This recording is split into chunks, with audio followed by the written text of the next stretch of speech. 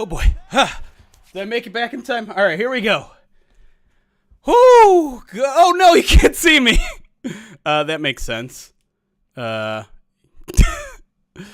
on. Hold the phone. Let's, what is this one going to work? This one's not going to work either. I've been scrambling this morning, chat. Okay, I can figure this out. We're going to turn the camera off on Zoom. We're just going to have that going for a little bit. Thank you, everybody. I hope you guys are having a semi-less chaotic morning than I am. Is this going to work? No, great.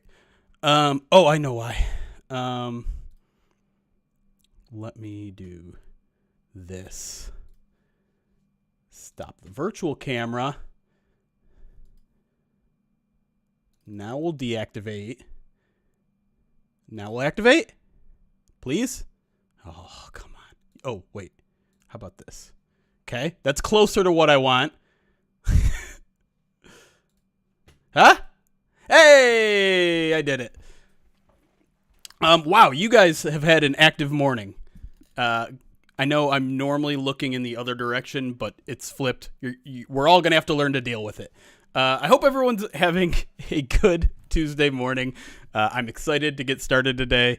If this is your first time joining us, welcome. This is our Pride of Detroit Twitch and YouTube pages where we mostly talk all things Detroit Lions. Today is going to be a very special day, though, because we are closing out our Movember. I know Movember stands for November, and it's December 5th, but we did a little extra time here so that we could have a very special stream to end our Movember campaign, which benefited two charities, the Alzheimer's Association and the Humane Society for Western Michigan. The Humane Society portion of the charity drive is essentially over. There is one more item up for auction on eBay that will support them. We raised over $2,300 for them. As you can see right there, Alzheimer's Association, we are at $21,125 so far, and we are looking to make it even more. And what we're going to do today is a 16-hour stream full of guests, full of games, full of Lions talk all freaking day, full of me out of breath because I'm showering, putting lights up, setting up everything because I did not sleep well last night, and I'm in shambles, as streamers like to say. But before we get into anything, I do want to, one, thank a bunch of people who gave in the past 24 hours while we were off stream. Two, kind of tell why we're doing everything that we're doing. And then we'll get to some Lions talk. Some of the schedules have changed already a little bit in the last minute, and that's just how things work with real life. Sometimes things come up. So there are if you looked at the schedule last night, there are some changes that have been made since then. They're updated on the website, so you can go pridedetroit.com, click on the big Pride of Detroit logo with the mustache. It has the schedule. It has how you can donate. It has prizes. It has what we're working towards. All that sort of stuff. Information is there. So we don't have a guest for a little bit here, so it's going to be some you and me time. We'll have some Pride of Detroiters come in and out all day as well. But yeah, I think the first thing we need to do is thank our subscribers, because that's what we're here for. We're here to obviously, I know a lot of you want Lions talk, but we're also here to raise money for an important cause, Alzheimer's Association. We've been working with them for 2 years going now. Fantastic organization I think when you think of like an Alzheimer's charity, you normally think, oh, they're raising research to help cure Alzheimer's.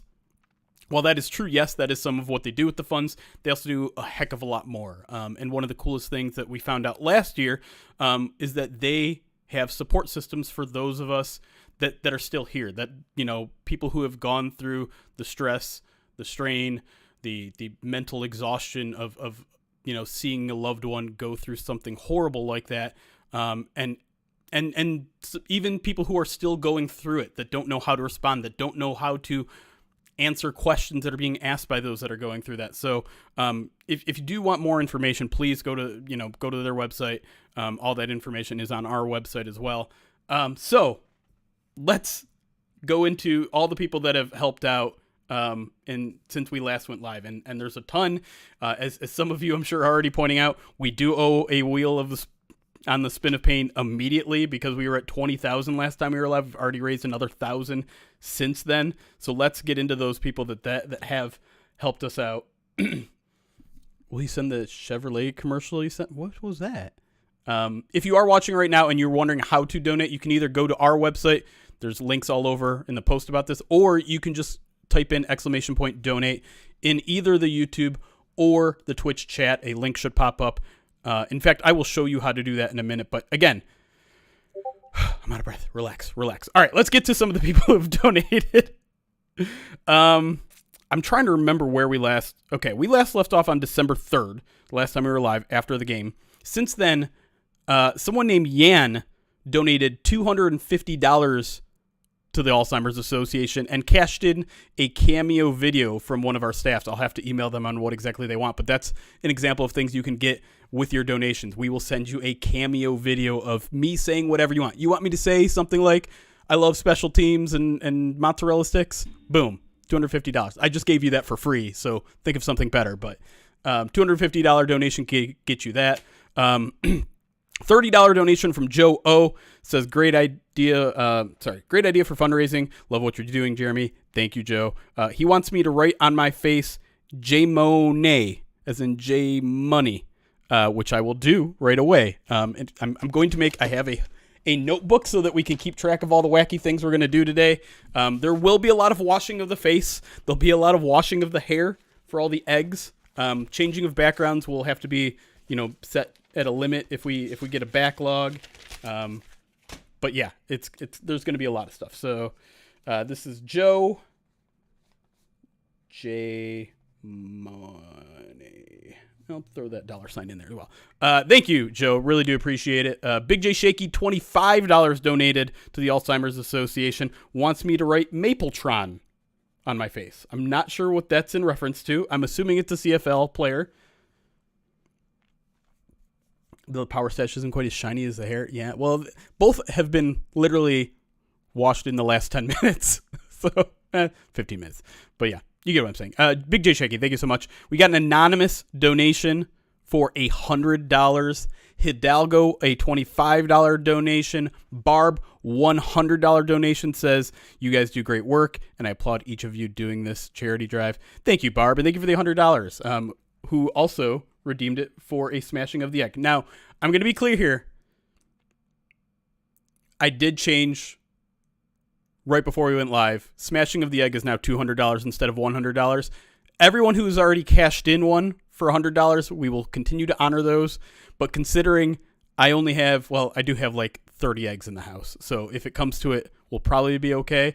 But that just out of, we know the prices of eggs. We're trying to save some chicken lives here at this point.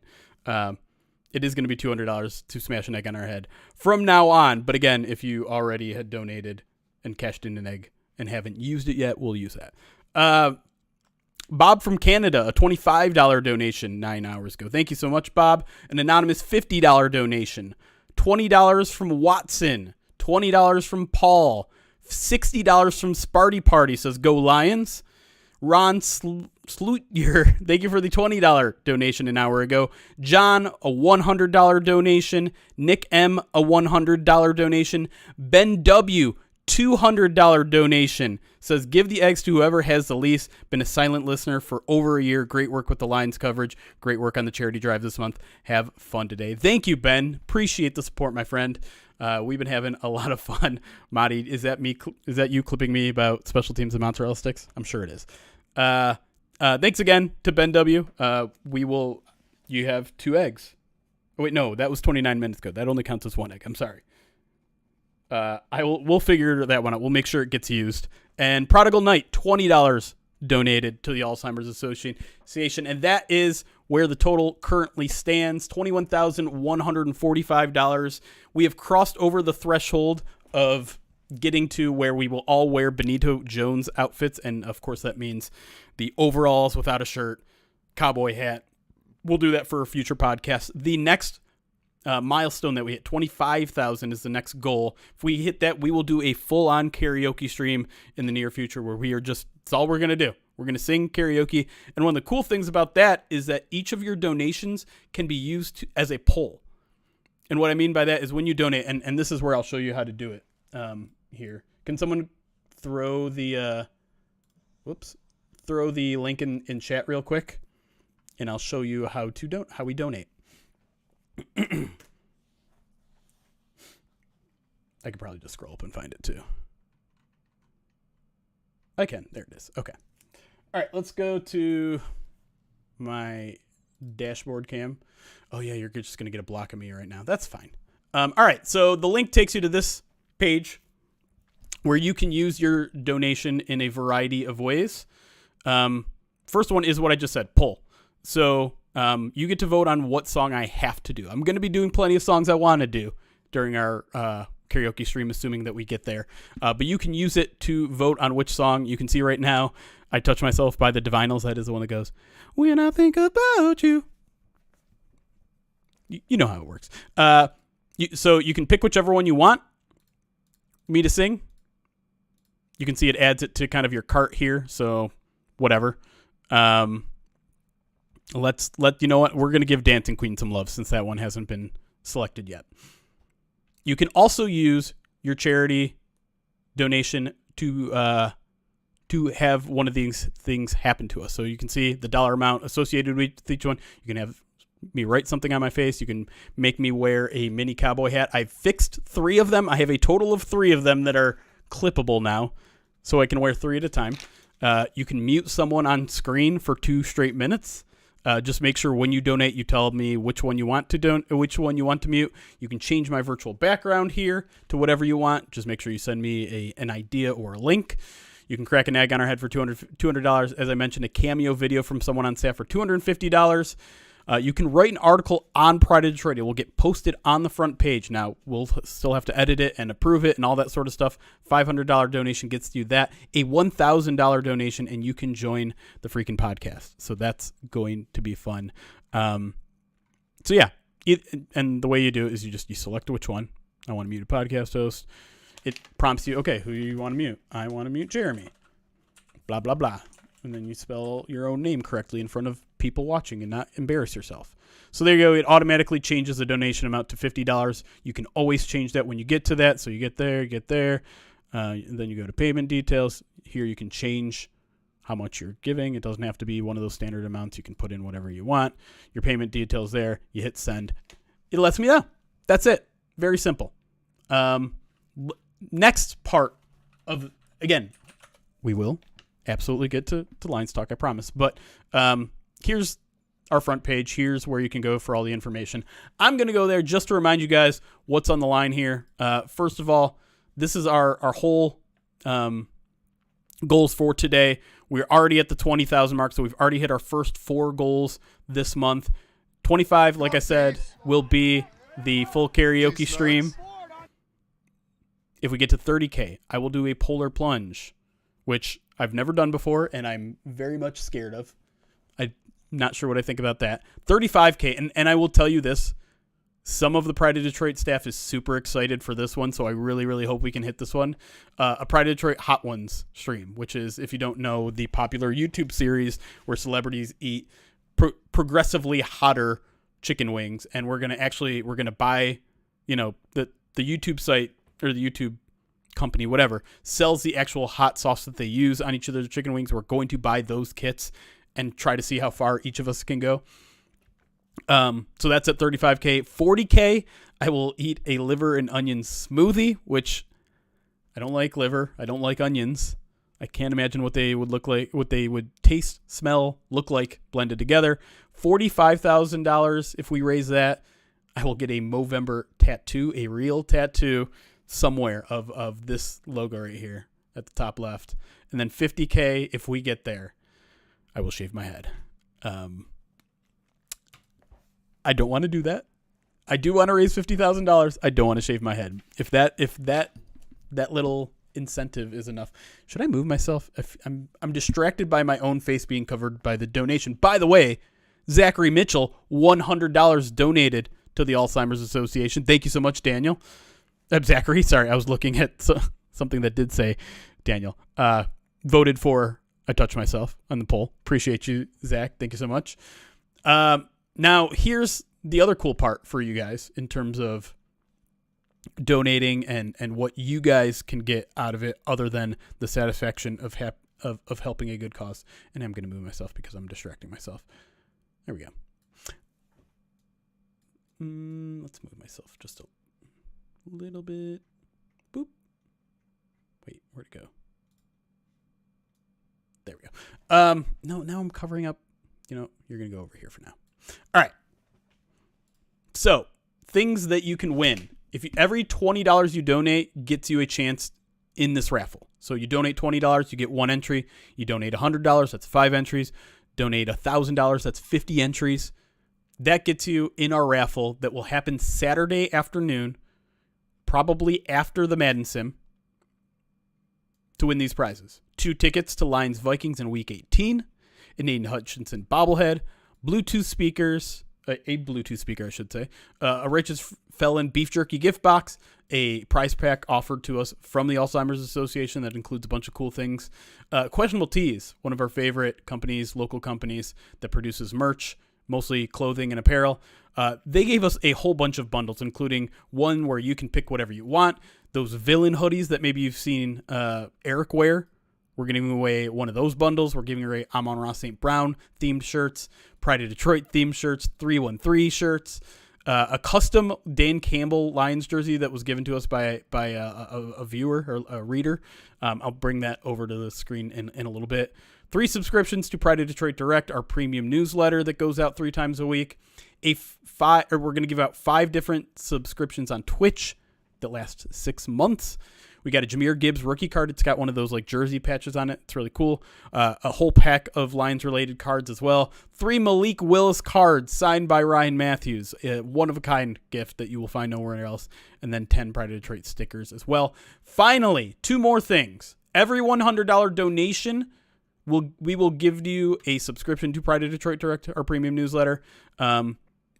Only 1 per person, so if you donate $300, you don't get 3 subscriptions. But if you donate at least $100, we will email you a promo code to redeem that for your subscription. Goes all the way through next August, so right up until the season. And then every $250 donation, again, thanks to our buddies at Questionable Tees, you get this custom one-of-a-kind shirt commemorating our Movember campaign this year. All right. I think we're caught up. I think that I'm caught up on everything I want to say. If you want to watch us on Pride of Detroit, you can. Look, I'm here. I think we're caught up. See? I think that I'm caught up on everything. This is awkward now, right? It's like that Bo Burnham thing. All right, we're not doing that. Anyways, any more info? Oh, we didn't talk about the guest list. Let's talk about the guest list. So we were supposed to have Justin Rogers a little bit later on. He's dealing with an illness that I can personally attend to. Like I saw him yesterday, he did not look great.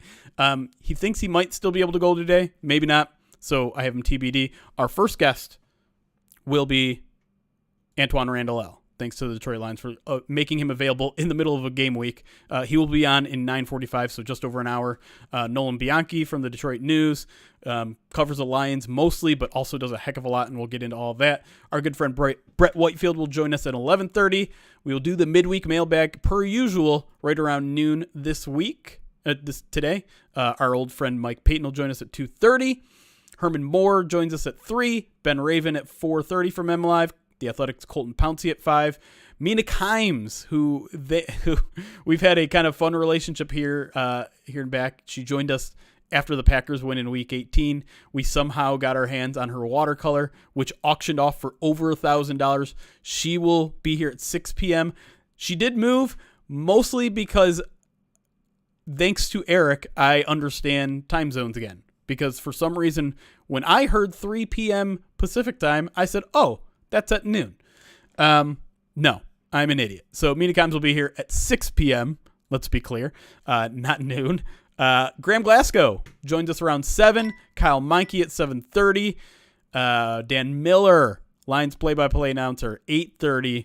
And then at 10 o'clock, our good friend Jonathan Bearded Blevins will be here. And then late night cap to the show with, of course, the iconic Dave Burkett from the Detroit Free Press. I'm still working to see if I can maybe squeeze in one or two more guests. At some point, our old friend from the Alzheimer's Association is also going to join us to talk about the Alzheimer's Association. We also have a very special video to show regarding someone who's been impacted by the organization. So all sorts of fun stuff on the way. But yeah, I think, okay, now we're officially caught up. Now we can just hang out. Now we can just talk a little Lions talk. Other fun stuff, I guess, to address. There is a swear jar count running this entire month. I'm up to 20. Every swear I do, I will donate $10 to the Alzheimer's Association. So I'm up to $200 at this point. But we can always add or remove that. So I'm gonna move you guys right in front of me so that it looks like I'm looking right at you. Okay, I will keep that up on the tab. Oh, I do know what you're talking about now, Katie. Yeah, we can play that a little bit later. No problem. All right. I need to exit out of some tabs here. What's my favorite swear word? I don't know. Oh, I have gotten emails back.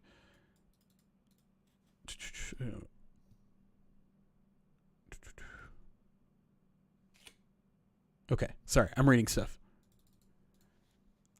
Now I need to bring up our schedule again because now I'm confused.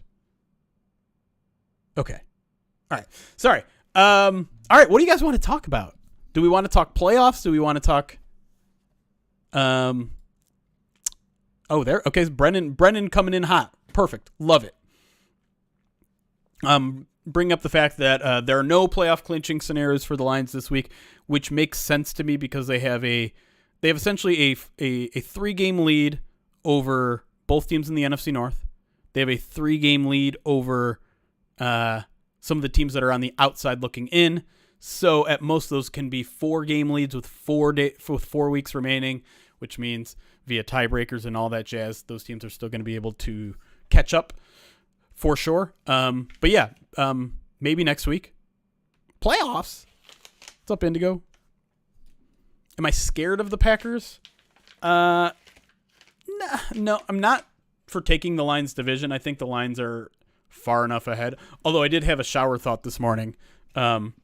If the Lions had beaten the Packers on Thanksgiving, they'd essentially would have already eliminated them from the NFC North playoff race. Because it would, instead of a 3-game lead, the Lions would be 10-2. The Vikings would be 5-7. That would be a 5-game lead on the Packers with 5 weeks left. Plus, the Lions would have the tiebreaker over the Packers, which means they cannot catch us unless there was some sort of 3-way tie between the Packers, the Lions, and the Vikings. And then 3-way tiebreakers work a little bit different than 2-way. I don't know why that donation didn't just show up. But we got a donation from Alexander. $10 donation says, hey guys, thanks for the best Lions content out there. Can't watch live most of the time, unfortunately, due to time differences, but want to give you some love and help a great cause. Appreciate that, Alexander. And hey, if you're not watching live, but you're still watching, you're still consuming, we very much appreciate it. I'm sorry you don't get that kind of live interactive experience, but hey, you're getting it now. Appreciate the support, man. Any support, whether it's just watching, whether it's sharing, whether it's retweeting, whether it's $5, $10, $100, it's very much appreciated, and more importantly, it makes a difference. So thank you so much. Lefty, that is an inappropriate comment right there. I'm not a confirmed. Stop it. But okay, let's talk about the Packers a little bit, because I think the reason some people are concerned, and I would say understandably so, is their schedule, right? Sorry. I'm going to be fidgeting all day. Let's go back to the screen. And you can bring me back down. Let's bring me back down.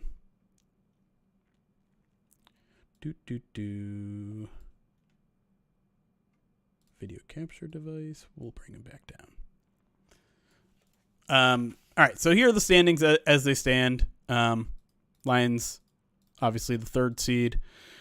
Packers are 6-6. Vikings are 6-6. Right now, the Vikings have the tiebreaker over the Packers because they beat them earlier in the season. But perhaps the reason to be quote unquote scared of the Packers is their upcoming schedule. They got the Giants in New York a week from yesterday, Monday Night Football. They got the Buccaneers. They got the Panthers. They got the Vikings, and they got the Bears. Now, the Vikings and the Bears aren't going to be easy games for them. They've beaten the Bears, I believe, right? They've beaten the Bears pretty handily. They did lose to the Vikings. That one's on the road, too. The Vikings are going to be scrapping for a playoff spot, so that's a big game for them.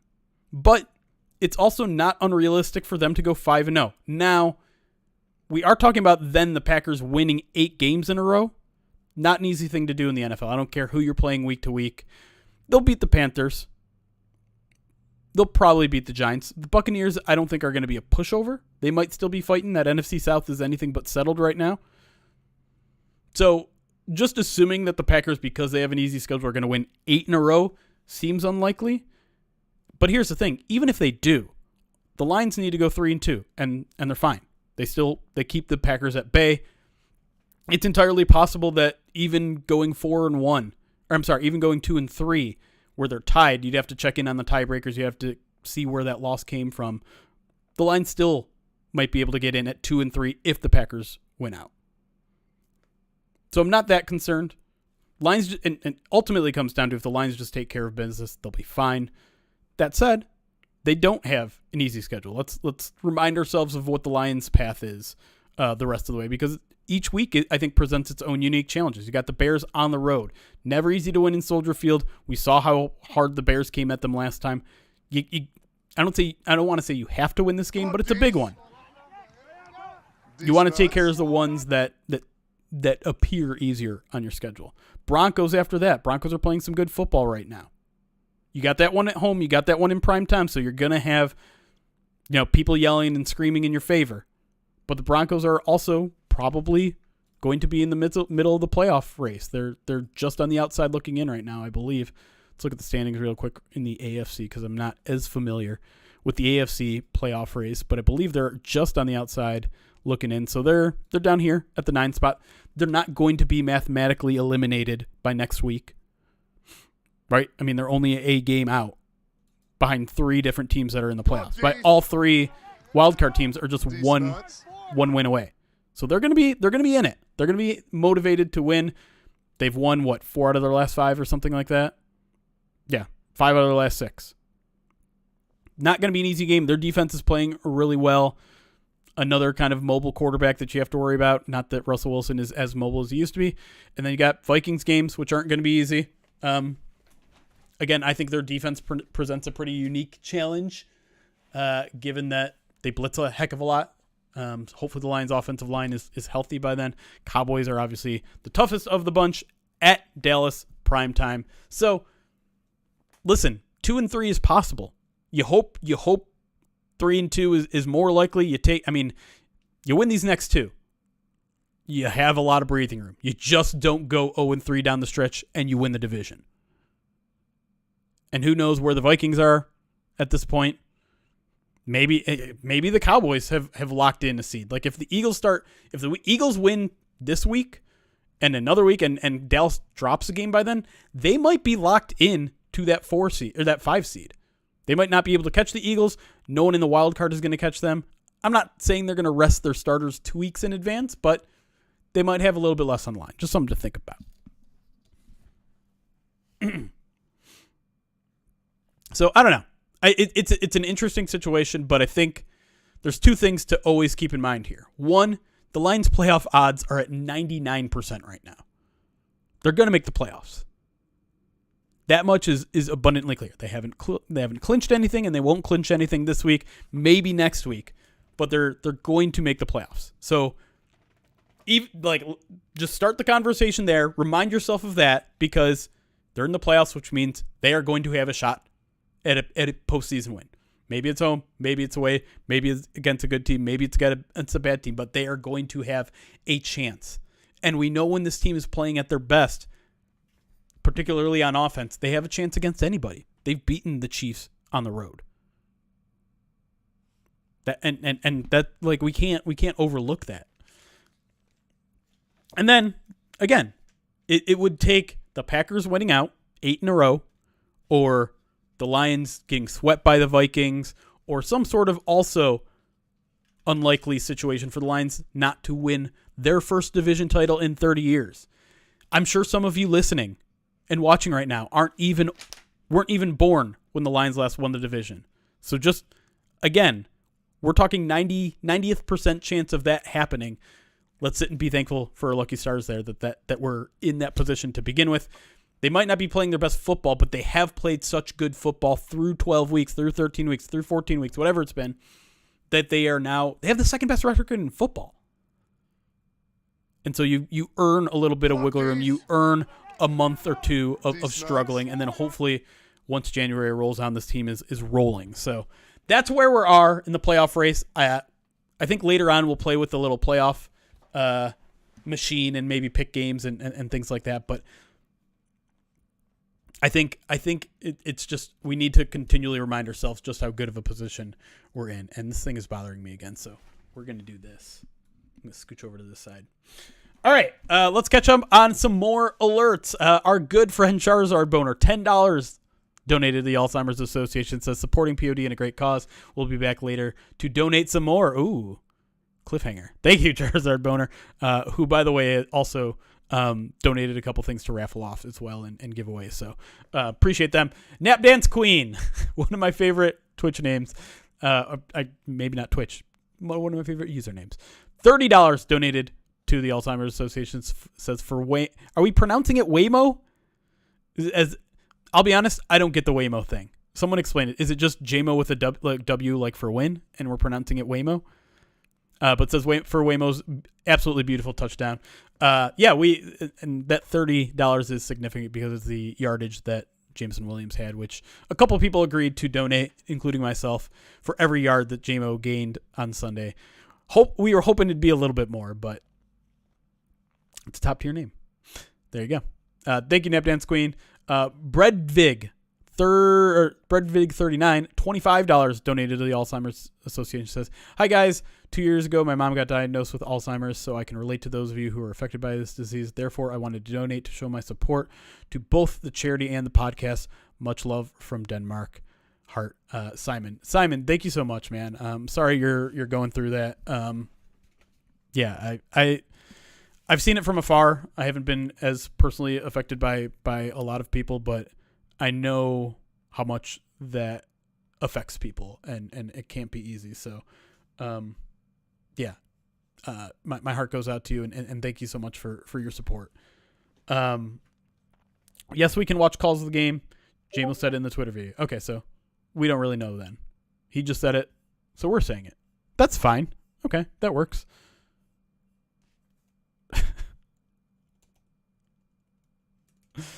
Sorry, messages.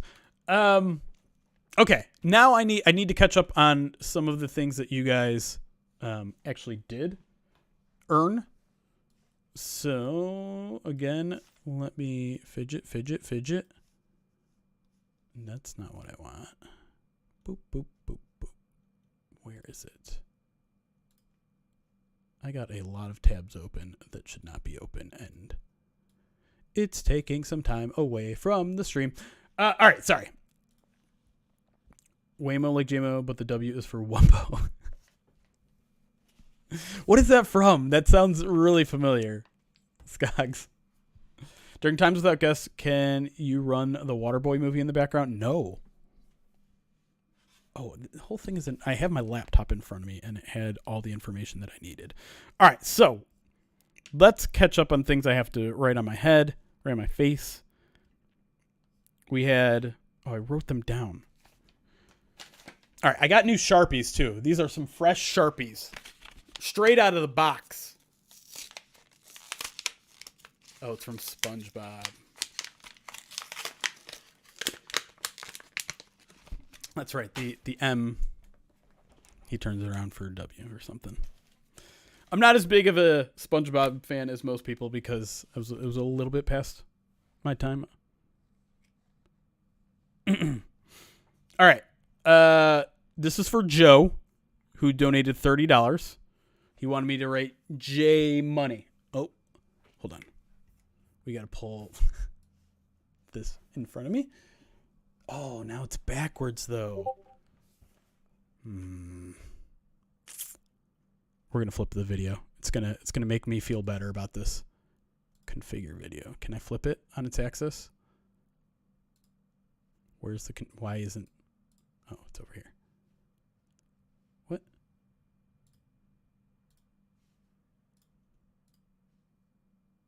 It's not working. Oh, flip vertically? Nope. Why is flip vertically an option, but flip horizontally not an option? This is going to bother me. You know what? All right. Yeah, this is what we're going to do.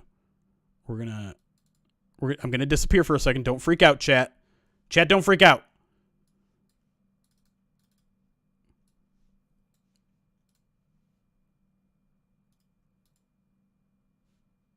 We are just going to go back on Zoom. I'm just going to hang out on a Zoom call by myself. It's very sad. Wait, I don't need to unmute. Okay.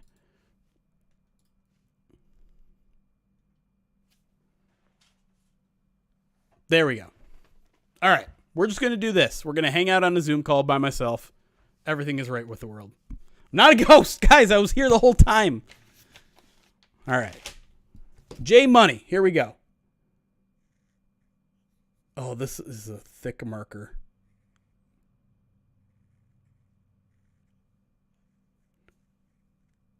J-Mo.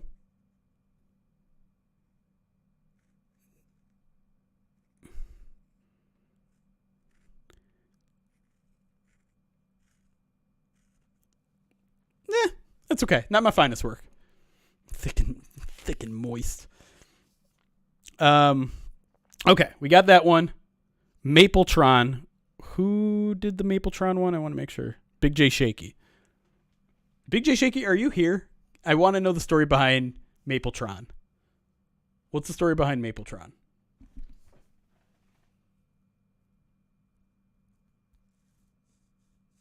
Oh, God. It's too big. Oh, shoot. All right, we're going to have to hyphenate it.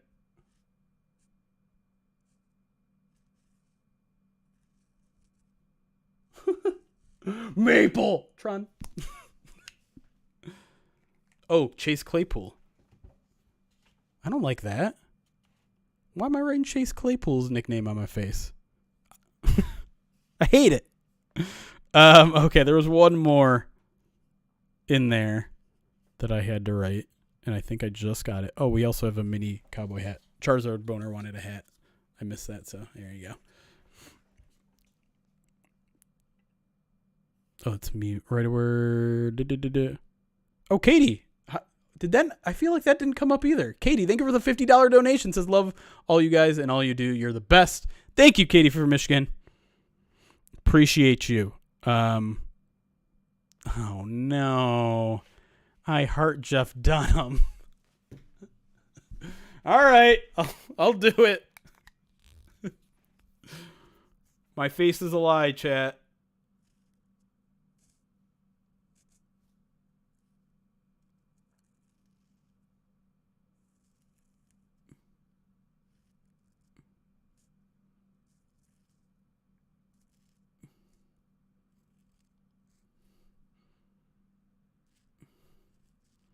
By the way, I am washing my face before we get to Antoine Randle L.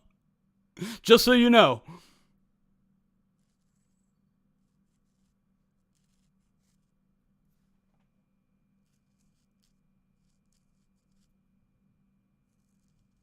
There you go. My face is a lie. Brett, yeah, that was you, Brett. Thank you for the $25 donation. Katie also banked a mute for Ryan. So when Ryan comes on later today, he's got a mute in the bank. So Ryan, that is from KD1. Okay. All right. Now I think it's time that I believe I'm caught up on everybody's rewards that we're giving out to. I need to spin the wheel of pain, right?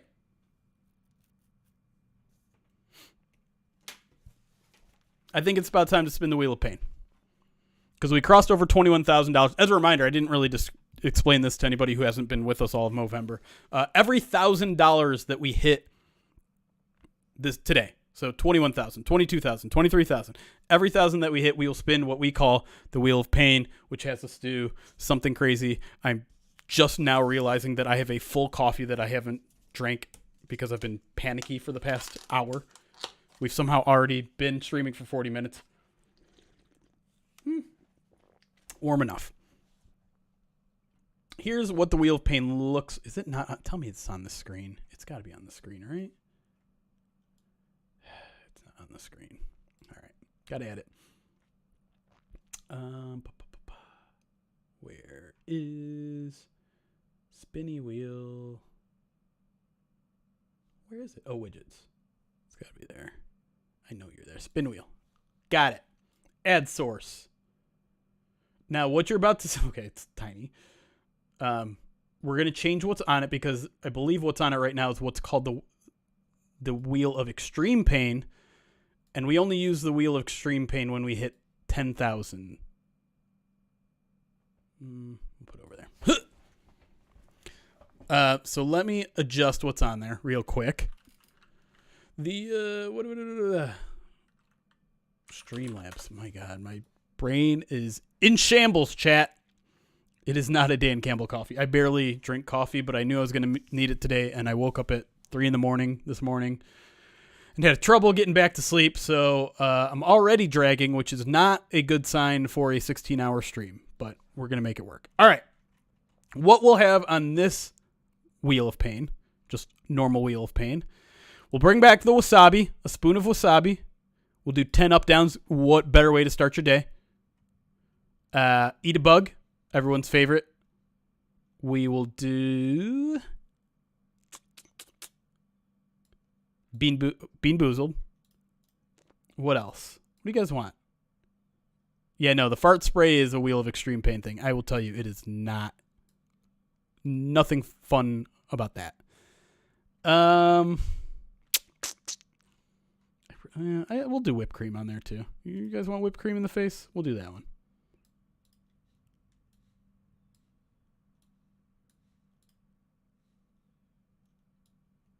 All right.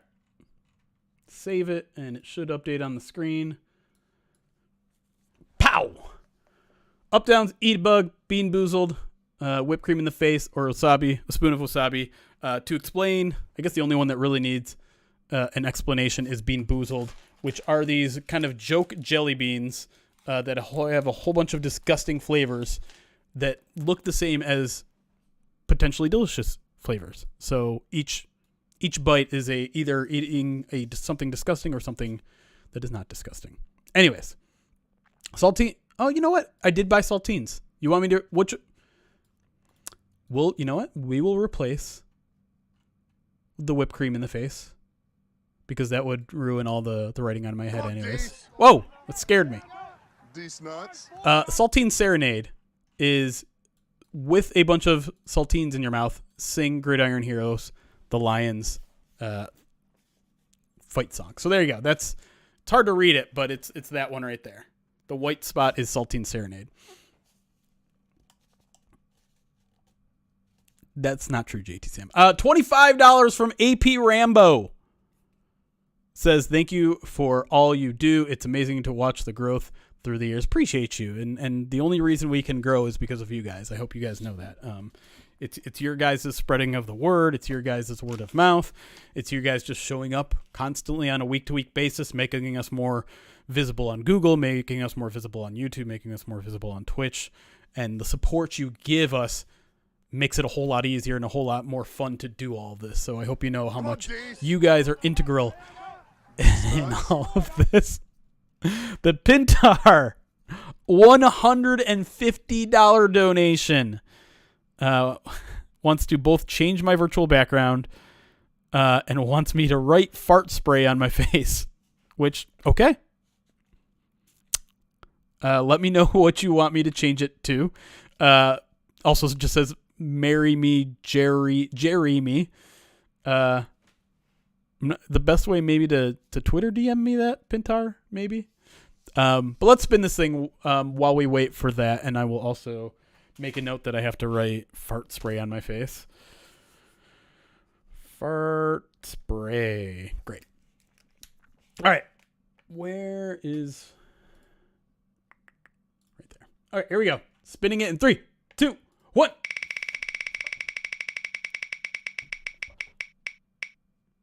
No, not this early. Spoon of wasabi. Gonna wash it down with some coffee. Some lukewarm coffee. Whatever you just linked me to is not in English, and I believe it gave me an error screen. Pintar.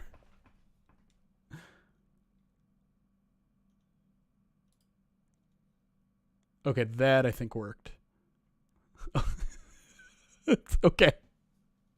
All right, we'll get that in a second. Let me get the wasabi. I'll be right back.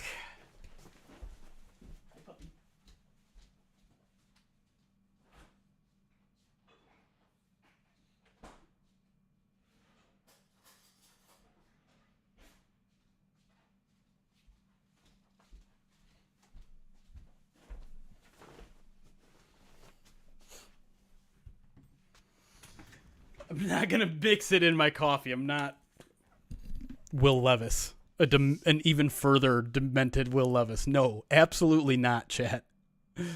Absolutely not. To give you a sense, by the way, and I know the green screen's kind of ruining this a little bit, but you can kind of see this empty spot at the top, like this layer of emptiness in the top.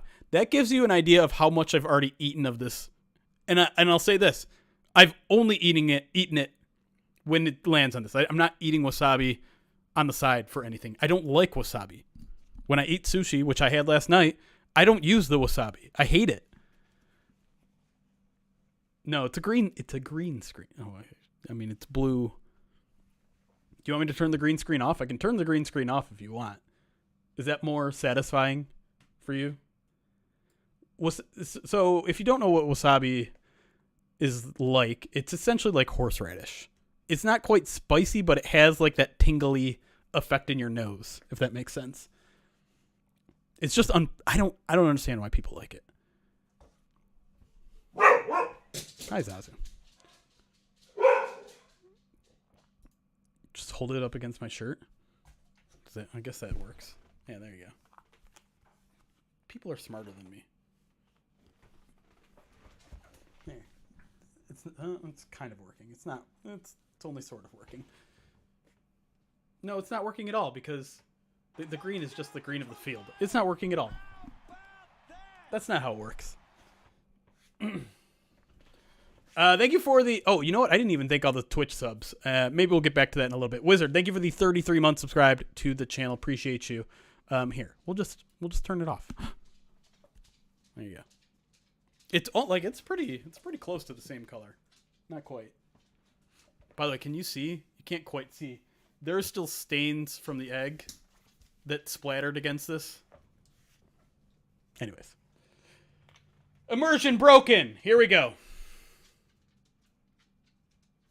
Is it grosser when I lay it out like that? Looks all poopy.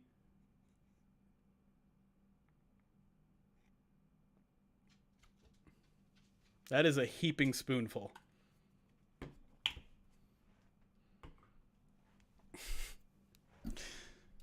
There you go.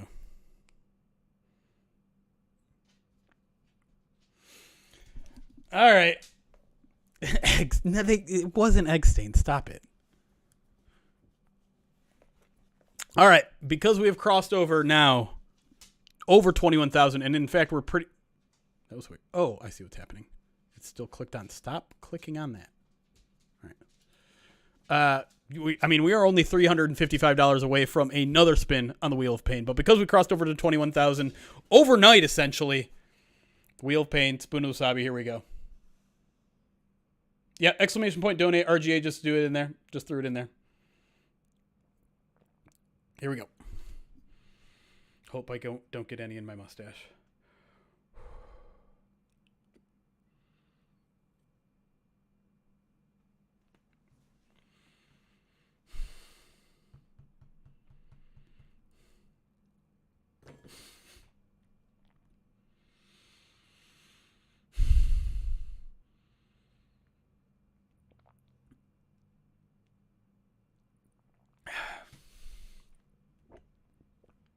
Nope. Body is rejecting that. Ooh. Oh boy. There was a gag in there, chat. That hasn't happened before. Oh boy. That was unpleasant. Let's turn the green screen back on. Maybe that'll make me feel better. Oh. Whew. Let's not do that anymore. Maybe we take Wasabi off the board for the rest of the day. Oh.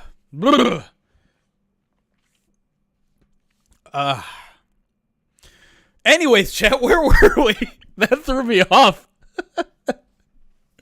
Let's get to some... Oh, Pintar. That's what we'll do next. This is more fun. Let me save this image real quick to my...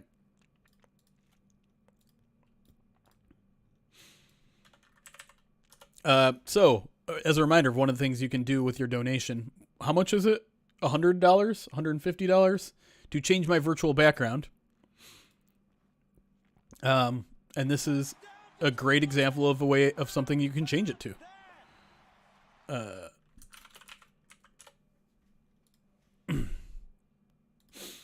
Oh, that is just lingering in my mouth. How can we best fit this since it's a square? Oops.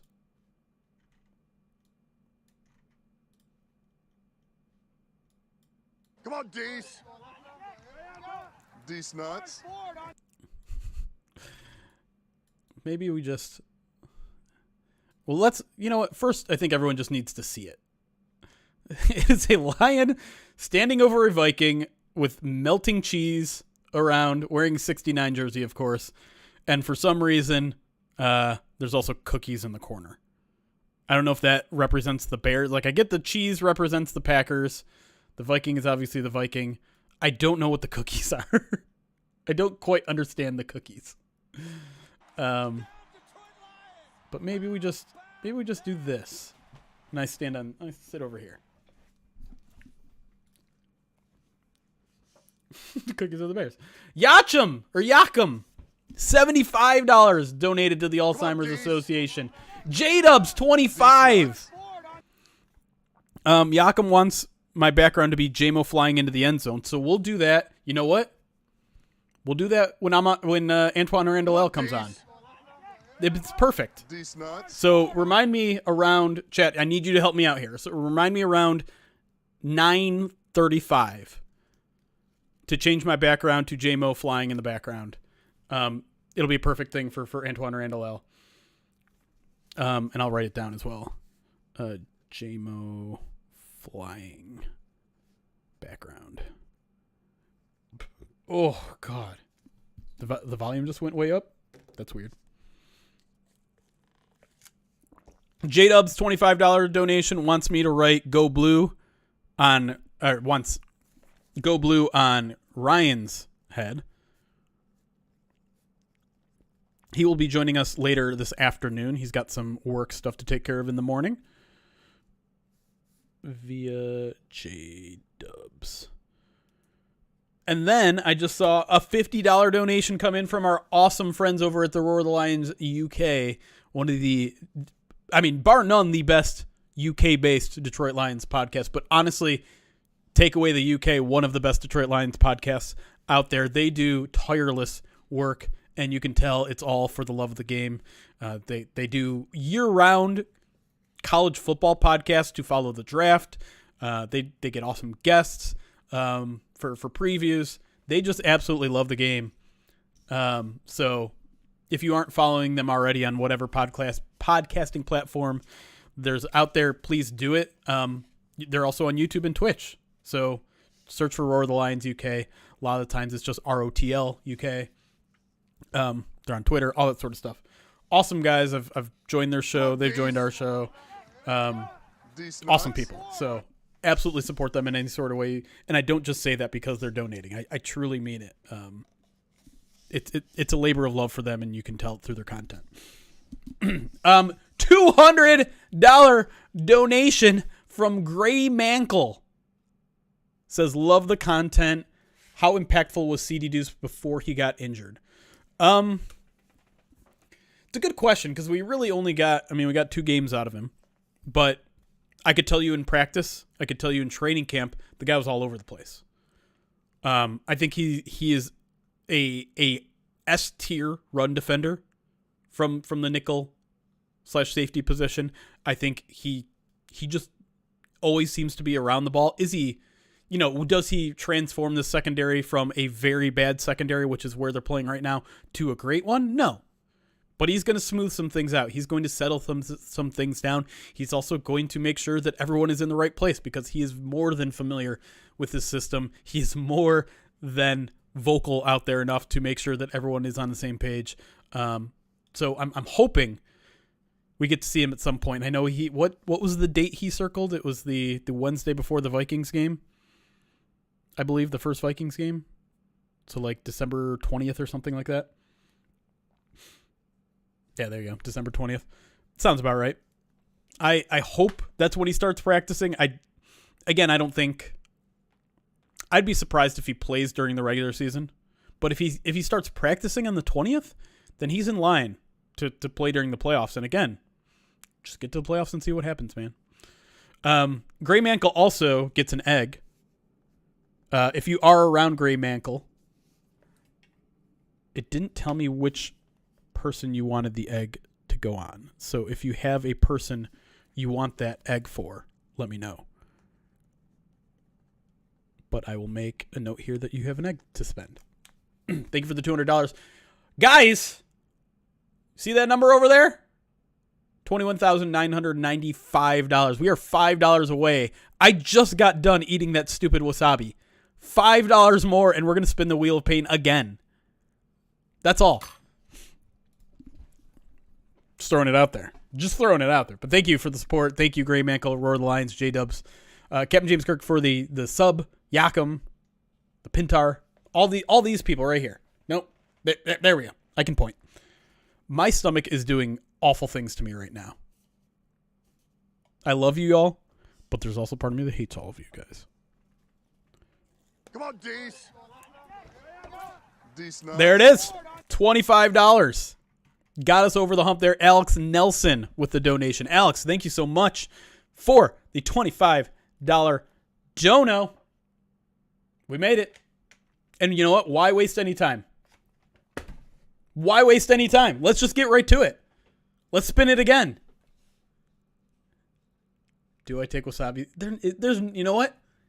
I'm not going to take it off because it's not going to land on it again. No way. No shot this is going to land on Wasabi Spoon. No chance. But I'm going to live dangerously. I'm going to do it. Clip it all you want. It's not going to happen.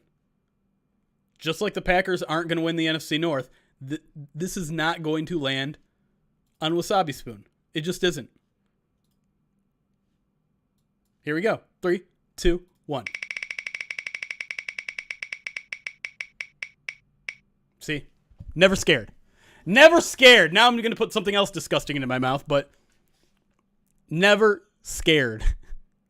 See? Don't be scared of the Packers, y'all. All right, Bean Boozled. Rigged. Not rigged. Come on. All right, here we go. I'm going to pick out 3 beans at random. I'm not looking. I'm just digging my hand into the bag. There's 1. There's 2.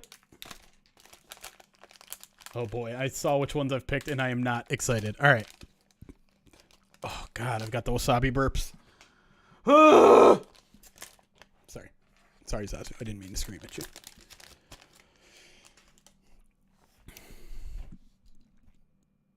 Bean Boozled and wasabi have hit a ton of times. Meanwhile, I've only eaten 1 bug. It's kind of crazy. All right.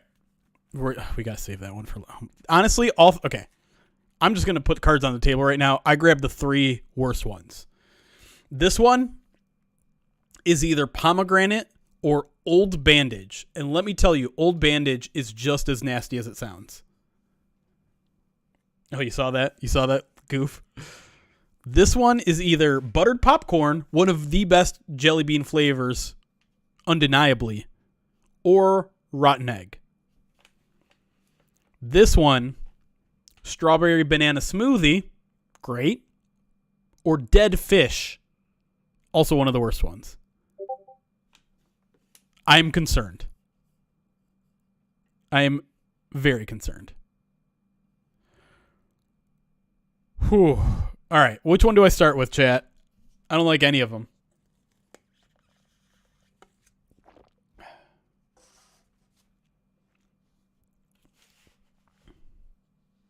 Eat them all. Ooh. You know what? Here. I'll give you guys 3 minutes till 9:04 Eastern. I will put all 3 of those in my mouth if we get to 22,500.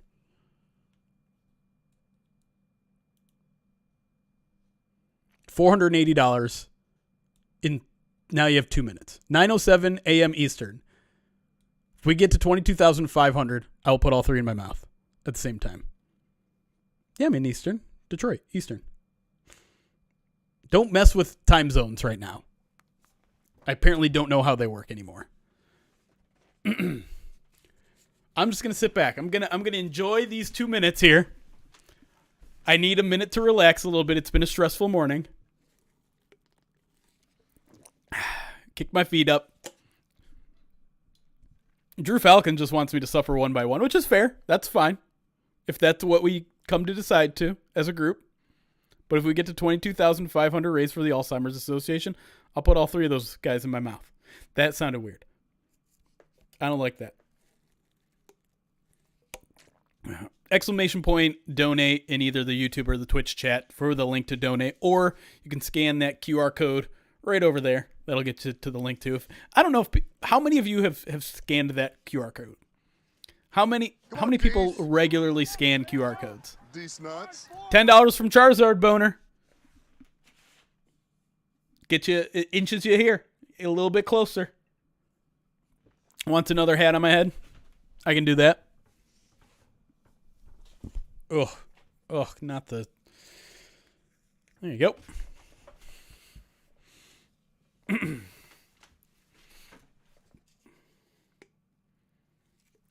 You guys got 1 minute. You better get it in quick here. Oh, Katie uses a QR code. I'm glad I have it on there then. There is plans to have Eric get pummeled by his kids on egg at some point this evening. Come on, Dees. Oh, Tyler with $200. I'll give you guys an extra 30 seconds. $200. It says egg on Mina Kimes' head. No. He said, although it does say just kidding. Thank you, Tyler, for the $200. You now have an egg for whoever you want it for, other than guests. We're not going to make our guests do it. Alex in the chat begging for some Hot One stream. Come on, Dees. $25 from Lost Oceans. What are we, $245 away, if my math is right? Thank you, Lost Oceans, who wants me to write the mini machine on my face. I don't like that. Mini machine. And that's from Lefty. No, that's from Oceans. Lefty just donated $50 to oh, Wizard. $300 donation. Says, keep up the great work. Go Lions. FTP. That'll do it, folks. I gave you a little bit of extra time, but it paid off. You guys crossed over. $22,605 donated to the Alzheimer's Association so far. All right, I'll put all these stupid jelly beans. Here's the thing: I won't be able to tell which ones were the good ones, which ones were the bad ones.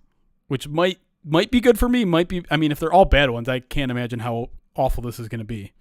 In there was also a $50 donation from Lefty Detroit to mute me. Lefty, if you're here, do you want to mute me now or later? I'm not going to allow you to do it in the middle of an interview, so to speak. What's up, Miko? All right, mute Jeremy 1 via Lefty. Thank you to Lefty. Thank you to Lost Oceans, Tyler, Charizard, Wizard for getting us over that hump. $22,605. All right.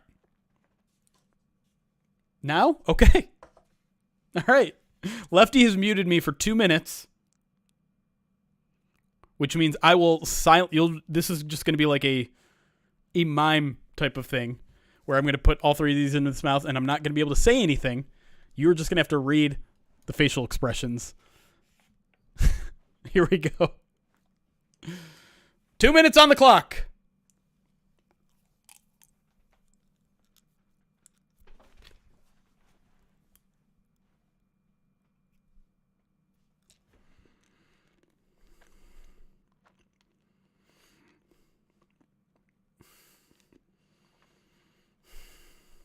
Come on, Dees. Dees nuts.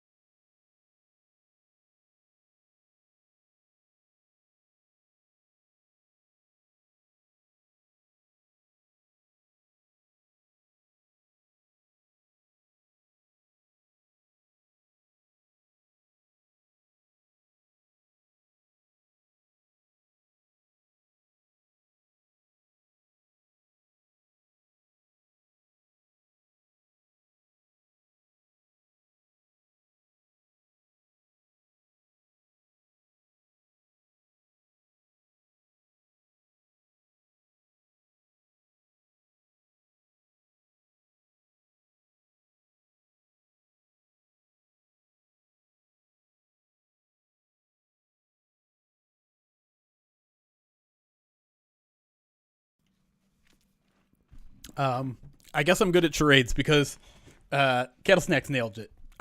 If I had to guess, there was 100% Old Bandage in there, which was the whole like wrapping. I believe there was buttered popcorn in there. I'm not entirely sure on the dead fish, but overwhelmingly it tasted like Old Bandage, and it still does because it gets stuck in your teeth. I would be dying right now if I didn't have coffee, and I don't even love coffee. In the middle of that mute, by the way, a $25 donation from an anonymous gifter. Thank you so much, Anonymous. Appreciate the support. Now we're only $380 away from another spin. Our third spin in under an hour and a half to start this thing off. How much to eat a real Band-Aid? Are you trying to kill me? Absolutely not. No, the limit does not exist, as the kids say. I say as the kids say a lot. Oh, God, it's bad. Random egg, crack the egg. You know what? We might do an egg cracking while Mina's here. We'll see. Okay. Excuse me. It's been a morning chat already. You guys are not holding back, which, you know, honestly, I respect. Because here's the thing. We started today with 20,000, which means, I mean, right now, by the way, we're less than 3,000 away from beating last year's number, which is this. The Alzheimer's, so it's backwards, but $25,007 is what we raised on the stream last year. If you include the 2,300 and something that we raised for the Humane Society, which we will include at the very end, we are basically already at 25,000. But there are some big goals, and I'm curious to see how close we are going to get to some of those huge goals. Because I know some of you are waiting to the last minute. I know you guys are waiting until like 7, 8, 9, 10, 11 o'clock when things are going to get really, really crazy. But yeah, I know we're going to hit the one that I want to hit the most is that 35K. Because I know Alex is a big, he really wants the hot, what is it? Why I always forget what it's called. The hot wings, hot stuff. What's it called? Hot ones. There it is. Hot ones. And listen, I think we can get there. I do. I don't know if we will, but I think we can. That's the big one for me. Anything beyond that is anything beyond what we already have is unbelievable, because just in this day and age, it reminds you of how much good there is out there. Because I feel like with social media, with the news, all we hear is how bad things are, how bad the modern day is. And I just don't think that's an accurate reflection of society. There are horrible things happening in the world. There are atrocities. There are people that believe certain things. There are people disagreeing with certain things. People are getting radicalized on both sides. But I truly believe that if we could just kind of shift how we view the world, you'll see that there are far more good people out there than bad. And there's far more good done in the world than bad. And this is just a microcosm of that. The fact that we can get together and just talk about Lions football and raise $25,000 in a month's time. Imagine what that looks like on a bigger scale, because we're small fish in the ocean. There are people out here doing this sort of stuff that raise million upon millions of dollars for good causes. And there are people out there that do that sort of thing without being broadcast, right? They're doing it not for attention. Not saying that I am doing it for attention, but I guess the point being that there are people out there behind the scenes that aren't being covered on the news, that aren't being on social media, that aren't being broadcast on Twitch and YouTube, that are helping the world. And I just sometimes wish that instead of all the negativity that we like to interact with, that we like to retweet or yell against, we replace that a little bit with like, hey, look at this awesome thing that someone is doing. That's my mini soapbox for the day. Skinner, thank you for the $25 donated to the Alzheimer's Association. Says, I'm out sick with COVID. At least I can do something entertaining today. Hey, happy to be here for literally the entire day. I hope you feel better. I know it's going around again. I had a close contact the other day. It turns out I'm fine. Oh, boy. Excuse me.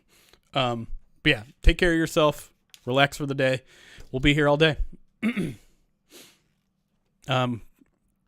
Yeah, and for everyone, I am keeping track of all the things that I need to write on my face. We're going to save those for after the interview with Antoine Randle L, which is coming up in about 30 minutes. 9:45 p.m. Eastern is when Antoine Randle L, Lions wide receiver coach, is supposed to join us. Skinner wants someone to write "Momentum is real." I'm going to guess that one is for me. Come on, D's. $25 from Miko. Chat, did you know the Pride of Detroit has a YouTube page that has content just for YouTube?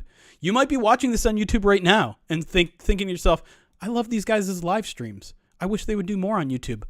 We do. And by we, I mostly mean Miko, because he has put so much, and you know what? I'm going to pay $10 for this. He put so much damn work into our YouTube page that it is wildly impressive what they do over there. And I wish I could push it more. I wish I had time to consume it more and promote it more on the website. But him and Morgan breaking down film both after a game and leading up to a game is high tier quality content.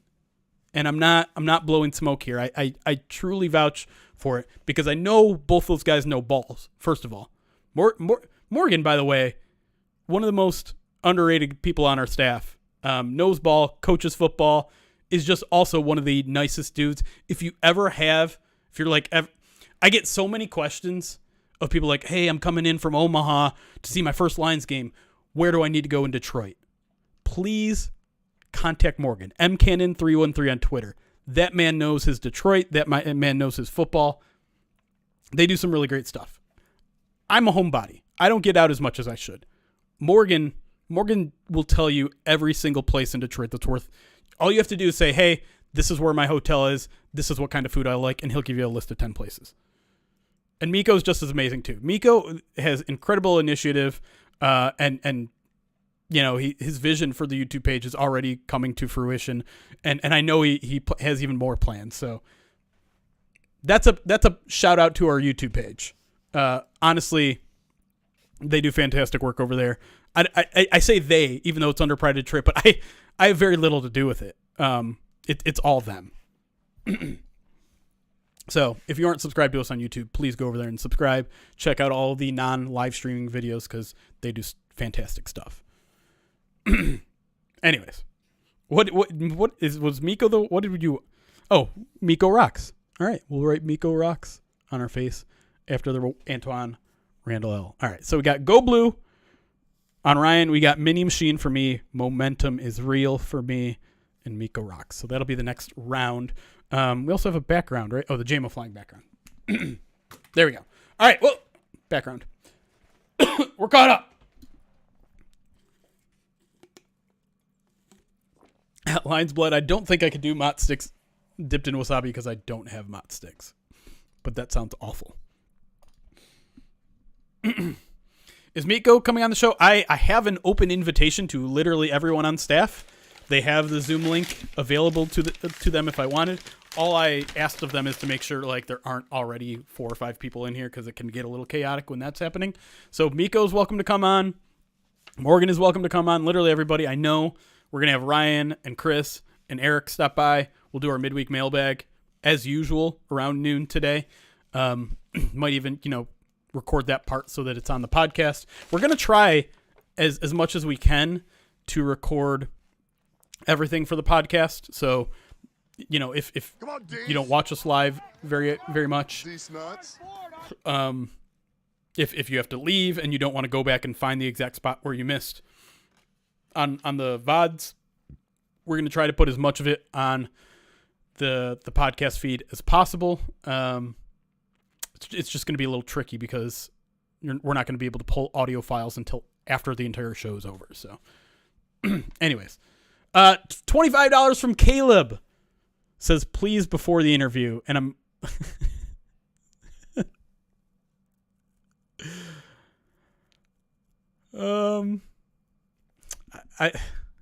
I'm going to need a judgment call from chat because I don't know Antoine Randle L good enough to know if he would take kindly to this or not. But he wants me to write on my face, Randle L is greater than Hines Ward. And I like to think Randle L is going to be like, haha, that's funny. I don't really know though. And obviously it's complimentary towards him, but I'm sure he loves Hines Ward a lot too. And so I'm not sure if he wants me to have something on my face that is disparaging to him. It's funny. It's very funny. I think I'm probably not going to do it. And Caleb says you don't have to. So I do like where your head is at. I want to be careful because this is my livelihood and I don't want to offend him in any sort of way.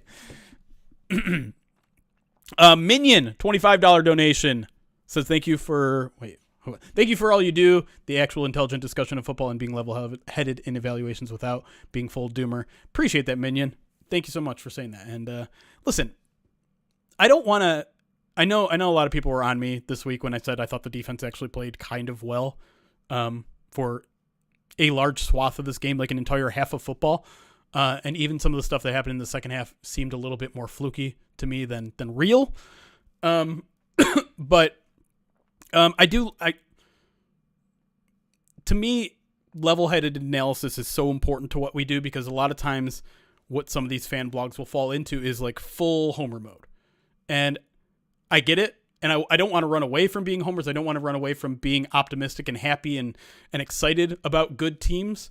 But I also want to be able to give it to you guys straight. And so, I get the wet blanket stuff fairly often. I don't mind that. I know it's in good fun. But I don't feel like I'm doing you guys a service if all I'm doing is giving you sugar and honey and rainbows and happiness. sometimes we do need to talk. Like, as much as I think the defense played okay on Sunday, I will sit here and tell you the secondary is a mess right now. There's, outside of Brian Branch, there is not a player out there that is playing consistently good football, and that is a major concern. But baby steps. Baby steps. Kathleen from the Alzheimer's Association, $25. Are you allowed to donate to your own association? Either way, Kathleen, I appreciate you. And shout out Kathleen. She had a big part in setting all of this up, in reaching out to us and telling us about her organization last year. We randomly actually picked them last year, and then my cousin had a contact inside the Alzheimer's Association, connected me with Kathleen, and we've been talking for basically the past year about plans for this, maybe plans for things in the future, all sorts of stuff. You're gonna see Kathleen later today. We're still working out of time. I saw your email, Kathleen. If you're watching, I'll get back to you. We've had some schedule changes from guests. I promise once I have some support here and have some time to step away, I'm gonna answer everyone who's been trying to email me or DM me, all that sort of stuff. Speaking of which, Chris has been patiently waiting in the waiting room. So let's bring on Chris so that you don't have to just hear my voice anymore. And now we'll have an actual overlay that isn't just a weird Zoom thing. All right, hold on. Oh boy. Why do I not hear you? You got that morning. Oh, I am muted on. Why do I not hear you? There we go. I was muted on Zoom there because there was no reason for me not to be muted on Zoom. Yeah. By the way, you might want to check. I know someone was complaining the other day. We might want to check levels on yes. Oh God! First off, I need to check my brightness here. Hold on. That's weird. I am a little high. I'll turn myself down a little bit. Yeah. Let me also adjust this. It is morning here, and I lowered the exposure yesterday, so I didn't have the light of God. So I wouldn't have the light of God. But now I have the flip side problem in that nobody can see anything here because it's 6 a.m. and I can no longer sleep. And I don't know why. I had trouble. How's it going, buddy? It's going all right. I've taken a wasabi spoon already. That was not pleasant. God. I've eaten 3 Bean Boozled at once. Also unpleasant. Come on, Dees. And I'm trying to wash it all down with a coffee. Oh God, that's right. I need to go get some saltines later. I'll be in and out, but I have to make a grocery run. Remind me on the saltines. I need to do that. 100%. I do have eggs. I know I need to pay those off at some point. I did, however, pay off something, and we should probably get it retweeted at some point. But in case you need a refresher, yes. People, the video is live. It went live last night during Monday Night Football, the premiere of the Olive Garden project. Yes. From last year, if you remember, one of the goals that we had to hit was, we did hit, I should say, was Chris goes to Olive Garden. And did you eat the Taste of Italy? Yes. Okay. Yes. Go ahead, the video explain what that is. Yeah. Go. First off, I got a full course while I was there. The video is 40 minutes long, not to daunt anyone. But I got mozzarella sticks to start. Just for you, Jeremy. Just for you. It came with a salad, which I ate most of. And then, yes, the tour of Italy, which was a piece of lasagna, a little thing of fettuccine Alfredo, and chicken, and what was clearly microwaved chicken Parmesan. Those, Italian, authentic, you go to the Romagna region and you will get those things. I got food poisoning the next day. Oh no, I didn't know that. Either food poisoning or acid reflux, one of the two. Either way, I was not feeling well after eating that. Yeah, that sounds pretty rough. I broke news on Twitter. Uh-oh, what'd you do? It's not that. I mean, I don't want to say it's not a big deal. It's a semi big deal. Frank Ragnow is the Detroit Lions' candidate for Walter Payton Man of the Year. Every team obviously has a candidate. I believe this is the first time Frank has been nominated, but obviously well-earned. Not only one of the nicest dudes out there, not only one of the most friendly with the media, but his foundation, which feels like it's just kind of getting started, that supports kids, youth that have gone through a loss in their family. It's obviously something that's near and dear to his heart. He lost his father early in his college career. And it's super unique and cool, and that's what I think that's what I love about it. It's not just like, here's a foundation to support this. It's here's something that's near and dear to my heart and a way to help these people out in a way that's unique to me. So it involves all these outdoor events where you're axe throwing, you're going fishing. It's something that's super fun and unique, and it's impactful. So shout out to Frank. Hell and yeah. I hope he wins this year. That'd be awesome. Hell yeah. Hell yeah. I think I missed J-Trick. Thank you for the $25 donated. Wants someone, I'm going to assume J-Trick, that's for Eric, to write Laura my love on his face. I hope it's not me, because that would be awkward. Laura is obviously Eric's wife, in case you didn't know. Yeah. Sorry, I am still stuck with this cough, so I am going to every now and then just not be like talking much. But yeah, anyway, go on. Sorry. I was just going to say we are 15-ish minutes away from Antoine Randle L joining us, Lions wide receivers coach. We'll continue with some Lions talk until then. I will also say we got some mail, Chris. Oh, no. Yeah, oh no is correct. Oh no. I don't have a name to this. It was sent in an Amazon oh no bag, so I don't know who it's from. If you don't know YouTube and Twitch, we have a PO box. I don't have an alert on YouTube yet, but !point PO box. If you ever want to send us anything, you can. I don't really know why you would want to. Be careful about but the anything. Be careful about the anything. Make sure it doesn't hurt us. But Chris, I accidentally opened this off stream because I was just like, I don't even remember anyone telling me they were sending me anything. Mm-hmm. We got a calendar, which seems innocuous enough. It is not innocuous. It is not innocuous.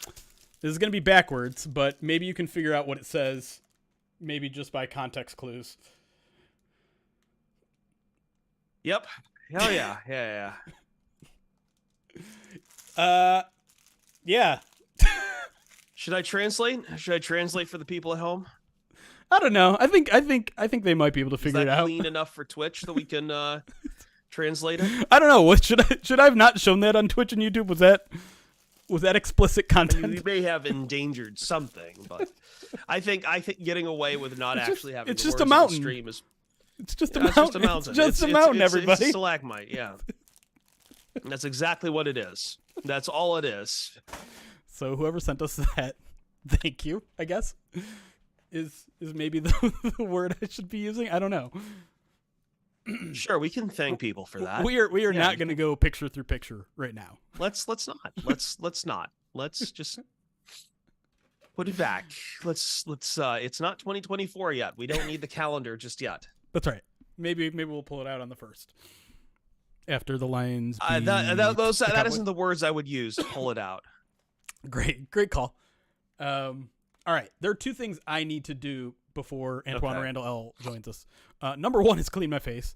Number two, we did have a redemption of getting Jameson Williams flying touchdown as my background, and I feel like it's a perfect opportunity to do that before we get Randle L on the show. So I'm about to do that.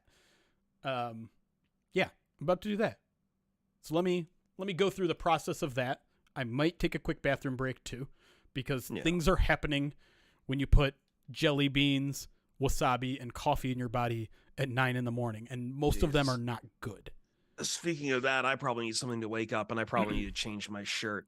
Breadvig, I saw the request earlier. I'm not doing her. I hate to be the no fun guy, which I seem to be every time we get into a lot of these redemptions, but I nearly destroyed my leg. I couldn't do it last year, and I nearly died. So, I could try again, but I absolutely do not have the power to Ronaldo slide. I like the idea of that, though. I do too. My knees did not. God, the Olive Garden shirt. I'll put it on after Antoine Randle L.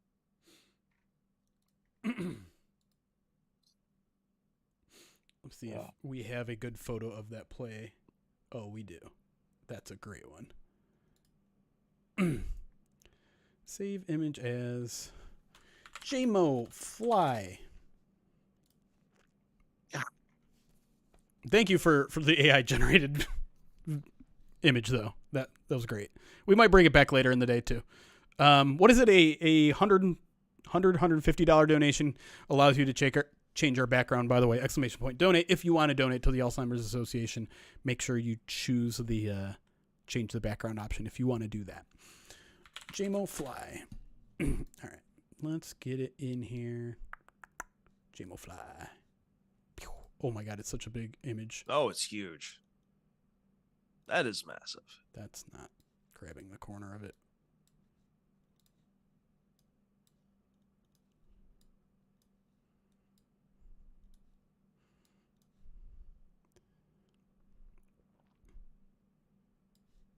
There we go. Perfect. All right. I'm going to step out for a second because I do need to go to the bathroom. Oh, wow. And so I have to... All right. You're going to have to carry us for a second here while I clean my face and go to the bathroom. It won't be that long.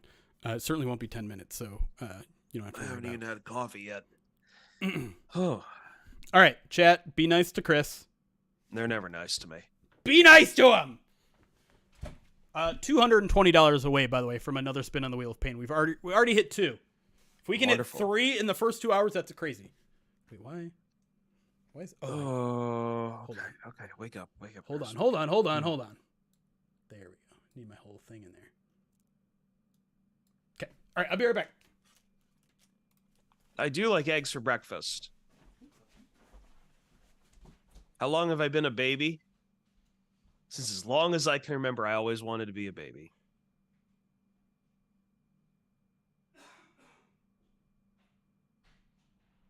How much for Ruby to slap me awake? That is a good question. Ruby is already awake. You can't see him because of the burnout on this. I need to get a new webcam. That's one of my new projects here. And where are you, buddy? He's loafing right now. He's loafing with his toys right now. You can't see him. He's about right. Yay, there. But he's being big. He's being a loaf, and I'll get him later. He does not like getting held anymore. Christopher Dictator. I try with the haircut. And when I can't control the hair anymore or whatever remains of it, I just put on a hat. And that is ultimately how these things work. There's only so much you can do for hair after a certain point. I am the best host. I'm the best host because I am the adequate host. That's how this works. I did want to respond to something Jeremy said earlier, but now I have to wait for him to come back because I want to discuss certain things. Will the Patriots take Caleb? We're getting into draft talk already. See, here's the fun thing about this year for me is that for the Detroit Lions, we don't have to talk about the draft right now. I saw someone who was bitching in the middle of that Saints game who wanted to say, it doesn't matter. The Lions are headed to a first-round exit, so let's start talking about the draft. And I might have removed that person from the Discord. Because I can understand being downer and doomer to a degree, but I will not tolerate saying, thus, I have to spend December thinking about the draft. Because I don't have to spend December thinking about the draft. I don't. There's no reason to think about the draft. Ruby doesn't want to be held because of arthritis. I went to Olive Garden. The video is up. Jeremy just won't retweet the video. So when Jeremy comes back here, you all have to badger him to say, show the video. I went to Olive Garden. The video is up on Twitter. It's up on YouTube. I will post the link in Twitch chat if we so wish. I don't think they understand that I went to Olive Garden. There is 40 minutes of proof that I went to Olive Garden.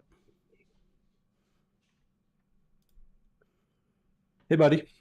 What's up, Eric? Hey, Eric. Good morning. Hi, guys. Jeremy, you're going to have to show them the Olive Garden video because they do not believe that I went to Olive Garden. It's literally on the internet right now. It's been tweeted.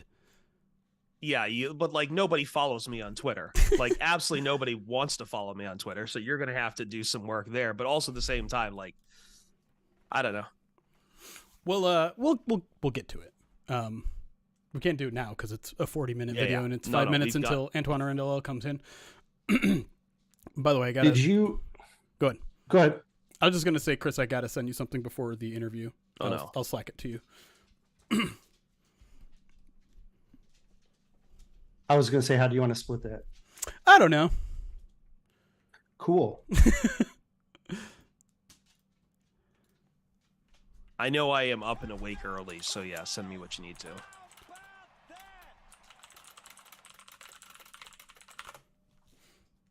Okay.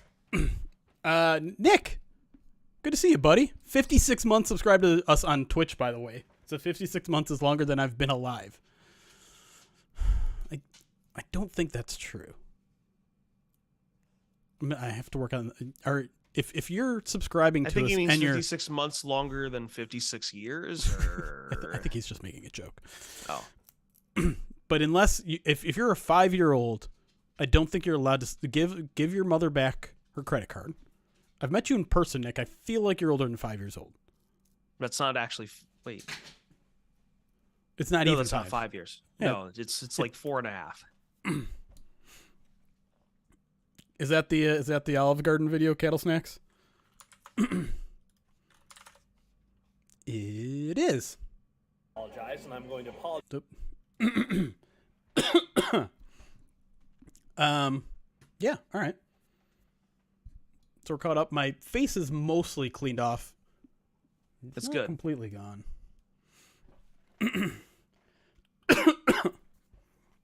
Eric, how's your morning going? Busy. Trying to get all the kids to where they needed to be. I was worried I wasn't going to get back. I don't want to like overcrowd this interview either, though. No, we're fine. We'll be all No, right. Like, I don't I'm mind. up early, so if anyone, I can be the one to dip out because for some No, reason I I woke up at 6 and I can't go back to sleep. No, I'm just. I know there's like 6 questions, right, Jeremy? Is that what I Yeah, saw? Does yeah. that I mean, send me there? and there's room for follow. We have them for about 15 minutes, so Right, there's that's what I was room. thinking. There's room for follow-ups and other questions and things like that. Yeah. So, Okay. Can you give me permission to record, by the way, Jeremy? yep. Might as well record like some of this, some of the stuff when I'm around. And you know what? It's best if you do it too, because we won't be able to get the Yeah. audio files until I leave, if I'm recording. But I think once you leave, you get it. Do you get the recording? or- Yes. Okay. That's perfect. Yeah. Recording in progress. Just to leave that there, just in case. Sure. I did want to correct something you were saying earlier before you got in, Jeremy, in that, well, I think there is, this is a funny time to be covering the team as far as like what needs to be positive, what needs to be negative, just because I think in the midst of a game, like say the Saints game, the negativity still goes through the roof. It seems like out of whack after a win. So like there is the need for that balance, but at the same time, even on a Lions win, I think Lions fans are so conditioned to wanting a certain level of perfection that the noise to be negative is almost overwhelming sometimes too. Oh, I mean, sure. It is still like that there is something wrong with the team and it will not be corrected until one person gets fired and one person must be fired no matter what, leave him in New Orleans, et cetera, and it's so overwhelming and it's so massively toxic. And sometimes I'll load up onto the post-game show and I'll just be like, the Lions just won this game. Isn't it crazy how quickly the goalposts have moved? Well, I think there's a yes. Part of it is a level of goal posting. Part of it, and I'll continue to contend this, is a lot of people are coming from college football being their main love this year, and college football works on a massive other level of you need to be perfect at, like, for God's sakes. I remember watching USC, even though they had like 5 wins to start, and I'm like, this team, I know the weakness, they're going to take a loss and it's going to be awful, and that's going to be season over. 9 and Even 3 if you're is not perfect, season it doesn't matter apparently. as we have learned from the committee, yes, apparently even going perfect is not enough anymore. But I mean, my God, like the NFL is such a weird week to week league that I understand some of those weaknesses too, but I also think it's a testament to the team on that they still managed to win, and they still have yet to have back-to-back losing games this season. Right. And a little perspective too, because okay, you almost lose to the Chicago Bears. You didn't lose to the Chicago Bears, but you almost did. What do they do right after that game? Go and beat the Vikings. 4 field goals. And what did the Packers do exactly after that? After the Lions lose to them, they go and beat the Kansas City Chiefs. Mm-hmm. So And now just a little everyone's bit of talking about the Packers trying to make the playoffs. All right.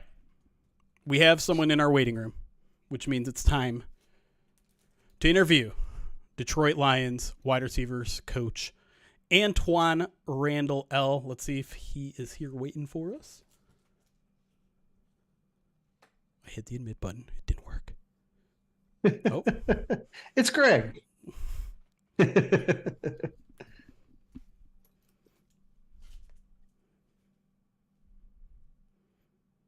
There he I'll is. take Greg too. Nice. What's going on? What's up, There Al? we go. I see you got that J-Mo pick right behind you. That's right. That's right. Our live audience chose that one specifically for you. Yeah, man, it's a good picture, but it's a dangerous picture. I was too. going to ask you about that. Hey, do you, because he did that during the touchdown that got called back too. Do you have a conversation with him like, hey, let's not injure a shoulder here? And not even a shoulder. Like, forget his shoulder. We want to make sure we had a ball at the end of the play. Fair. If he jumps and this ball, for whatever reason, it slips out of his hand and goes to the back of the end zone, man, we're done. We're toast. Touchback, their ball. So ball security is what we preach. So he knows he's not supposed to be doing that. I love the athleticism. I love he wants to be airborne and look like a plane. That's great. What I know this isn't even on the rundown, but like now I've got to ask, what is the worst thing you've seen in your career, either as a player or as a coach, like of a celebration of a touchdown that's somehow gone completely wrong for a player? Because I always remember, in college, it used to be a rule that kids would drop the ball like right as they're going at the goal line. Yeah. And it wouldn't be a touchdown. The things I've seen, Deshaun Jackson, it was the worst. Yeah. Oh, man. Right at the goal line. Like, that is, oh, my goodness. Like, you celebrate, but you don't even cross the line. Oh, my goodness. What tough. Did you have a celebration either you regretted or maybe your favorite celebration that you did as during your playing career? No, I didn't have anything I regretted from a celebration standpoint. My thing was I was always doing this, and for me that was me opening up the windows of heaven, God pouring out His blessings. That's what my celebration. So I love it. You see me sometimes get up off the ground and I'm pulling open the window. That's the windows of heaven, like God pouring out His blessings on me. That's where that come from. Well, let's talk a little bit more about JMO because it's everyone's favorite topic. And I mean, just a super intriguing player that seems to just now kind of be hitting his stride. We see him getting 50-60% of the snaps now, whereas it was a little bit more, less earlier in the season. So what have you seen his progression, even maybe since he came back from suspension, that has earned that playing time, and how do you see, I guess, the rest of his season playing out in terms of his role with the team? Yeah, it's just the consistency is what you see now in terms of not just his play on the field, but his dedication, like in the classroom, learning, understanding it, asking questions. Like he's 360, so to speak. And when I say that, I'm not saying that he wasn't in tune, but you can see there's a more attention to detail of what I have, what I need to be doing, and not just what I need to be doing, but man, what's going on the backside and understanding the whole concept. So he's really turned the page from that standpoint in terms of moving forward, and has gotten a whole lot better in that regard. And then on the field, just route running has gotten better. Like again, being where he's supposed to be, the timing in which he's supposed to be there, and then being able to catch the ball cleanly, like that's shown up has been a whole lot better. And which is good, and he's worked on it. So all this coming to him right now, he deserves it. He just need to continue to work to keep that where it is and get better. That's really the thing. Everything I talk about on my guys is how do we improve, like every day. Like we never stay the same. We got to get better every day, week in and week out. One player whose work ethic I think is hard to you might actually have to slow his work ethic down, is Amon-Ra. Yeah. How do you find elements to his game? Like what's it like coaching him on a day-to-day basis? Like, because he works so hard all the time. Do you slow him down? Do you give him more? What's the approach with Amon-Ra? You don't slow him down, meaning in terms of he's gonna do his work. He's gonna do that. Like, he's got stuff he does before practice, after practice, and even in the middle of practice, he'll be doing extra stuff. With the way I slow him down or watch him is just the amount of actual team reps he may get. Try not to have him go 3 or 4 in a row, things like that. And there's times when he has to, but the times that I can avoid to, if you will, keep him fresh, because I know who he is. I know how he's going to work, after practice and before practice. But when we need him, making sure he's in those plays, when we actually need him from that standpoint. And it's not that he's taking plays off, but his work ethic. Like, you kind of gotta keep him from himself, so to speak, in a lot of ways sometimes, because he works so hard. So that's the way I do it. He don't even know it sometimes. He's like, "Hey, Coach, why ain't in?" Hey, man, I got you. And I don't explain it. I don't give no explanation. I'm ready. No, just wait. And then send him in when the time is right, and when the time is right, and when it makes sense for him to be in. We haven't seen, it's been pretty recent since Donovan Peoples-Jones touched down in Detroit, Cass Tech, Detroit native and everything. But, he was always kind of this explosive play guy in Cleveland. What have you seen so far out of DPJ? Like, how's he really come along for you? He's come along. What I've seen out of him, which is really encouraging out of anything that he, could do. Right now, he has gotten this game plan, our offense, the things that we've taught him, like, he's gotten it and has understood it. That is a big deal coming mid-season, if you will, from one team to the next, and to drop the old stuff, forget the old stuff, and, hey, I got to retain this new stuff and not let it cloud, what I've learned in the past. And I think that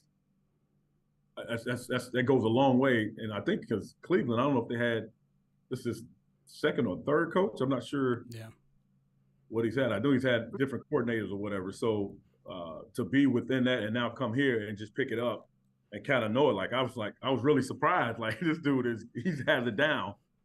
So that aspect is the biggest thing. But then him getting on the field and then being able to actually execute it. You see some of the what happens with him. He's a big body guy. He can body you up on his slants and the short ends and things like that nature. And then even getting the ball down the field is things that we want to work on in terms of those big backs, those back shoulder plays that will work for him. So it's just a matter of time of really kind of getting him in, and we're getting him in more and more, trying to get him some snaps. We're just loaded right now, just in terms of what we have, which is a good thing offensively with the weapons that we have. So, but he's blending in well, great for the room because of his knowledge and understanding of the game. And he's still a young guy, like, he's only in his 4th season. So it's good to see a guy like that have the understanding and some awareness as it relates to the game. Yeah, it looks like you gave him some red zone opportunities last week, and seems like a big-bodied receiver like that could be super valuable in that part of the field. That's exactly right. You see, that's why Josh is always a big thing for us down there, because, those big body guys, long guys that can stretch out and make plays, especially on the back line. So it goes a long way.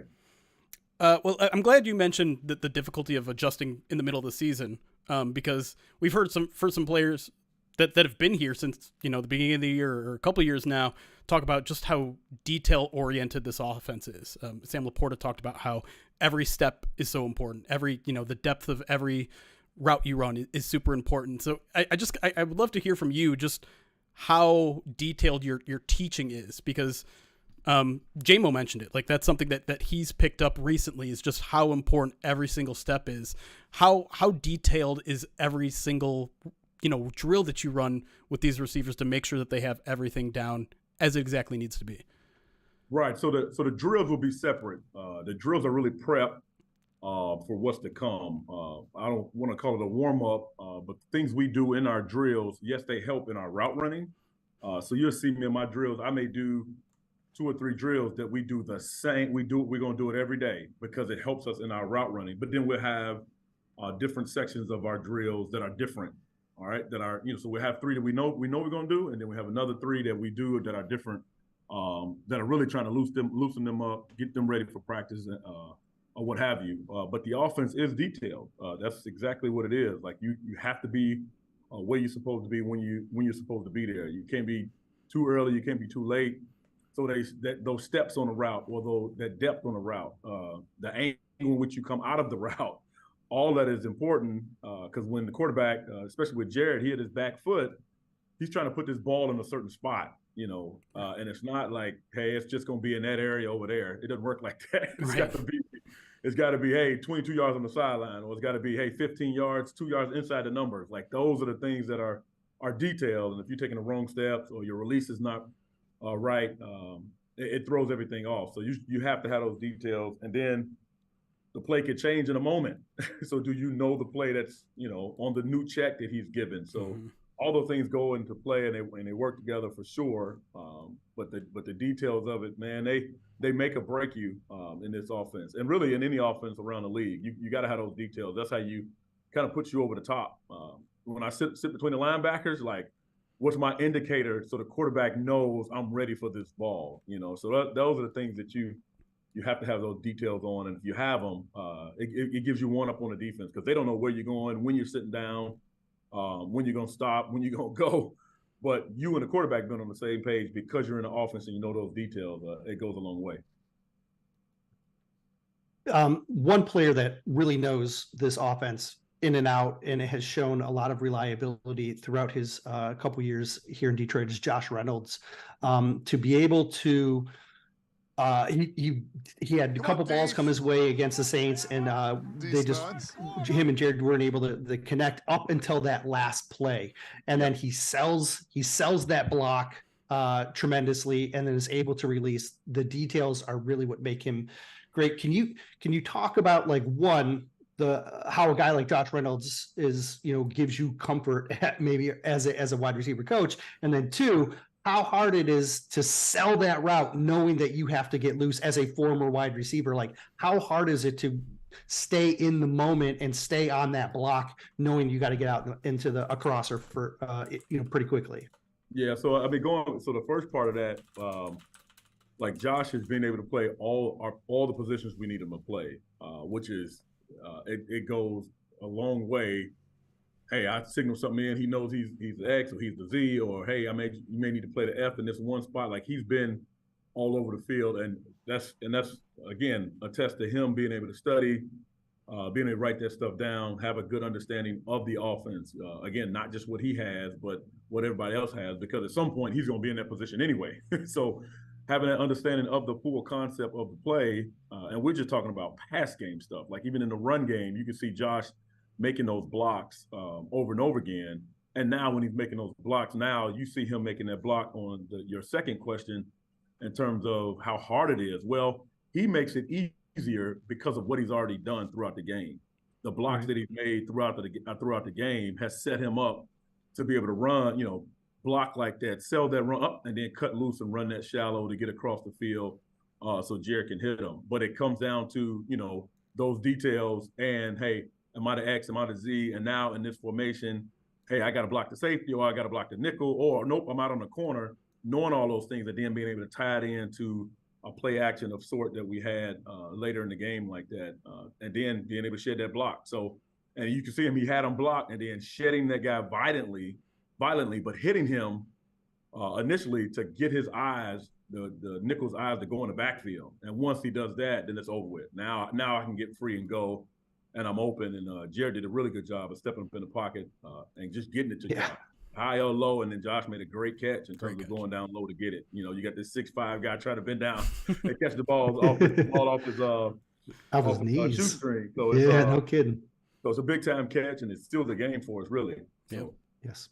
I gotta ask, kind of last one for me, but you've been on so many teams that have gone to the playoffs between Pittsburgh and Washington, and you've got all these young guys here, and you've got this playoff push that is very real, and in the mix for it.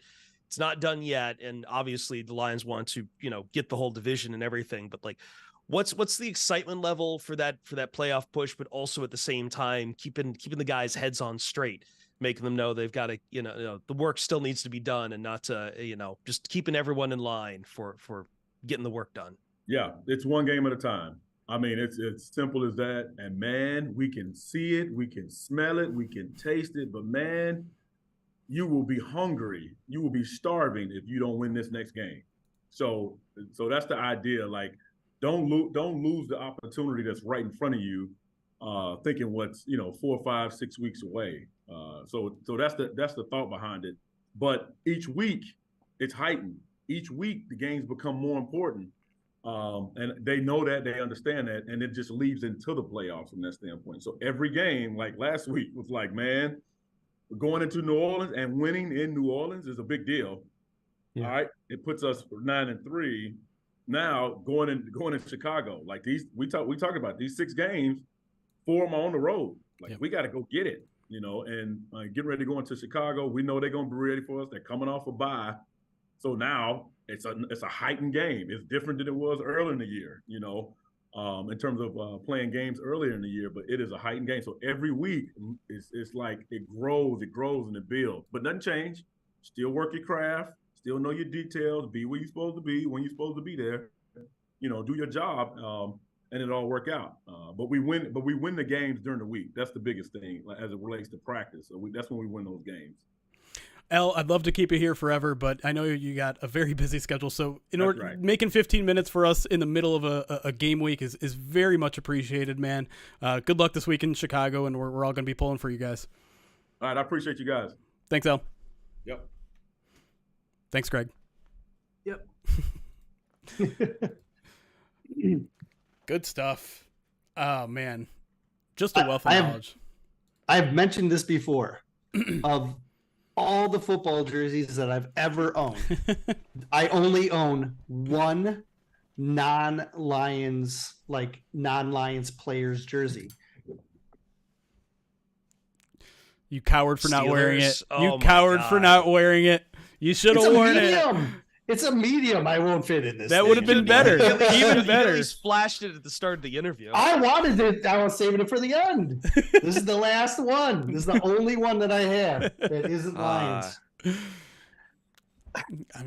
I'm sure he would have appreciated you showing off your curves for him. I was gonna. Oh wow. Why isn't there?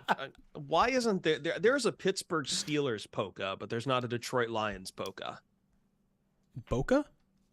Polka. Do you know? Yeah, polka, like the music. Oh, polka. There's a Pittsburgh Steelers polka. Is that a good thing? I don't know. It depends how much you like polka. No, not at all. I had some big polka hits back in the day. Polka. Really big in the Cleveland area. This is a PG. This is a all ages stream, Eric. That's a quote from Home Alone. Oh, with John Candy he was like, remember when he gave her the ride? He's like, okay. You want to go for a trip with a bunch of polka? Don't mind riding with a bunch of polka guys. It went over my head, but you're right. Yeah, Kick puncher. That is an old movie. By the way, during that interview, we got a $40 donation from Tyler. Appreciate you, Tyler. No message. But yeah, just a $40 donation. Appreciate you. That means we are now just $180 away from 23,000. Hell yeah! Ooh. Already. Wait, you were only at we were at 20K. 20. We were at 20K when you opened up. Yeah, this morning. Well, we had actually already reached. We were at 20 when we closed the last stream. We got $1,000 worth of donations off stream, we've already raised another 1,000 and change during the stream in 2 hours. Have you spun the wheel? I've spun it twice. No, I mean you've already done it. I've already spun it. I've already spun it twice. I didn't know if you were banking those. What did you? What'd you get? Another spoon of wasabi.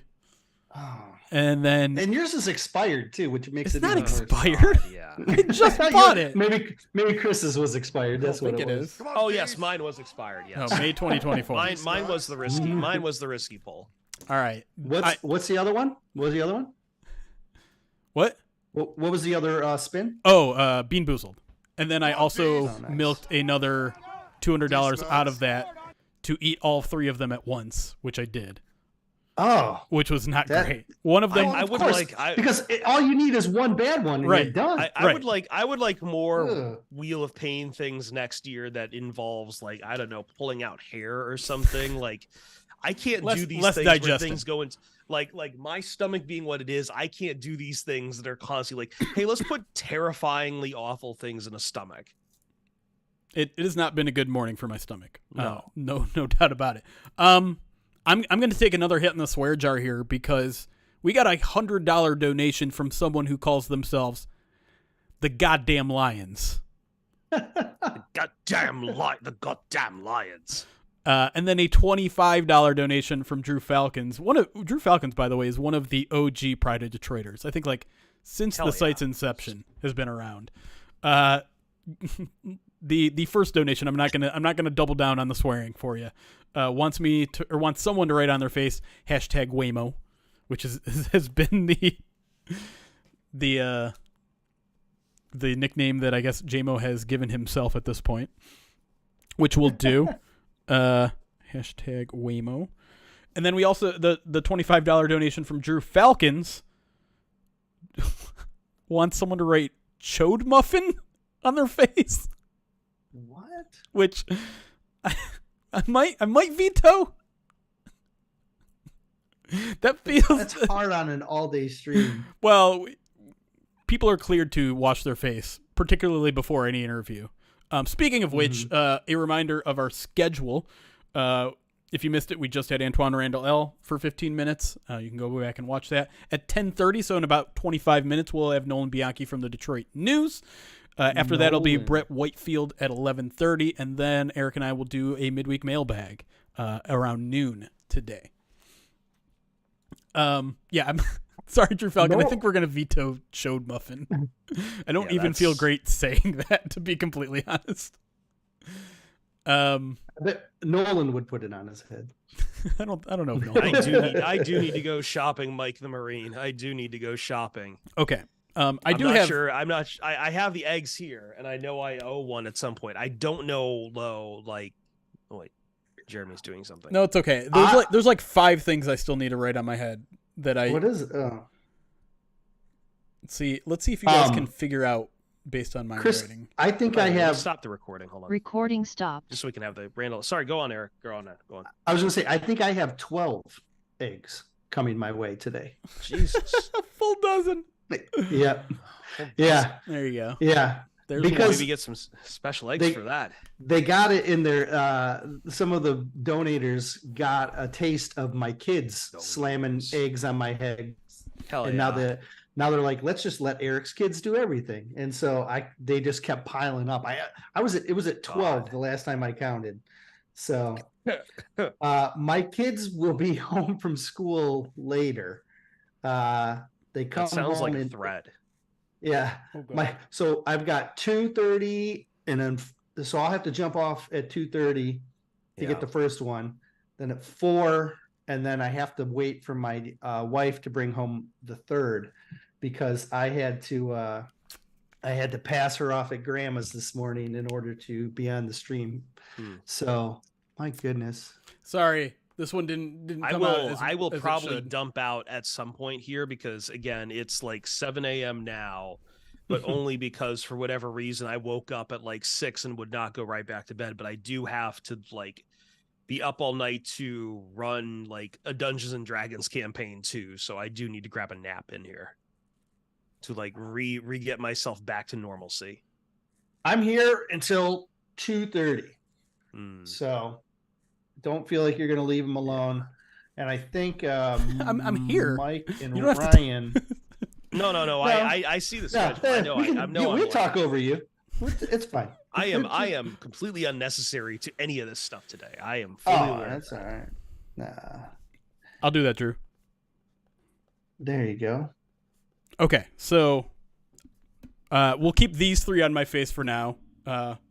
Mini machine. Yep. Is that what that says? It nice. Is. This one didn't come out great. Can you figure it out? It's Memento is awesome. Is that from the movie? Momentum is real, is what it's supposed to show. Momentum. Close. And then one guess at who requested this one. My guess is Brandon Knapp requested the Miko Rocks one. Close. There is one requested for you, Eric. You don't have to do it necessarily now. I'm assuming it was for you. I didn't get confirmation from this, or I didn't see the confirmation. But someone wants someone to write "Laura, my love" on their face. I tell you, mine will look about as good as your right cheek does right now. We'll take it. Another $25 just came in from Carson. Let me pull up what they want. Nothing. Just a $25 donation. Thank you so much, Carson. Appreciate it. That puts us, by the way, at $22,970. $30 away from $23,000 and another spin on the Wheel of Pain. Holy cannolis. Chat, what was your favorite thing about the Antoine Randle L? What was the most interesting, entertaining answer that he got? Because that man spits just straight facts, honestly. Like he's one of those coaches where when I see on the whiteboard when I walk in to Allen Park and I see his name, we're gonna get him today. I'm just like, we're gonna learn something today. I was going to ask him if he thought he was born like 10 or 15 years later, and he would have been like entering the league or like right now. Yeah. Would he have? Because he was a really good quarterback at Indiana. Like he was definitely that dual threat. I wonder if he would have wanted to stay and try and be a new age quarterback instead of making the switch to receiver, which was what had to happen. That's where I wanted to go with that. I do think at some point I've heard him ask that question. Well, I haven't heard it. So. No, I'm not trying to discredit the question, but I feel like I was just trying to say that out loud so that maybe I could remember what his answer was. But it is a good, fascinating question because I do think he would agree that today's NFL is at least more accepting of a player like him at quarterback. Certainly. I mean, although after last night, I don't know if that wants to be rolled out after the pass that Boyd tried to throw. Oh, is that the one that he threw back to the Bengals quarterback, whatever his name is? No, it's a Josh. It was supposed to be a screen. Yeah. Oh, yeah. Well, it was supposed to be a screen, and he just threw it right to the defender. I didn't see that. It was.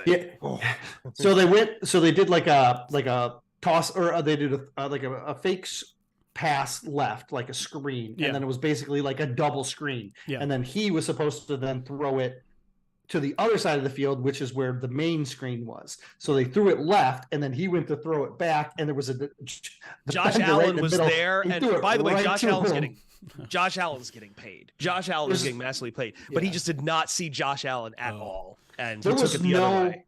There was no arc to the ball. It was like he threw it about 6 feet off the ground, and it just was like it stayed at 6 feet off the ground. It was a backbreaker. It was like absolute.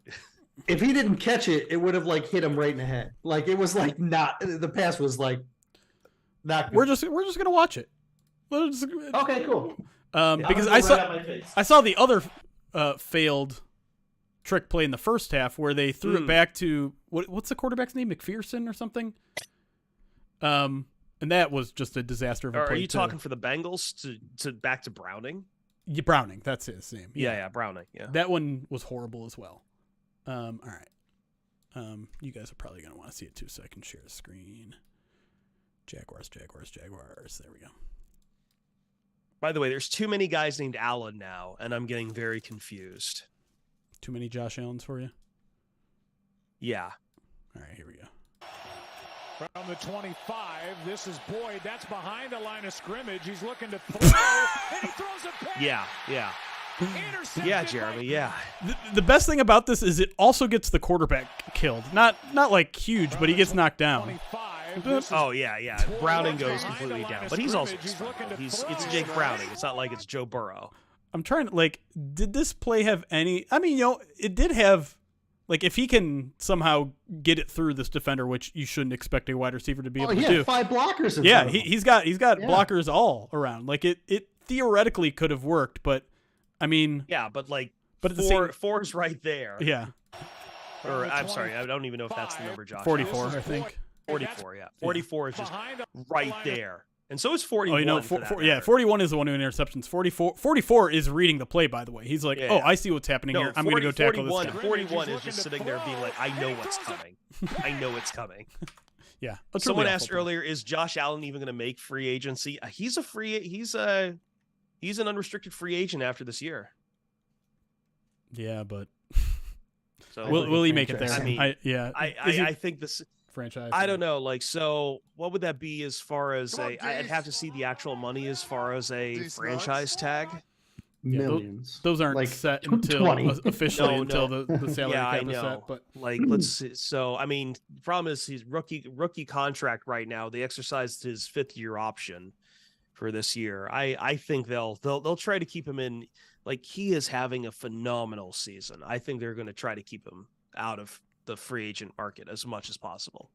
Projected franchise tag for a defensive end in 2024 is $24.69 million.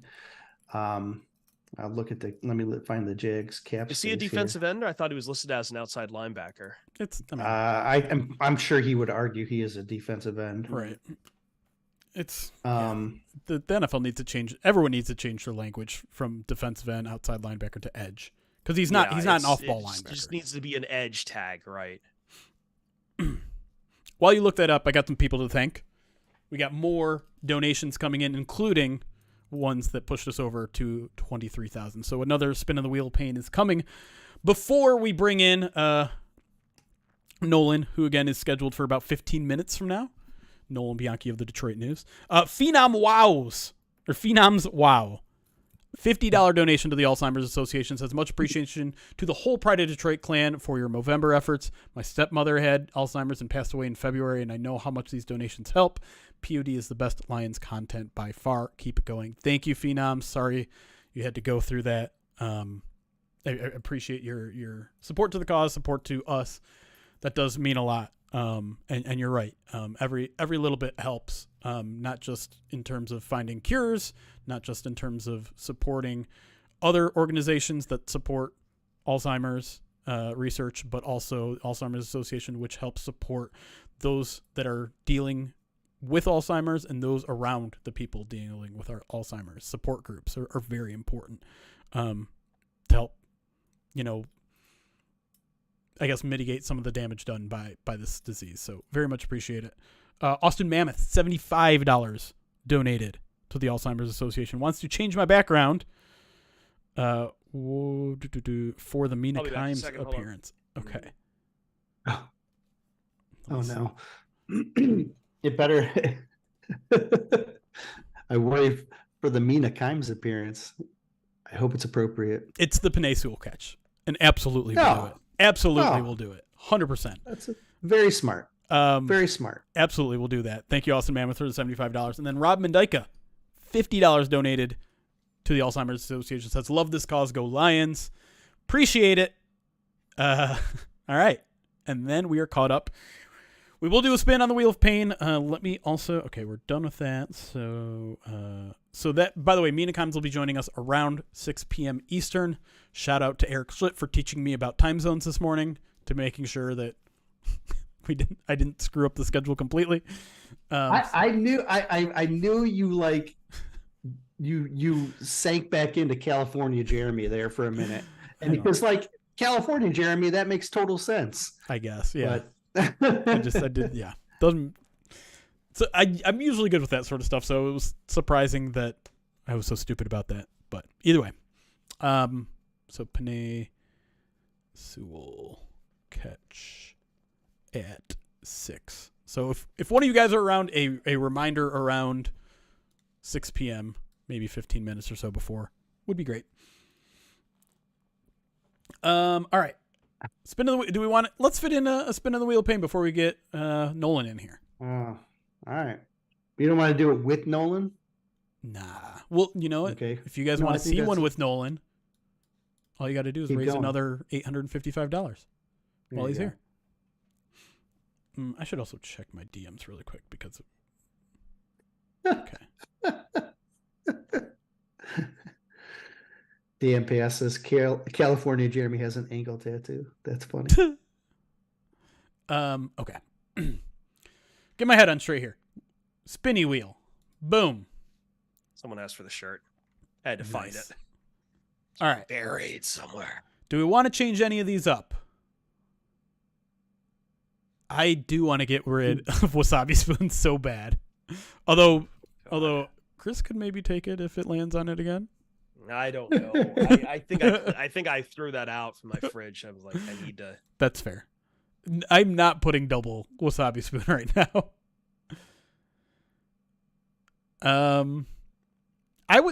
So I sit next to Nolan every day.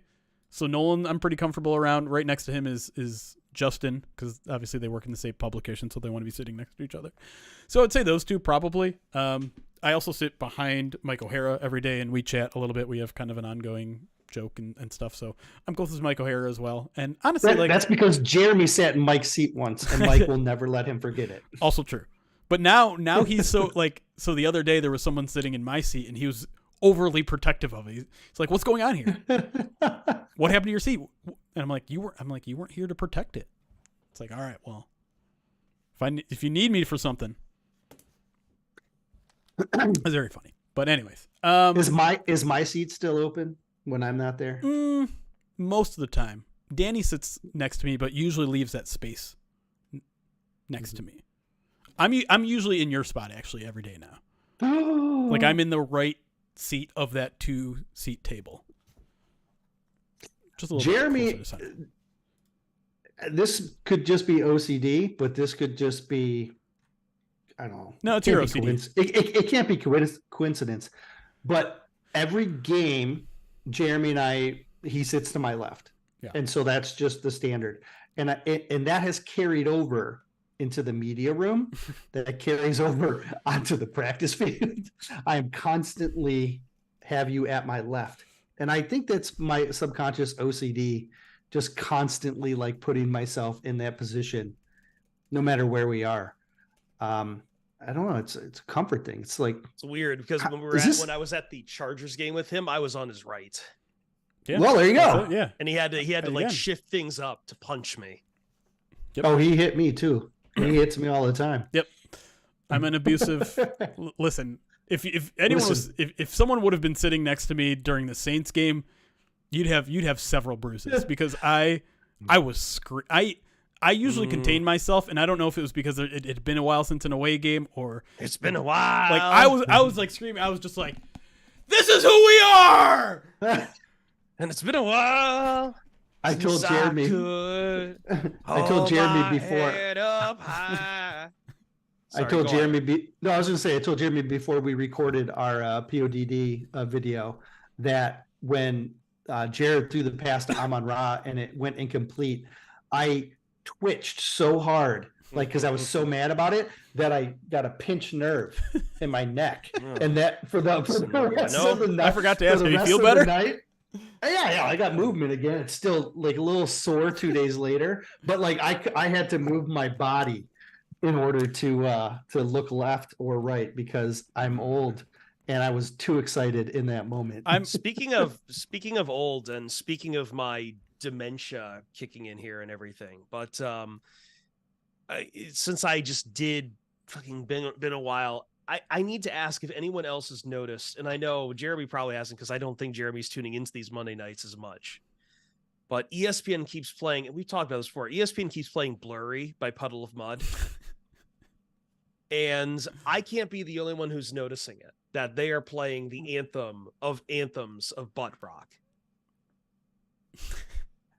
I don't even know if Eric knows what I'm even talking about. No, I'm familiar with the song, which is a rarity for my old ass. But they keep cutting to commercial with that, and it's different parts of the song. It's not just one lick from the guitar intro. It is like, hey, this week we're going to do the chorus, and this week we're going to just do the intro. And I just want to know who they are. And maybe I need to ask Mina this, because someone at ESPN in the production truck really likes. She's not gonna know. She might. That is. You think she knows who's in the production truck? I think she knows that someone there is playing Blurry a lot. I mean, maybe from watching, but I don't think she's gonna be like, "Oh yeah, that's Craig." He's but she's gone to every connections to ask someone at the mothership. She has someone at the mothership that they. All right. Let's not waste any more time. Let's spin this wheel of pain and get it over with. And I swear, if Wasabi Spoon shows up, I'm leaving and never coming back. Here we go. Oh no! Oh no! Come on! There's What no way! Again? Why? Oh, good Lord! I feel bad. Damn. You should have took it off. All I right, thought you were. It's I off thought for this is the last I thought time. you were taking it off. Take a good look, chat, because this is the last time. No. I think I am literally going to take it off after this. Ruby, come here, big guy. Come here, big guy. Well, I still have my spoon and wasabi here. I guess that's the good news.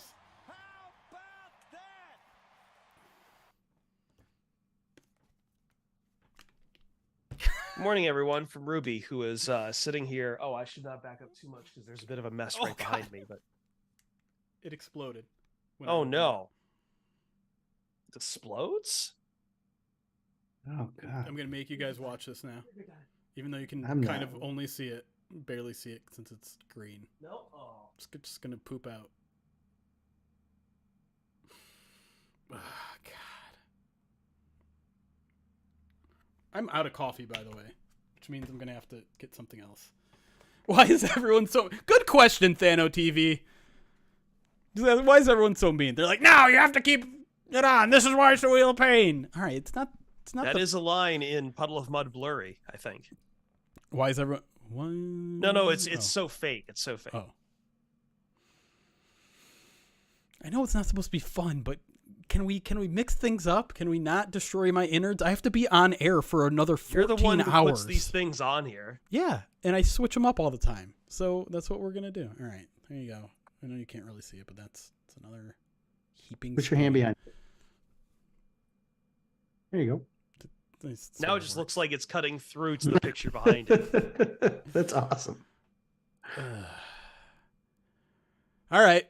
For $23,000 raised for the Alzheimer's Association, we are now less than $2,000 away from what we raised last year already. Cheers. Bottoms up. Take your medicine.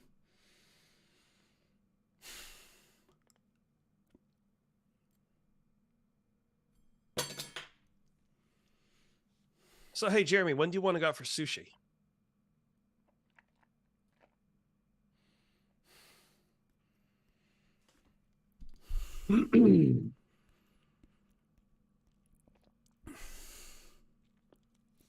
Did you get milk yet, buddy? Nope. Get some milk. Hey, Nolan's here. Oh, God, it's in my nose. I'm going to get water, and then I'm going to... That'll clean out the nasal cavities. is my But guess. you can put Nolan on. You want? Okay, I'll And bring, then go- I'll bring yeah. Nolan through. I'll be right back. Just getting something to drink. Yeah, please. Something dairy related, right? Isn't that Please. the offset? Am I going to take Jeremy to Kengo? Jeremy has not come down to Kengo with me. I would have to go back home to Kengo to take him down there for it. What up, Nolan? But, Oh, Nolan. goodbye, Nolan. Hi, there he buddy. is. There we go. There we go. I think How's it going? we're missing someone due to Jeremy- injury. Wasabi Spoon. I was watching. Oh. Props to Jeremy. That was well, It's actually, terrible. I wasn't watching when the wheel was spinning, but I had my headphones in and I heard him scream, "No!" So then Yeah, I did that. was I did like, that earlier with like expired wasabi, and I don't envy the man. Yeah, that probably wasn't even that bad. Expired wasabi. I don't also know. don't know how wasabi. I don't need. Well, very carefully. How you doing, Jeremy? I'm okay. I don't know if you've been watching, but Oh, I've been watching. He's listening. it's been a morning. Yeah. I can tell. How's it going, guys? Good to see you. Good to see you too, buddy. Raise some money for charity. That's right. We've been doing a great job already. 23,000. Well- Great job. And some of it is very much your help. I don't know if the people know this, but you 2 years now in a row have donated some pretty impressive trading cards. We had a whole bunch of rookie cards this year. It was who you might remember better than I do. Yeah, it was. I think it was St. Brown. It was a prism base and a mosaic variation. Card knowers out there know what Yeah. I'm talking about. But yeah, so I love cards. I had a bunch of them sitting around, and yeah, saw a good cause. And Yeah. Well, I there you appreciate go. that, man. You must be. Does it extend beyond trading cards, or are you just mostly a sports card collector? It's just sports cards. I wish I was into like Pokemon and all that other stuff. But I like never played the like actual games growing up. So like I had no kind of reference point for how they worked. I will say though, like I think I could become a collector of like Pokemon cards or something like that because they're just so like beautiful looking. Sure. Like, You kind of have the Ash Ketchum hat going right now. That's true. Liverpool FC going to the top of the table. Not for long. Not for long. I want part of this. I like to celebrate people that cover the Detroit Lions, and I kind of want to do that a little bit. Hey, Tim Hortons buddies. Hey, but I think I want to point to kind of the incredible job you do, not just covering the Detroit Lions, because you are kind of a jack of all trades type of person over there at the Detroit News. You cover, Michigan. You had a big story on Michigan hockey this year. You're covering Michigan State. Sometimes you cover the big game in Michigan. And yet you are one of the people soccer is obviously a big one for you. Yet you are also one of the people that are almost there on a daily basis in Allen Park. So one, I want to celebrate that. And two, I'm just like, how do you have time? Because I don't have time covering one sport. Well, it's obviously like Justin being the guy on Lions is very helpful because, he kind of recognizes what I'm trying to do a lot of things. And so that first and foremost is like very, very helpful that he can kind of on a day I need off or something like that Michigan hockey story. I was in Allen Park that day and then like it kind of just like came down the pipe and he was like, don't worry about anything today. So like that is honestly a huge help, but also like that's kind of what I've always preferred. Like I always I kind of had this idea in my head, like, oh, once I get to a beat and I can just focus it, but I don't like have the brain for that. Like, I like to pay attention to everything. I like all sports. I'm always watching all sports.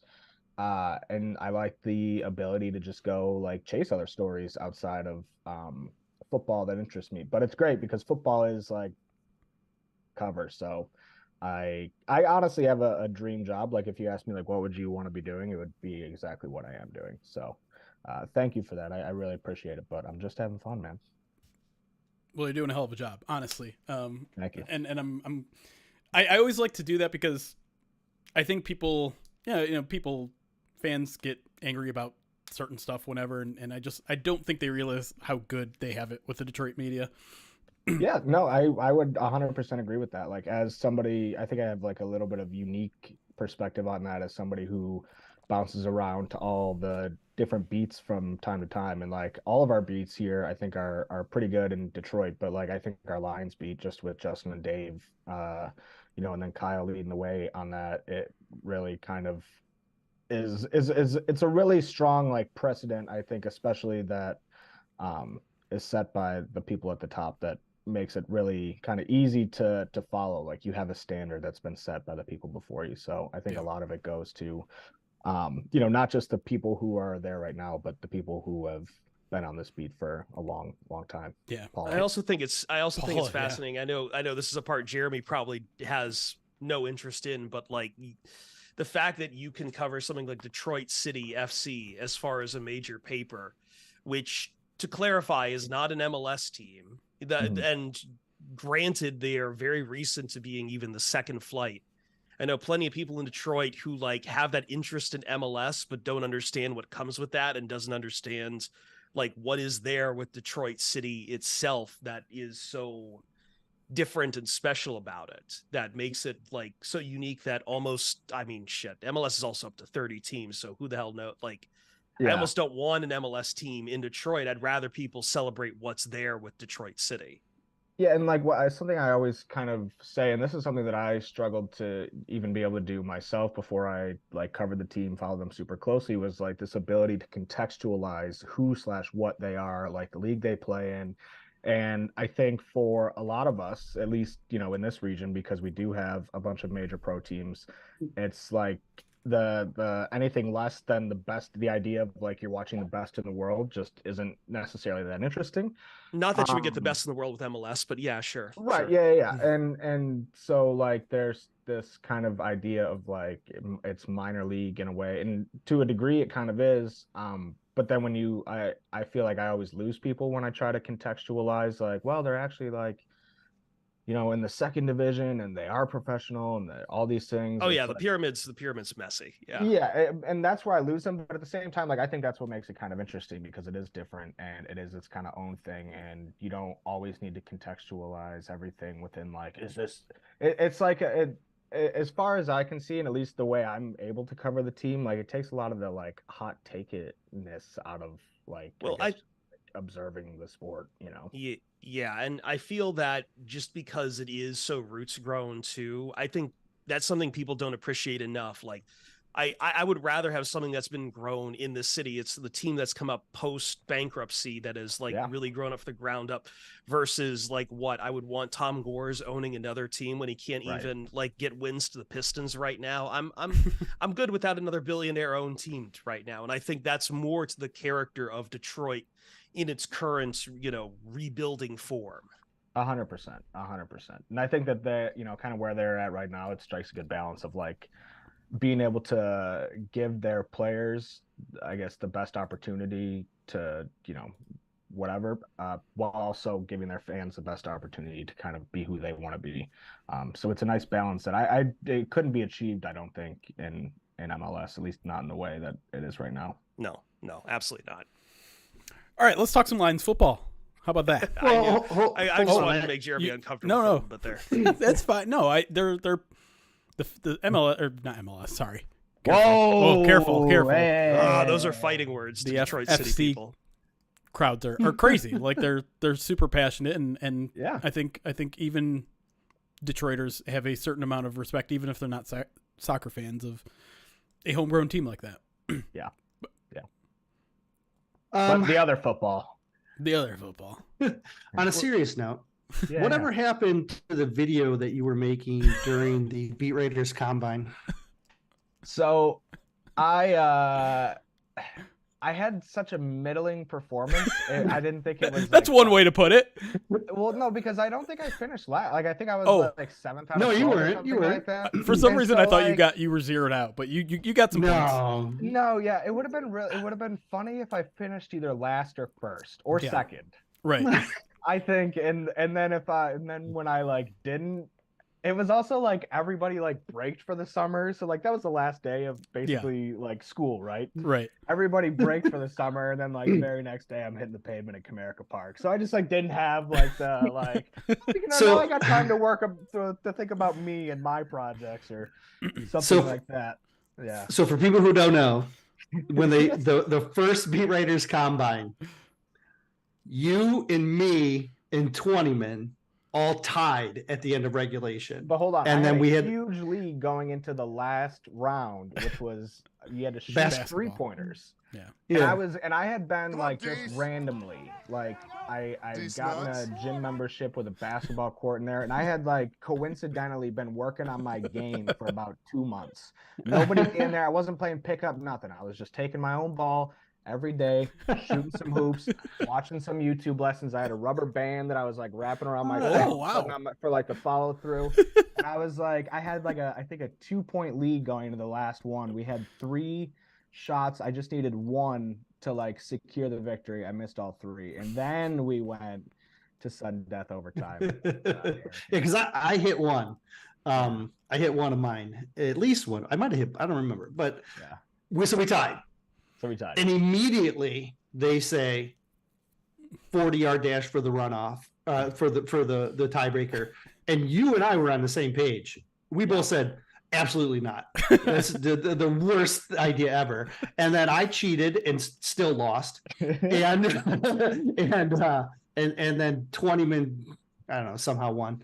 But so that I popped a hammy. I popped a hammy. Which is not the reason I lost, but like I was already losing by a bunch, and then I popped a hammy, and I was so mad because it's not like I was even in a winning performance. my heels didn't work right for like 2 months. Like, because my run it, like, that was the worst thing that could have ever happened. Yeah. So then we go into next year, and you start videoing the whole event. And the great thing, and this is, I think, what speaks to the Nolan that we get to see, like on that Jeremy and I get to see all the time, is that you are videoing it from this, like, almost like it's almost like an anchor man, like amount of arrogance to it. Like, it was like, I'm the best, let me just go do, like, it was pristine, and it was, to watch it unfold as it was happening was awesome. And I'm very sad we haven't seen the culmination, the mockumentary, or whatever we would have called it. It was so funny to watch it happen, and it could have been the reason why I got distracted and lost to Jeremy. Oh yeah, that's probably why. But so maybe it's your fault. I mean, because some people just have the mental toughness to battle through stuff like that. Well, No doubt, and I do not. Like, I was like, knowing that I was recording, I was like, oh my gosh, I'm not, like, as soon as I was like, okay, like, knowing we were recording, I remember the first thing we did was we threw the pass, Right? and yeah. oh my goodness, I missed so bad, and I was like, it's over.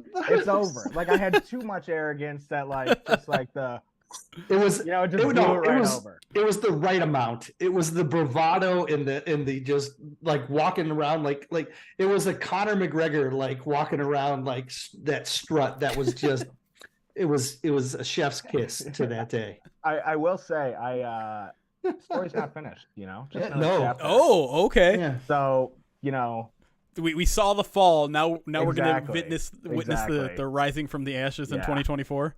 Yeah, it turns out that the inciting incident was actually just the, that first combine. So that's like the first 10 minutes of the film.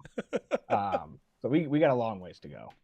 Dude, I have to get my act together because my athleticism is declining, and so I can't continue to be the bridesmaid.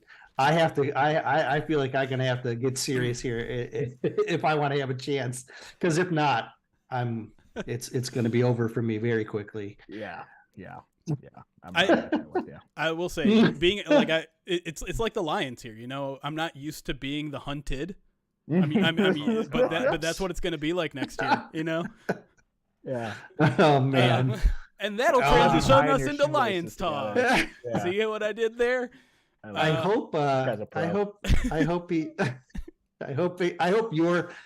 your pseudo arrogance carries over to him next year in real arrogance. Yes. And yes. And It's a long play. It's a long play. Yeah. All right. Let's talk a little bit about the Lions, and because I think we're in a fascinating time right now, Nolan, because Lions are 9-3.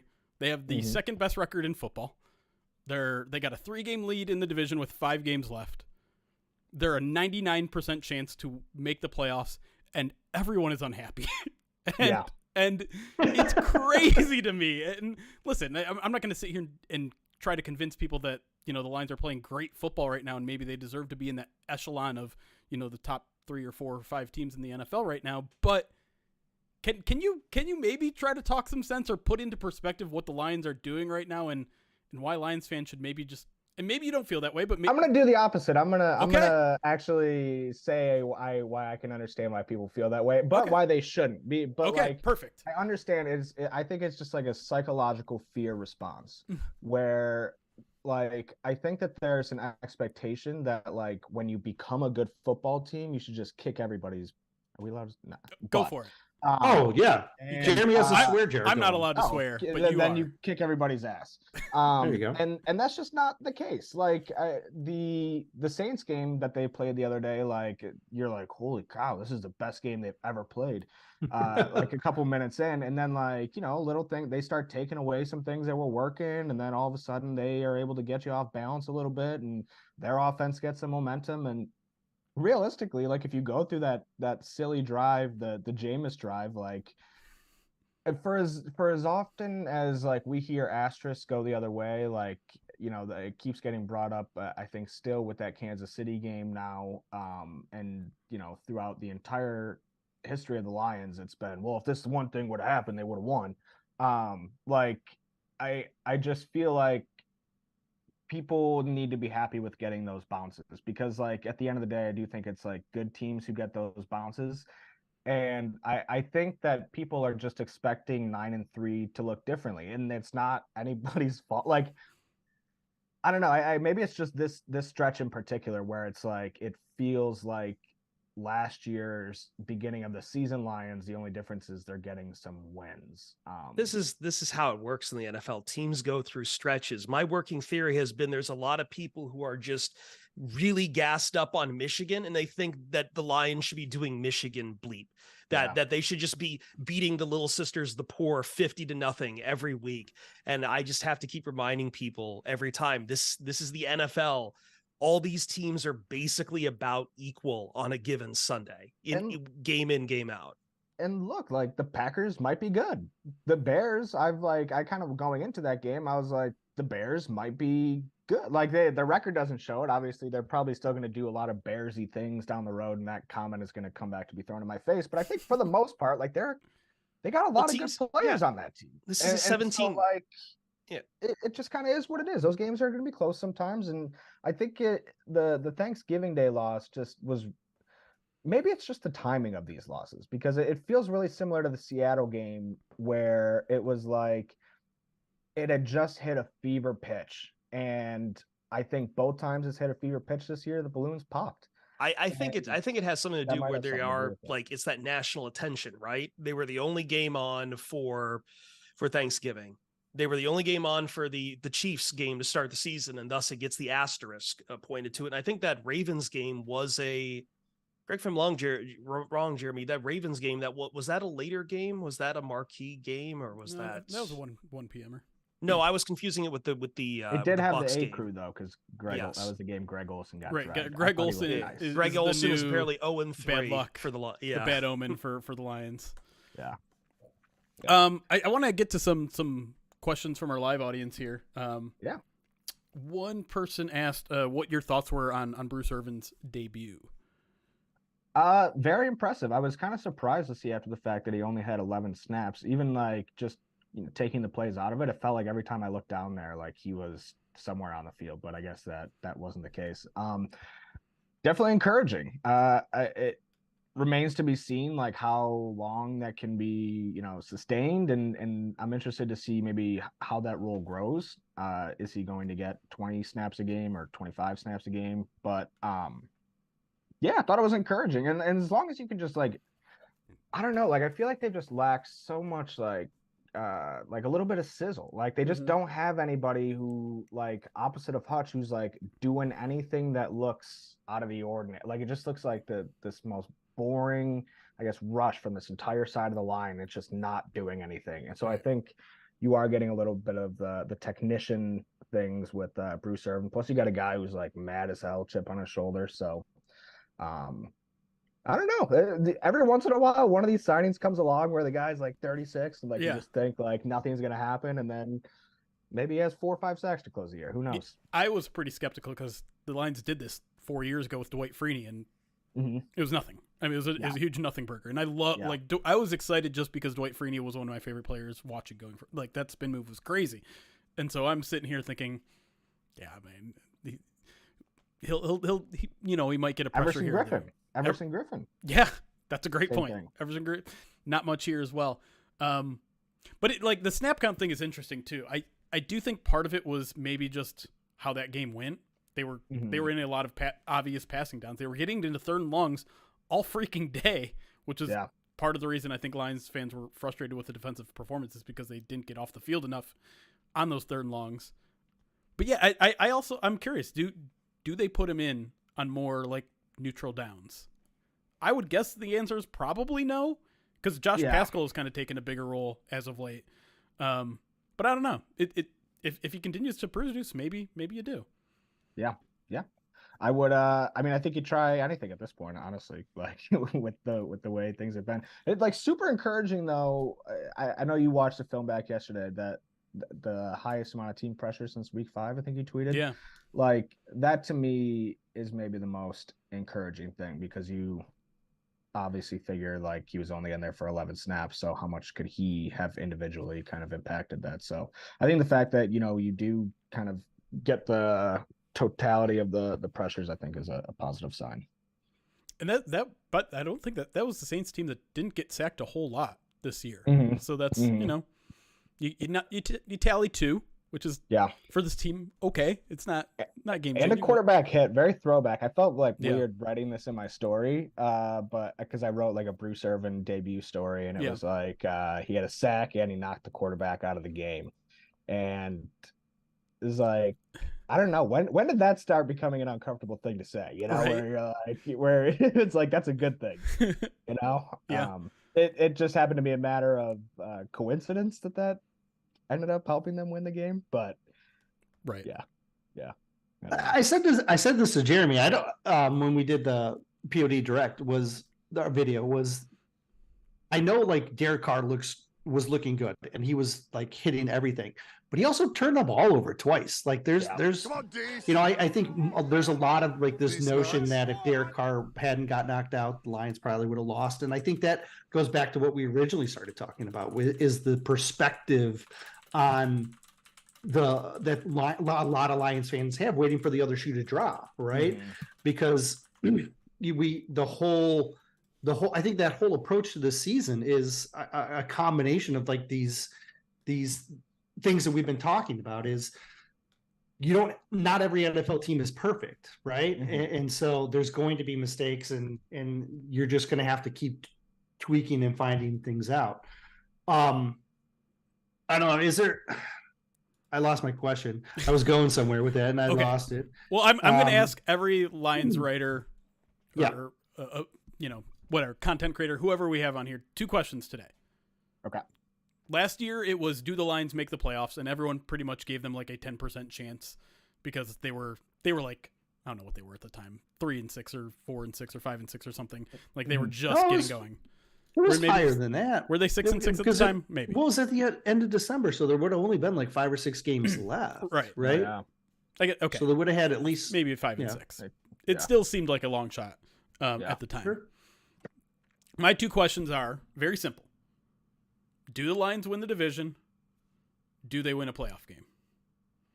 I'll say yes and yes. Like, I think as weird as it sounds, because they're kind of like showing all their like potential fatal flaws. Like, I think it's a good thing they're kind of getting these games out of their system right now. And maybe nothing changes. Maybe this is just how they play from here till the end of the year, and they're just a team whose defense is like hanging on to the back of the car, like getting dragged across the pavement every game to the finish line. And things just never really look better the way they did at the beginning of the season. But I do think that this team has better football in front of them. And I do think that will start showing up later on in this month. And I think if you can play like that at this time of year, you can pick up a couple big wins, maybe go down and beat the Cowboys. Who knows what that team's going to look like against a formidable opponent.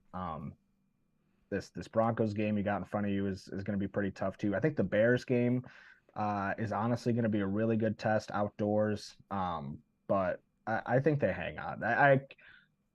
I think if you're scared of anybody, I think you're scared of the Packers at this point, which is really interesting given where these conversations were 2 weeks ago. Yeah.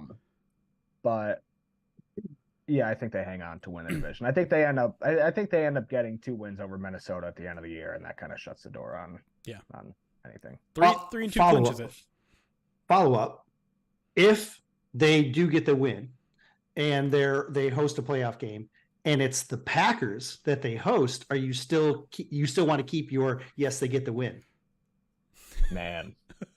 Holding his feet to the fire. Dang. I'll tell you what, that's a crazy hypothetical. I don't know. because I think it's a realistic. We are seeing a complete overhaul of the 2 and 3 wild cards for the NFC. Like it's gone from Vikings and Seahawks are a lock to it's probably Packers and Rams. Yeah. Okay. Let me ask you that. Who would you rather, like as a Lions fan, who would you rather, who do you least want to see come in, Rams or Packers? Oh, less of. I don't want to see the Packers. I mean, I would You'd rather love see Matthew Okay. Stafford walk into his former home. Because you can beat them you can beat them on like Mess- it's the same problem with Jared Goff. Put Stafford under pressure and you can cook his goose. You know why I want the Packers? I want the Packers. Okay, I want the Packers in Detroit because this franchise Here we go. is it all. I'm going back to week 18, Eric, I from can tell already. last week, right? The volume has already increased in your voice. I know what's about to happen. Put the Packers in Ford Field and let them get waxed by the Lions. You have a chance to make a statement over a team that has haunted you. Let them get good. Let them come in. It's the storyline is even better after them beating them on Thanksgiving in front of a national audience. Great. Come in, hype this up, and then punch him in the mouth and set the tone for what this organization is. I want that. Yeah, Stafford coming in is a great story too, but like if you want to be a franchise that takes the next step, that is all of a sudden like the kings of the NFC North. But come on. Bring in the next best team. Bring it. I want to argue though on behalf of the Rams because think about it. Just think about it. The guy who was traded to Los Angeles so they could win a Super Bowl, Jared Goff, is the leftovers heaped on your doorstep. It's about how he couldn't go anywhere else but out. He had to leave Detroit to win, and he couldn't be, and he had to be this quarterback. It's a lot more on Stafford, but it's also you were the bridesmaid, never the bride, Detroit. And now here it is with Sean McVay, primed, pretty, and he's the love of everyone. He'll get them back the Super Bowl. People be talking nice and pretty about Sean McVay too. And you slam the door. You slam the door on Hollywood versus blue collar. I love that. I'm sorry. Go, Nolan. No, I was gonna say I gotta be honest. I do feel like that the Rams is more like ritualistic in terms of like if we're talking like curse breaking. Like I think that actually works against your point, Eric, about like this idea of like shutting the door and history and all these other things. Like I do think that is like I don't know. Was there a step in holes after Hector Zeroni getting carried up the mountain? Was there like one last step that they had to complete? Maybe now Jared Goff. That was okay. Stafford getting traded to LA, winning the Super Bowl is Stanley Yelnats carrying Hector up the mountain, and now Jared Goff beating Matthew Stafford is them. And his former coach, and Sean McVay. Yeah. Like remembering that massive story that came out that buried Goff as being the problem. Absolutely. So I'm a big believer in things like that, which is just like not a good thing to like be in professional analysis, but then also just like believe in fantasy, and not just like that's just like with every team. Like I'm just always like, okay, what's going to happen here based on, narrative. The plus side, the plus side of a Rams defeat is that you have the Jared Goff narrative. You have you're promoting all of that, but there is a portion of the fan base that still loves Matthew Stafford. To have him lose Didn't make sense. By the way, the way the boxes are pictured on my screen. You got to point the other way. I almost had it. All right. I think that puts a little bit of a sour taste, would leave a little bit of a sour taste in some people's mouths to have to sit, because you have all of this great stuff about Goff. Well, it would. You have closure. You have the Goff. You have wiping out the former thing. It puts a nice little bow, but at the same time, there's going to be this underlying. The guy who led us for 10 years is on the wrong end of this, and that makes people sad. Whereas if you beat the Packers, everybody wins. Right? There's no victim. Everybody wins. There's no victim in a Packers house. Well, here's again, except for the state of Wisconsin, but who cares about that? My non-professional analysis on this is: are you sure that you would rather face the Packers and their fan base, who is perfectly capable of creating fake quotes that go viral and create bulletin board material, or would you rather play the Rams, who don't have enough fans? Don't trigger me, Nolan. To create realistic fake quote cards to then fire them up and lead them to victory. That is one of the craziest stories. I can't believe that like hasn't been like more addressed. I guess that partially falls on us for not asking Amon-Ra, but like the fact that like fake quote was then like being referenced by Jordan Love and like a position coach really? on the It got to. I didn't see that it had gotten to the Packers. That, I mean, doesn't surprise me. It was a player. Unless I ate it was the trash. No. There was a defender that believed it on the Packers, and he was shouting it at Love at the presser. Oh, like so the defender fell for the bait, and then that got brought up in the post game, and so I don't know if it was Love or if the Packers need to find that motivation stuff, then whatever. You make up all the quotes you want. No. That just shows that we need to catch up in the fake quote. Right? Yeah. Well, I don't know. Let's not. No. No. But I thought that was crazy. Like, and that's a hell of a motivator. I would be extreme, like, because if you think about like what got this team over the hump last year against the Packers, I think it was the same type of motivation that they got from Aaron Rodgers saying those things about him. Remember Deshaun Elliott the week of the game? Yeah. Jamal Williams the week of the game. Deshaun Elliott was like, that team, they don't respect us. He's always talking bad about us. Like, that is something that, you know, I think it may not make a difference in every game out there, but I think in games it mean a lot where, you know, it's kind of who wants it more. Like, I think it can make a marginal difference and ends up changing the game. Yeah. I want to throw my head in the Packers Rams thing real quick. yeah. Because everyone is talking about narratives like McVay versus Goff and proving you're the NFC. Like it has nothing to do. I just think the Packers are a better team right now. So I don't 100%. want to play them. That's it. Like I'm not affected by this narrative stuff. Like this is boring to you, but like I'm talking about I want the Lions to win a football game, so I want them to play the worst team. That's it. I don't think the Rams are that good. I have not thought about it like that. In 5 weeks, are they still going to be the best team? Because 5 weeks ago they were trash, right? Like that's what everybody thought, right? I know, so, but they have a as we just said, it goes back to Lions too. In the NFL, these things come in waves. Absolutely, and yeah, like Joshua Dobbs was the hot thing for a month, and then they've lost 2 in a row, and no one cares about. Like he might not even come out of the bye week and play. Yeah. Jeremy, a noted Vikings fan, wanted to shave his head, just like just like Dobbs. How dare you? He put it up on as a goal. Stop it. But no, like I just think the Rams have not impressed me really. Like I understand they've won a couple games in a row, but like, is there any of those that you're like, oh, that was a really good win? No. Do you want to see Puka Nacua and Cooper Kupp against this Lions defense? No. Well, and Stafford too. Yeah, and Stafford. Do you want to see Aaron Donald chasing after Jared Goff? Yeah, offensive line, fine enough.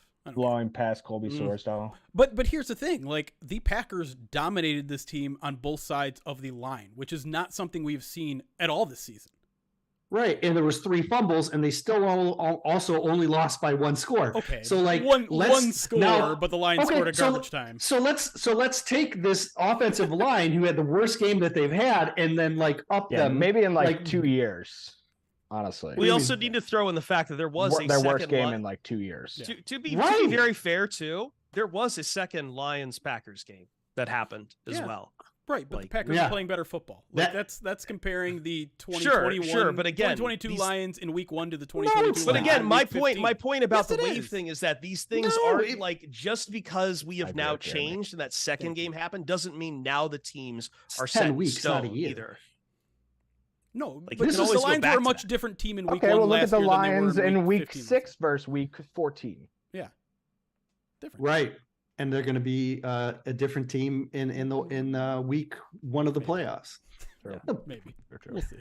All right, no, any given Sunday. History says it. History. If you look at how the NFL.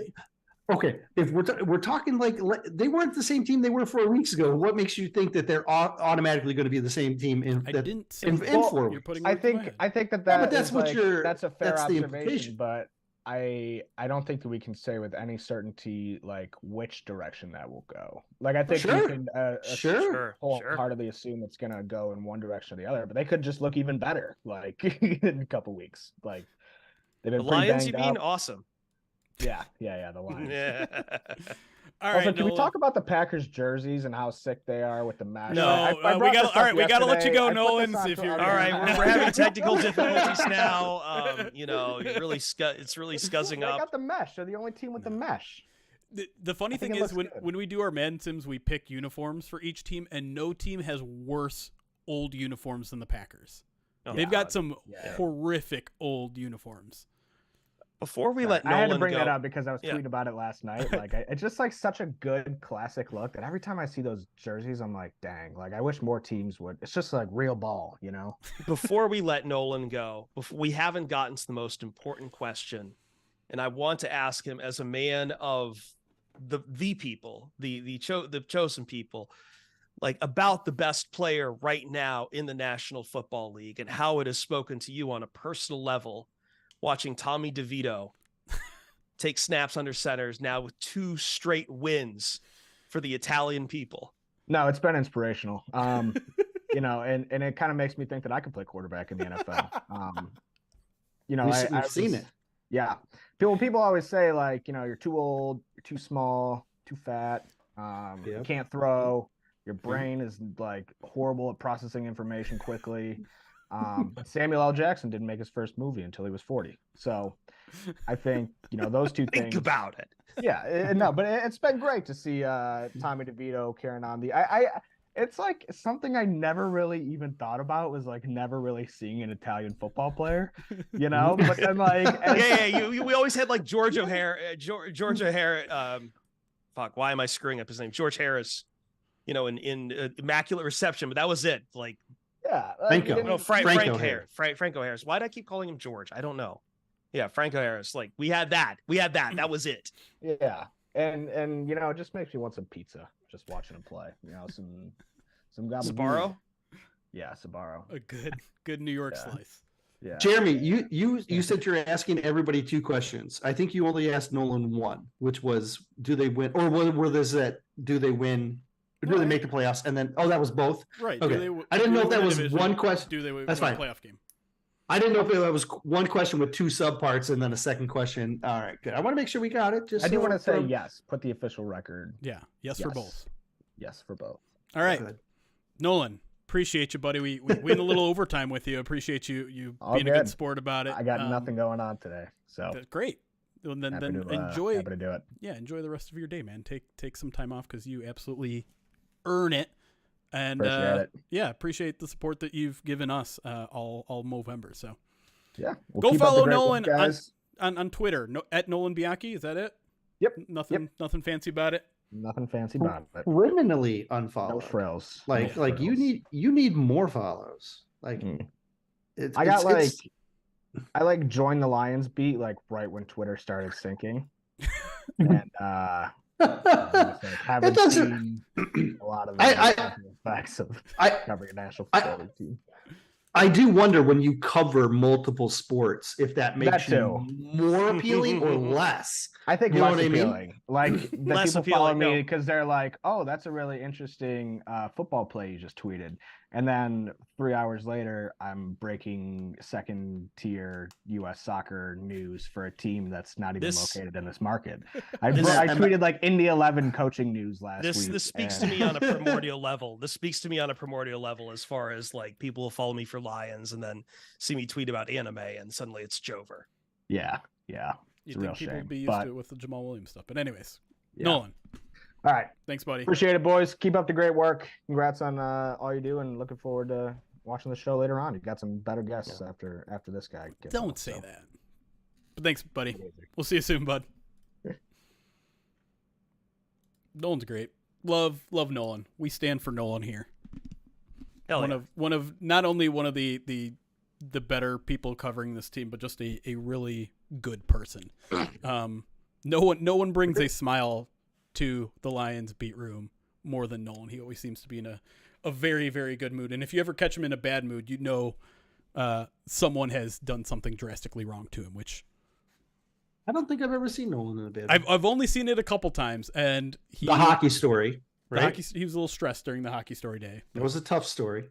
It was a very tough story, but he's. But I don't think I've ever. Yeah, I've never. He's very funny, as you saw. Worth the follow.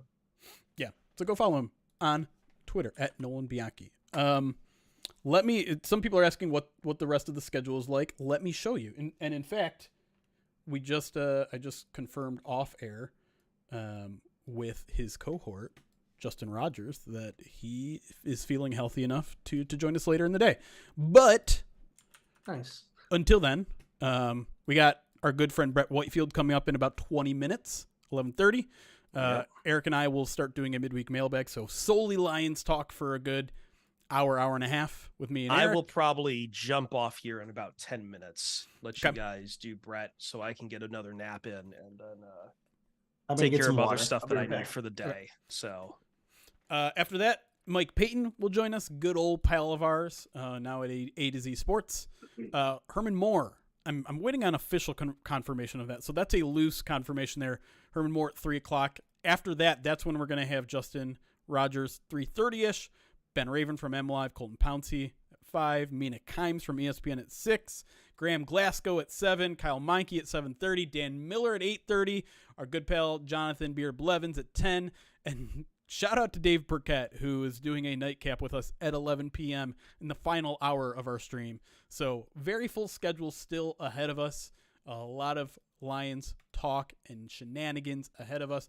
Also, we're going to fit in Kathleen from the Alzheimer's Association at some point in this time. We've been going back and forth on emails because I am a procrastinator and didn't give her our full schedule until very late. But thanks to her for being malleable. I know she's watching a lot during today, so appreciate her. I see you're promoting us on Instagram, on Facebook, all that sort of stuff. So she is doing a ton behind the scenes, and we're going to make sure she's on screen kind of answering your questions. We got a video to show her that she produced that's really helpful and moving. So all that is coming your way. Before we get into maybe some more Lions talk, there are some donations that came in that I need to address and thank people for. Thano TV, $25 donated to the Alzheimer's Association, says you guys rock, and wants to draw a Harry Potter lightning bolt on Eric's head, which I think we can probably convince him to do. And then Duck Lion, $100 donation. There he is. $100 donation, wants to change my background and also wants to write FTB on Eric's head. Come on, Dees. So we got a couple. Eric has 3 things he has to write on his face at some point, although I think he already wrote one. He definitely did write one, and I didn't even acknowledge it or see what it was. So FTB and... I did the Laurel one. Oh, the Laurel one. Okay. All right. Yeah, I need a lightning. Is the lightning bolt off center, right? I got a nice. I think the problem is because your entire screen is mirrored, so like even the writing on your face is mirrored. True. I'm sure it's right. Yeah. But I'm saying your camera is flipped right now. That's why you were pointing the wrong way to Jeremy earlier too. Yeah. So it's okay. I even purposefully checked, but I guess which actually I actually don't know anymore because now I'm looking at your background and it's not mirrored because it's giving Detroit Lions on that one poster is correct. Yes. So you must have written it backwards on your face. It doesn't matter. Hey, it's not rocket science here. It's fine. Rory in Dublin, $250 donation to the Alzheimer's Association. Says great cause, great podcast, great team. Go Lions. Thank you so much, Rory. And you have a cameo video coming your way from someone in the Pride of Detroit staff. I will contact you well after all of this is done to see what kind of video you want. And I have to do one of those too. Okay, so I need to do backwards. I need to do opposite of what I did now. Correct. Yes. All right, I'm gonna go wash this one, and then replace it one more time. Yeah. FTB, right? FTB and the lightning bolt. Yes. I like it on this side because I'm always when I look that way, it gets that extra exposure for the I'm just trying to figure out the mechanics of everything. So yeah. JP is me. Semi-serious question: How can Purdy be MVP if they went on losing streak when Trent Williams was out? I don't think anyone's ever I'll speak at least on a national level. I don't think anyone is talking about Brock Purdy as an MVP. Well, I mean, You- he might. I believe be he is getting some MVP. I believe he is the odds-on favorite right now. Odds-on favorite, sure, but like, Well, then as people are far as talking about it. sizzle from people, as far as like talking about MVPs, if he's an MVP candidate, it's only because there's not a lot of the usual suspects at MVP right now. Like for a while there, we were giving CJ Stroud consideration for MVP just because there was nobody else really to discuss who's I playing also less think- an MVP quarterback. This whole like MVP discussion while the season is going on is very fickle It's to me. hard. It's Yeah. kind of dumb because like Yeah. okay, yeah, now the 49ers are the story right now because they just beat the Eagles. But what about Lamar Jackson? Like once we Sure. see the Ravens start beating up on some teams, suddenly he becomes the this- MVP because that week he beat a good team. And so Yeah. I think tracking this week to the MVP week to week, we're all getting caught up a little bit too much in the up and downs of every single week. Sure, and all it takes is like it turns into almost like Heisman watch, where it's like all it takes is one bad game, and suddenly we have to rewrite the entire MVP landscape, which is what is happening here. I do agree, Stroud is a lock for Rookie of the Year, though. Like, Oh yeah, I haven't Stroud heard- is the lock his, for- what's his injury situation? I haven't heard since the. I game. don't know, but man, if we're losing, I mean if I don't know what his injury situation is, but if we have an injury situation now with Trevor Lawrence, that division is going to be rough. Yeah, Because Trevor Lawrence had to get carted away. I have not been. Yeah, it seems like he. Well, I've heard mixed on like post game whether maybe it's a little more optimistic than it looked at the time. Sure. But yeah, the AFC playoff picture is kind of crazy right now. So I am curious if the Bengals can work their way back into the conversation. No, Stroud seems fine. It looks like the bigger problem is that he's lost Tank Dell, who's been a fantastic True. weapon for him. True. So $25 donation from K Fletch says, "I wish I had the day off to watch all day. So much fun for a great cause. Keep up the great work, guys." Thank you, K Fletch. Very much appreciate the $25 donation, and also wants to write Fuamatu Mafala on Chris's head. What? Who? Did I do that right? Sure. yes, you did. FTB is right. If good. Stroud misses time and Laporta breaks Mike Ditka's record, does he win Rookie of the Year? I didn't hear Again, that this is question kind of a because I'm week-to-week sending you what thing. you have to write on your face, which is the name of a football player. Okay. Name of a football player? Okay. Fuamutu Mafala. I know I have a big forehead. I don't know if I can fit that in. That's not that long. Yeah, no, it's not. Let me find what did I do with those Sharpies? Thank you, K Fletch. Thank you, Rory in London. By the way, we are up to $23,545, which means we are another $455 away from another spin on the Wheel of Pain, our fourth of the day, and we are just under $1,500 away from locking in a karaoke stream. Later be done. ALAFA apostrophe. Okay, give me a second. I'll write this in. Give me 1 second. I'll just might have to come back twice to like make sure I'm doing this right. Did you see the question from Lionized? No, what was it? Let's say it's week 18 and the Lions are playing the Vikings, and if the Vikings I win, just realized. Oh, sorry. I just realized I'm going to be off for a little bit here. Do you want me to save this for like when I Yeah. come back and put that on my face? Yeah, we can okay. say that. Let's do that. Since I'm going to jump off when Brett joins. so it's week 18. Mhm. If the Vikings win and they beat the Packers or they beat the Lions. Lions, they would then play the Lions in the first round of the playoffs. Mm-hmm. Or if the Lions win, they would face either the Packers or the Rams.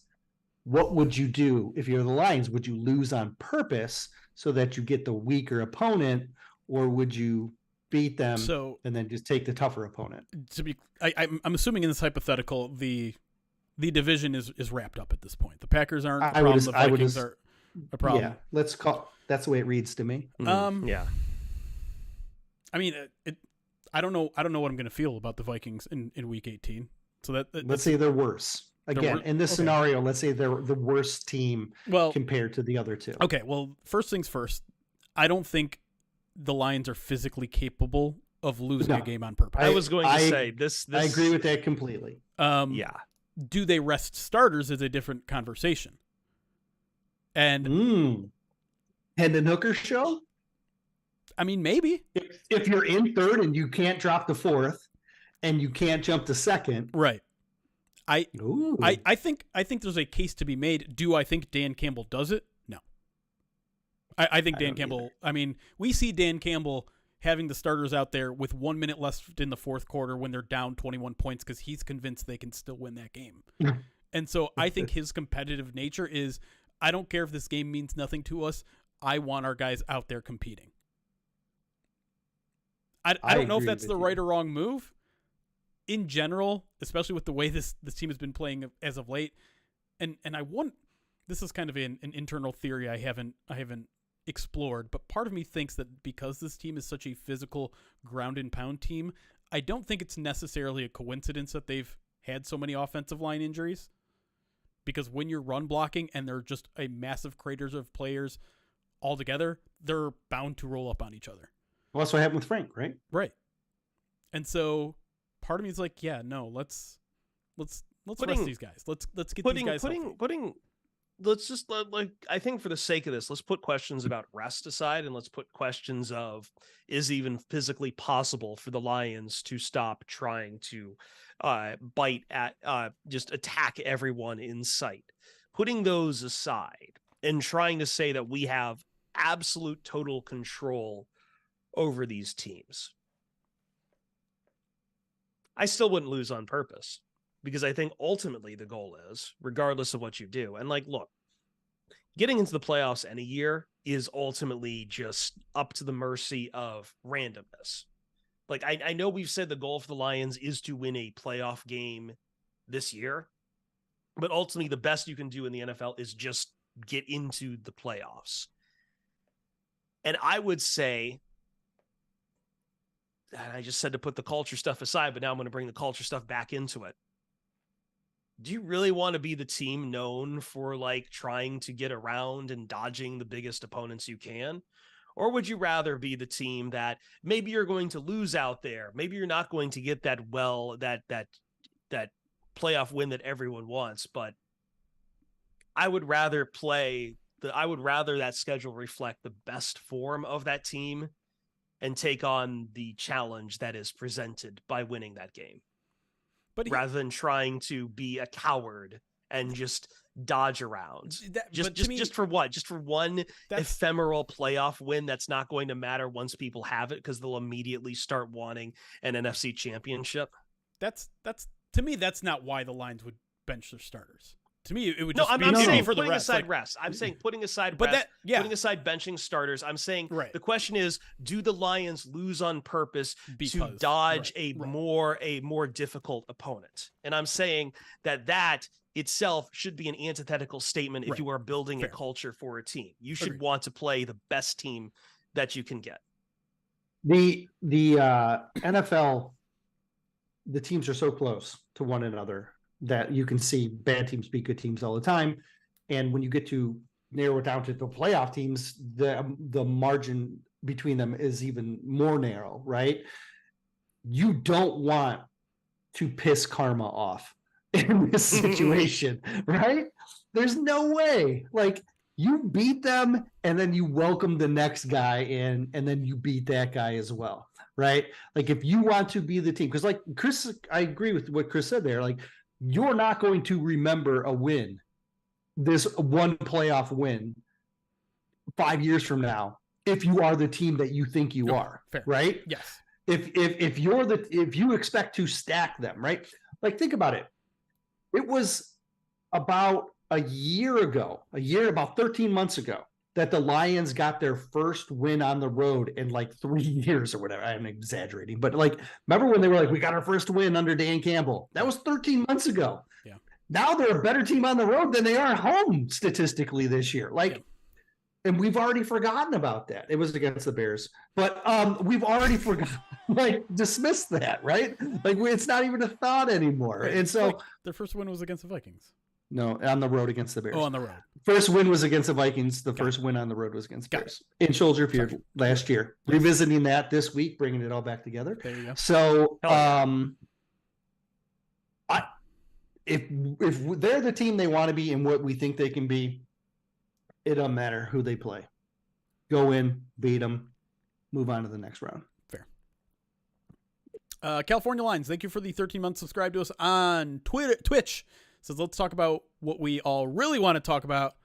How about those special teams? Jack Fox, man, back in the conversation. Lost a little bit of his mojo last year. What conversation is that?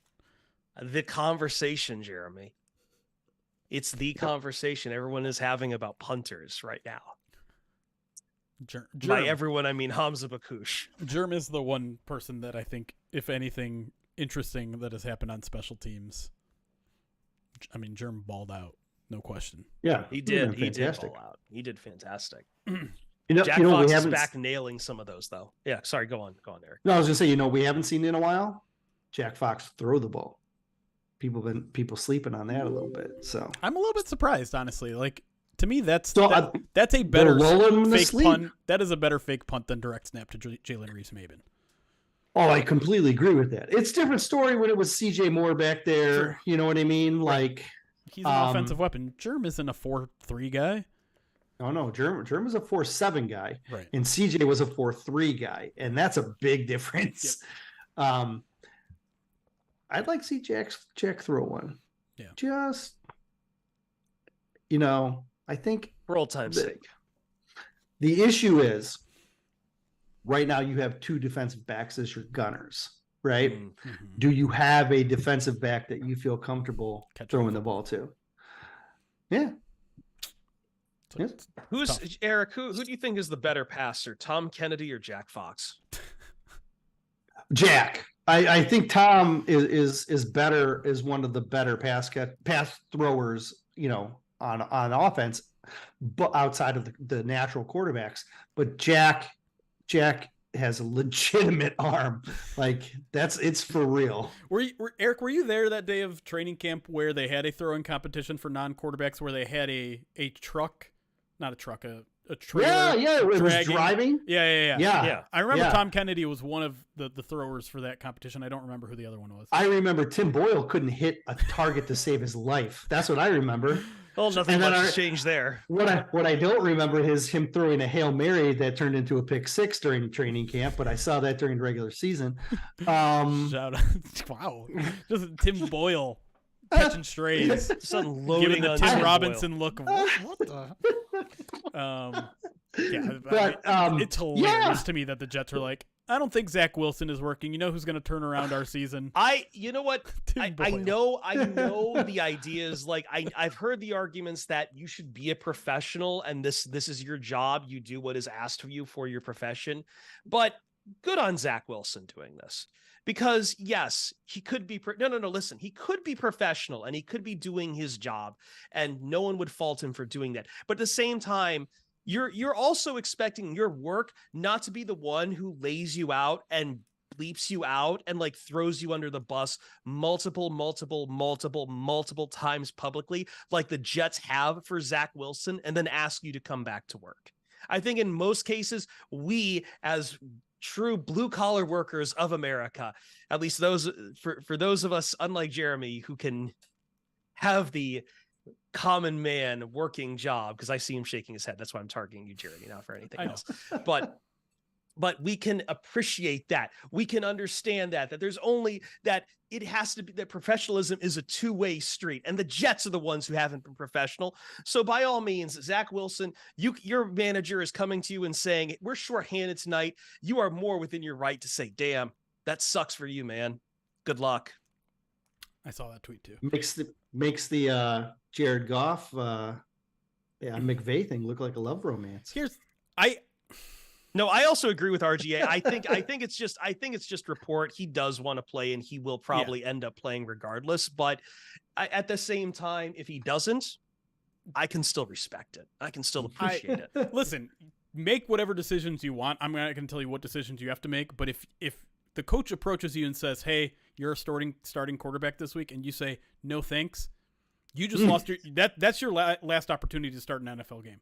This might already be his last opportunity. They've thrown him under the bus so many times, like it doesn't matter. There. No, but I'm saying, like, if you don't have that competitive nature in the NFL, no one is going to want you, especially at the quarterback position. And so that's his choice to make. There's always dumb franchises that will, like the Jets. Of course. I'm not going to defend the Jets here. They had it. I mean, they should have known from the get-go that Zach Wilson wasn't going to be the guy when Aaron Rodgers went down. And they had all season to add someone to knock on Matt Ryan's door. How do you, as a GM, like, how do you justify that? Like, you just spent the number 2 pick on him two years ago, and you brought Rodgers in. Like, Wilson should have been a capable, at worst, in their minds, he should have at least been a capable backup. Like, the idea that they should have paid Rodgers $50 million, had the number 2 pick from 2 years ago, and then added another, like, because okay. Now this is all pre-injury, right? I'm not saying they should have had a better backup from the get-go.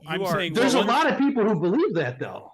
You both are forgetting one very key critical point into how the Jets have constructed this roster and why they have this situation right now. Tim Boyle is a friend of Aaron Rodgers. Right. That's fair. Yeah.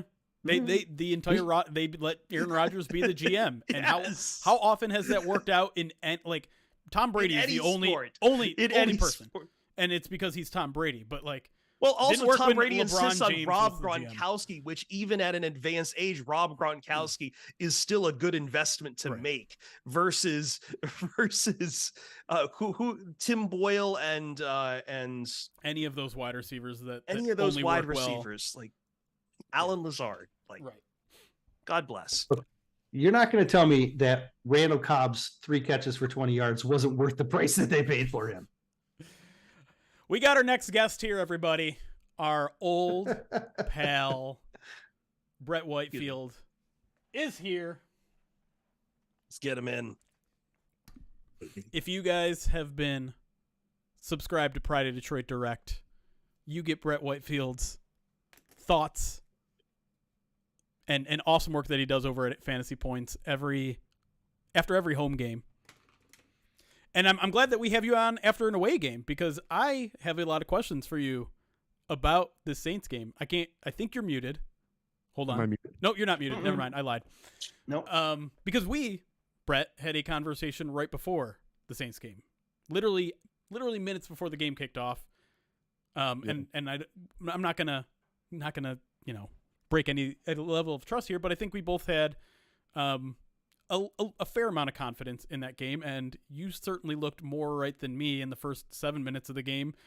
My creeping anxiety maybe looked a little bit better at the end of the game, but I've been on Twitter for the past 48 hours screaming to people that the defense was better than it looked in this game, and I'm curious if you agree with that.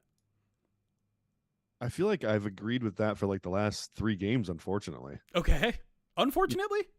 Well, just because it seems so against the grain. Like, everyone is literally panicking. Sky is falling.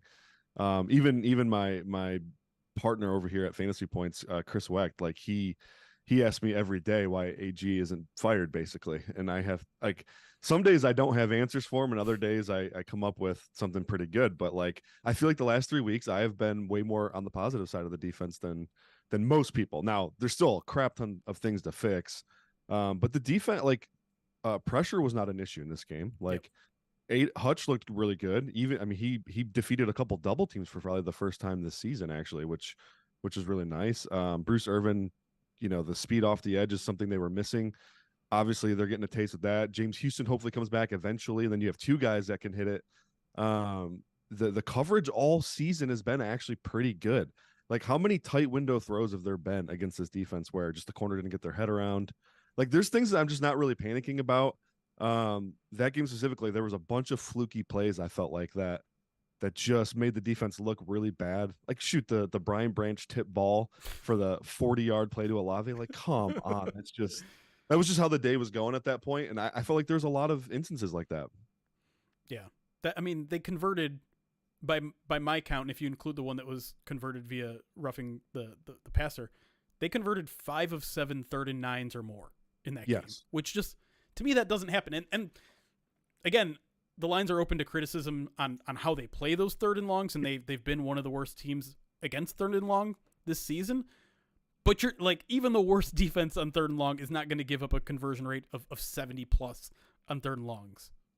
Yeah, for sure. The situational football is something Dan's preached the whole time he's been here, and I feel like that's been the weak part of the defense right now. It's 3rd and longs in the red zone just killing them right now. They can't find ways to get off the field in those situations, and I feel like when they went on their win streak last year, they were a lot better at both of those things. And so maybe you turn the corner, kind of have a regression to the mean a little bit. Maybe that defense perks up a little bit statistically, but right now they're just getting blasted in situational football. Do you think that is a coaching problem? Because I think maybe people hear that and say, well, if this is a consistent issue, you're not calling the right plays on 3rd and long. You're not calling the right plays on goal line situations. If that's how you see it, maybe it's just an execution problem on those downs, but if it's a consistent problem, and maybe the calls are right and the execution is bad, but if the execution is consistently this bad, maybe you have to change the calls.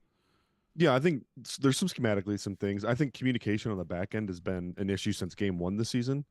I mean, how many plays, like, do you see the other team lining up and you see Lions players still shouting at each other literally at the snap? It happens all the freaking time. I noted this in game 1. It was driving me insane.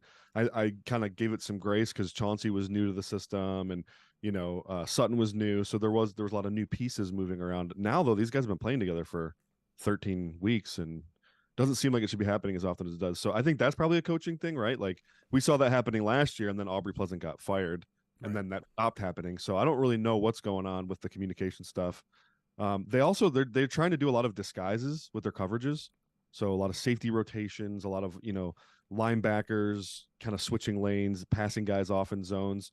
And I just don't think it's working. I don't think their second level players have the instincts right now to be passing coverages the way they are.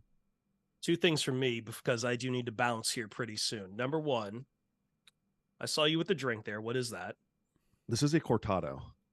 Cortado. So it's double shot of espresso with equal parts steamed milk. Dang. Okay. That's Dan Campbell levels. That's a lot more. That's a lot more tame than I was expecting. So wonderful. Okay. The second thing is that, we've seen.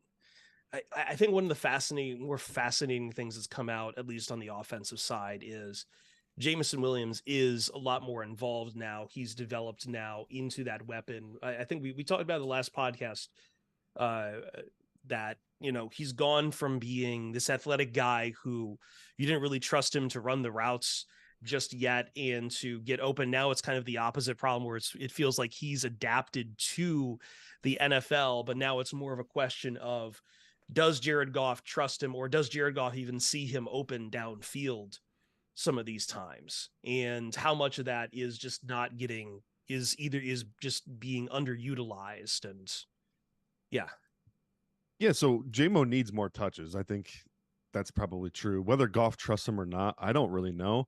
I know that when I watch their pass concepts, JMO's often not the first, second, or even third read. He actually runs the alert on most concepts. So what that means is Goff gets the line. If he gets a look he likes, he can throw the alert. He's got the green light to do that. But more often than not, quarterbacks are passing on that. Like that, the alert is called an alert for a reason. Like there's a very specific look you want. And JMO's oftentimes running the alert of their concepts where, your primaries are always going to be Amon-Ra and Laporta to some extent, Reynolds too. Given the situation this offense is into with how methodically they can operate, I don't know that Goff is ever going to be urgently attacking the alert in these concepts. I think he prefers probably a check down before that, even in most scenarios. So I think for them, it's all about figuring out creative ways to get him the ball more. And when I say creative, I don't mean screens and shallow crossers necessarily. Like they can still make him the primary in some concepts without, I think, sacrificing what they've built on so far. All right. Thank you. I gotta bounce. So all right. I'll be back a little bit later. And remind me again, Jeremy, what I need to write in my head when I come back. I will. Thanks for hanging around, Chris. I want to. Hi. I haven't. Last time I talked to Brett, on this a year ago.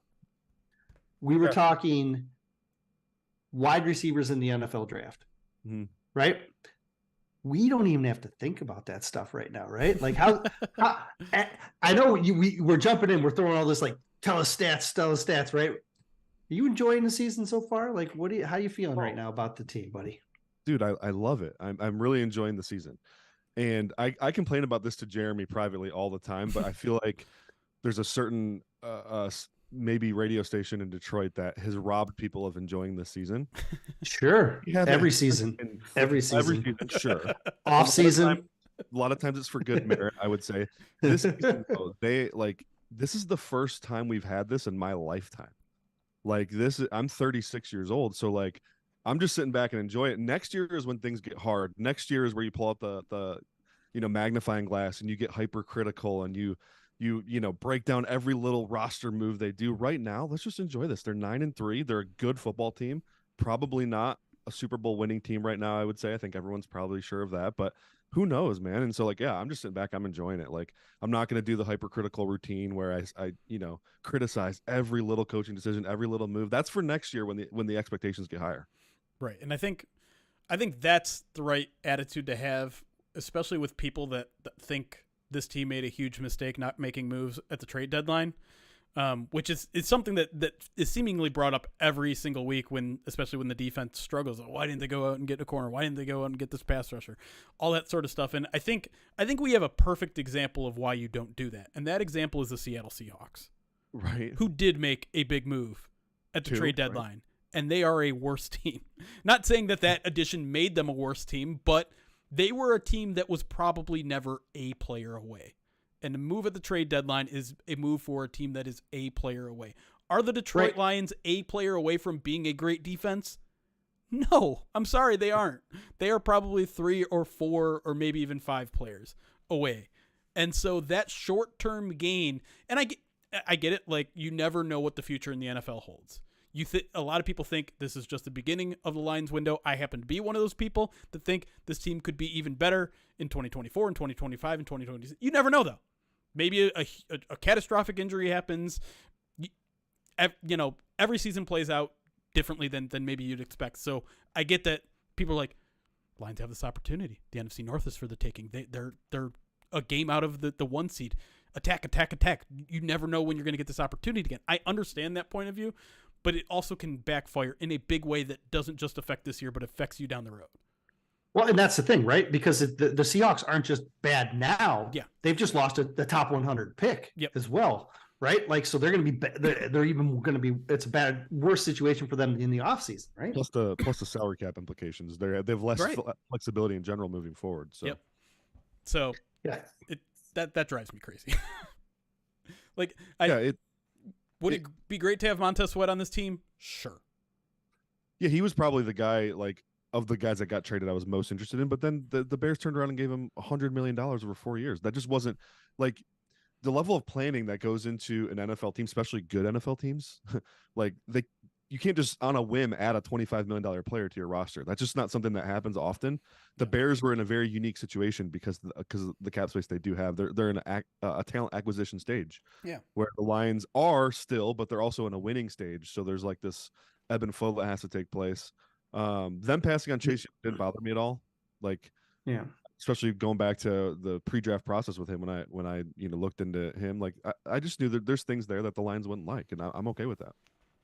The Bears, I think, are picking 6th right now. So the pick that they gave up to go get Sweat is going to be a top 40 pick, right?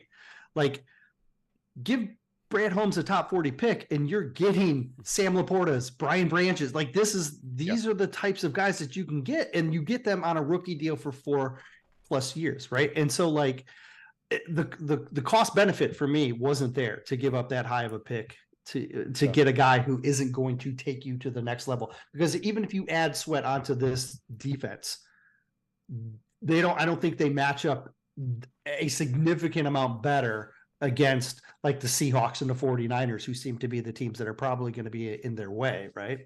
Sure. Yeah, I mean, and I like, to be honest, some of their defensive struggles are scheme related with the mobile quarterback issues, and then at the other token, like, what do you guys think Brad is thinking about? Because like roster construction is a very important topic. I talk about it on my podcast all the time. They have a lot invested into that D line, kind of underratedly. A second overall pick, a third round defensive tackle, 2 second-round defensive linemen, a contract extension, Charles Harris, Romeo Quara making a little bit of money. Now I know Julian was the pass regime, but he's still a third-round pick. Like, at some point, you can only throw so much at one position group. You have to improve your roster elsewhere. It's very possible that was the decision. Like, guys, we need the guys we have to play better. Yeah. And we'll address it next offseason when we can commit some more capital. But right now we can't. Well, that's why they restructured Charles, right? Was because they were like, we're going to have to try and Romeo, right?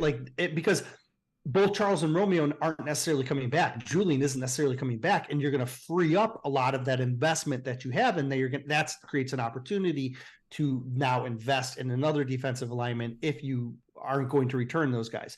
And I think that was a conscious decision of, we're probably not going to be able to spend a draft pick on a guy who's going to be a difference maker because they didn't like the class, right? Or, they only liked a handful of guys in the class.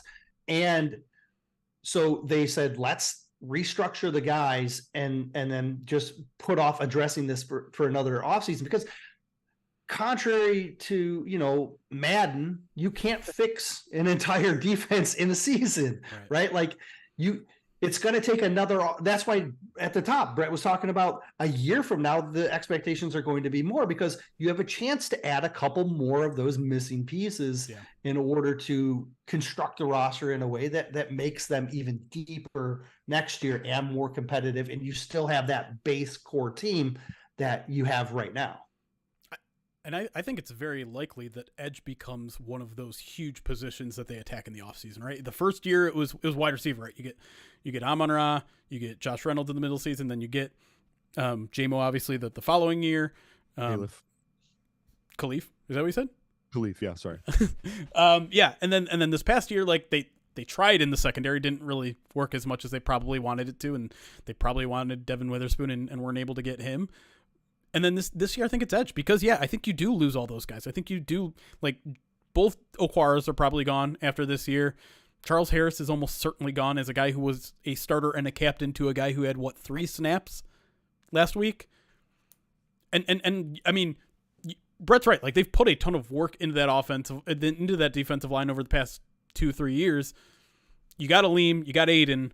I think Pascal is starting to come on now, but I don't know if you can expect anything out of Levi, and I don't know what else do you have on that defensive line that's worth carrying around. They got some nose tackles that are good against the run. Yeah, and they do love those guys. Yeah, although apparently they're very fickle on them, because one of them went from one of the center pieces of our defense to can't get to be active on a weekly basis. And I don't know if you have any insight, because I get asked this every single day about Isaiah Buggs. Mm-hmm. And the only thing I can tell him is, like, it's performance based. I think that's it. Like, I don't think if he was in the bad graces of this coaching staff in terms of, attitude or things like that, he probably wouldn't even be here anymore. They wouldn't waste their time anymore. I wonder that, because like his play last year was fine. It wasn't good, nor was it bad. Yeah. It was just fine. Like he's an adequate nose tackle stopping the run. And I think fans, though, they saw the turnaround against the run, second half of the season, and Buggs center point there. So I think maybe they think his performance was better than it was last year. But the contract they signed him to, I mean, you could tell that wasn't a contract that screamed every down player or even starter necessarily. That's quality backup is what I would consider that. So I don't know. I mean, Buggs has been the same this year as he was last year, so I'm not really sure. The thing that I'm sorry, Brett. I was just saying at least that's what my eyes are telling me. Like with the tape and stuff, I think Buggs looks relatively the same. The thing that I've been asked whenever I say the same thing Jeremy says, it's performance based, and then when the counter question I get back is, but when he's been on the field, he's looked good. I try to point out the fact that the Lions with their defensive line, it's almost a week to week thing, and it's based on how they're practicing. And if you're practicing well, then the chances are you're going to play well in the game. And if you're not practicing well, you're not going to play in the game, right? So like the weeks that Bugs was on the active was probably a week where he had a bunch of really good practices in a row and he was able to carry that over. And that's why you saw him at his best. But on the weeks where he's not playing at his best during practice and he's not able to carry that, momentum into the game, then those are the weeks that we don't even see him, right? So we're not always seeing him at his worst, which is I think what the Lions often see him at, or they would be playing him, right? Like, and we're getting to decision point here too, because Bohanna is a guy that they've liked a ton, and he's out of elevations. And it wouldn't be at all surprising to me if we saw a roster transaction this week or next week, or like it today, tomorrow, right? Like we could be like within 24 hours of a roster decision. And there's a couple of guys that have been healthy scratches at multiple points during the season that have seen other guys elevated from the practice squad that are outplaying them. And that should be light bulb time for them. And coming down the stretch, you can already see that this team is preparing for the playoffs, right? They're preparing. Let's get Hendon Hooker ready so he can be our emergency quarterback in the playoffs. Let's get this situation ready. Like they are already focusing 6 weeks from now. And this is all part of it, right? Yeah, for sure. The thing, so Broderick Martin, they're in a weird spot with him, right? He's played, 11, 10 snaps, something like that? Yeah. All in that one game. He's not ready. Yeah, and I get that, but they're kind of hamstrung because you can't practice squad a 3rd-round pick. He'll get claimed, and so it's tough. Benito hasn't played good to me. Like I think Bugs is definitely played better than Benito. I get Benito has ideal length and size for a true nose tackle, where Bugs is a little on the smaller side, I think. So little squatty, little light in the pants, but man, I'd hate to see. I think what you're implying is that Bugs could be on the out here shortly. Yeah.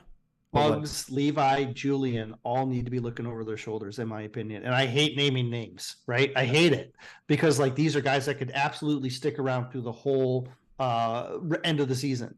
At the same time, Bohanna, Urban, these guys, Urban shows up, plays 10 snaps, gets 2 pressures in the sack, right? Yeah, like I think I had him for 4 pass rush wins and 10 snaps. When has Julian, what has Julian done? In the last 2 weeks, he's been a healthy scratch. Like,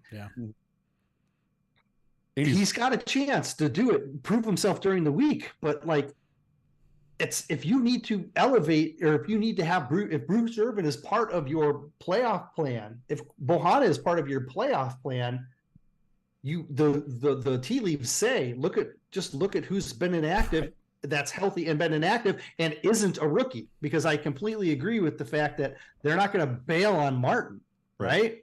And so, yeah, Bugs, Levi, Julian. And that's not even bringing up, like, they need to elevate. What if James Houston comes back? What if CJGJ comes back? Like, there's 2 more roster spots that you need to clear Hooker. up. You're going to need a spot for Hooker, right? Like, oh, true. Let me ask you guys this, because now it's my turn to ask a question, okay? Oh. First team. I think in the preseason he looked good returning kicks. Mm-hmm. He doesn't look nearly as explosive as he did in the preseason to me. He looks kind of broken. Sure.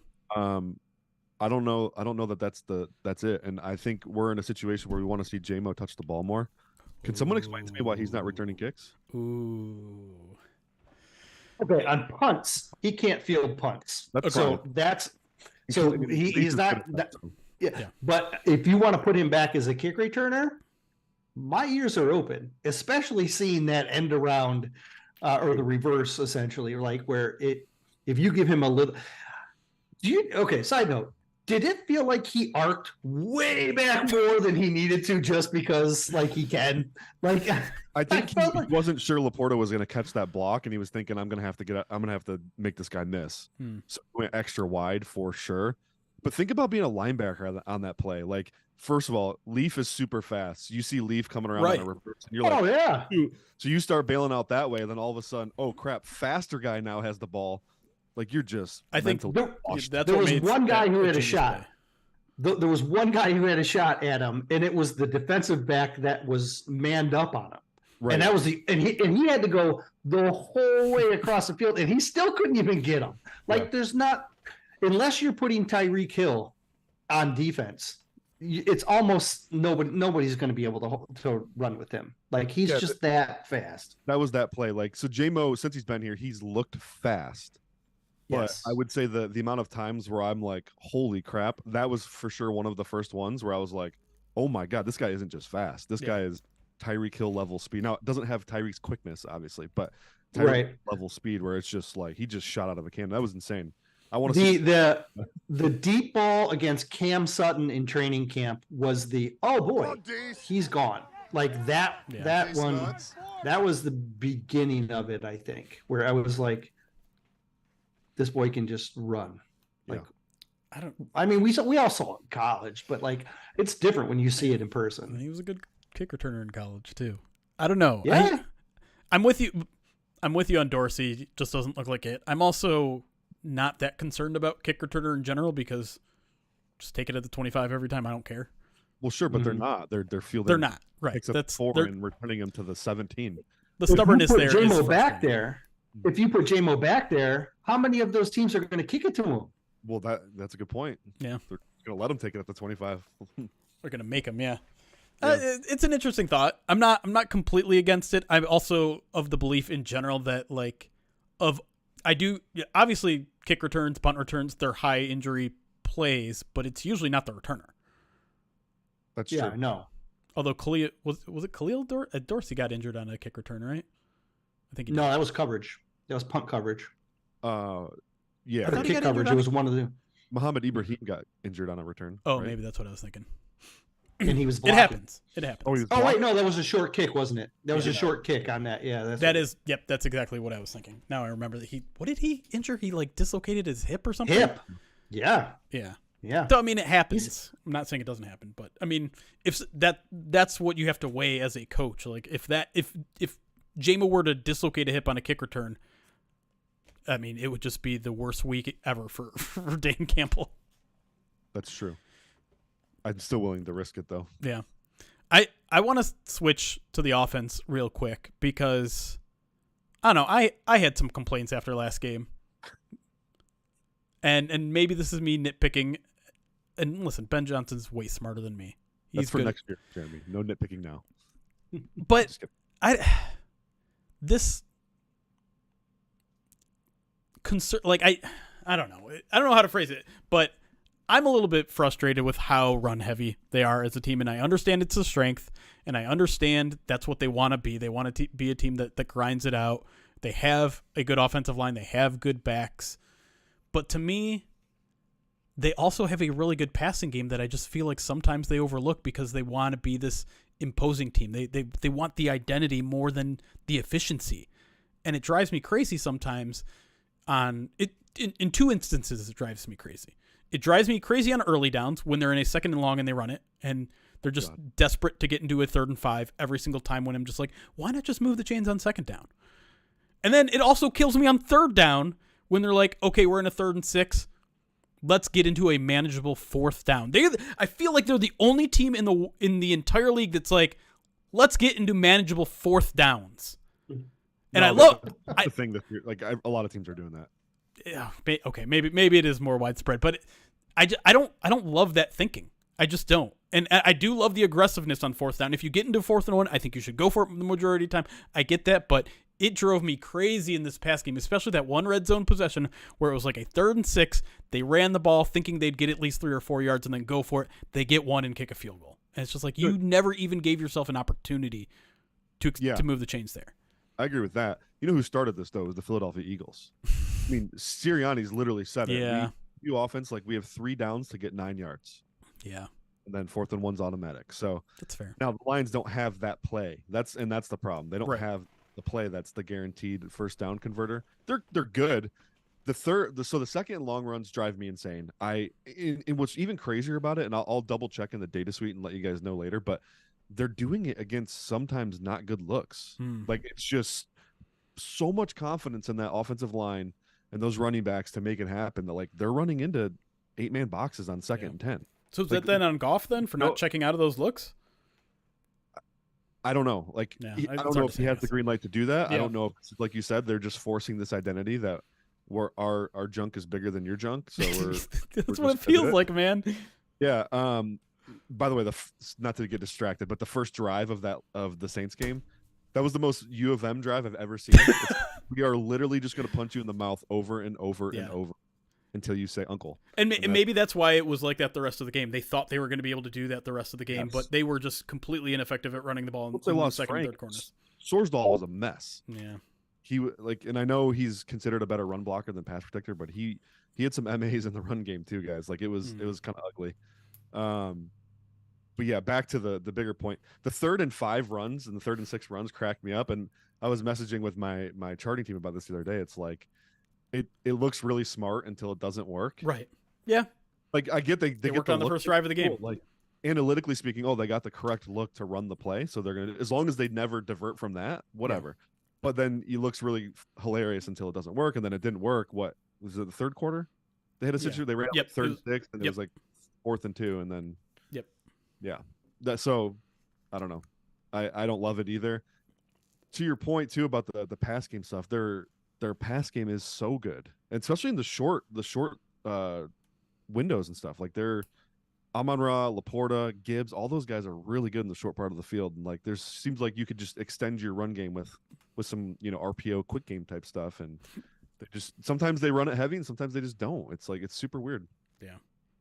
And the other concerning thing for me is that the intended air yards have seemingly just like shrunk. I don't know, like where did those 15-yard in-breaking routes to Josh Reynolds, where did those go?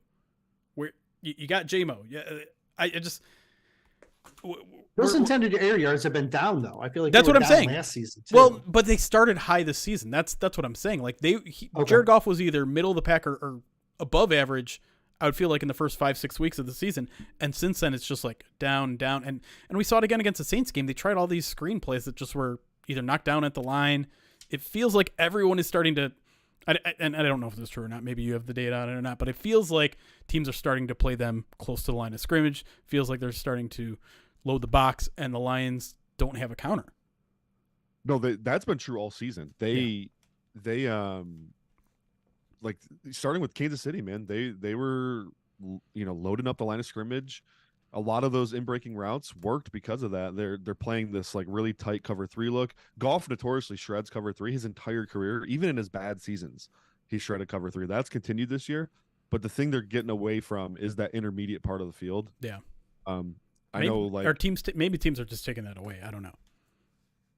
Yeah, it's hard to take the intermediate away unless you have really dynamic linebackers. It's like really hard to take that away. Sure. So I think that's where Amon-Ra ends up eating a lot. I feel like is that seems him and like they focus so much of their game on Amon-Ra and Laporta. Like half of their passes are going to those two guys, right? And then that means when you're distributing it out to everybody else is getting like 3 shots a game. You know what I mean? Yeah. And so before J-Mo was getting the consistency that he is now, those were almost all going to Josh Reynolds, and that's why I think that rise of J-Mo has been a direct correlation to the drop in Josh there. Also, they only had 55 offensive plays this week. You know what I mean? Like that's like 10 less plays than what we normally see out of this group or more. Sure. And so like that's another 5 passes if you're splitting it. And so that's another 5 targets that you don't. So I think there's a few things going on, but they have been more run heavy of late. And but I also think that's the identity. Yeah. I think they do believe they have the bigger junk, right? Real quick, Goff he has a passer rating of 130.6 on those intermediate window throws, 10 to 19 yards downfield. So, and he ranks fairly high in volume there too. I think he's got the 5th most completions in that window. So, I mean, that throw he threw to Amon-Ra up the seam at the end of the first half to keep that drive alive on like a 3rd and 8 was one of the best throws I've seen him make. Period. He made some great throws last game. He did. He did. He was. Oh, the pocket movement too. That stuff was like, especially coming off of 2 games where he looked like a pancake under pressure. Gone. Yep. Just like a sitting dog back there. Like for him to, I felt like it was almost on purpose. Like, I'm going to manipulate this pocket and I'm going to take what's mine. And he did it at a highlight. And that's what he's doing at the beginning of the year too, guys. Yep. He was really good. Like I think this year he's been probably first or second in avoiding sacks. Yep. Just like he does a really good job. I think that the Lions actually have the best sack to pressure conversion rate in the NFL. So even when they give up pressure, they're not giving up sacks. And I think Goff is a big part of that. Unfortunately, he kind of fell apart in the Green Bay game. And There's the key is not having multiple guys lose is the problem. Right. So if Goff is a situation where one guy's losing his rep, Goff can navigate the pocket pretty well. That Green Bay game, man, it was like, I mean, everybody. Panay played terrible. Decker had a bad game. Sorsdahl was Frank. Yep. Frank even had a bit of a bad game that game, I felt like. So when he's getting it from multiple angles, he just kind of turns into a sitting duck, which is true for honestly a lot of quarterbacks. Oh, of course. Right. Yeah. I mean, yeah, it makes completely sense. You can focus on one person coming at you in your peripheral. Probably a little harder to do that when there's 2 or 3 guys. Yep. All right. God, that half hour flew by. Okay, so I got to ask you the question that I promised I was going to ask everybody before we let you go here. 2 questions. It's a 2-parter, just so Eric is clear. Do the Lions win the division, and do they win a playoff game? They win the division, yes. I think rather easily, actually. You're not concerned about the Packers and their 5 cupcake schedule ahead of them. I don't know who the Packers have remaining. I haven't looked, but I do know Jordan Love has looked good this year when he gets 7-on-7 opportunities. Sure. So their offensive line is pretty darn good, though. It is pretty good, and they do offer him a lot of 7-on-7 opportunities. But and I'm a believer. That team top to bottom, I don't think scares me a ton. Okay. So I think the Packers probably make the playoffs, though. By the way, really quickly: Giants, Buccaneers, Panthers, Vikings, Bears. Pretty. Yeah, there's some overlap there. The Lions have 2 of those 5 remaining as well. So, yeah, I guess it would be nice. We'll have some comparative samples to go by going into the playoffs. But no, I think just the math is going to run out on them is ultimately what happens. I mean, all the Lions need to do is win 3 out of the last 5, which handle your own business, and it doesn't matter what the Packers do. 100%. Exactly. So, and then win a playoff game. I do think as long as they hold on to the 2 or 3 seed, maybe even the 1. I don't think that will happen, but I think it's more than reasonable to assume they would beat the Vikings or the Packers or Seattle, whoever pops up. Seattle's not playing good football right now. I know that team beat the Lions early in the year. They're not playing good football. I think they win a playoff game if they get one of those 3 teams. Who out of those non-Cowboys wildcard teams do you think are legitimate contenders and who isn't? So you got Packers, Vikings, Seahawks, and there's a 4th team in there that I can't think of Saints, right now. Right? Oh, the Rams. Rams. I don't think any of them are legitimate contenders. Maybe the Packers if they stay hot, but yeah. I don't think the Vikings QB situation is so dire. Mm-hmm. It's so bad. I know the Dobbs story was really fun or whatever, but like you saw the wrinkles when he was leaving Arizona. Yeah. He had a couple good games in Minnesota. Now it's falling apart again. They do get Jefferson back. I'm not buying it. And then they have Nick Mullins and Jaron Hall behind him. It's just that's ugly. I don't think they're going to keep winning. So fair enough. I don't think any of those teams are super scary. Okay. Well, the Lions are almost certainly going to be playing one of those 4 teams in the opening round of the playoffs. If, like you said, they hold on to that 2 or 3 seed. So something to keep an eye on. Yeah. Brett, before we let you go, promote your stuff. Tell people about Fantasy Points. Yeah, fantasypoints.com. My title over there is kind of a bit at this point, but on paper I'm the COO of fantasypoints.com. What that means, nobody knows, but that's fine. We did develop a data product. It's the premier data product in the entire space, whether you're a fantasy guy, a DFS guy, a prop bettor, or just a football fan. Go to data.fantasypoints.com. I think we're still running crazy specials, like 75% off for the year, which is really weird and generous of us, but the data suite is absolutely insane. There's like no company has more data available to the consumer than we do, and that includes all of your three-letter acronym companies. Like we're better than them. Our data is more robust than them. We offer the consumer way more than they do. So yeah, go data.fantasypoints.com. Check us out. You can find me on Twitter at BG Whitefield, and I have 2 podcasts of my own. Please check those out as well. There you go.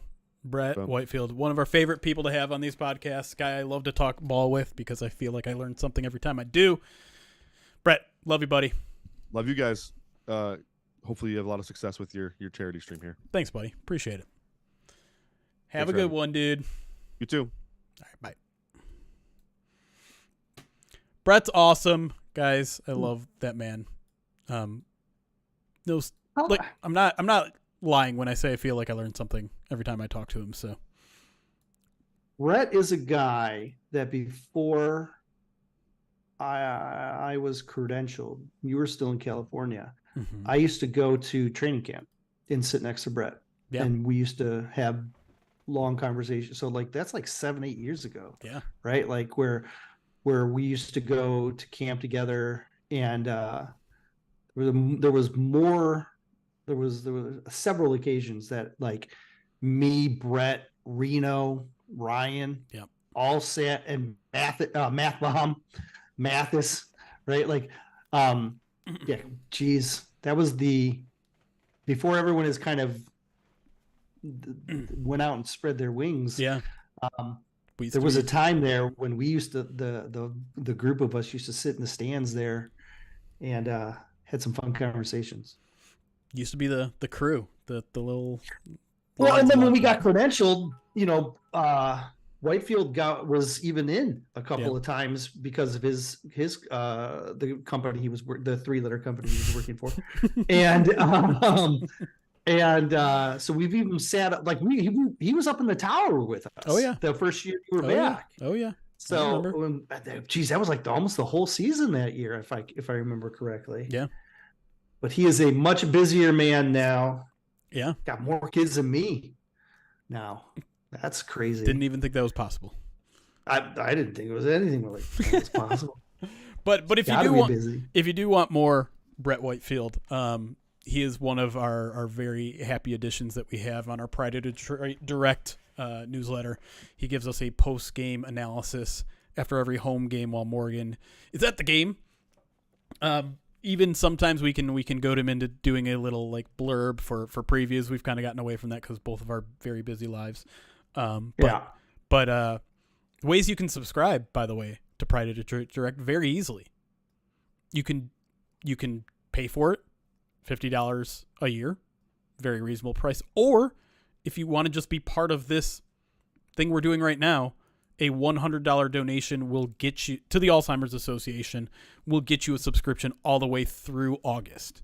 So it's a unique opportunity where you can help out a cause and get a really cool premium newsletter. In fact, as we were talking right now, I got an email for the premium newsletter. I didn't personally send it out, but it is the great John Ledyard. He does weekly film breakdowns for us.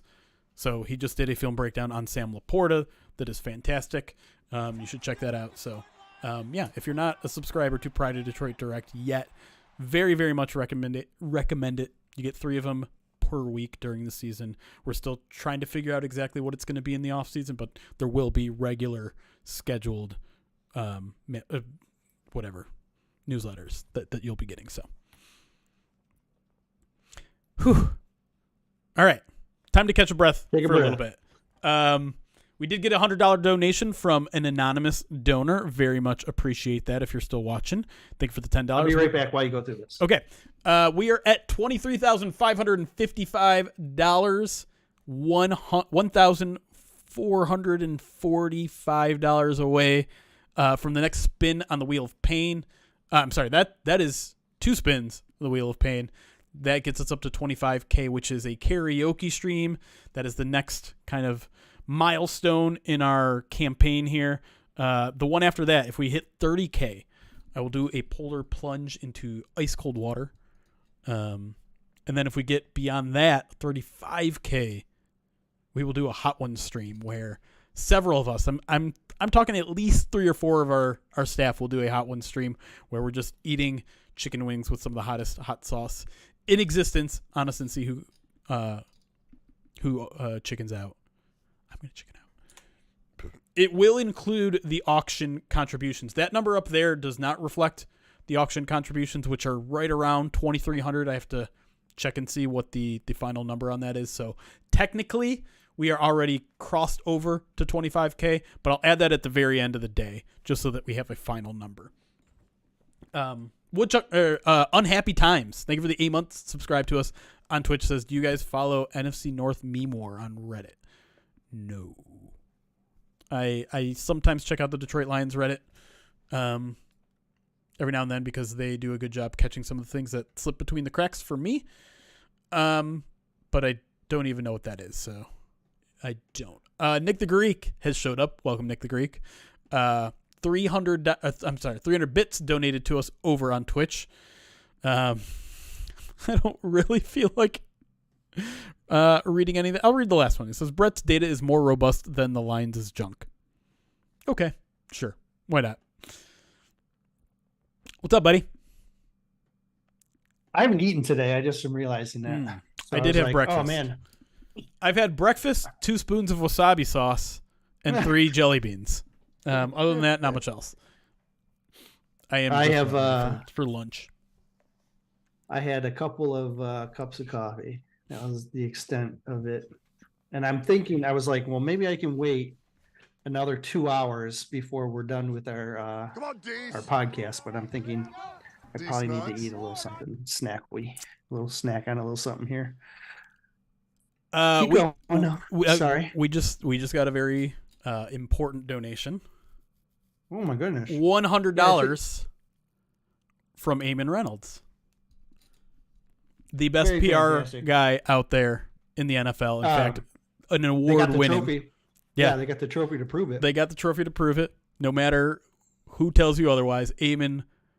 I'm going to take another $10 hit here. Amon works his ass off. He's been super helpful in these every single year, making sure we get signed footballs, making sure we get good guests. And beyond that, he's one of the best guys out there. Super nice, super understanding. We don't always. I mean, let's be honest. Yeah, we're probably not even probably. We're not in the spots that we are. Oh, without Amon. Yep. Because Amon gave us our shots. Each separately, right? Like, Amon was the one who said, "I recognize what you guys are doing. I believe what you're doing is worthy, and I'd like to give you a shot to have more access and do an even better job." Yeah. And that trust that Amon gave us and continues to give us is why we're able to do things at the level that we are at, because he did it. He is the one who literally opened the door for us and said, let's see what you guys can do. And there's a lot of teams in the NFL that aren't doing this, right? That aren't willing to take the shots and aren't willing to give a chance to, fan blogs, right? And then, but he trusts us. But look, that trust resonates with us, and we go into I write every article making sure that I don't want to let don't be unprofessional, that trust down, right? Exactly. And because he didn't have to give us that opportunity, and he did. And I want to make sure that we're rewarding him for it and recognizing and giving it back. I'm sorry, go ahead. No. I just want to kind of say exactly what you were saying there, which is I get messages all the time from other of the SB Nation blogs saying, how did you guys do it? How'd you guys get in the room? It's not even a conversation with some of these people in other PR departments. And I'm not saying those PR departments are bad. They have their way of doing things.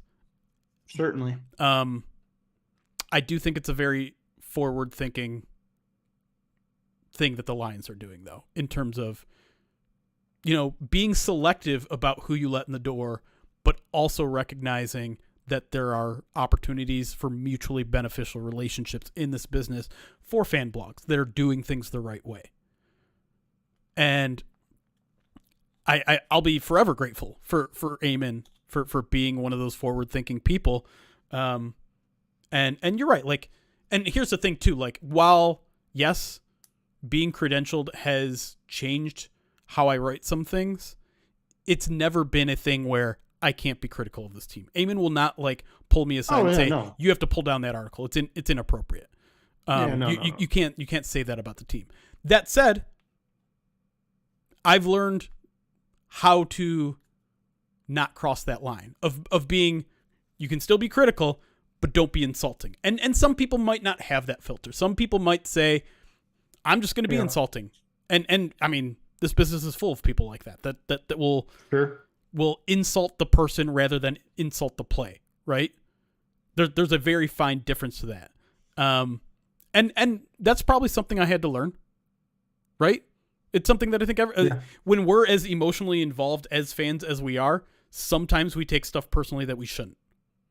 I don't get that emotionally involved though. I feel like, yeah, sure. And so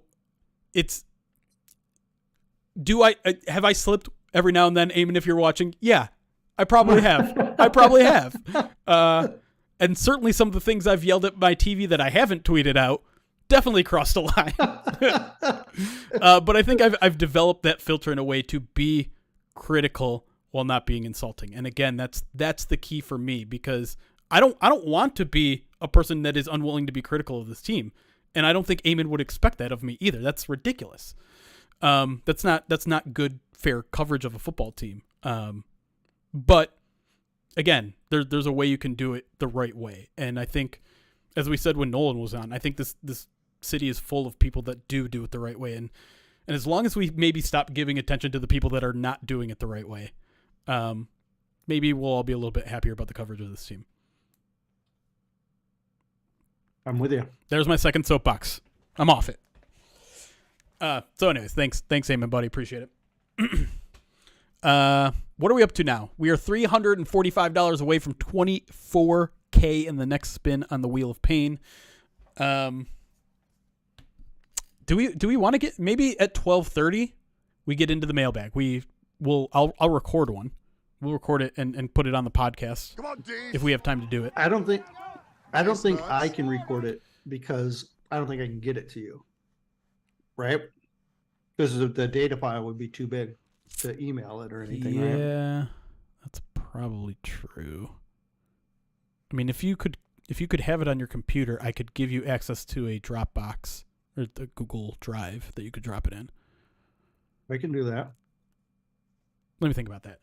In the meantime, RGA, a $25 donation, says, when do we get our free POD Direct and when is the raffle? Also FTB. First of all, thank you for the $25. You also want to write on...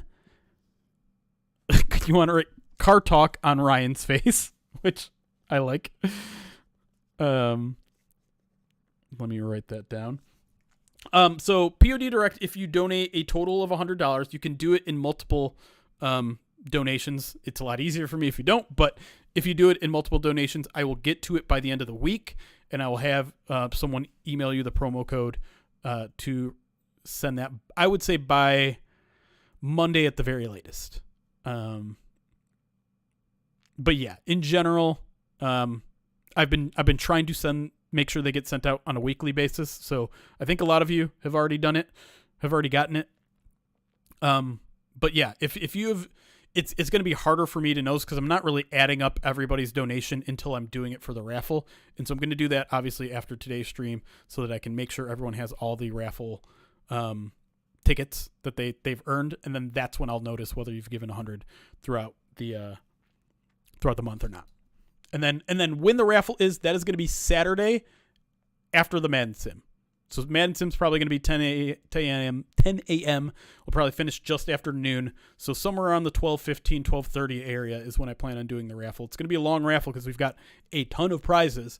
I do recommend that you be there if you want to win a prize, because one stipulation I'm going to have is if you are there, I am going to allow you to choose whatever prize is still available.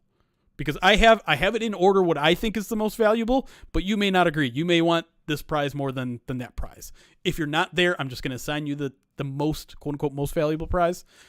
If you are there, I'll allow you to choose. And also, if you win the Lions tickets, not everyone is able to accept the Lions tickets. So,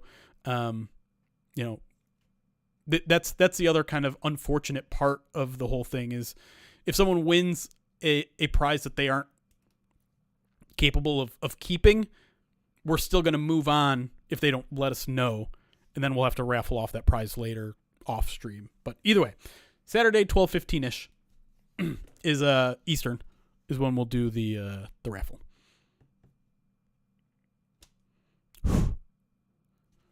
I'm starting to hit my first wall here, Eric. Kind of hard. I think I'm coming down because I had a coffee today and I knew I probably shouldn't have. I don't drink a lot of caffeine, so go get some more. No, that's the last thing I want to do. Let's just caffeinate you up. There you go. Thanks, Ryan. You need to eat. I do need to eat. You need to eat something. I keep forgetting. I should be tweeting out every time someone is about to join us to be like, "Hey, join us right now. We're gonna have Antoine Randle," and I didn't do it. I think. Nolan tweeted out when he was joining. True, and I boosted that. I didn't see Brett's though. I wasn't looking for it though. Okay, so do we want to do midweek mailbag? I don't have questions prepared. I didn't put out a call for questions because again, I'm scrambling. But there is a schedule. Arnick, if you go to prideofdetroit.com and click on the watch live thing, I'll just show it. Why tell you what to do when I can just show it to you myself? It's one of the 3 articles that we've posted today, which I say as in a little bit of shame, but at the same time, 3 is more than some SB Nation articles produced in a day, and we're all on stream right now, so who cares? I have the power rankings. I just have to write an intro. I didn't publish that yet. My bad. Yeah, it's fine. Who cares? You guys are fine. When I come back from getting my daughter, I'll finish it off then. Okay.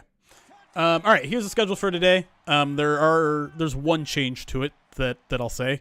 So we're here. We're going to talk about we're going to do the midweek mailbag here in a minute. 12:30, our good buddy Mike Payton from A to Z Sports will join us.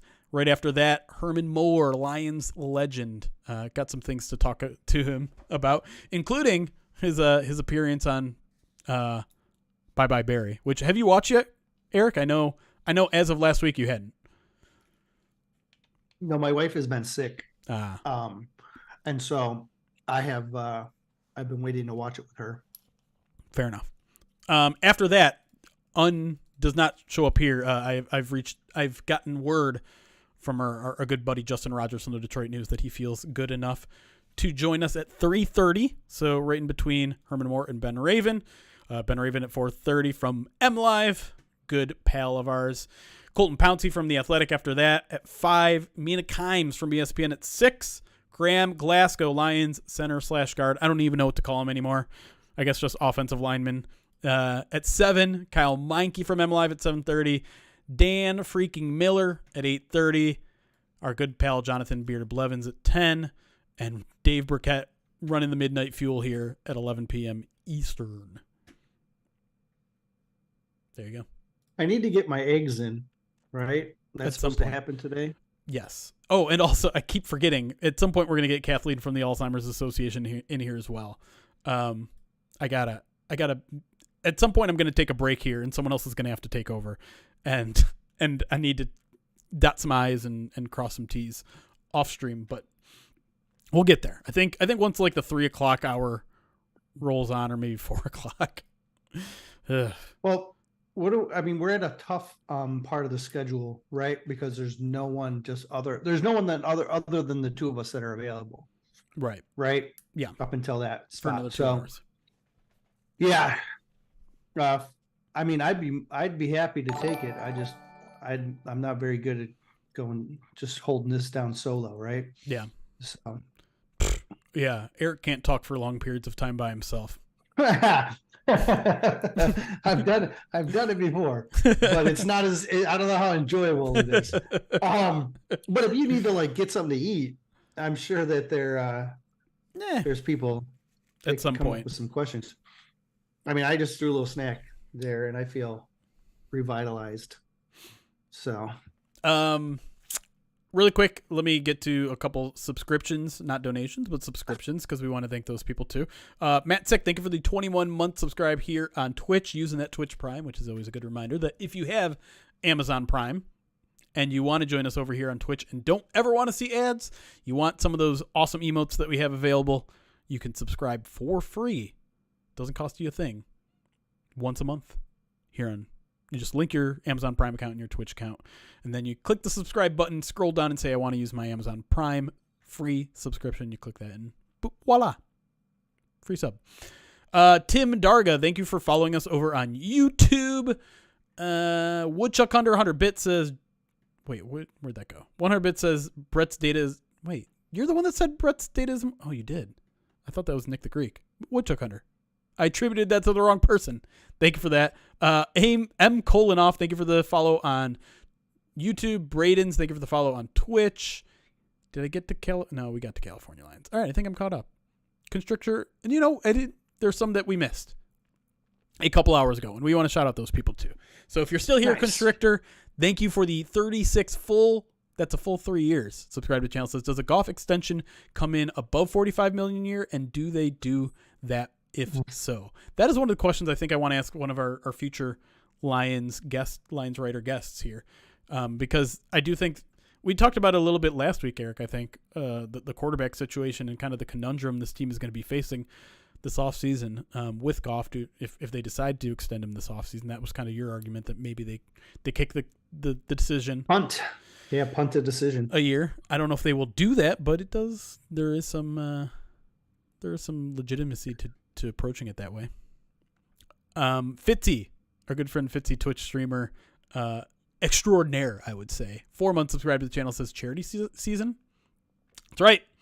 It's the end of charity season for us here as we are winding down our Movember campaign, doing a little overtime of November. But this is the last opportunity to donate to the Alzheimer's Association on our behalf. We'll be live until midnight, so another 11 and a half hours to find the pennies in your couch. That's my worry about Dave at 11. Yeah, I'm gonna be yes. Yes. Listen, Dave can carry the show.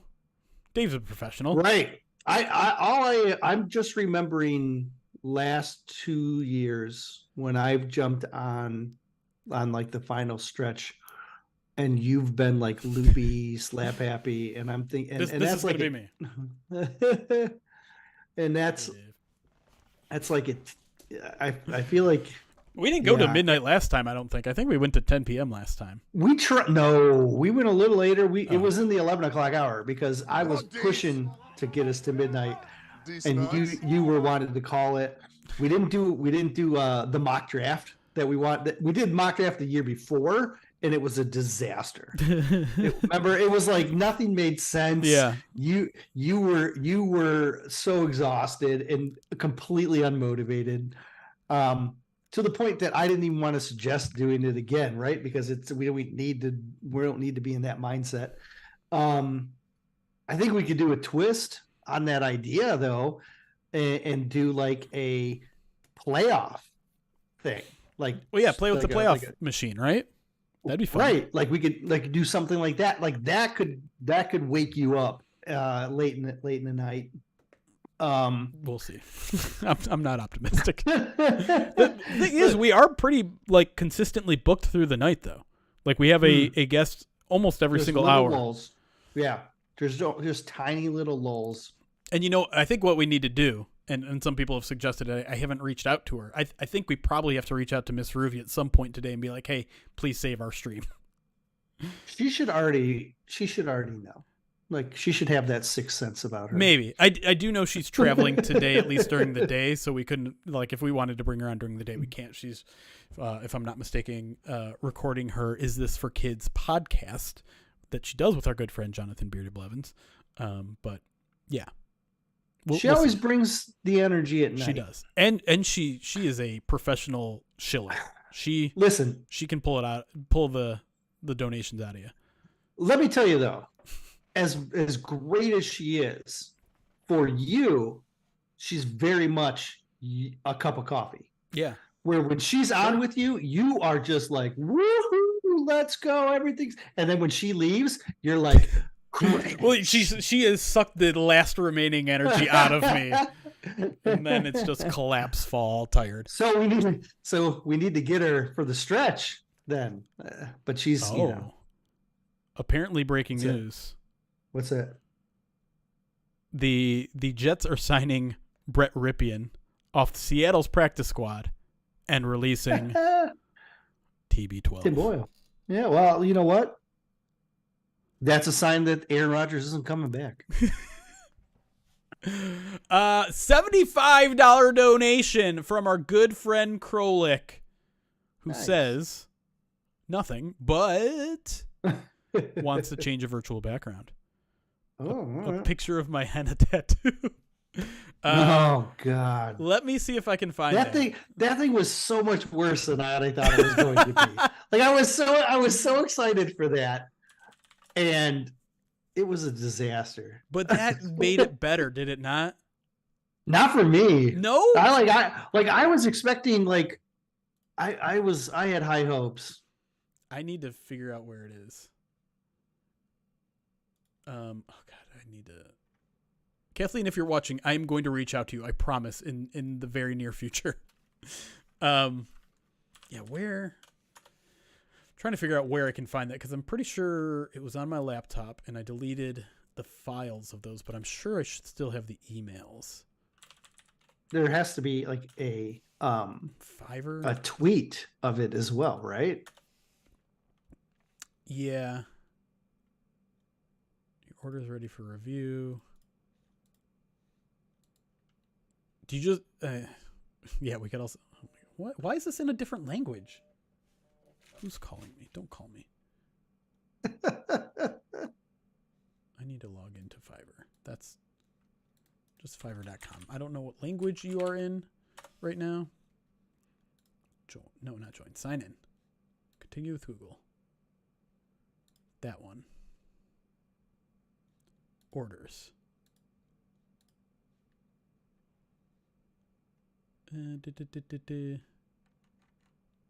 Okay, there it is. I have it. It's not on me. I hope that's okay. It's just the tattoo itself. No one wants to see a picture of my chest behind me. Isn't that the awkward part? I don't know.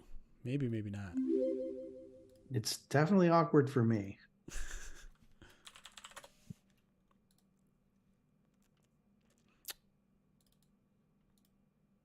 Oh God, it's huge.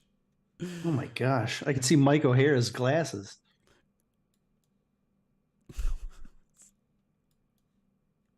If you don't know the story about this, this was the award from last year for a certain amount of money raised. I tattooed this on my chest. And by tattooed, I mean, it was one of those temporary tattoos that I stuck on my chest, but actually don't lift me up. Let's lift them up right in the middle. There we go. Now it looks like I belong. Wait, I don't want to cover up anybody. No, I don't not cover up Dan. Dan Miller. Yeah. Just go after Mike. That's There we go. Thank you again, Krolik, for the $75 donation. Now we are only $245 away from another spin on the wheel of pain and to cross over $24,000. Whew. if you need to eat something, I will talk to the audience if you need to. I think I would like a 15-minute break where I can let the dog out, and I know we'll bring out Zazu for the. Get your questions ready, man. Yeah, get your questions ready. Okay, yeah, let's do that. Let's throw some questions in chat for the midweek mailbag. When I come back, we'll do the midweek mailbag. Until then, Eric will answer some of your questions too. What's for everything? It's draft is on the table. Let's go. There you go. You want to talk draft? You have a 15-minute window to talk about the draft. I'll probably wash my face as well so that we can get some of the new writing on face requests in there. I know there's a hashtag Waymo and a thanks Sean that I have to put up on my face, which I'll do. Those are the only ones it looks like. What? It's a funny. Someone, I lost it because the chat was moving pretty fast. Windy City Meatball says, "Letting your dog out is code." Wags, thank you for the $30 donation to the Alzheimer's Association. Appreciate you. And Beamer, thank you for the 4-month subscribe to us over on Twitch. Okay, I'm going to take a little break. I'd say I'm going to turn my camera off, but you can marvel at this wonderful tattoo while Eric answers some of your questions and I take care of some business, which is also code. So I will, you know what I'll do? I'll also mute my. Taking care of business. All right, I'll be back in a little bit. Eric, take over. The whole stream is in your hands.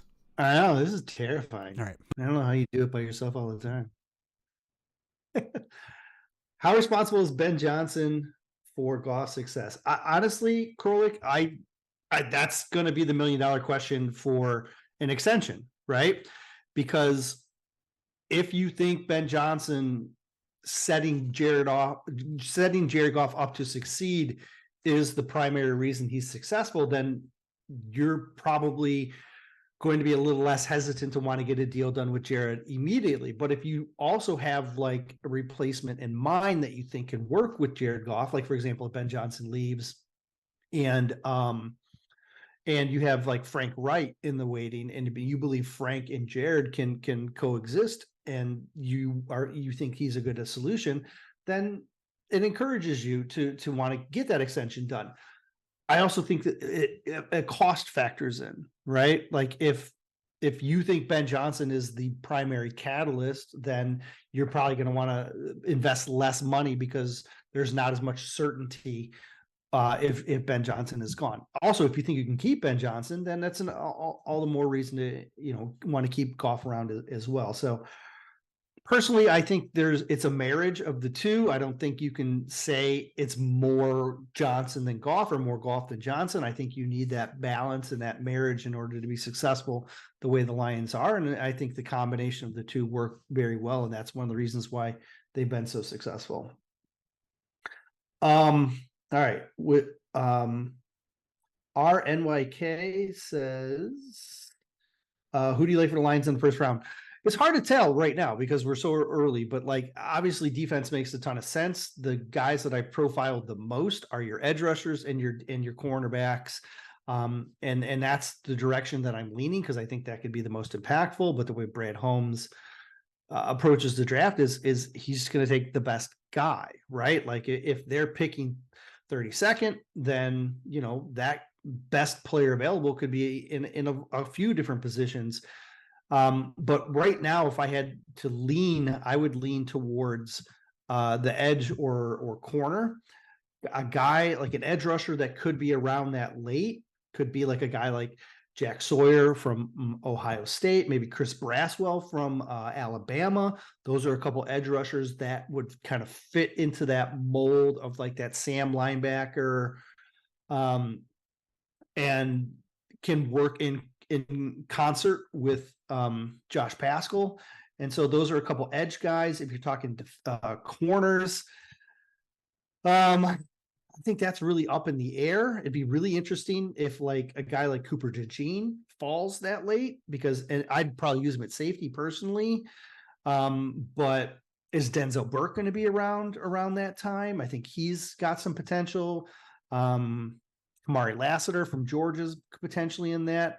Quinion Mitchell from Toledo, that's a name to keep an eye on as well. I think he would be some fun. Can I explain how the Packers are still actually terrible? They're young, right? Like look at the increase in success that the Vikings had. It went in spurts and then it kind of went away. With the Packers, you've got a lot of young guys, and while they're all playing well now, that bottom can fall out at some point. So the defense is really what's keeping them in this, and then the offense is having success. But that offense is young, and they seem like they could hit a hiccups here down the stretch, even though they're playing bad teams. It could be you could see a little bit of a false positive with their success because they're young teams. Now they're gaining experience. That's going to help them down the road. But right now, I still think they're vulnerable in a lot of ways. Play calling lulls. So Sports Turf Pro play calling lulls. Ben Johnson flaw, Dan Campbell strategy. Both, right? I think Ben's gotten a little conservative. I think that part of that's the overall game plan that they have going into each of the games. I think, and Campbell's got a big hand in that. Randy Marsh, 81. How do we feel about Goff and JMO's connection at this point? I think it's just slowly building. I think the connection is good. And now it's just a matter of working more design plays for JMO into the scheme. We saw a little bit of that last week. Should see more of it moving forward. How should the Lions approach cattle sacks? How should the Lions approach to building on offensive line in the future? It needs to be strength. I agree with you. You have to bring back Graham Glasgow. I think that is a priority. You've seen with the injury to Frank that that Graham is a guy you have to bring back. He should be one of their top priorities.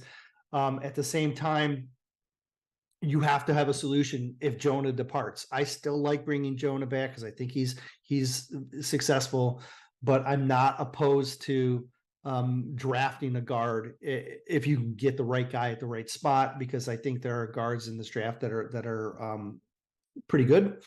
But with Jonah, obviously the injuries have raised some concerns.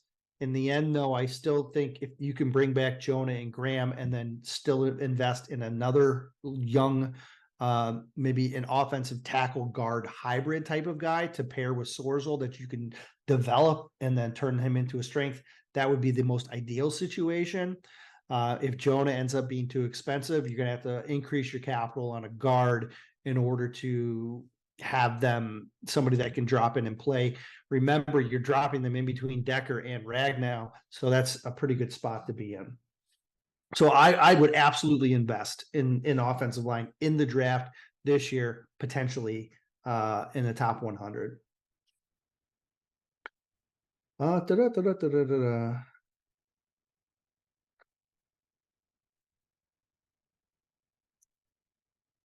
Does Goff know he misses? Okay, DJ Ron Love. Does Goff know he misses? Does Goff know he misses JMO drop all the time? I think you're asking. I'm a little confused on that question. I'm sorry. I think Goff has missed JMO more frequently than JMO has like dropped the pass in recent weeks. That wasn't always the case at the beginning of the season. I do think that is more the case now.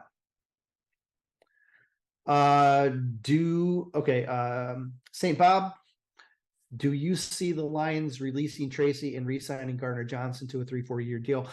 I think Tracy's vulnerable. I don't see a 3 to 4 year deal for Gardner Johnson. I could see another 1 year prove it type deal. Because I don't think the front office is going to be as keen to invest in him long term, even though I do think the coaching staff would push for that. Come on, I think Tracy's contract makes him vulnerable. Could be a restructure candidate, which is something that I've suggested in the past. I still am kind of in that mode.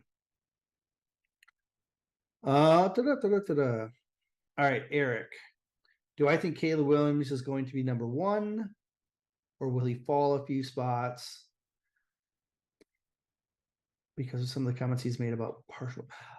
I don't think Caleb Williams will fall because of anything off the field, like any comments or anything like that. Although you never know with some certain owners get very finicky. But I think Caleb's fumbling issues and USC not being a winner this year are factors that some teams are going to look at him and say, maybe he's not it. And I think those, you could see a push for some teams to go towards Drake May. The not Drake May. What's May's first name? Is it Drake? Yeah, no, it is Drake May. I don't know why I haven't thought about the top quarterback guys that often. But yeah, I think Drake could be a guy that some teams are going to prefer because he's more of a traditional pocket passer that has found that some teams like gravitate towards. Dan Pask, is Jared Goff a high maintenance quarterback? I don't think he's high maintenance as high maintenance as a lot of people want to suggest, right? Like the suggesting of that he needs everything to be perfect in order to find success, I think is a little bit overblown. I think we saw some of that last week with his ability to manipulate the pocket, especially when the game was on the line. I think Jared Goff's competitiveness is undersold a little bit because of the fact that of his just demeanor. He's very like laid back California kid that he's grew up in California, went to Cal, right? Like I think he has that just kind of laid back demeanor. And so that often is associated with him not being as competitive. But we have to remember that like Jared Goff broke his throwing hand. And after a week was back in the playoffs with the Rams due to injury. And like that showed me a lot of his toughness. You saw last game, a lot of his pocket manipulation and stuff like that. I think he is he's tougher and not as, I guess, high maintenance as most people believe. Okay, Eric Krolik, who starts on the offensive line next year? I mean, you've got your staples at tackle, you got your staple at center. And I think they're gonna bring Graham Black. The big question mark is left guard. I would like to see them bring Jonah back, but if it's not Jonah, my guess is they replace him with a either high draft pick or another veteran. I don't necessarily know if Colby's going to be ready to jump into a spot. I still have high hopes for Colby, and I think he has starter future ahead of him. I just don't know if that'll be this year. So really the only question mark for me is left guard, because I really think they're going to prioritize bringing back Graham Glasgow. Stronger class this year, edge or corner? It's you've probably got 8 edge guys that are going to go in the top 50. You've probably got 7 or so that are going to go corners that are going to go, and maybe 6. So I'd say a little bit deeper on the edge, especially early. Eric, should they re-sign Jonah? I think they can. Rebuilding since 57. I think they are set up to re-sign Jonah, especially if they make it a more backloaded contract, which is common.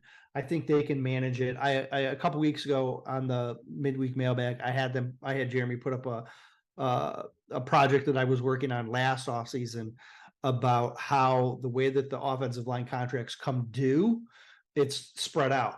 And so you can afford to re-sign Jonah and just put him into that, like the way you give him a long enough extension and spread things out. I think you can still afford him. Question is going to be about cost. Every game he misses, I think, lowers the cost that it's going to take to bring him back. Would you draft a replacement for Ragnow? Not yet. I don't think they're at that point. I think Frank is still in really good shape. I don't think you need to start worrying about long-term replacements for Frank anytime soon. But that comes with the caveat that I do think you need a Graham Glasgow type guy that can step in if there is an injury, which is why, again, I'm so high on Graham. Is Mike Sanderson the perfect draft spot prospect for the Lions in the first round? Ooh. Okay. I love Mike Sanders still, the corner from Michigan. I don't think he's going in the first round, mostly because of his size. I think he's going to get pigeoned into the slot because he's only like 5'9", and there's going to be a lot of teams that are going to say he's a slot only corner, which is going to push his value down. Just like Brian Branch's value got pushed down because people viewed him as a slot guy. And so I think Mike Sanderson is going to end up going on day 2. Now, if he's there in round 2, would I take him? 100%. I would absolutely take him because I think he has inside-outside leverage. He can play a lot of his versatility allows him to play multiple positions. There is some overlap with Branch with their slot play, but Branch's versatility to play deep safety and play like a nickel linebacker, Sanderson's ability to play outside, you can have these two guys marry and play together. And so I absolutely think Sanderson is a guy the Lions are going to consider, and I would consider him in the first 2 rounds. I don't think he gets out of round 3. Size regardless. Would I draft an OL early? Katie from Michigan. I would only draft an offensive lineman in the first 3 rounds if you're trying to replace Jonah. I think you need to make the offensive line and keep the offensive line strong. So I'm all for drafting a guy. If they draft one in the 3rd round, even if he's not a starter, I'm totally okay with that, especially the way that this team is built with that offensive line. All right, let me keep going. Karen, what's the more desirable coaching job? Bears with Caleb Williams or Chargers with Herbert and no fan base? If I'm Ben Johnson, because I assume that's where you're going, I would go to Chargers because I think Ben is going to have a lot more success with a ready-made quarterback because Herbert's great. And with Ben, Herbert would be great. And you've got talent, you've got money, you've got all, other than the Chargers being cursed, that is a very desirable job that I think I would be more scared of Ben leaving for that than him leaving Chicago. I don't think Chicago is as desirable. All right. Is it, another Frank question. I got that one.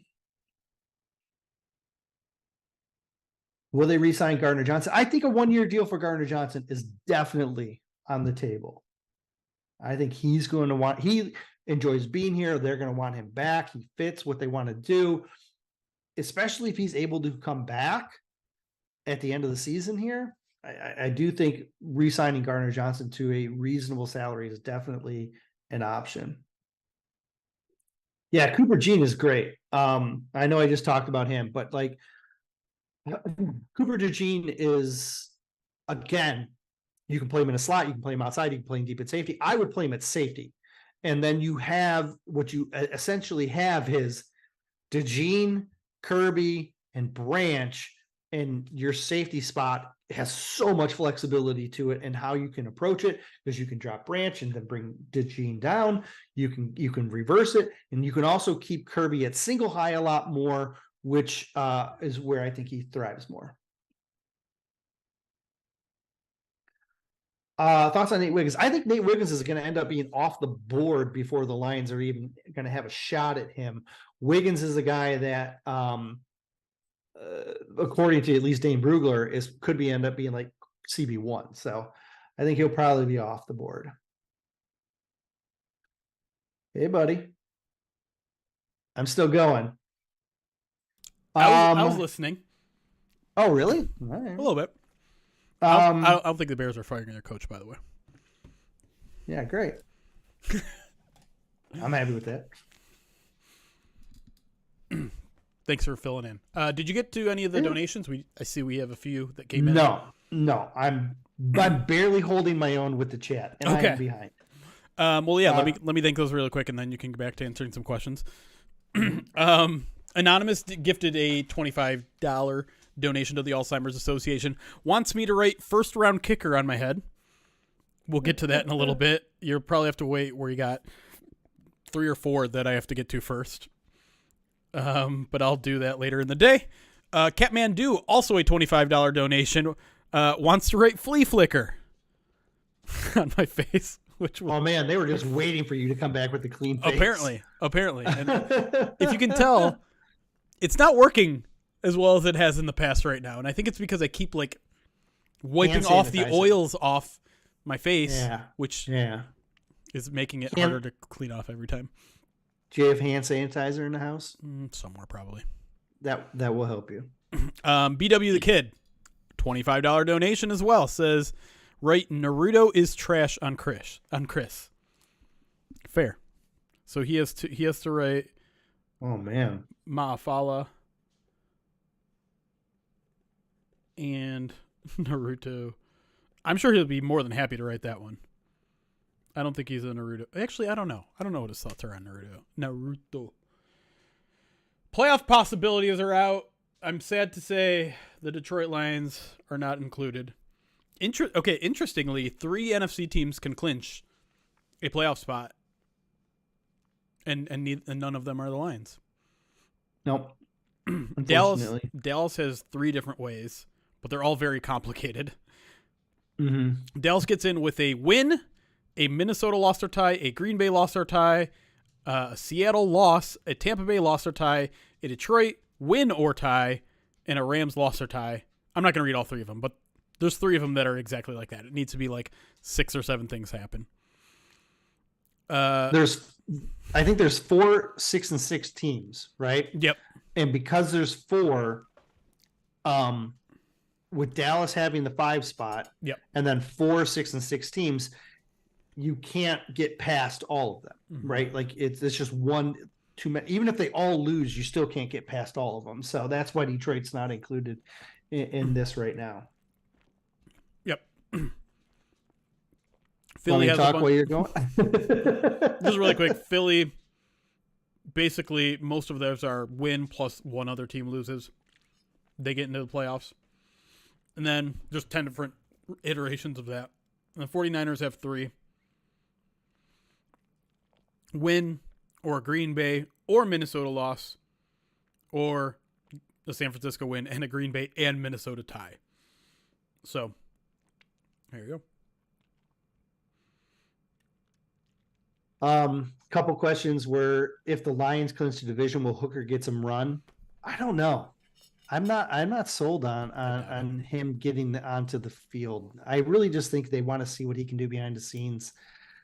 If they won their next 4 and there was like nothing they could do, maybe he gets some play in week 18 if they like jump out early or something like that, but I don't know. When will I be back? Oh, go ahead. I was just going to say, we had that conversation earlier where I just don't think Dan Campbell's competitiveness will allow him to bench people. No. But I'm saying, like, if they, maybe, like, if they're, I don't know. I would say the chances of seeing Hendon Hooker this year are very slim. Yeah. The other question was, when will I be back for my eggs from my kids?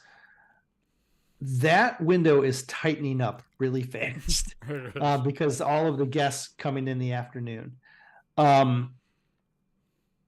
think post Mina Kimes, pre-Graham Glasgow is one window. Mm-hmm. And then in between Meinke and Miller is another window. Now, my preference, and again, I'm having to coordinate children here, would be to do it post Mina Kimes, because I would like to shower and get back on for Dan Miller, who I have missed 2 years in a row. So if I got egged by after Meinke, but before Miller, then I don't have time. I'd have to be all egged. I have a dozen eggs on me for Dan, and that's not what I want to do. And if we do post Dan Miller, the majority of my children are asleep. So then it becomes a problem. So I've got a small window here that I'm trying to hit. So if I had my way, post Mina Kimes is kind of what I'm aiming for. So about 6:30. Mina's probably going to be relatively short just because her schedule is crazy. And yes. All I'm picturing, by the way, Eric, is like literally a firing squad. Like you should stand there with something over your eyes and just have everyone just throw. Well, that's the thing is I don't know the best way. I don't either. Like, I thought about just sitting in a chair with like a tarp on the floor. Right. And then just letting them one at a time just smash the crap out of me. Because you got to remember, I don't know how to broadcast this either. Right? Yeah. Because I've got to be able to have a broadcast where the camera's in a stationary spot where I'm in another stationary spot, and then because Laura can't just like let the baby loose. Like the baby is she's 3, she's unpredictable. Gosh, and so then I thought, well, my original idea was I'm going to go out on the other side of the garage door and put a tarp and a chair out and then just let them throw it. So I had them practice throwing things this weekend. I don't know if the eggs would break. Like they do not have the arm strength. Like the eggs might hit me and just bounce off and then on the ground. And so I'm like, I don't know if that's going to work either. Now Laura has an absolute cannon of an arm. I mean, if Laura hit me with one, it could break skin type of thing. Like if I'm not joking, Laura has a cannon. So I'm not sure. And it's snowing outside currently. Well, nice. Rain, snow, right?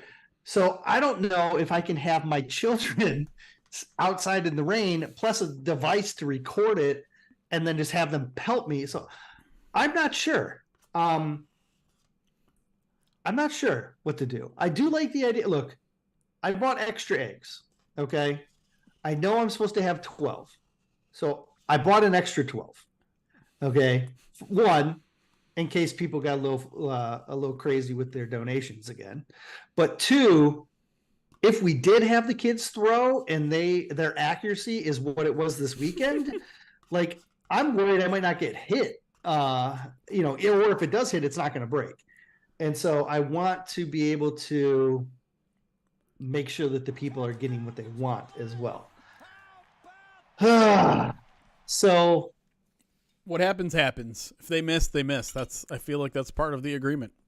Indigo says, let the children stay in the garage and have me be outside. And that's actually not a bad idea. Not a bad idea at all.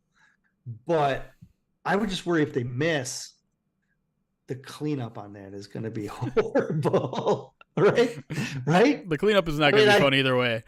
But like if I try and corral it and then like put a tarp down, then it's just going to be me that needs to be cleaned up. If it's not me, or like if it's an open background behind me, the eggs could be anywhere. You know what I mean? True. Like I'm not going to lie. Like my children are great, but some of their accuracy points, it's just a real disappointment for me. I feel like I have not spent enough time. Like, the best, who has the best arm of the kids? The 3-year-old. Her arm is wicked. Like she's something else. Ooh, I like that. Alien Viver says that Eric gets the right to catch it and throw it back. No, that would be bad because I catch everything they throw at me. Like when we practice, like a lot of it was, okay, throw this at me, and they'll throw it, and I just caught it, and I just throw it back. Like that would not be fair. That would not be fair for them. It'd be entertaining, though. That's all that matters. Dan, I see that comment. How you're being rude. Tom Cruise's dad, thank you for the 10-month subscribe to us on Twitch.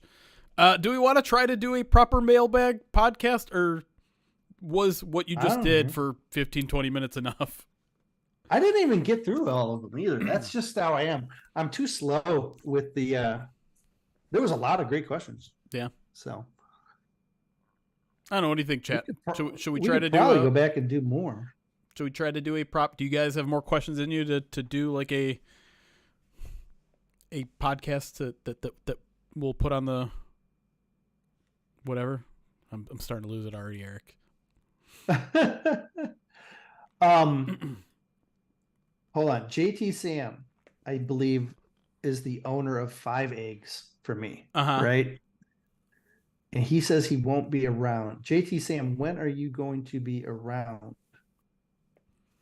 Maybe that will influence it. Like, yeah. I want people to be able to see. They'll be able to go back and watch the stream anyways, right? True. Yeah. All of it will be available. True. All right. Because like I said, the windows are real small. Yeah. Getting smaller. Okay. It seems like people want to do more mailbags, so we can do a proper mailbag. You can do it at your discretion. I'll just watch it back since GT Sam. All right. Let's do it then. Hey, look at it. Look, it's like a normal Tuesday afternoon. By the way, we're $140 away at this point. I just want to throw that away from 24K. Guys, it's been a while since we spun the wheel. It feels like I haven't done it since the morning, which is factually correct. but yeah, let's. Considering it's only been an afternoon for an hour. Yeah. There. You have permission to record this. You want me to record it? Yeah, if you can, so that when you have to back out, it should download it on your computer. And I wonder how do I give you access to this drive? We can work that out later if you want. What's share? Copy link. Manage access. Any with the link can? When we're done, I won't be too far off. Plus, it's not like we need to have this turned around or anything by tomorrow, right? Boom. I mean, ideally midweek mailbag, but I also don't know Chris's schedule in terms of editing. Right. So, well, looking at his commitment on the podcast or today, he looks like he's going to be coming back. And then he said he had something to do in the evening. So I do wonder if he would be able to turn it around. Fair. It might be a tight window for him. Makes sense. All right. We'll do it though. Let's do it. Do you have access to record it now? Is there a little record button on your screen? Yeah. Recording in progress. Perfect. All right. Let's get it going then. Here we go. Please continue to throw questions in the chat as well.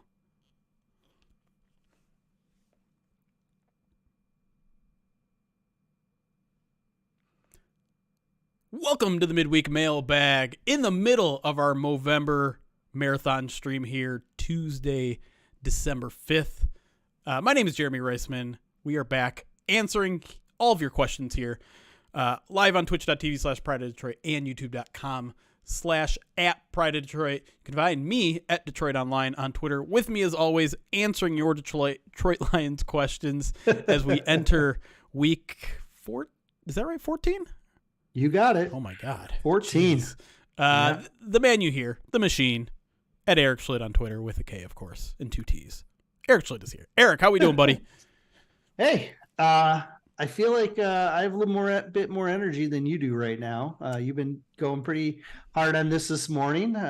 Hopefully this exciting round of questions that we're getting from our Twitch and YouTube chats will get us energized. Yeah, absolutely. And if you want to participate in one of these in the future, if you're listening on the podcast feed, you can always tweet us questions, use the hashtag AskPOD, or I'll usually put out a call on Tuesday mornings, and we usually record these Tuesday afternoons, which we are actually doing right now as well. So let's get to it. There isn't a specific question about it now, but we've gotten one a couple times throughout this stream that we're doing today.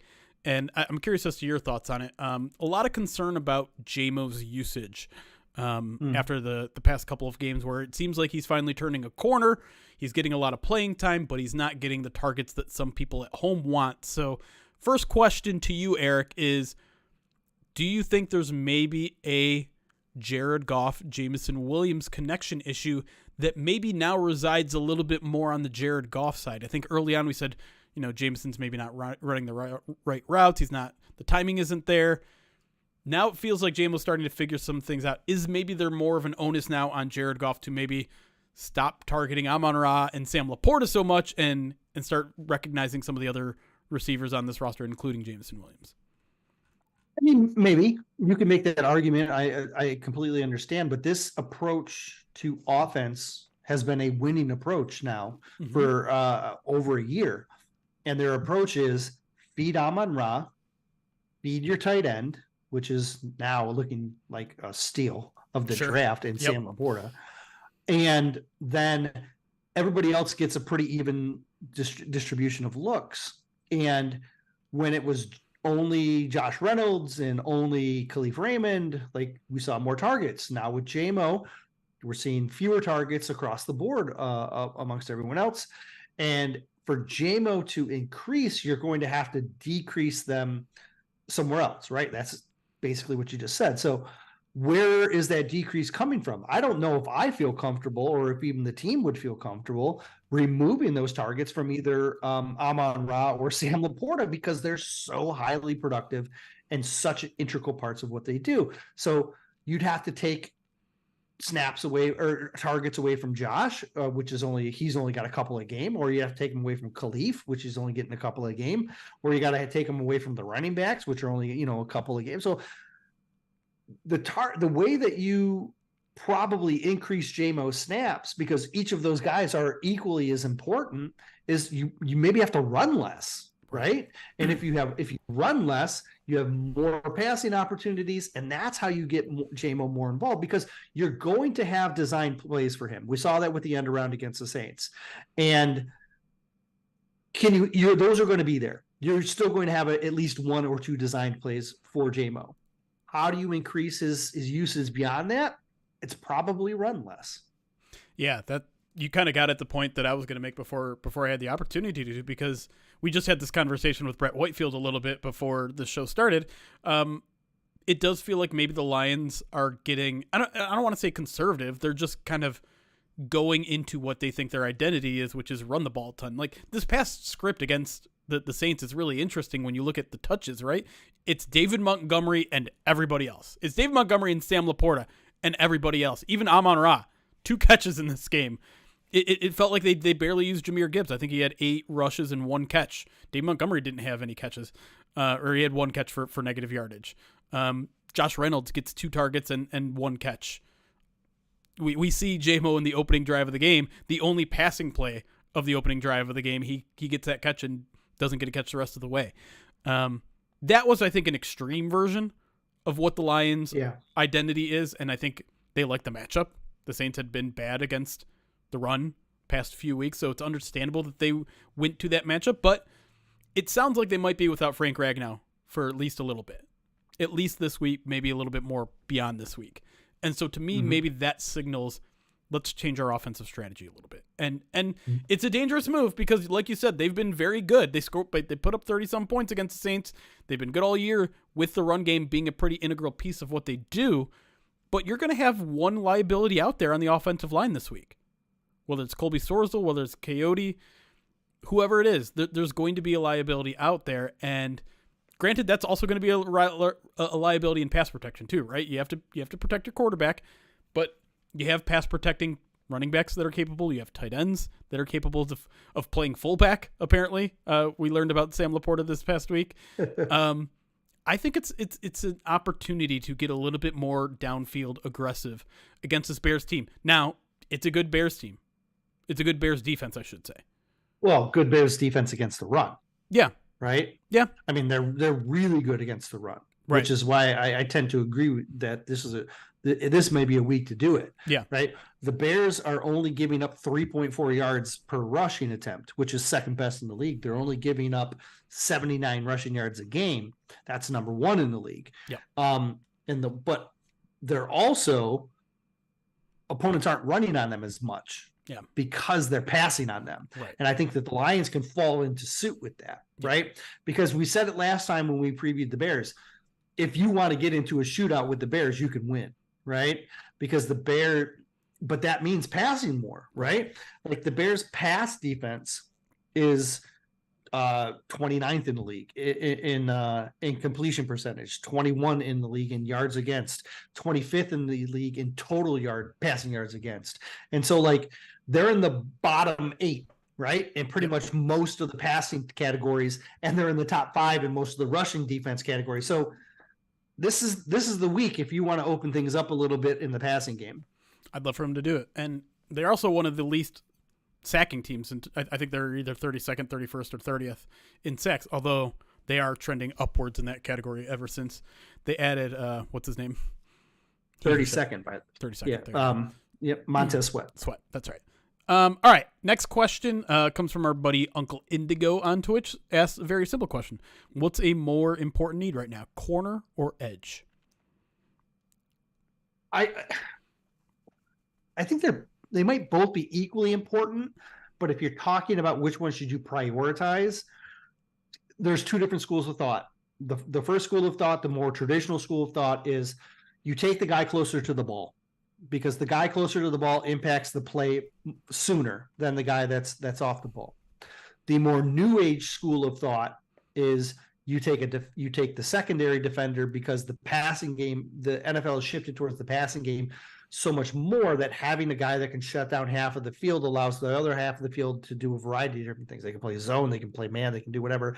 And that becomes more valuable, because eventually the pass rush will get home if you have a good secondary.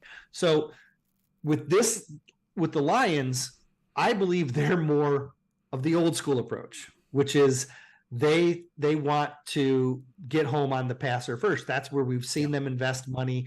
At the same time, their schematic approach is eventually the defensive line will get there if the secondary is good enough. Right. And so it's almost like they have a couple different ways of approaching it. And I do think that the scheme will adjust to the players. So that's why I default to what will Brad Holmes do. Yeah. And history says Brad Holmes would take the edge guy before the corner. And so that's where I would lean towards this team focusing in the offseason. I think it's corner, and I think there's a couple of reasons for it. I do agree with everything you said. I think the Lions have more capable bodies at edge right now. And they're not good, to be fair, Romeo's probably not on this team next year. Julian's probably not on this team next year. Charles is probably not on this team. It's going to be a need. But you still have Aiden. You still have Josh Pascal.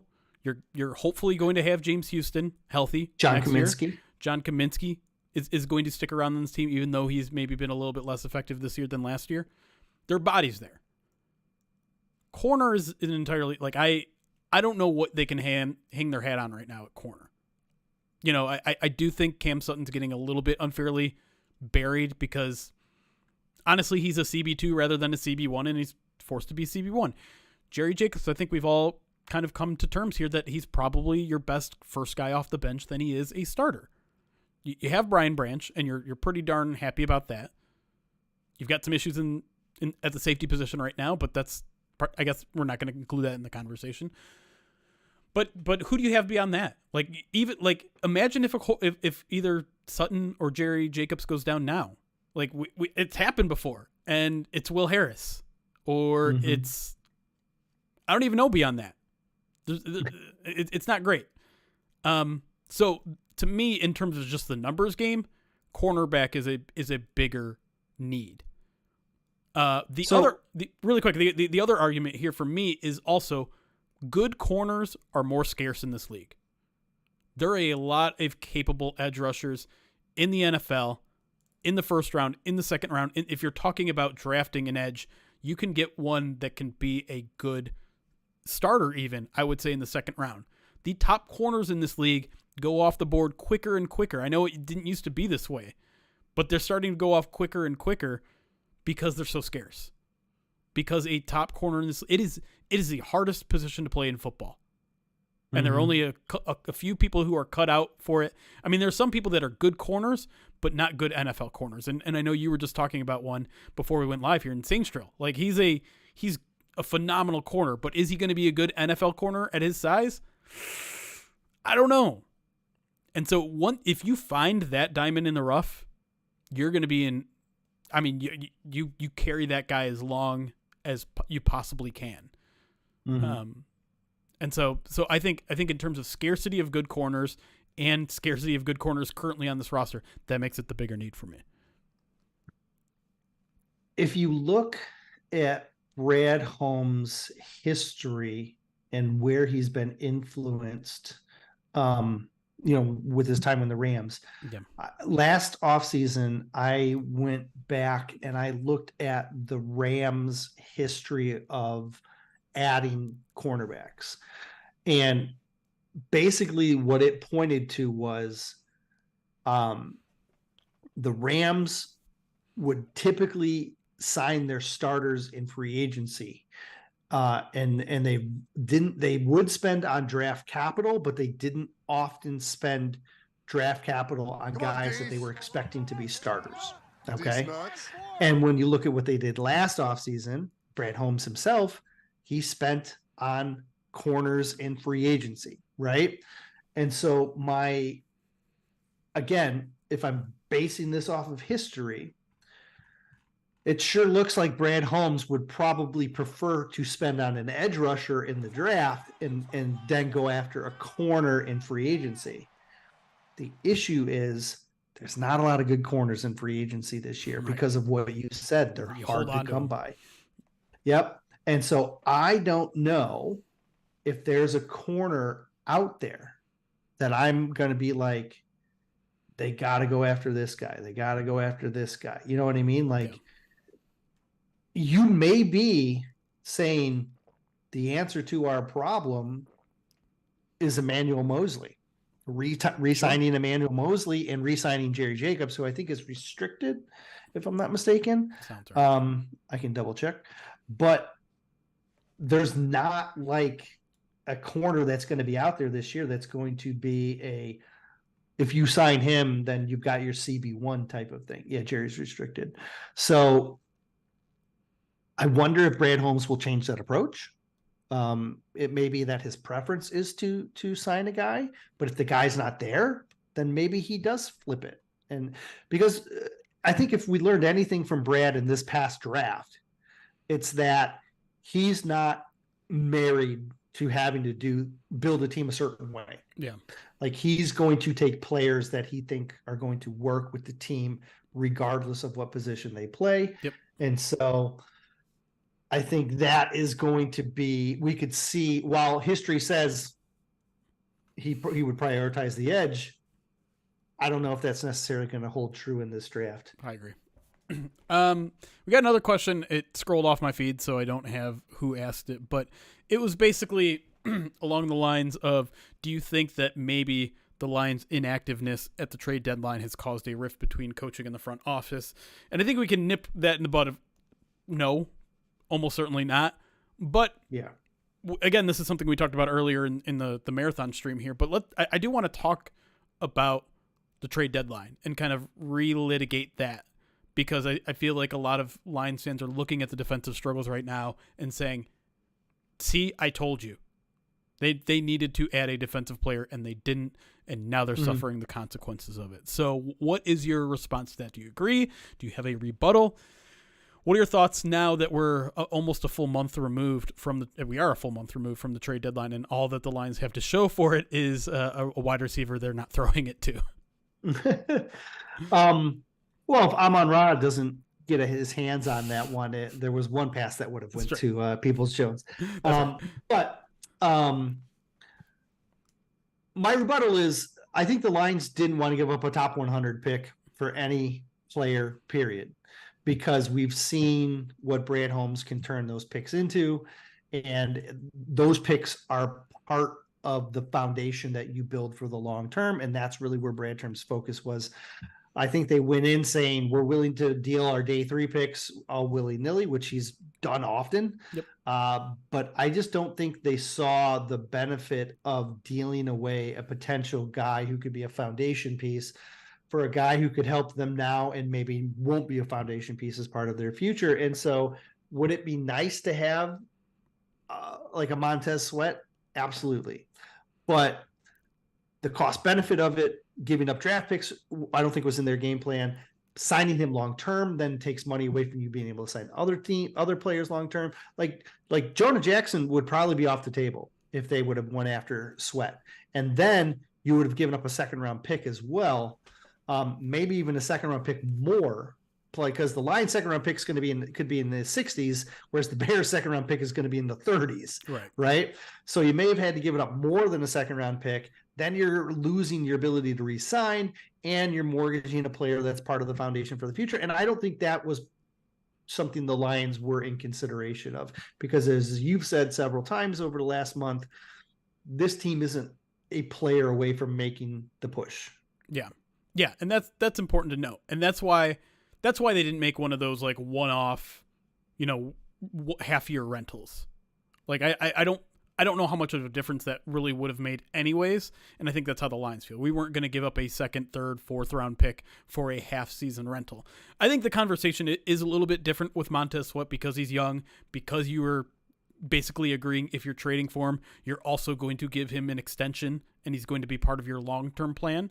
And so this was kind of a unique opportunity to get ahead of, free agency or the draft and say, hey, let's stake our claim on the future right now and get a guy who will help us both in the immediate and in the future, because are the Lions going to have an opportunity this offseason to add a player at the caliber of Montez Sweat in the draft, in free agency? I don't know. But the problem is, as you pointed out, you are bidding against the Chicago Bears, who have deep pockets right now. They have deep pockets in terms of their draft capital. They have deep pockets in terms of their free agency money to spend.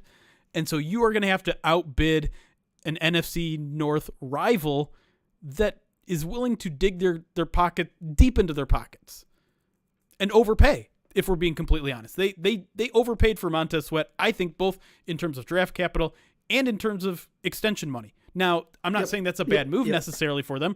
They could afford to do that. But it would not have been smart for the Lions to do the exact same thing, in my opinion, because of everything you just said. It suddenly hampers your ability to extend a bunch. The Bears don't have a bunch of players they want to extend right now. They wouldn't do it to Jalen Johnson, right? Like, Jalen Johnson wants an extension. They're like, no thanks. He's their best corner, too. Yeah. He might be their best player in their whole secondary. Right. And so they want to get younger. And granted, Montez Sweat isn't necessarily getting younger, but he's still young. And so they were able to make this kind of big splash move that I think the Lions were more reluctant to do, because they're still in a good salary cap situation. They still have good draft capital as well. But they're not in the same situation as the Chicago Bears. So just because they made the move doesn't mean it was the right move for the Lions as well. All right, let's take a break there. When we come back, more of your Lions questions when we come back here on the special charity marathon edition of the Midweek Mailbag. We'll be right back.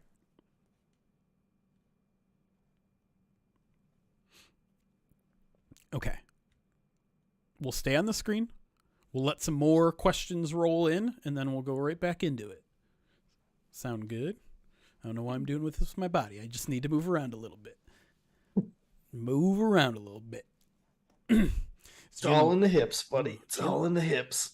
Would you go after Jalen Johnson in free agency? Yeah. Yeah, I thought he was a guy they could have traded for. I just don't think they wanted to. You know what I mean? Sure. Like, why give up the draft capital when you can wait 6 months and get him anyways? Yeah, and like, I mean, there's no guarantee, obviously. I think the cost would have been higher than what they would have wanted. Because I don't know. I feel like the Bears were asking something ridiculous for him or something like that too. Yeah, they wanted a first-round pick. Yeah, or a high second, and the Lions aren't going to be able to have a high second-round pick because they're a good football team. Yeah. So it would have cost it essentially, the 32nd pick, which the Lions will have. All right.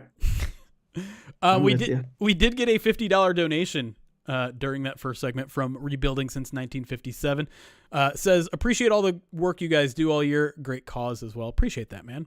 Thank you so much for the donation. That pushes us $90 away. 90 away. And I'm as much as I'm amazed by all the donations everyone is feeding in, I am a little disappointed that everyone is going with round numbers. I don't like having the .00. I like chaos in the sense. No, not me. I was a little disappointed that there was a 10. I was like, well, see, that just be 23,900. But that's exactly why. Because when there is chaos in the sense, it drives someone crazy, which leads them to donate to make it even again, and then there becomes a bidding battle of, do we want chaos in the overall total, or do we want someone's going to donate $59.69? Great. In a minute.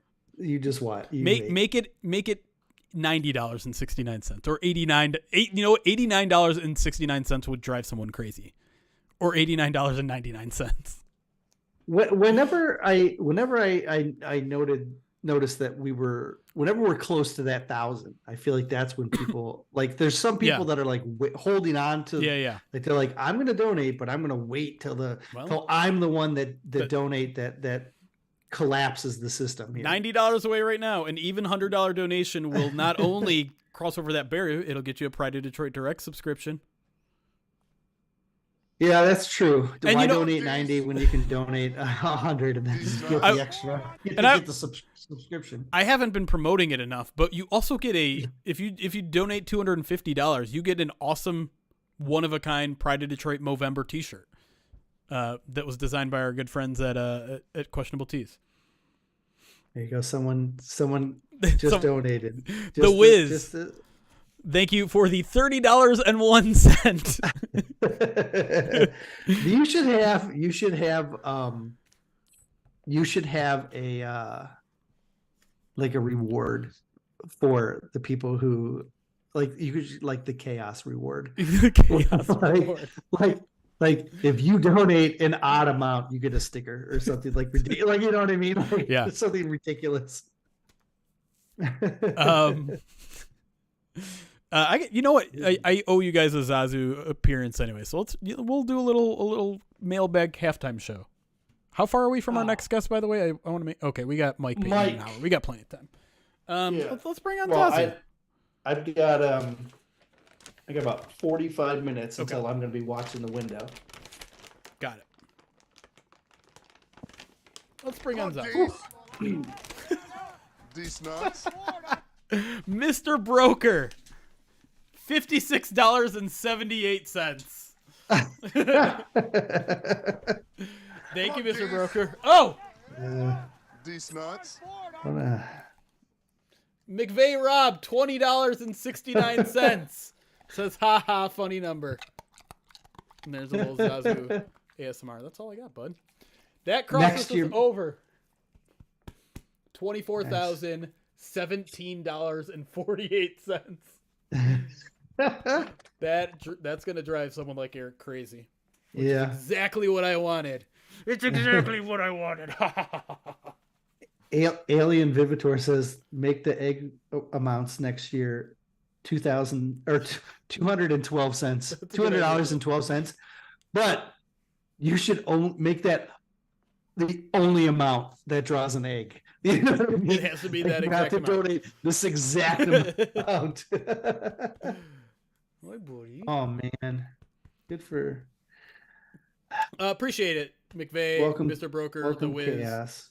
How about after we'll jump into the second segment of the midweek mailbag. Make sure you are continuing to throw questions in there, and after that, we'll do a spin on the Wheel of Pain. That right, buddy? Yeah, we'll just have to. You have to bide your time. That's all. What do you mean? I mean, you just got to make sure that because we'll have Mike coming in. True. I'm sure he'll be entertained enough to witness a spin on the Wheel of Pain as well.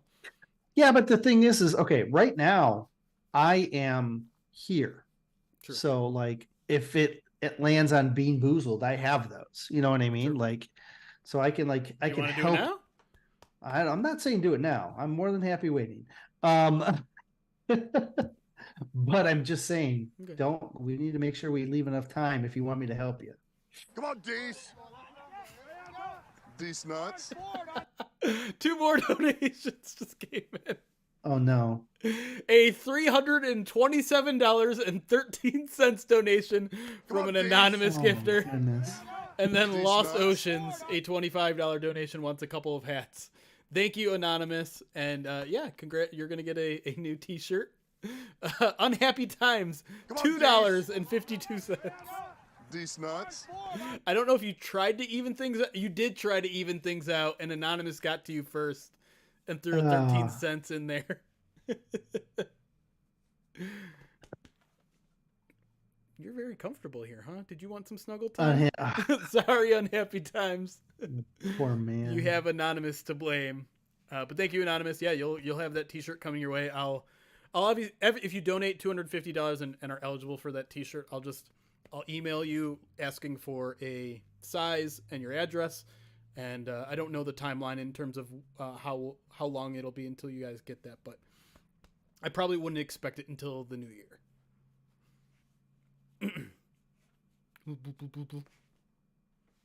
You ready to go? Go back and lay down and take a nap? I could have you in my lap all day, but you're going to get hair all over me. Come on, Dees. Alex Nelson, another These $25 donated to the Alzheimer's Association. Thank you so much. All right, let me quickly go through all those donations and see what I have to do now. Anonymous also wants a cameo video, so I will email you about that as well in terms of Nice. what you want. Come on, Dees. Yo! Oh my God! Dees Oh! nuts. Jason Archbold, a.k.a. Windy City Meatball, a $102.87 donation, which miraculously got us to $24,500 on the dot. Amazing. That impressive. Windy City Meatball, that was impressive. Yes. Very impressive. Very. I would hate for very. someone to donate in seconds and completely ruin that immediately. This is a battle between. This is exactly what I said would happen. Oh, man. Lost Oceans, let me go get those mini cowboy hats on, and then we'll jump into the second segment. Windy City Meatball also says thank you, Jeremy and Eric. Thank you, honestly. Thank you for the continued support. Your activity in the chat is also very much appreciated. That's what makes all of this very fun. All right, so I'm going to go get those mini hats that I left in the bathroom when I was washing my face. They came off, and I just left them there. I wasn't doing weird stuff in the bathroom with it. Why would you even say that? All right, bye. Sure. Ah, Oh, my goodness. You guys are revealing Jeremy for his true intentions.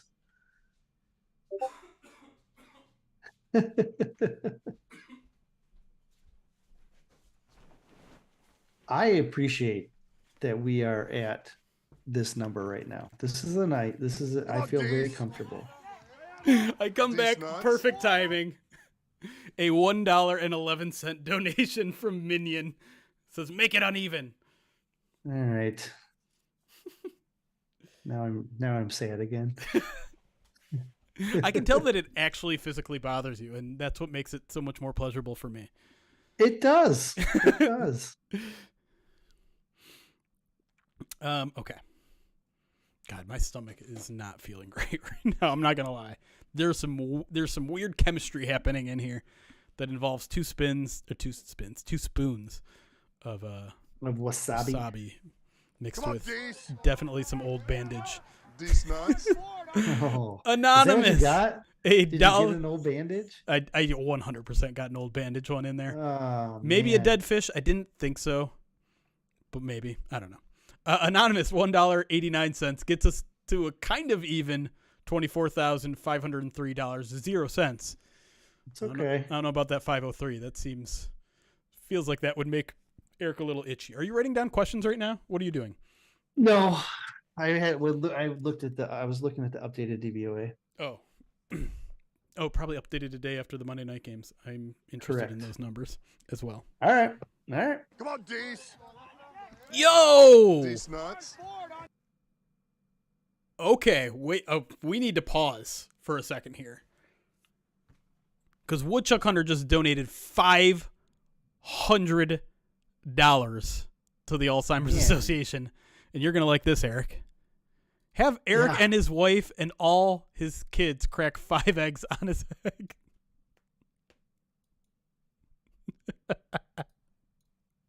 What does that make it? So 17? 17. Do you have 17 eggs? I bought 2 dozen, so but that my error for misses is running down. No. You guys are making sure that the Schlitt household will not have breakfast tomorrow. And well, that was the thing. I had a whole pile of them, and then my wife did Thanksgiving brunch, and so she burned them all. That's why when we did the post Thanksgiving stuff, I didn't have any, so we restocked over the weekend. Oh my gosh, 17. Beyond that, we have now crossed over the $25,000 mark. Twice, 2 spins. Yeah, so we're not going to have a second mailbag. We're at 2 spins. We have also now clinched the karaoke stream, which means we are now on the path to a polar plunge from myself at some point this winter. Goodness. Come on, Dees. Where are you going to do that? I don't know. Nuts. When or where? I don't know either of those questions. Probably a lake somewhere or a river somewhere. Or there is also we also have a tub that I could do it in the backyard. Really? Mm-hmm. A big enough one to fit you, huh? Nice, adult size. I don't like the Well, way you that's said what that. All right, well, I'm bigger than you are, so calm down. The Detroit River. Is, I could is open my. Is that illegally allowed? I could open my pool up, maybe. Just for that? I mean, it's half empty. We'll decide when we get there. All right, we're not there yet. We got the karaoke stream, which means as you continue to donate, don't forget to vote in the poll, because your poll will directly impact the karaoke stream into what article I have to read. By the way, speaking of, I don't know if I just said article. I feel like I did, because I was about to mention that Woodchuck Hunter redeemed write an article for Pride of Detroit. So Woodchuck Hunter, I'm eager to. I feel like we have a lot of articles from fans this year. Cool. I feel like we only had 1 or 2 last year. I feel like we're already at 4 or 5. One. We only had 1. I'm very eager to hear from you guys. From Bruce. That's right, Bruce Walker, right? He had a. I'm trying to remember what exactly it was about. Gosh, I feel bad that I don't quite remember exactly what it was about, but I remember I enjoyed reading it, and I thought it was something very unique to what we normally write for the site. So I'm very eager to see what you guys have to write. It's a cool little perk, and yeah, I think it'll be fun. Oh, that's right. Okay. You said I don't want to write an article. I want 5 eggs. It just made me select that and okay, that's fair. No. You got 2 more donations since the 500. One. Since Woodchuck. Woodchuck Hunter and then Just Insane. Just Insane with the $20. Oh, did Anonymous come in after? Yeah, Anonymous was before that. $1.80. Okay, got it. Yeah. Got it. I was looking at the feed here. It had in a different order. Yeah. Just Insane, they give the $20.01, which imbalances everything again. Wow, that was a nice little flurry of donations. Thanks, everybody. Yeah. Who we were involved in. So now, let's that what, Ryan in Toledo? That's a good question. Maybe I could get the Lions to do an ice bath for the Polar Plunge. That'd be a fun little thing to record at the Lions facility. I can maybe ask them if they'd be willing to do that. Yeah, I mean, they let us do all kinds of weird stuff there sometimes. So just got to get coach's permission. True. It would be safer. That is for certain. Yeah. Yes. Very true. Yeah. Again, we have to get there first though. So we're 4,000 and a lot of change to go. I'm sure. Question. Yeah. Question. Oh. Didn't this break last year? That's exactly what I was going to bring up. $25,007 is what we hit last year. Just in terms of the charity stream. We just crossed it over. We just beat last year's number, and we have 11 hours to go. Man. New record. Claps in the chat for the Pride of Detroit community. You guys are the best. Absolutely. Now let's crush it. You guys have been dying. None of these small wins anymore for the Detroit Lions. None of these small wins for us anymore. Let's crush them. Let's crush an opponent. And our 2022 selves, they're our opponent. Let's crush them. Hey, there's Kathleen in the chat. Hey. Hi. Let's keep it going. Dude, I mean, if we hit 50K is a lofty goal at this point. What's 50K? Turn Jeremy into Josh Dobbs? Not the eyebrows. We're keeping the eyebrows, to be clear. He has eyebrows, doesn't he? Maybe. I'm like certain he does. They're just light where it doesn't look like that you do. I'm looking him up now because this is. If all my donations net over $250, do I get a shirt? Yes. It's just, again, you're going to have to wait for me to tally everybody's totals, which I'll do before the raffle. So this week I'll have it done. Very sparse eyebrows, says chat. Yes, he has eyebrows. But he has. I thought alopecia meant you didn't have any hair. I don't know. I'm not an alopecia expert. Next year we'll support alopecia and learn more about it. Okay. Okay. I need to read. Okay. Now let's get back into the mailbag. Yeah. We need to knock that off, and then we do the spins. Yes. So I don't have any questions currently written down. So what I need were a bunch until we went on this. I know. Tirade. So if you wrote any questions before, please write them again. We'll spend the next 1 or 2 minutes. I just want to see the chat filled with that. If you want to still donate, please still do. But we have to keep the ship moving here. Come on, D's. There you go. Wait, A $69.09 donation from Lion 1910. Thank you so much, Lions 1910, who says, nice! Helped us push. Here's the thing, chat. Every single one of the donations that come in from now on are record-setting donation. Yeah, that's true. Yeah. That's a very good point. So if you want to set a Pride of Detroit Movember record, you've waited until the right time. Every single one does it now. Man. Can I eat a raw egg on stream? If you want, you know what, Woodchuck Hunter? Here's my crazy plan right now. At 11:30, once we're done with Dave Burkett, I might just send out the Zoom link. Come on, D's. I might just throw the Zoom link out there, and whoever wants to come in and do whatever the hell they want. Well, hold on. I mean, as long as you're not showing anything that can't be shown. I might pull back on that. But for those of you that are hanging out in 11:30, maybe. Question: Yeah. If I ate a raw egg, how many would that take off my total? I think you have to ask chat that. I'm sure everyone's going to be like, "You eat 6 raw eggs, and that takes 1 off," or something ridiculous like that. Yeah, someone says 1 already. 1. I did swear again. 1.5. I said the H word. There you go. Yeah, see, 4, 3 to 5. Isn't Omegle dead? Omegle L or whatever you call it. Oh, I don't know. That was so. You probably have no idea what Omegle is. Isn't that like a Snapchat wannabe thing from before Snapchat? Not. It was basically almost a Zoom call type of thing where you would just match up with someone random. Right. Two faces would show up and you'd talk, or you'd say, I don't want to talk to this person, skip, and it'll cycle through another person. Lion signing someone. Hold on. Blah, blah, blah, blah. Tom Pelissero tweeting something out. Apparently, Tyson Alualu.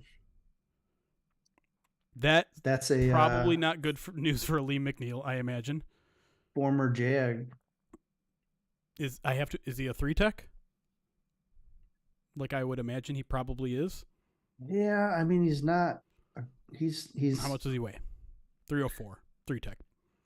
Yeah, I mean he's more of a 5 though. He's like a 3.5. He's not like a pure 3. Oh my God, he's how old? He's 36. Yeah, he's 36. Yeah, like he's a guy I thought the Lions might have been interested in a year ago. Yeah, when Wash was their DL. You know what I mean? Because he used to play for Wash. He used to start for Wash. Well,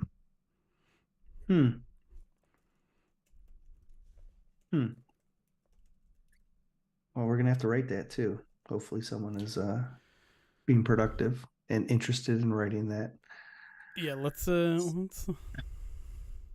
mean, Ryan also has an article just ready to be published. Yeah, well, and I have to finish mine too, so I'll try and do some behind the scenes stuff once we get done with this mailbag.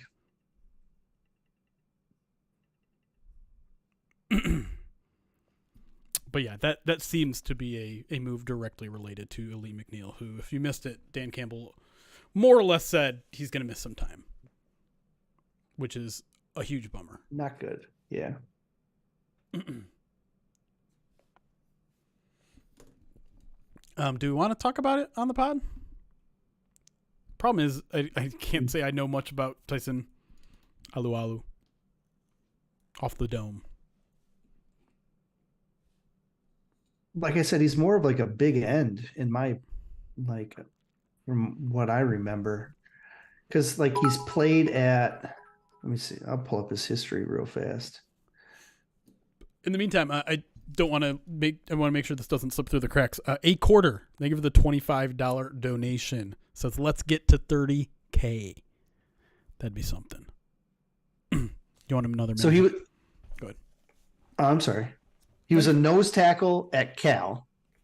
Okay. And then he went to the Jaguars, Mm-hmm.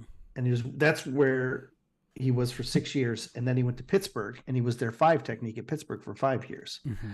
So like, that's kind of what he's not necessarily a pass rusher in my eyes, from what I recall.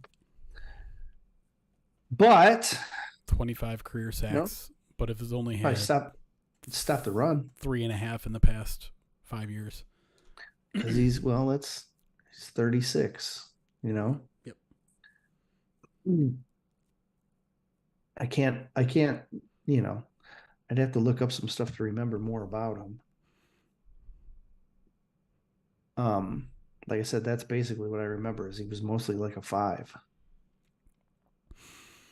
I mean, another level to this too is the reports right now are that he's getting signed, not signed to the practice squad. He's getting signed. So what's the counter move there? I think you're crossing your fingers. It isn't Ali McNeil to IR. That'd be a rough one. But I don't know. I mean, especially with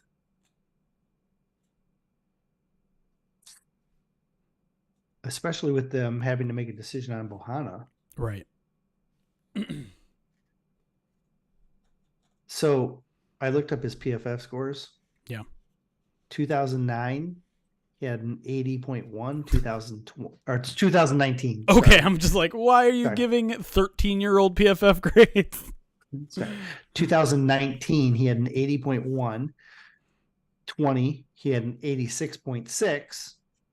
In 21, he only played 57 snaps that year, and it was right around average. Was it an injury related? I don't know. And then in 2022, he played just under 300 snaps, and his defensive score from PFF was 30.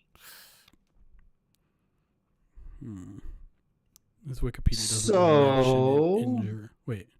Oh yeah, 2021. 2021, he suffered a fractured ankle.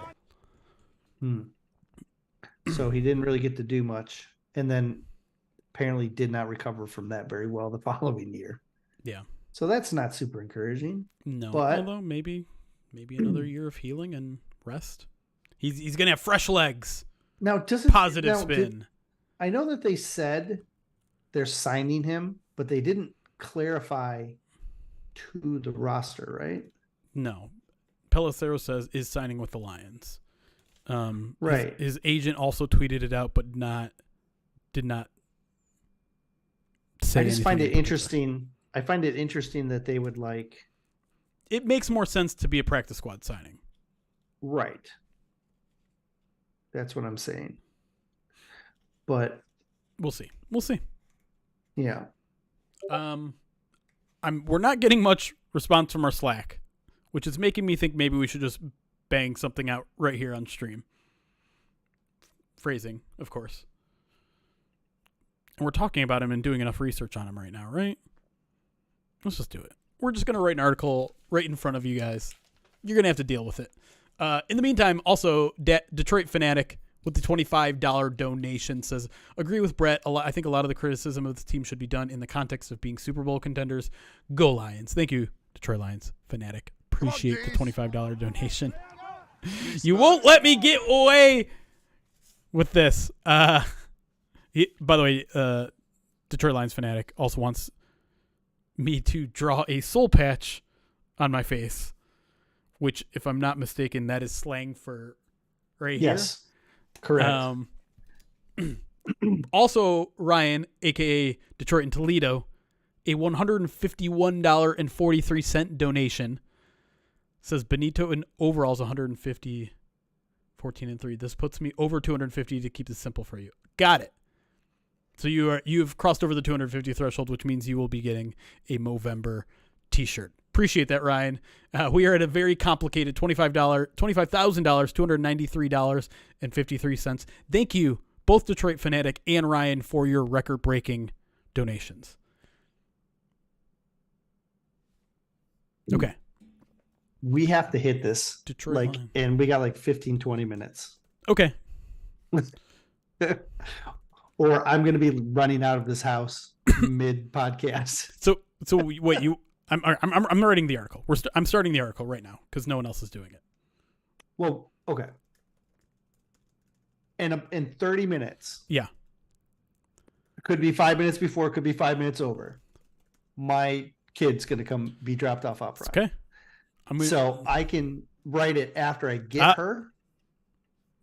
And we can record, because we said we're going to finish this mailbag off, or we have to finish the mailbag off later. We're still recording all of this. I know. I'm aware. By the way, Justin Rogers comes in and confirms the news that both of us agreed should happen, which is Tyson Alualu is going to the practice squad first. Okay. Absolutely fine with this. You can now wait on that article. Okay, fine. All right. Yep. Let's knock this last 20 minutes out of this podcast. We'll be done with it. And podcast signing is fine. Yeah, listen. If we have one down day on the website, who cares? I was going to say who gives an S, but I'm not going to swear. Could get up to 25. It'd be a nice even number. Or a nice concise number. But by the way, isn't it nice when we come up with a really good point about how weird things are being reported and then we turn out to be right? Doesn't that just make us look smarter? And to be fair, it was mostly you, but I agreed with you. So I also get some credit.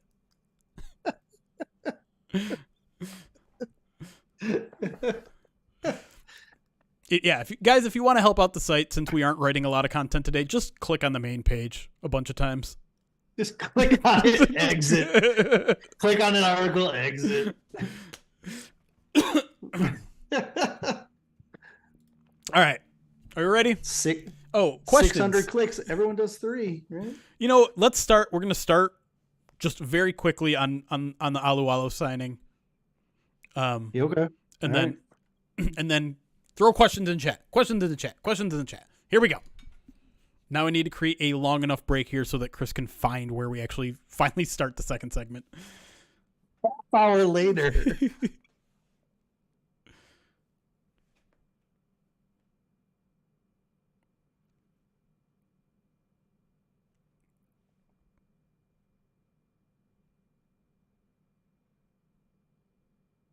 Welcome back to the midweek mailbag here in the middle of our Movember stream. This seems to happen every year, Eric, but while we're in the middle of this Movember marathon stream, news breaks, and this isn't massive news, but it's important news, and I think it also gives us a hint into some injury situations. But literally in our break, reports have dropped that the Lions are signing defensive tackle Tyson Alualu to the practice squad. A veteran 36-year-old, another 36-year-old on the defensive line, which is getting rapidly older by the minute here. But before we even get to Tyson Alualu, I think we can both agree this is probably a reaction to the Aleem McNeil injury, which we don't know the exact specifics of, but he left the game on 2 different occasions during the Saints. Dan Campbell in his Monday press conference says, it looks like he's probably going to miss some time. So rough news there. Aleem has been one of the few, I would say maybe 3 or 4 defensive players on this roster that are actually playing at a very high level right now. A massive loss, both literally and physically. So what's your reaction to this news? How concerning should Lion fans be going into these final 5-game stretch with maybe out McNeil for a certain period of time? Well, I do wonder if this is a precursor to them making a move with Quinton Bohanna. Sure. Right?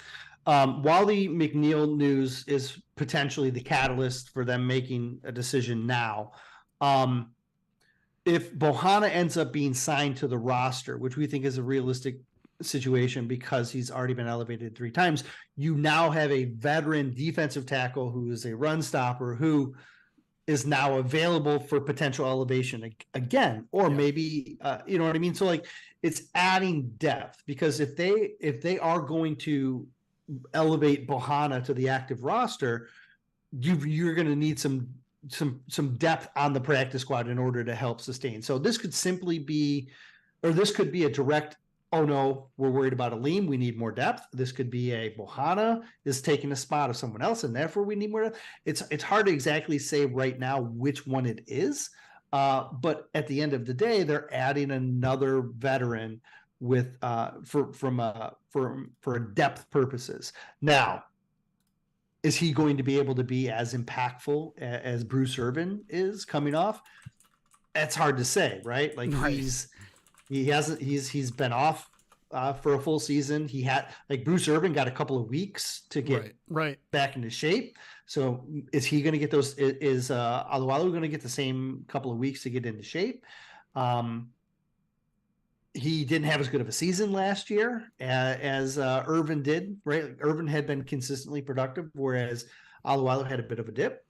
And so I think there's a lot of unknowns, but it's at a minimum, it looks like a depth move with the potential to maybe be someone they need to rely on a little bit more. Yeah, I think that point about whether he's going to be able to contribute immediately or not is going to be one of the more fascinating things to look at, because the Lions' MO is no, like there's no way he's going to start this week. That's right. How the Lions do. But if it is a reaction to Aleem McNeil's injury, and I tend to think it is just based on body type, like he's a 300-pound guy, not a 340-pound guy. He's not a nose tackle. He's not a guy that fills in for Bohanna or Benito or any of those guys, in my opinion.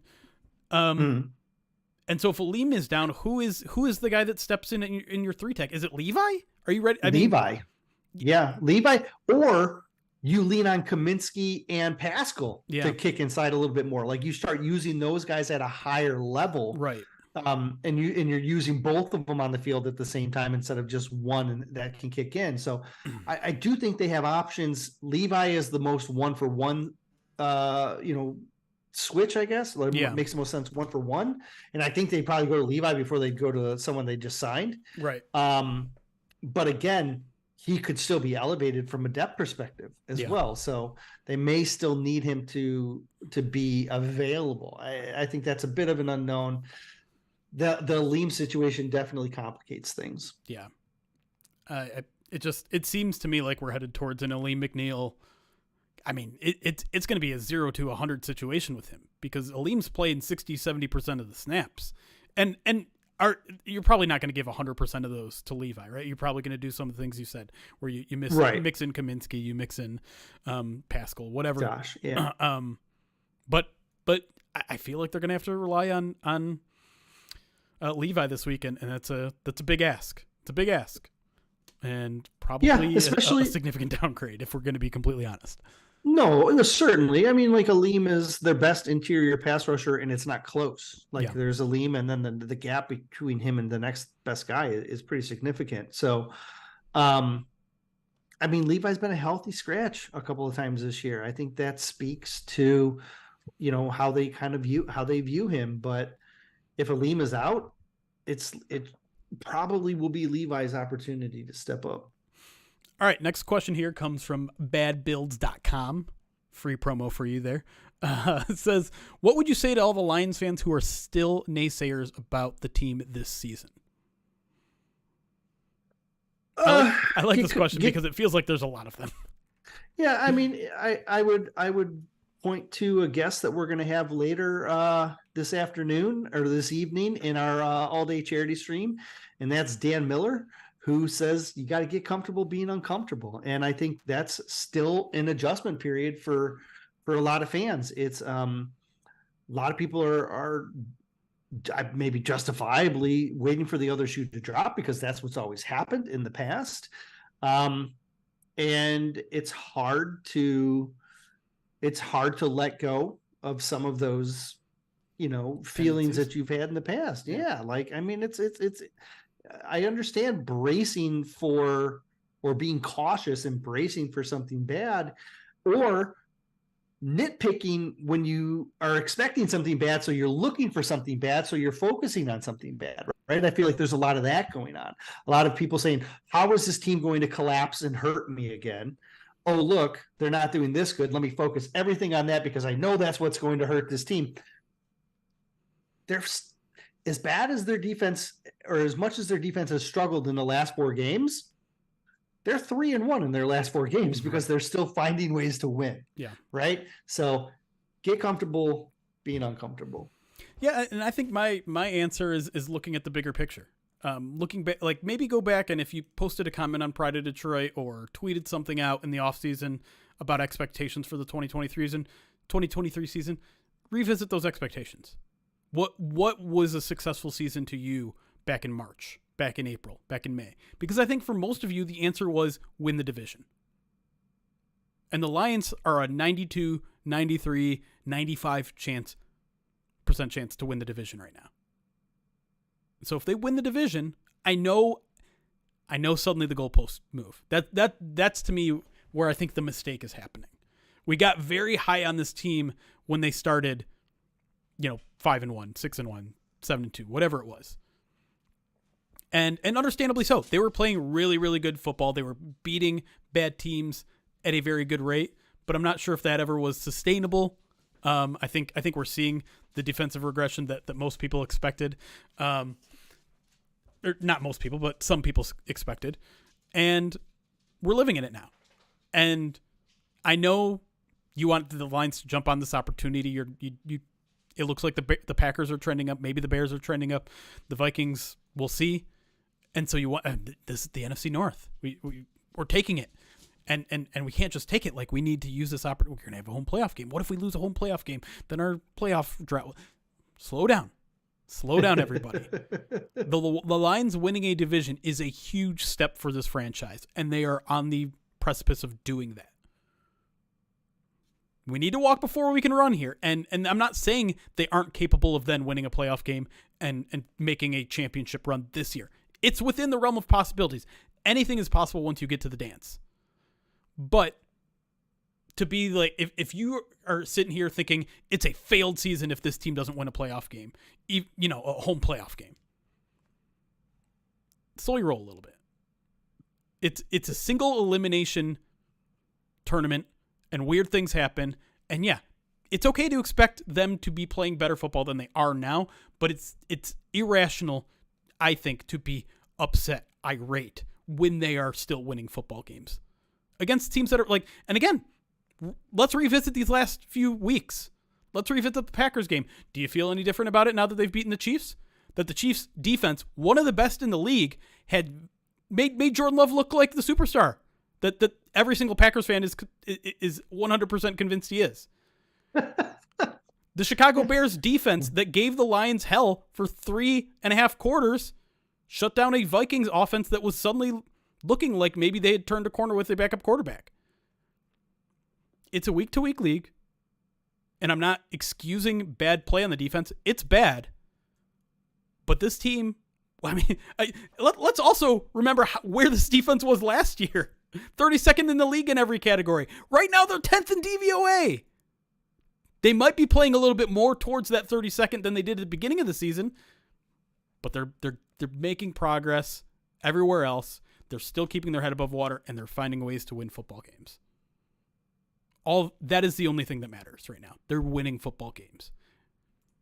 And yes, if they play like they currently are, they're not going to beat the Dallas Cowboys. They're not going to beat the Philadelphia Eagles. They're not going to beat the San Francisco 49ers. But there's still a month of football to be played. I think they took a step in the right direction defensively last week against the Saints. Let's see where it goes. And enjoy it. I keep saying this at the end of every POD Direct video. Sit back and enjoy this a little bit. You are witnessing Lions football that no one has seen in 60 years. A 9-3 football team. If you can't sit back and enjoy that, you are never going to be happy. Until this team wins a Super Bowl. And we don't know if that's ever going to come. So just learn to enjoy this a little. You can be concerned. You can have criticisms. But don't forget to enjoy this. This is supposed to be fun. This is what so many people have been waiting for years. How many times, how many t-shirts have printed out just one before I die? The trajectory of this team is still up. All right. Whew. That was a long rant. I need a break. All right. They have 9 wins this season. They had 9 wins all of last season. Right? Yeah, there you go. Like this is a team that is, like you said, trending up. There's a lot of positive things to be happy about. And if you look across the league, not every team has flaws. Yeah. Okay. To expect that that the Lions don't have flaws, I think is naive. There are going to be flaws. No matter what you do in the offseason, your team is going to have flaws. The NFL is about overcoming those flaws. Look, the Chiefs are 8-4. You brought them up, right? Chiefs have a worse record than the Lions right now. Enjoy the spot that they're in. 100%. Ryan Toledo, Detroit, in our Twitch chat. This might be the last one we do because because I didn't realize I was going on a 10-minute speech there. Says, do you see changes in offensive tendencies coming?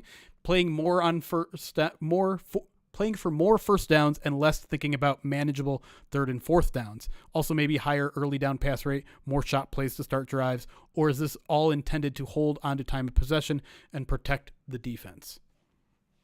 Lions are fourth in the league in time of possession right now. Mm-hmm. They like to control the game. They like to control it on offense and on defense, and they're built that way, right? Their offensive line is built to control. Their defensive line they play contain to try and slow everything down. They focus on stopping the run to try and slow everything down. So I think that is an overarching philosophy that they're going to want to continue, and I think they're going to carry that with them all the way through the rest of the season. Yeah, I'm with you. It's going to drive me crazy every single Saturday, yeah. Saturday and Sunday. It's going to drive me crazy. All the early down runs. It's going to drive me crazy when they run more draw plays on third and medium to get into a manageable fourth down and occasionally pick it up on third down. I mean, they're going to pick up some of those. And it's frustrating to me because I just personally believe, I don't think that's the way offenses are most efficient. But I understand it also plays into the Lions' strength, right? Their offensive line is a strength. Their David Montgomery breaking tackles is a strength. Jahmyr Gibbs being able to break out 30-yard runs in an instant is a strength of this team. But the problem is, I think they also have strength elsewhere. I think the strong offensive line means you can protect Jared Goff for longer.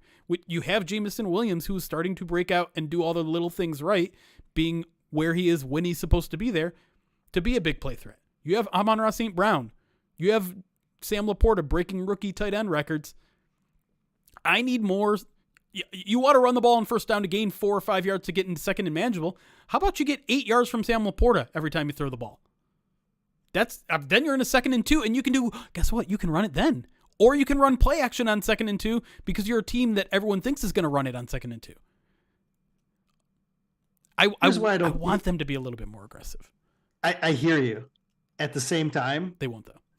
They've scored 33, 22, 31, and 41 points in their last 4 games.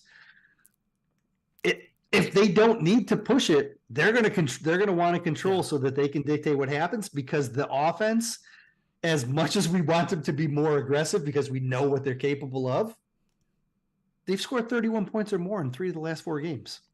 They can still put the points up and they can still run shootouts with anybody. It's a fair point. Very valid, fair point. All right.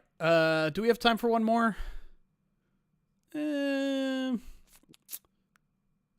No, I'm going to say no. We're pushing it. I'm going to make, I know that's an awkward end to a podcast, but you know what? It's been a crazy day. We've already been live here for 6 hours and we got 9 more ahead of us. So if you haven't already, it's probably too late to donate to the Movember cause. So I'm just going to say, if you're listening to the podcast, thank you so much for all of you that did support us. We've already broken records. And by the time you've listened to this, I'm sure we've broken it even further. We couldn't do any of this, the podcast, the live streaming, the charity donations, without the support of every single one of you. And it means the world to us because it makes this job so much more fun and satisfying, with the crazy support of every single one of you. So for Eric, for myself, thank you. Seriously, Thank you. And you can hit the record stop button. Stop the recording.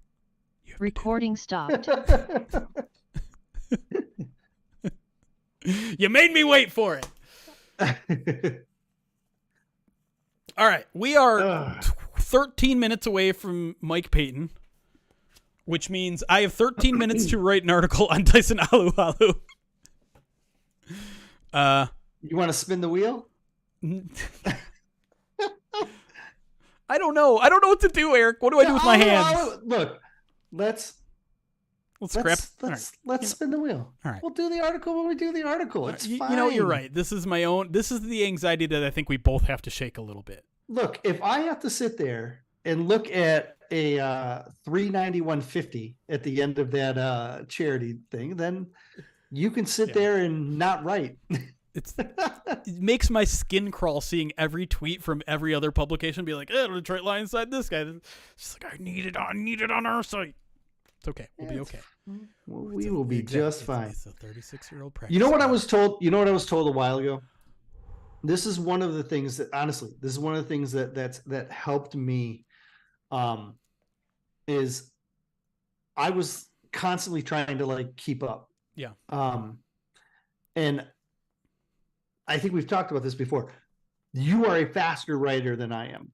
Like, there's not even a doubt. I think in the times that we were competing head to head and we went to try and get the same article out, I think I beat you once out of like every 200 articles, like maybe. And so you are much faster than I am.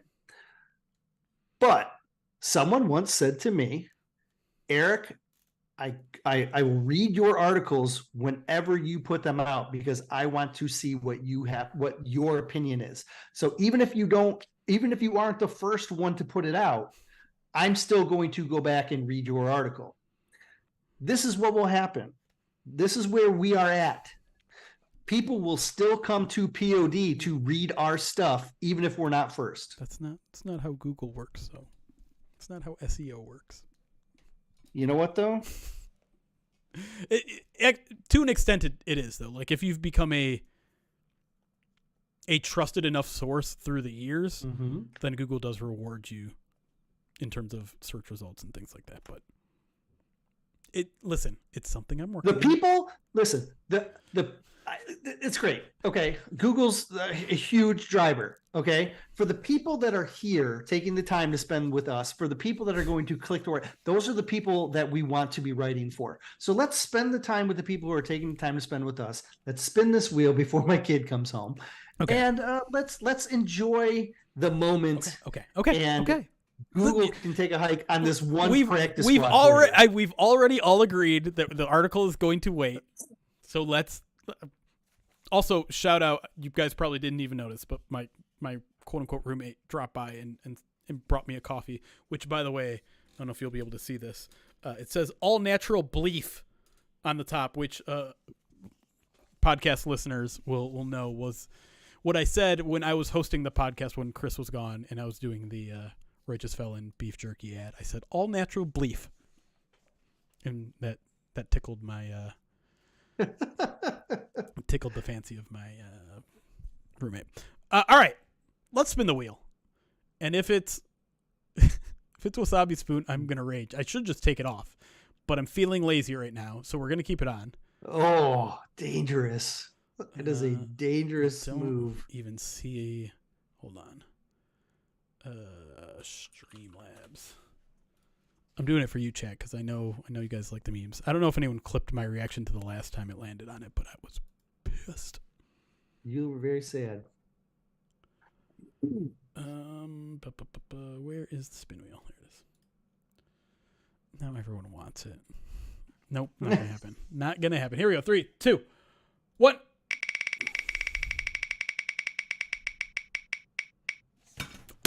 Unbelievable. Unbelievable. Is there a magnet on that space? How does it happen? What? I thought you said you were taking it off. That's what I thought you were doing. I thought you were taking it off. I said I wasn't going to take it off.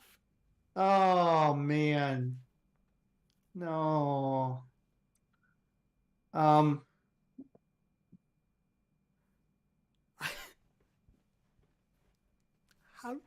Chad, Come on, Dees. how does it keep happening? Dees nuts. there's All a right. lesson here.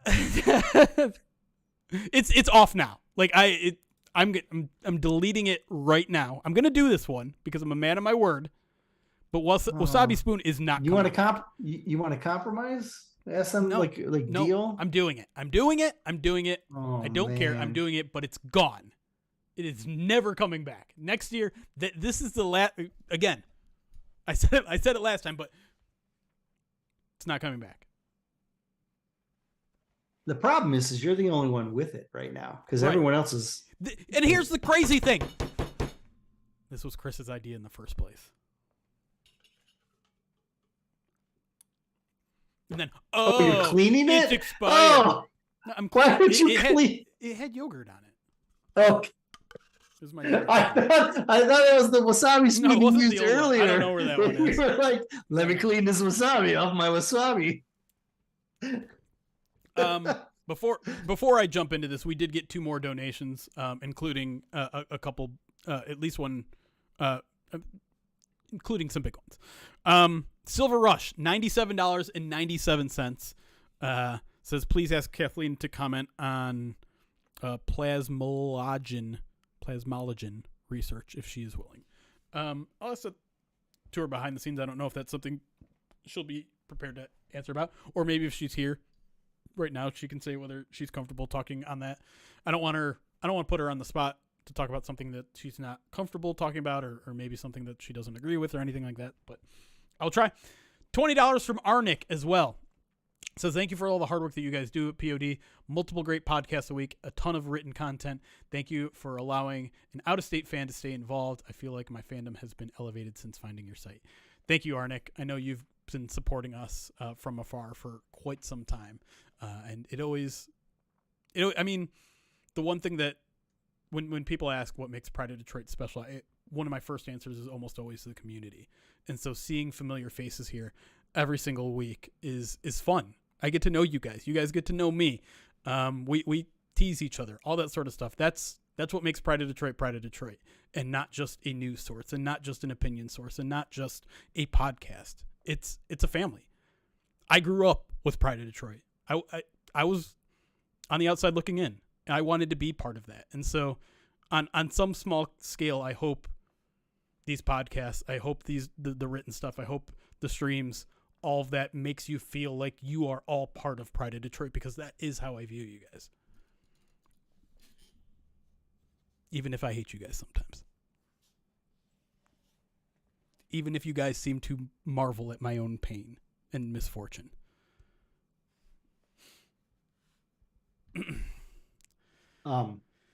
If I have to run, it's because we're now in that window. Okay.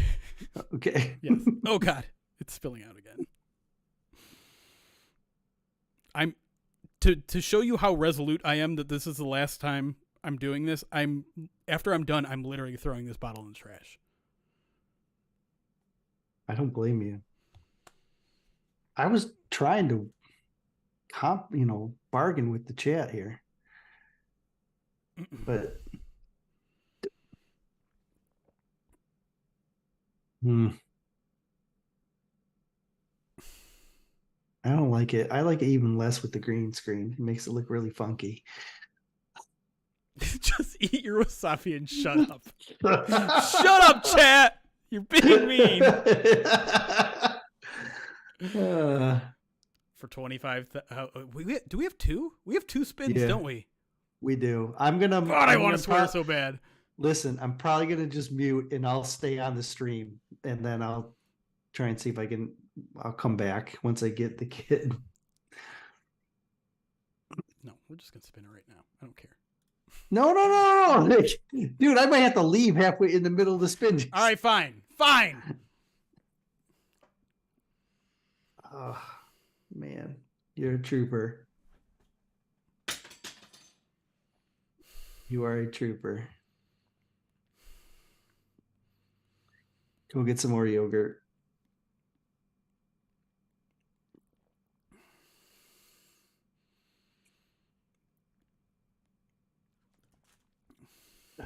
Once this settles, you are not going to believe how much of this stupid bottle I've eaten. Most of it.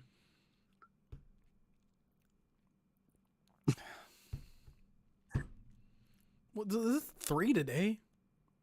Yeah, dude, in a row. The odds of that are pretty low. We had 1 Bean Boozled in there, but yeah. Mm. We spun it 4 times? Yeah, and then we're about to spin it 5th. That makes sense. You've done it twice with, you've done 4. Mike Payton is here. Do we want to spin this right now? What's the deal? What are we going to do Let now? him in. I don't know. Let him in. I may have to run. That's all I'm saying. Because, I'm playing with fire here. Usually, this. You want to see my anxiety at its best? This is peak anxiety when I'm not ready for her to come home. Hello, Mike. Michael Alexander Payton. Yeah, close. How's it going, my friend? Yeah, it's good. It's good, guys. Nice. I like your hats. I like the. Thank you. Oh, there's my alarm to let me know that I'm supposed to be here right now. Wow, ahead of the game. I love it. I love what we got some Harry Potter action going on with Eric here. Yeah, right. I got to take that off in a minute. This is going to be got a FTB on it as well. Oh, okay. Yeah, good stuff. Good stuff. The right week for that. Mike, my first question for you is: how many spoons of wasabi have you eaten today? None. Not a single one. No, I usually start the morning with 5, but okay. I ran out, so today it's just it's like no coffee for me, Fair. I'm built different. I like my 3 wasabi spoons by 2:28 p.m. in the day. Sorry, yeah. I literally just took my 3rd, and I'm in shambles right now, Mike. Yeah, I bet you're gonna be in shambles later tonight too, probably. 100%. You're gonna need to invest in some other diaper rash cream or something. Okay. Yeah. Well, you need to get graphic here. Really graphic. I didn't. Mike. Jeremy. I need your inside information as someone who's been able to write this story already, and I haven't. Tell us everything you know about the Lions' new defensive tackle. Tyson Alualu. I'll be back. All right, bye. I know that he's almost as old as Eric is. Okay. No. You're being nice to Eric. Yeah, no, he's 36 years old, and just like Bruce Irvin, he's a former. Yep. He was the 10th pick in the draft in 2010 by the Jags. 2010. Has not really. I mean, he never really lived up to being the 10th overall pick, but he's one of those guys that's, even though he was never a Pro Bowl or anything, he's a steady player. I mean, he's still in the league right now, 13 years later, right? That's got to say something. And only 2 teams too, so it's not like he bounced around a bunch near the end. Good point. He just spent 6 years with the Steelers, and they actually had his 2 best years in 2019 and 2020. His highest grades, they were in the 80s that year. Mm-hmm. And he was a starter as well. And then he fractured his ankle in 2021, and he's kind of had a hard time coming back from that. That's really where we're at right now. Yeah. And I mean, now that's not to assume that he's going to be an 80 plus PFF grade guy coming off the bench, not having played for almost a full calendar year, but he is a full 2 years removed from that injury now. And you wonder maybe if he needed that time. Listen, as someone who sprains their ankle or just twists my ankle and needs 3 weeks to feel like himself again because I'm 37, it makes sense for a 36-year-old who breaks his ankle to maybe need a full year and change for recovery. For what it's worth, in my article, I put a picture, or a video rather, of him running up of a really steep incline in his backyard. And he looks like he's in really good shape. And recently? This was something he posted on social media? 5 weeks ago. Oh, okay. That's cool. So, yeah, he seems to be, he looks skinnier than he has looked in previous pictures. I don't know, what to read into that, but he seems to be in good shape, much like Bruce Irvin is in good shape. But does that translate to the football field? We'll see, Right. Well, let me ask you, reading between the lines, what do you think this move means for the Lions? Because obviously, I think we can both probably agree this is at least a somewhat of a reaction to the Aleem McNeil injury, right? Is that how for sure, yeah.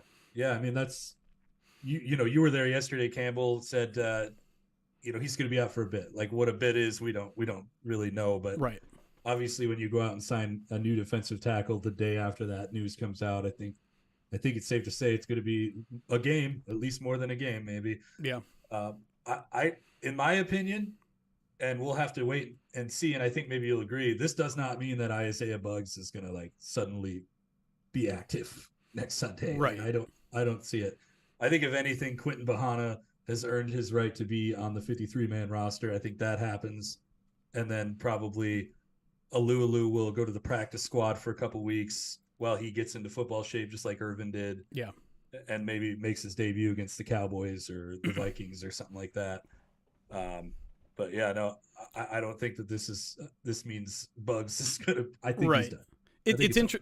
It's interesting because it does feel like maybe a flurry of moves could come today, in terms of like if you're signing Alualu to the practice squad, you need to make a room on the practice squad, and it would make sense for that move to be signing Bohanna to the 53.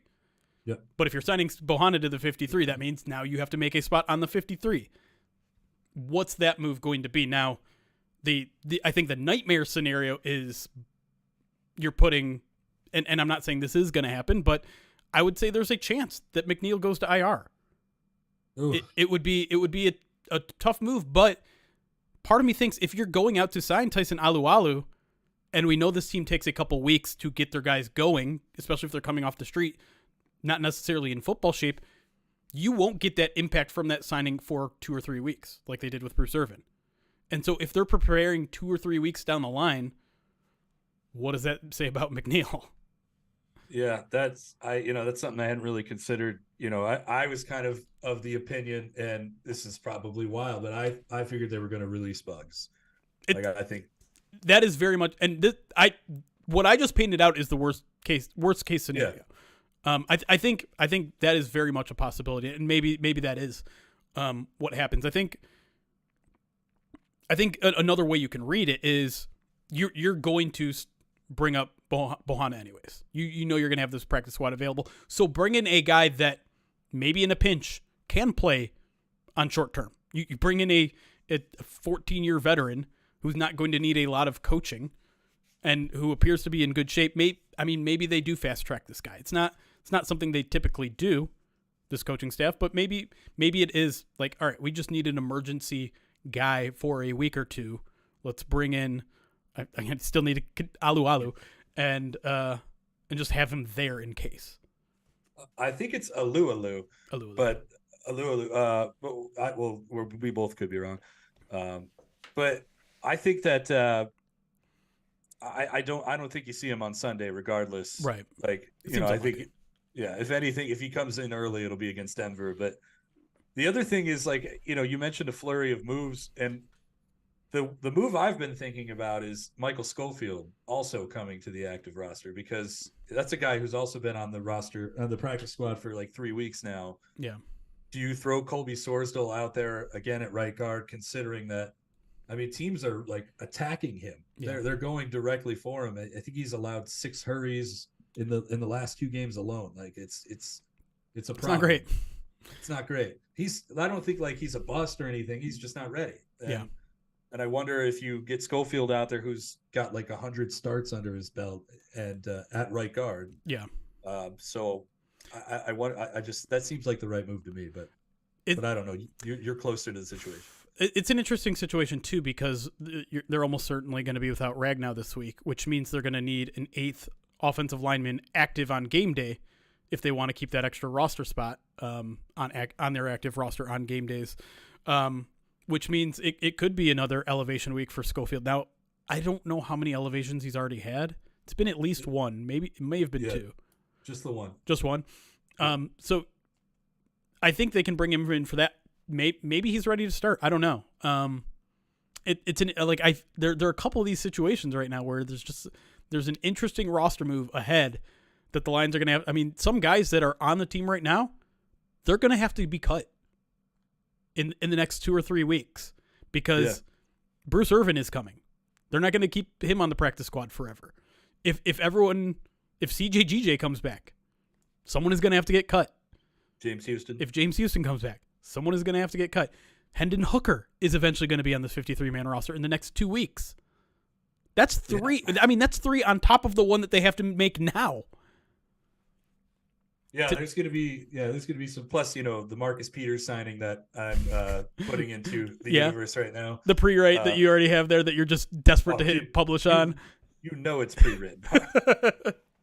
I also had a pre-written one for Shaq Leonard, and obviously that one never happened and probably never had a chance to happen. But you pre-write everything. That's actually something I learned from you, and that I have brought over to A to Z Sports. Pre-write everything. That that was going to be my next question, because you made a pretty significant career move this offseason, going from basically columnist, and you certainly had more things that you did for Pride of Detroit than just write columns, but now you're essentially like a full-time beat writer for the Lions for A to Z Sports. So what has that been like? And I guess what have you learned in the first 4 or 5 months that you've been on the job? It's a lot more than what I was doing at Pride of Detroit. Sure is. Yeah. I went from a comfortable maybe 4 to 5 things a week. Which, to be clear, 4 to 5 columns a week is more than most any columnist does. Like you were already putting in a hefty load for your job description. I just want to throw that out there. I appreciate that. Well, I got to, the thing is, I got to spend a lot of time doing those things, and now everything is like, you got to get it. You got to get it. It's got to go, because to be frank, I'm going up against you and Eric, and then everybody else. So yeah, it's definitely a lot different than, I'm writing like 30 things a week now. It's way different from what I was doing at Pride of Detroit, but I'm loving it. Like, this is exactly what I wanted. Great. In my life, and I worked really hard for it. I'm not afraid to say that, and I'm happy I'm here. Well, I'm glad to hear that, because I know it can be stressful. I know it's incredibly time consuming, obviously, when you're never officially off the clock. But yeah, I'm glad you're enjoying it, because not everyone loves that sort of stuff. Not everyone is built for it. But when A to Z Sports reached out to me, you were one of the first people I recommended, because I knew you had that work ethic in you, and I know that you live for that sort of stuff. So I'm glad to hear you're enjoying it so far. Oh, thanks, man. Yeah. You're going to make me start crying on here. Listen, the tears are coming the rest of the day. Like, I feel like I have no control over my body because of what I've put into it, because of lack of sleep, because of being on for however long we've been on. But let's get back to more Lions talk, because obviously there's a ton of going on right now. People are excited. People are mad. People are a little bit of everything right now, which I guess kind of comes with the territory. Point to a completely content fan base right now. Is there anyone out there? Is there a single fan base out there that's just like, we're living life right now, everything is perfect? I think that Lions fans probably think Eagles fans are having the time of their life, but not anymore. They're cursing this defense every week. Like, you guys think the Lions defense is bad. Go look at the Eagles stats, all of them. They're all worse than the Lions by a large margin too. That's interesting. They're like the Lions or the Eagles are lower in defensive DVOA. They've allowed more yards by like 400. They're allowing like the same amount of points at least, but they're third in penalties. Like, it's bad. It's bad over in Philly. Don't let that record distract you, man. This is a beatable team. I forgot about that, Liam. Great point from Liam in our live chat. Says the Matt Patricia effect. Yeah, he's over there in Philly. Yep, there he is. And also to be very clear, like, Philly's roster on the defensive side of the ball is years beyond what the Lions is. They have no right being a bad defense right now. They only have 7 more sacks than the Lions do. And like 20 more pressures. And the Lions are, from what I understand, from Twitter and Facebook, are the worst defense that has ever existed in the history of football. Although, I don't know, 7 sacks and 20 pressures. Seems like you could probably have gotten all of that if you had drafted Jalen Carter. Oh, God. Oh, my God. Never let that. Sorry, I had to do it. I had to do it. I had to do it. I had to do it. He's really good. He is, but like, you draft Jalen Carter, you don't have Jahmyr Gibbs, you don't have Sam Jack Laporta. Campbell, you don't have Sam Laporta for sure. Like it's a real give and take situation. I think the Lions fans should be ecstatic with the 4 players that they walked out of there with that are all starters now. 100%. I still have questions about positional value, but we don't need to get into that now. Oh boy. But okay, so I also want to talk to you about your triumphant return to TikTok, which I saw your video and I think it was a fun little visual cue type of thing, Yeah. but it speaks to a larger point about I think a point that I've been trying to get across too, which is people are putting the cart before the horse a little bit here in Detroit, where they're like, oh, this team is competitive. If they don't win a Super Bowl, I'm going to tear my eyeballs out. Yeah, no, I the window just opened. Like it just cracked open. Yeah. This year. And it's not even halfway open. It's not even fully open. While everybody else's window is starting to close. Like the Eagles, while they're great, they just signed Jalen Hurts to a massive contract, and that's probably going to hamper what they can do going forward. They're not going to be signing every Georgia player from here to Timbuktu every year. Like they're going to start going down. The Chiefs are clearly starting to go down. The Bills, the Bengals. Look at all these teams that are starting to go downward, while the Lions and Jaguars and some of these other teams are starting to move upwards. Yeah, even the 49ers, I think, have one of the oldest rosters in the league. Yeah, they're a super well coached team, and they might be able to reload a little bit. But I think with you, like their windows are much shorter than where the Lions are at, and yeah, having one of the youngest teams in football still while you are 9-3 is a pretty incredible accomplishment. Right, and draft capital and cap space. Yep, exactly. And I don't think that, and I'm sure Lions fans will disagree, but like I don't think that Ben Johnson going to another team totally just kills the entire momentum of this team. I think that what good teams do is they have a succession plan. The 49ers have lost coaches. The Rams lost coaches. Like they're all having succession plans. And I think whether that's Tanner Eggstrom or whatever it is that they do next, like there's a plan in place. They know they're going to lose Ben Johnson. They've known it since last summer. Like I'm pretty sure they've probably figured out what they're going to do next.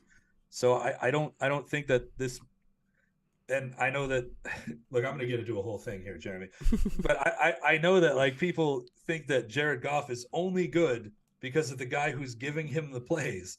And as soon as that guy leaves, he's going to be god-awful. But, like, that just doesn't make any sense when you actually think about it. Because Ben Johnson's not out there throwing the ball. Ben Johnson doesn't have linemen running at him. Ben Johnson doesn't making, the calls when everything is live. Like, this is not all because of Ben Johnson. I'm not saying that Jared Goff made Ben Johnson or Ben Johnson made Jared Goff, but like this team this isn't the year. All right. It doesn't have to happen this year. Give it time, people. But can it? It can. I think it can. I think get hot in December, man. That's all that happens. I always look at that Giants team that beat the undefeated Patriots. They barely made the playoffs. And they got hot and they played 3 great games. And that was it. So you're saying 4 good games. So you're saying the Packers are going to win the Super Bowl? Oh dear God! No. I don't know why I keep trolling you like this. I'm sorry. I think the Packers are a good example of like people jumping on bandwagons that don't need to be jumped on right away. It was all the people that jumped off the Vikings bandwagon and just onto the Packers. Maybe that's what it is. Yeah. Are you accusing me of that? They'll be off the Packers bandwagon on the Bears in a week or two. Well, it's going to happen this Monday because Tommy D is going to go out there and take care of this. The Tommy D. Hey. We were talking about this during a break in the podcast on Sunday, I guess. If you look at the Giants' schedule, they have an opportunity to throw huge wrenches in the NFC playoff race because I think they have the Eagles twice. Oh man. They have the Packers, the Rams, the Saints. Yeah. So Packers, Saints, Eagles, Rams, Eagles.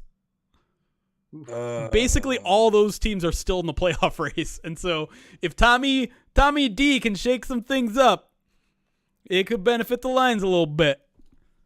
Although they're also getting Tyrod Taylor back. I saw that. They started his clock. Eric is not excited about that, apparently. No, you got to go with the hot hand. Quarterback controversy.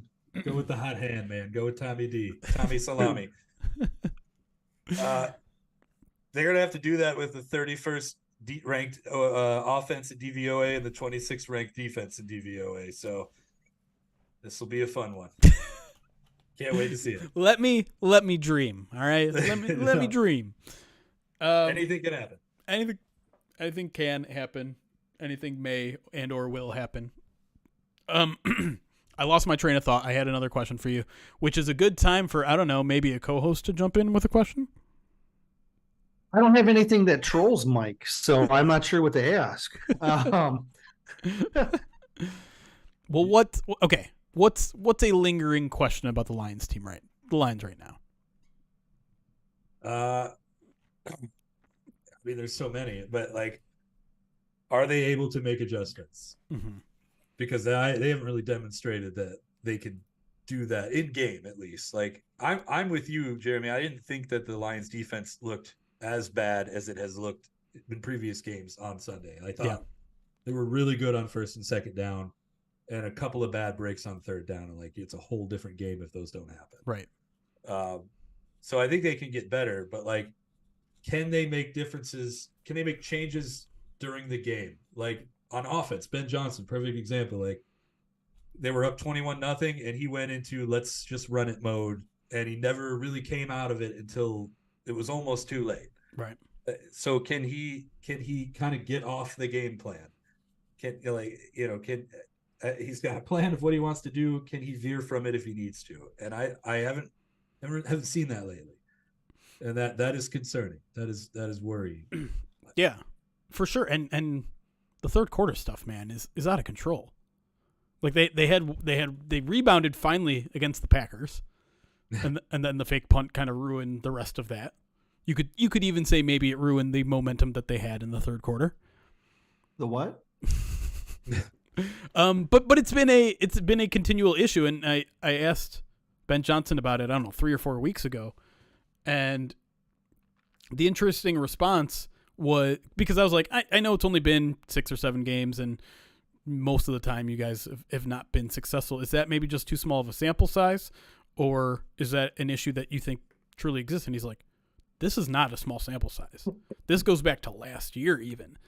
And so it's something they know about, but it's, for whatever reason, it's not something they've been able to fix. And man, I wish I had an answer that made sense, because it's easy to say they're not making halftime adjustments, but I think that idea of halftime adjustments is a little bit overblown, because you ask any NFL coach, why didn't you make halftime adjustments? Why didn't you make halftime their adjustments? They'll say, halftime? Why would we wait until halftime? If we need to make adjustments, we're going to make them. And adjustments need to happen, whether they're halftime or I just don't get why they're coming out slow. Halftime's like 15 minutes, I think Peyton Manning said earlier this year on the Manning cast that that's enough time to go back and take a piss and drink a bottle of water. Right. And they don't have time to look over film and say, all right, guys, this is what we got to do in the second half. It is weird that they just cannot seem to, and this is it's not just a Ben Johnson thing. This was or a Dan Campbell thing. This is a Matt Patricia thing too. They just cannot get past their third quarter woes. And I don't know what do you do to get rid of that? But it's bad. We have to check Ford Field for a CO2 leak or something. Yeah, it's a very slow leak every week. And they get it fixed right before the fourth quarter. It's just something in the locker room. Something is leaking into that locker room that is just we're fine. I don't know. It's frustrating to see, and I don't I thing that drives me crazy is I rewatched that Saints game, and that first half of football was really, really good. Yeah. Really good. We're back type of, good. It was amazing. Lots of momentum. Why didn't carry over? Because it went away. It went away. But then they got it back. Gas leak washed it away. I don't think the second half was all that bad. Again, like if Bruce Irvin doesn't get an attempted murder charge, like that drive is done. If Brian Branch doesn't tip that ball into Chris Olave's hands, that's probably a Jerry Jacobs interception, an incompletion at the least. Like that drive's done. Yep. So, I mean, I know that it's hard to play the what if game, and like it doesn't really matter at the end of the day. But I saw a much better defense than I had seen against the Packers, and even the one against the Packers wasn't really that bad. After the two touchdowns, they settled in. And the only reason they scored a third touchdown is because of a fake punt, which they never should have done because they were within touchdown range at that point. Like, I thought that was a super winnable game on Thanksgiving. It does feel like some Lions fans. I don't want to generalize. They tend to generalize. You're all like this. They tend to remember what they want to remember about a game, right? They tend like the Lions gave up 2 touchdowns to start the Packers game. The defense is bad.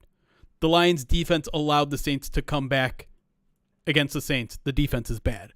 Ignoring the fact that they held them to 7 points, 3 3-and-outs, and a turnover in the first half. That doesn't matter because they sucked in the second half.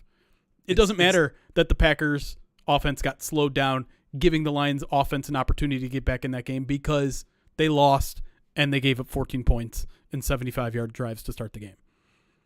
There has to be a little bit of a balance here. It's the Bader Meinhof phenomenon. Ooh. Yeah, I got Throw some psychology on them. Yeah, it's frequency illusion. It's something that like you're so used to seeing what you want to see that's the only thing that you see. Like you want to be so right. Yeah. That this defense is so bad. And you want Aaron Glenn gone, and you want these things to happen so bad that you're only going to pay attention to whatever. It's confirmation bias, right? Confirmation bias. Whatever confirms your bias. Exactly. Psychology. Boom. That is that is an existing phenomenon in all aspects of football. NFL draft. True. Perception of a quarterback never changes. The quarterback never gets better, ever. If I thought this was what the quarterback was in college, that's what he is for the next 20 years that he played in the league. He never got better. 100%. That's why you always hear Jared Goff 2020. Anytime that Jared Goff gets talked about by like the Ringer or the Athletic, the real smart football people, Colton Pouncy, you're awesome. Chris Burke, you're awesome. Dane Brugler, you're awesome. Hey, you're all great. Forget Nick Baumgartner. Don't forget Baumgartner, you're awesome. Forget what I said. Athletic is great. You know what I'm saying? You know what I'm saying, guys? Sure.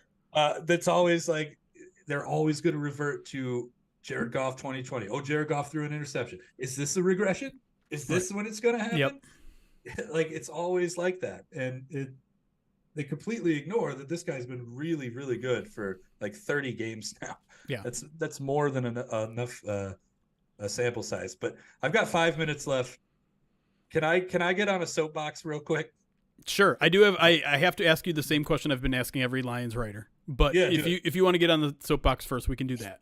It'll be real quick, and maybe you guys will agree with me. Lions fans are spoiled by draft picks being so good in the last 3 years. Because if you can't handle that Broderick Martin is a project and they want to take their time with him, then I don't know what the hell's the matter with you people. Because just give it time. Like this guy, I'm sorry that, yes, they traded up for him. The Rams, the Chiefs, the Packers, they all wanted him. They traded up for him. Maybe they picked him a little bit higher than they probably should have. That's fine, whatever. They believed in this project. Even on the inside the den, they talked about how raw he is and how they're going to spend time with him. You should have known that this guy wasn't going to play right away. And I'm sorry that not every draft pick can be a starter or a potential Pro Bowler or a potential All-Pro if we're talking about Sam Laporta. Give it time, people. It will. I believe in the kid. You guys have actually seen him on the field more Barely. than I have. But yeah, at least at practice, whatever you've seen, training camp. I see a young kid with a lot of athletic ability. Yep. Quick twitch, like good hands, can get past a guy, can eat space. and is just gigantic. Like there's a lot there that you can build on. I just don't think he's NFL ready yet, but like he can be maybe next year. There's a lot to unpack there. You want to go? I'll let no, you I was just saying, Mike went a little Tom Smikowski from The Office Space. He's the people person in Office Space. What's wrong with you people? What's wrong with you? I thought you said the. Did you say The Office? Because that's what I heard. From Not Office Space. Yes, the movie. Yeah, I got it. Yeah.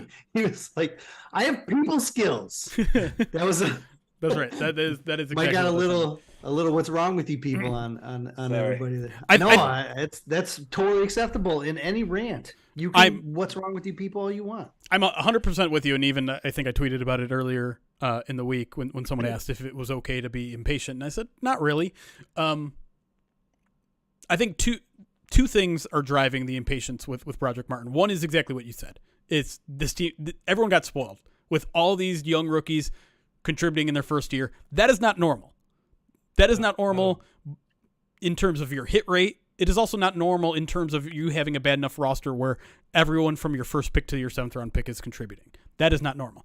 The Lions are also not there in terms of talent anymore, where everyone is going, all your rookies are going to start. But I think part of the impatience too is that the Lions are not getting good play out of their defensive tackles, or they're getting injuries, or you're seeing Levi and Bugs and all these people inactive, and you're seeing that perfect, an opportunity to get your rookie in there and play. And that's obviously not happening. And I think even getting that little bit of taste in the Raiders game, you're like, oh, he turned a quarter. Now he's playing. Well, yeah, fooled you. He was bad. Yeah. And they're like, okay, let's pull him back. And that's fine. Because if there's anything that I think this year in particular has shown us, it's that people develop at their own rates. And that's something that people need to be reminded of day in, day out with this team, is that, yeah, there are going to be some players like Brian Branch who can go out there and get you a pick 6 in their very first game of their NFL career. But then there are people like Derek Barnes. Took 2 full years to become an NFL-ready linebacker. There's going to be guys like Jameson Williams who need a full year of healthy football to look like he's ready to be an NFL wide receiver. Everyone develops at their own rate, and it's gonna take some patience from Lions fans, and I understand the impatience that a fan base that has been waiting for 70 years for a winner may have. But you're right. Like, let's let this kid develop. You should not be judging any draft pick until at the very least year 3. Unless they're balling out, right? Like if they ball out at the beginning and they continue to ball out in year 2, year 3, like, okay, yeah, that guy's obviously a baller. But especially if we're talking about what is essentially a 4th round pick. I know he's technically a 3rd round pick, but it was a compensatory 3rd round pick, so it's a 4th round pick. Give the man some time. Yes, please. Please. I will take all questions now. 2 quick ones, and then we'll get you out of here. Because I'll be honest, I have not heard back from Herman Moore's people since I sent them a Zoom link last night. So I don't know if he's actually coming at 3:00. I'm in no hurry. If he doesn't show up, I'll hang out. Okay, we do have Justin Rogers at 3:30. Either way, okay. Same question. And I'm asking these questions knowing I already know the answers, but it needs to be on the record so that we can put together a compilation like we did last year. Well, I can predict this one. Yeah. Are the Detroit Lions going to win the NFC North? Oh, and here comes Herman Moore. And are the Lions going to win a playoff game? Yes and yes. Boom. Yeah. Who do you want to see them in that playoff game, the first round matchup? Bring on Matthew Stafford. Ooh. Dang. Yeah, any conflicted feelings? Let's bury all the demons. No, I'm mad because I felt like Matthew Stafford got the Super Bowl moment that we should have got with Matthew Stafford, and I had to sit there and watch that. So no, man, bury the demons, bring him on. All right, cool. Sorry, Chrissy. I just wasn't sure. Anyways, Mike, you're the best. Where can people find you? Where can people read your work? I am on Twitter at A_Payton, and you can find me at A to Z Sports /Detroit.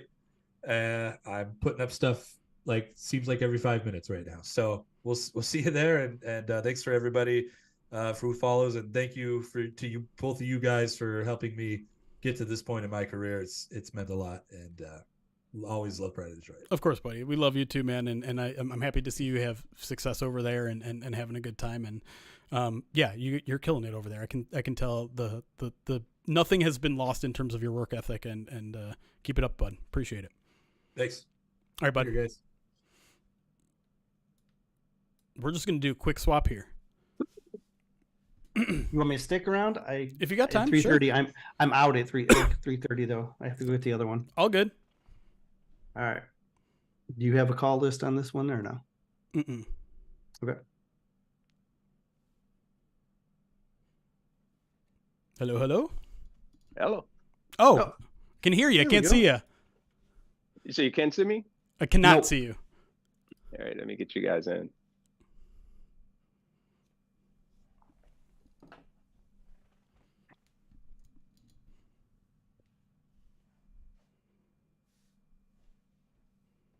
Oh, there we go. We can see the background, but you're invisible. Oh yeah, no, I had to walk away. Okay. Come back and Hey! I thought maybe he was wearing one of those green costumes that goes with his green screen or something. No, I was gonna make sure I was gonna be a part of it. So how are you guys doing? I'm doing great, Herman. How are you, man? Hey, awesome. Doing well. Appreciate you making some time for us, man. And I know we tried to get something working earlier in the season here, and I want to jump right into why. Because we had a little bit of a different viewpoint on Jameson Williams at the midway point of the season, and I let's start there because at the time, like you had, I think, a good take, an interesting take, saying like, early in the season when JMO wasn't getting things going, they needed to kind of build momentum with him, right? Get some short yardage things going so that he could build the confidence, get his hands, because that's it. You made it a very personal story because your rookie season, you struggled with your hands a little bit too. And so, how have you seen that in progress? How's that progress for Jameson Williams been since then? And do you think maybe that's what's helped him get to where he is now? Well, I do. And to go back, I mean, I know that a lot of people, I think, including yourself, felt that, he, depending on what he looks like, whether he was really ready for the stage, right? For the moment, or perhaps he's been given opportunities, those opportunities haven't happened. And what it comes down to is you have to get guys ready to go and get them into the actual flow of the game. But the only way you do that is you got to get them touches. And it's hard for someone, unless they've been in that position, to really understand that. Yeah. And it wasn't so much just even with me, and even with my struggles, it came down to, okay, I didn't wear my contact lenses. There was a little bit of lost confidence in them, but it was never a question of whether or not, I had the ability or anything like that. And I don't think there's a question about Jameson right now if he has it. But if you look at Tyreek Hill, and I use him as really the guy, and this is the one I was going to pull out, they're not throwing him bombs all the time. And he's a fast guy. I mean, he's arguably the fastest guy in the NFL in terms of receiver, but he's catching them on the move. He's catching them shorter. They're using them in creative and strategic ways. And I think if you do that with J-Mo, it means you have to make a commitment to it. And I just don't think, I think they were just doing more cookie cut chances based on what his skill sets were versus saying, you know what, we got to build some opportunities around him. Yeah. So that was really my point. Yeah, what I was making, and bringing it from that perspective, and I think that's what we're seeing them do a little bit more now. They still can do, I think, more. Yeah, but yeah. And at the time, my counter was that he wasn't doing the little things right, and it's such a detail-oriented offense that some of those short yardage stuff was what he was struggling with the most. But I think that's where he's improved the most in these past few weeks. And maybe it was because they've been hammering that sort of stuff home. Maybe it is because they did do some of those opportunities in the past few weeks that have gotten that part of his game going, where it seems like now some of that short yardage stuff is there. There were a couple of opportunities that seemed like they were left on the field there in New Orleans that if they had hit J-Mo, we would have seen some of the things that you were hoping to see. Yeah, and I think if you look at it, I'll look at it like this. I say you look at St. Brown. I think there's no argument that St. Brown has the better hands. Yep. But if you look at the routes he's running, it's nothing over the top or complicated. They're finding soft spots in the zone. It's going through and getting acceleration off the ball and getting to a specific place. J-Mo, because of his speed and the fact that he can get upfield, he causes the defense to react a lot faster, and he gets into those zones a lot quicker. Meaning, if you can get the ball to him, you can teach him how to settle down. And I agree with you. If it's a detail that needs to be worked on, it's the detail. But it's hard for me or for anyone to say what that really is, only because I've been in systems where it doesn't work the way it's perceived. It just doesn't. So I'm real careful, even myself, with saying what they're doing or trying to do versus what I think the opportunities are. So we've debated on how to get Jameson more involved. Like, he's going to have his, design plays that are specifically to try and get the ball in his hands, like the reverse against the Saints. But he's only getting a few looks a game. Is there a way to increase those opportunities for him? Is it just designing more plays that have him as the primary target? Is it taking away from the run game, taking away from maybe the volume that they send St. Brown's way? Like, if you were Ben Johnson, like, what are some ways that you would try and incorporate more opportunities for JMO? I would just, again, look at him being in, I would move him in motion. I would keep him to where he's not stuck at the point of attack, because sometimes you can walk a guy up and maul him at the line. And you get him to where if he has good release, but then once he gets you by you, he's going to make you do things.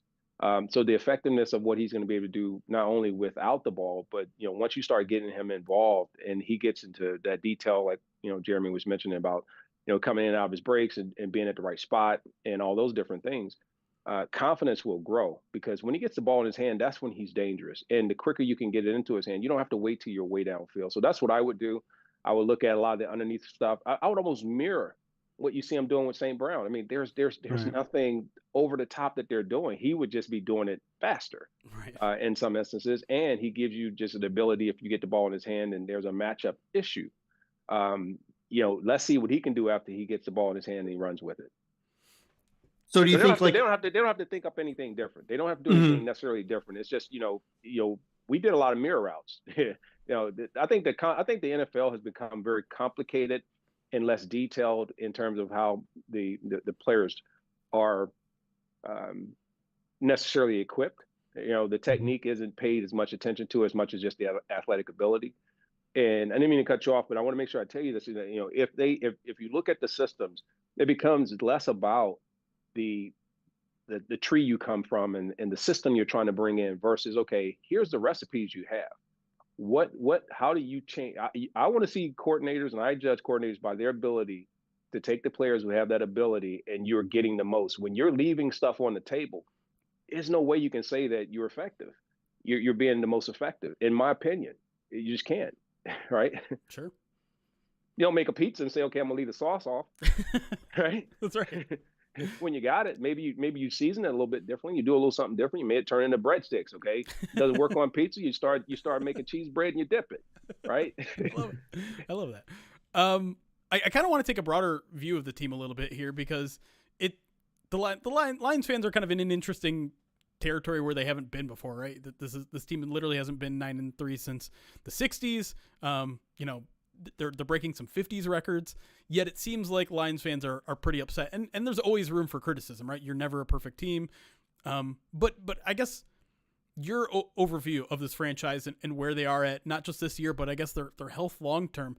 How do you feel about the team right now? Or are you ecstatic? Are you also someone that is, I mean, your competitive nature, I'm sure, takes over at times, and you want them to be even better and better and better. But is that maybe a little greedy for where they are in the rebuild? Right now, I like where they are. I like the progress that they're making. I like the progress that they've made so far in the short period of time that we're talking about complete rebuild of a franchise. I think if we look at what they've had to do, they've had to completely rebuild this franchise. However, you have to continue to grow on that. Does 9-3 right now, we can go back and we can look at every game film and say and make a debate for why they should be better than 9-3. We can make a debate why they should be worse than 9-3, based on the opportunities that weren't capitalized by other teams or the things that they let get away. Right? There's going to be time for this team, an opportunity for this team to get better. However, if you look at the teams that they consider the elite teams in the NFL right now, and that's even a stretch, because right now I don't think there's anyone that's just so far beyond the other teams they can't be beat. But the Lions can fall up or they could fall back, depending on just a few moves here and there. Players, going one way or another, or just having some bad games. Because teams are getting better. I think the gap is closing on where they started the season to where they are now. So their play level is going to be have to be a lot higher than what we've seen in the last 3 games. How do you motivate yourself? Sorry, Eric. How do you as you've been part of playoff pushes in December, and maybe felt that pressure of okay, the games are bigger, maybe there's a gap closing. How do you continue to build yourself up just on a personal level when it gets to December football to a way that makes sure that you haven't peaked, that you have more juice in you left of the season? Because I think a lot of young players may struggle with that. They come out of the gate firing, and then by December, January, they're out of juice. All right. So if you look at it, the complexity and the complexion of this team in terms of, being a complex offense, doing all these things can go down to very basic. The complexion of them being very good offensively and really solid across the board could change with an injury, 1 to 2 injuries in certain positions. Now, all of a sudden, this team becomes totally different. Yeah. Defensively, you could say the same thing, even though they're having some struggles right now with keeping teams out of the end zone and putting points up on the board. This is still, there's room to grow. I don't think they've peaked, but I guess if there was a concern, and I'm not an alarmist, I'm not sitting here saying that there's anything to be concerned with right now, but when you haven't played at this level consistently and understand what it takes, you can ride the wave for now. It becomes something that is expected. And I think they expect to go out and play hard. I think they go out and they expect to be competitive, but it is another level when you go out and say, I expect to win. And it doesn't matter the competitor, because you can't be a Super Bowl champion, right? And I would caution them on this. You can take the steps to move up the ladder, to go up the levels.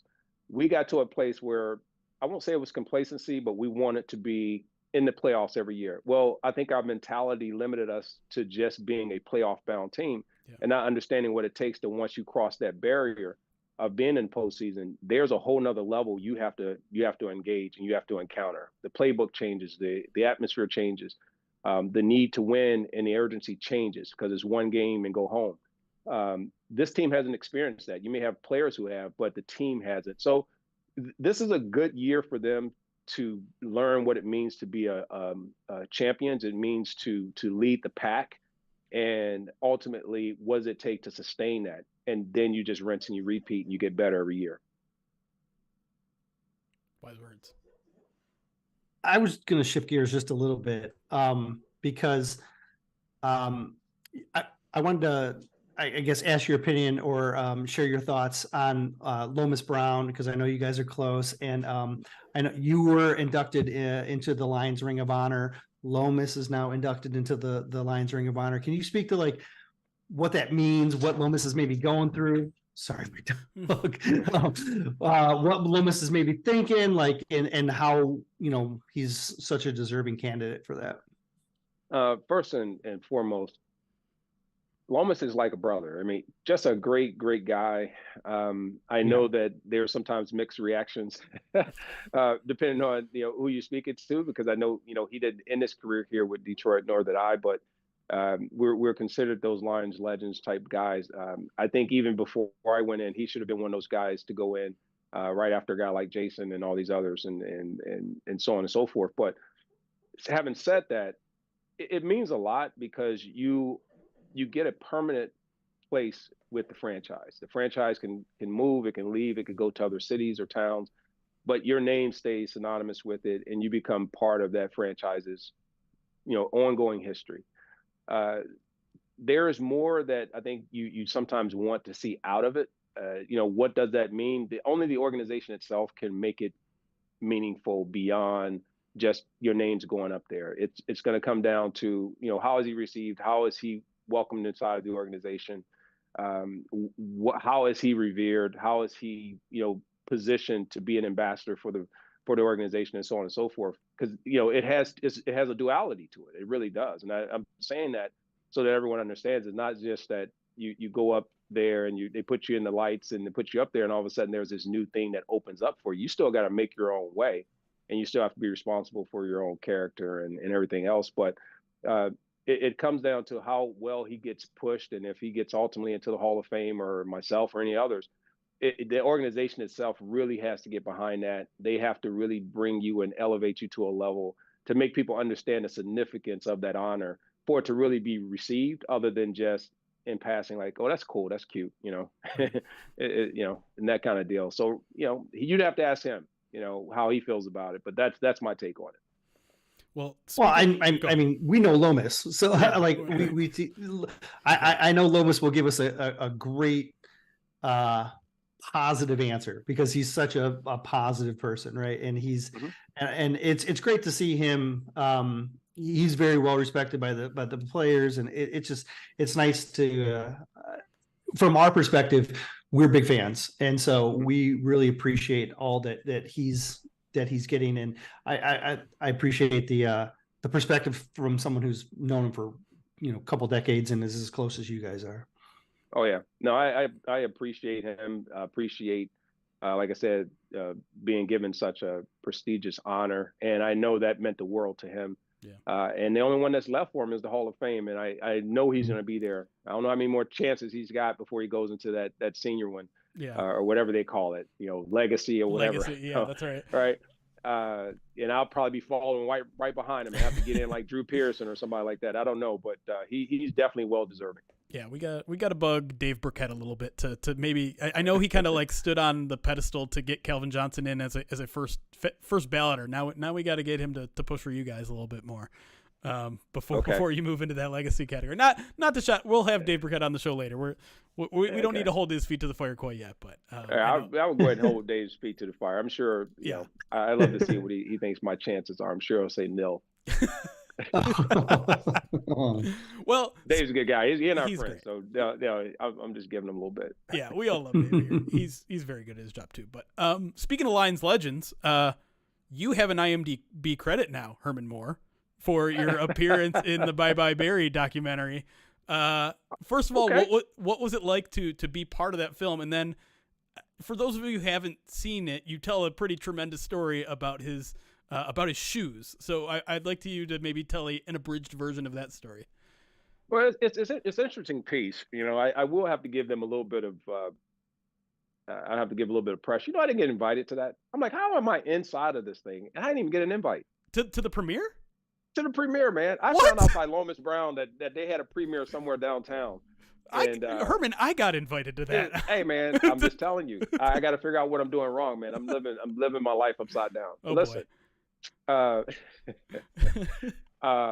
but with that, it was great. It was enjoyable when they asked me to come be a part of it, and they wanted to know. And I was like everyone else. I still think I know why he left. I'm trying to still figure that out. I may have to go ask him again. I don't know if you got a clear answer on it, but nonetheless, I thought it was great to get just the different feedback from different people. Mm-hmm. When I was asked about it and they said, give me a memory, I had to talk to them about these shoes, man, because, and it wasn't that I wasn't excited for him. I mean, obviously I blocked for him, and I guarantee he owes me at least 5,000 of those yards. And the receivers, he can give Lyman all the credit he wants, but you remove the receivers, he doesn't even end up in the top 10. So I tease him about that. But so his shoes he had on, and I just came in, he had them sitting on the side. And like most of us, we got 10 pair of gloves in our locker. We got 50 pair of shoes. And Barry, but he only has one pair because Barry wears the same ones. He has the cleats that he wears outside, and then he has the shoes that he wears on the turf. And all of his special runs were on turf. So I wanted those shoes. And when I saw him sitting beside him, I said, hey, can I get those? And he was like all in adulation and happy. And he was like, yeah, sure, here you go. I said, can you sign those and date those for me? That'd be very much appreciated. And he gave me both pair. I put them in my locker, and then I just threw them in a box for years. Yeah. For years, and then forgot about them, and then started remembering about 10 years ago, man, I got these shoes. Hall of Fame asked for them. They could put them on consignment when he was being inducted.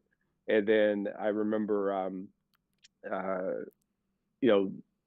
certain other organizations have called and asked if they could get them, and I said no.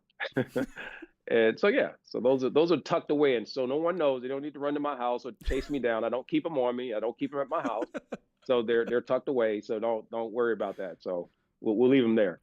Nothing can pry you away from those. Oh yeah, for the right price. Oh, Absolutely. Okay. So you, everyone, for the right price. Oh yeah. You're under the everyone's got a price. Everybody's got a price. I don't know what it would be. But for right now, it's they're special. But I tell you like this, man. That's Barry's legacy. That's the fans' legacy and history. And for the right price, it could be someone else's history. Mm-hmm. But I will say this: you will never erase the memories I've had with them. There's other keepsakes that I have that are more meaningful to me in our relationship than his shoes.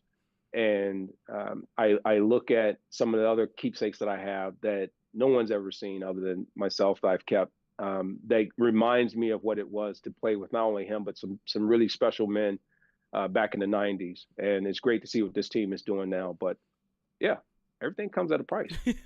Did it surprise you that Barry had no idea where they were? Yeah, Barry had an idea where they were. Oh, that was a little bit. You know how they do on the chef shows and stuff like that. Yeah, little editing I'm gonna tricks. yell at you for a little bit. I'm gonna let you know, and you got to kind of fake your way through it. I'm sure that happened, but I mentioned that to him a while ago because I actually made one time. I offered to say, "Hey, man, if you want him, to give, you want me to give him back, I give him back to him." But he didn't want him, so cool, I kept him. And so that's pretty much how it ended up. So.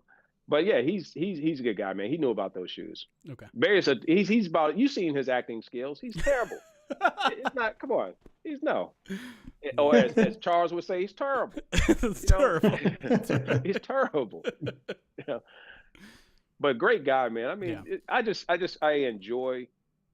Again, man, the memories that are happening. I enjoy seeing even, individuals like you all that it gives you purpose for what you do. And you're such, whether you're Lion loyalists or fans or whatever, it makes the conversation back interesting again. It makes it fun. We went through a decade of just some ups and downs. We had some success with Schwartz. We had some success with Caldwell, but just seeing the stadium being alive, just seeing the players be alive, seeing this town be alive, it goes a long way. No question. Before we let you go, I see your awesome background here, and I'll be honest, I don't know anything about it. So tell us about the Tackle Life Foundation.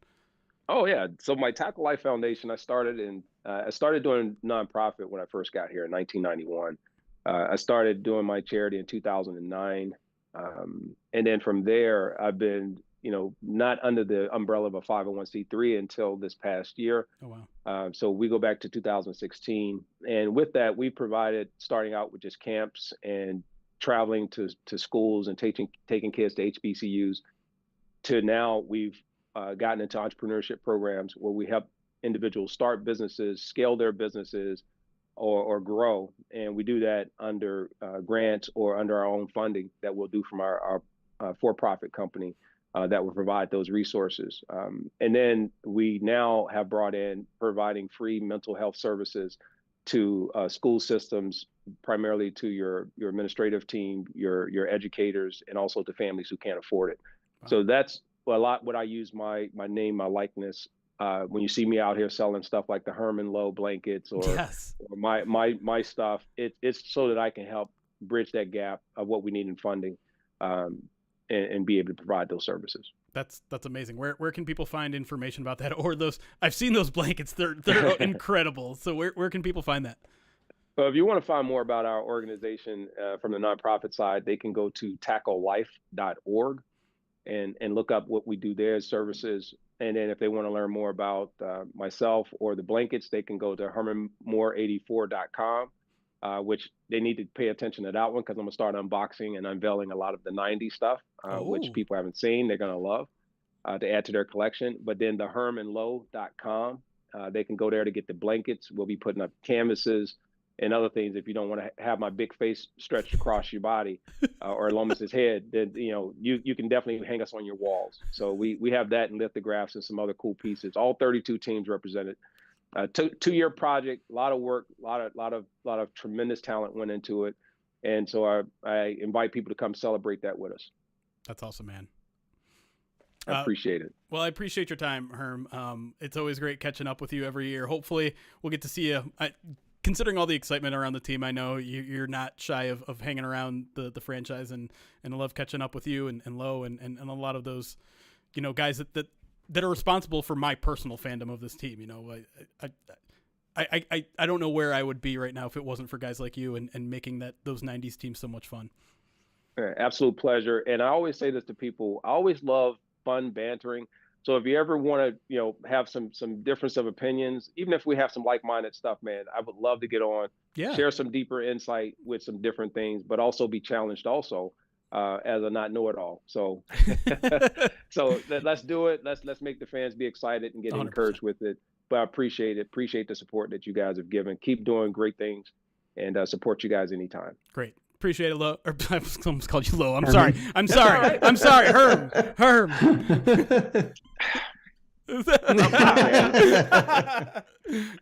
That is the wonderful Herman Moore. Man, thanks again, buddy. And make sure you all go to Tackle Life. And what was the other? Herman Moore 84? So they can go to hermanmoore84.com and they can go to tacklelife.org. And then if you want to see the blankets and some of the stuff we're doing there, it's hermandlow.com. All right. Appreciate it, buddy. Appreciate You're a legend, you guys. Man. Thank you. All right. We'll talk to you later. See ya. Oh, man. Such a good guy. So we are so lucky. Okay. I'm just making sure everything is set up. Okay. Cool. I'm getting DMs. Justin is already here because he's a professional 4 minutes ahead of time. All right. Well, I will I'm going to take let you. Oh, we have a spin to do. I forgot about that. Do we? We'll get to it. I'm sure you know what Justin loves that sort of stuff. So we're going to bring Justin on. You're getting off right now? I have a couple minutes. I can say hi and then I have to bounce. All right. We'll do that. We'll bring, by the way, we got an $100 anonymous donation at some point. Minion gave a $25 donation. Says, when you look at the 2021 coaching hires, do you believe that Campbell is ultimately number one on that list now? Look at that. Got my first question for Justin right off the bat. That's for you. I think he came in while you were saying that question. Oh. Hello. You're on like 50,000 pop-ups with this update. I'm just sifting through all the new features on Zoom. Apparently there's 50 AI options now. Can I just let AI handle the interview? It'd be cool. Maybe. I don't know. I don't know what button you press for that. How you feeling, by the way? You doing okay? What's our cursing limitations on this? Unlimited. As much as you want. Yeah, I don't care. Except for Jeremy. Super shitty. I'm sorry. You didn't have to do this. You had an out. No, it's good. It's good. All right. Well, thanks for joining us, man. Well, I just wanted to say hi, and I've got to go get my kid from school. So hope you feel better. Really enjoyed this 2 months or 2 minutes we've spent together, Eric, for the last 2 months. I saw you at Ford Field. Did you say hi? I always say hi. You're always on a mission. You are way down in the fun section, whereas Jeremy and I are still in the you need to prove yourself section at Ford Field. So we're still down on the far end. Well, keep grinding. All right, see you later. Jeremy, I'll put the 2 podcasts in the Google thing. Okay, cool. Because I recorded. All right, bye. See you, bud. Recording stopped. Just us two. You're not getting recorded, apparently. So. Oh, well. And now you're me on the screen, so I'm going to move things around. This is a little bit of I can't, every time I swear I have to give 10 to charity. So I'm going to say it's a bit of a crap show right now. Okay. I feel like this many hours in, you should have your shit together, but now it actually goes in the opposite direction. Okay. Because I mean, I don't know. When's the last time you were on camera for 7.5 hours straight? Come on, never. That's not my thing. No, it's not my thing either. But hey, appreciate you joining us. You know what? I want to start with the Saints game because I know you just finished a film review this morning. Mm-hmm. I don't know what it was on because I've been streaming all day. So tell me what you found when you rewatched that game. Did it change your perception of what happened on Sunday? Not a whole lot, to be honest. Okay. The focus was on the defense. I kind of wanted to do a first half, second half contrast, but in reality, it kind of ended up being a a big picture look. And look, I think the Lions probably got lucky to win that game. Okay. Especially when you jump out to a 21-0 lead, you shouldn't need to get lucky, but there were a lot of plays that the Saints kind of missed that they shouldn't have, unforced errors, if you will. Both turnovers fall under that definition. Sure. Look, you started that very first play of the game, right? And not only is the ball an accurate ball ricochet off the target's hands and gifted to Brian Branch, very similar to that season opener pick he had, but enough people had pointed out the dots on that play, right? And the free runner in the backside. And so I wanted to see what kind of happened there. And I can't definitively tell you what happened there because I couldn't tell you whether they're in cover 2 or cover 3, but one of Jerry Jacobs or Kirby Joseph blew that coverage. And look, I thought, generally my opinion is don't blame the quarterback if you don't know the reads.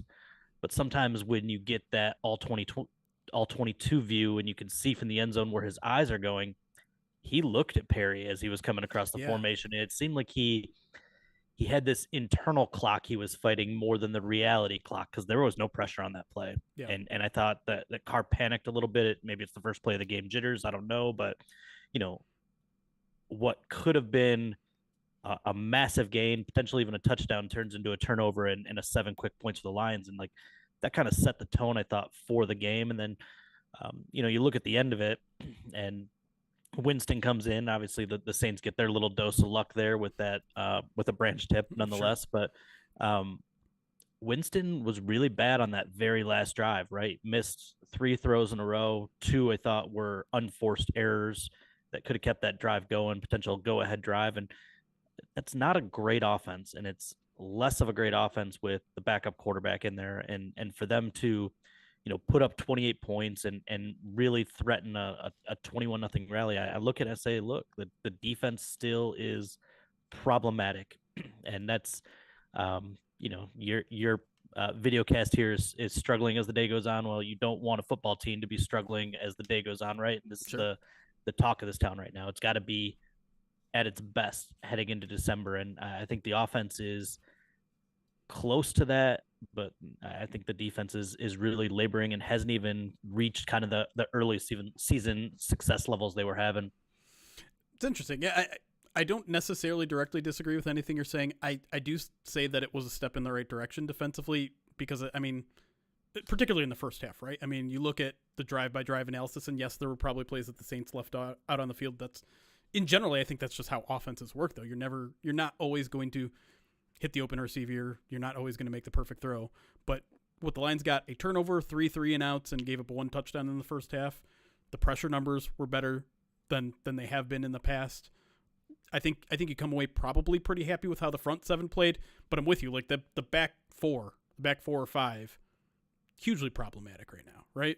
Yeah, and look, I think it extends to the back 7, really. Like, obviously, when they're playing the run or coming forward, the linebackers are playing well. I thought Campbell definitely had his best game with his assignment, alignment, production, all of it. Really looked like he's getting ready to kind of turn that rookie corner, which is something the Lions desperately need. But in coverage, it kind of is all shaky, whether it's man coverage, zone coverage, like there's just still communication breakdowns, zone breakdowns. There's lots of guys on that roster that can't handle man-to-man responsibilities. And so, it's a problem going into the stretch run. And, I don't think it's entirely a situation where Brad Holmes whiffed in the offseason, right? Like he brought in Emmanuel Mosley and CJ Gardner-Johnson to kind of solve some of these issues. And those guys lasted a combined 100 and some snaps. So like, you can't predict injuries. That's the reality of it. But it felt like they were better positioned to handle some of these things. And that growth hasn't happened maybe in the way that we anticipated. I want to move to some roster maneuvering that feels imminent with this team. Given that they're playing some of these players, that they obviously make a roster move this afternoon. We're waiting for that to be official. But Bohanna has been elevated for the past 3 weeks, which means if they want to play him again, he has to be signed to the 53. Seems like maybe that's what started the kind of chain event of if he's getting elevated from the practice squad, that opens up a spot on the practice squad, and Alualu, I believe is how you say it.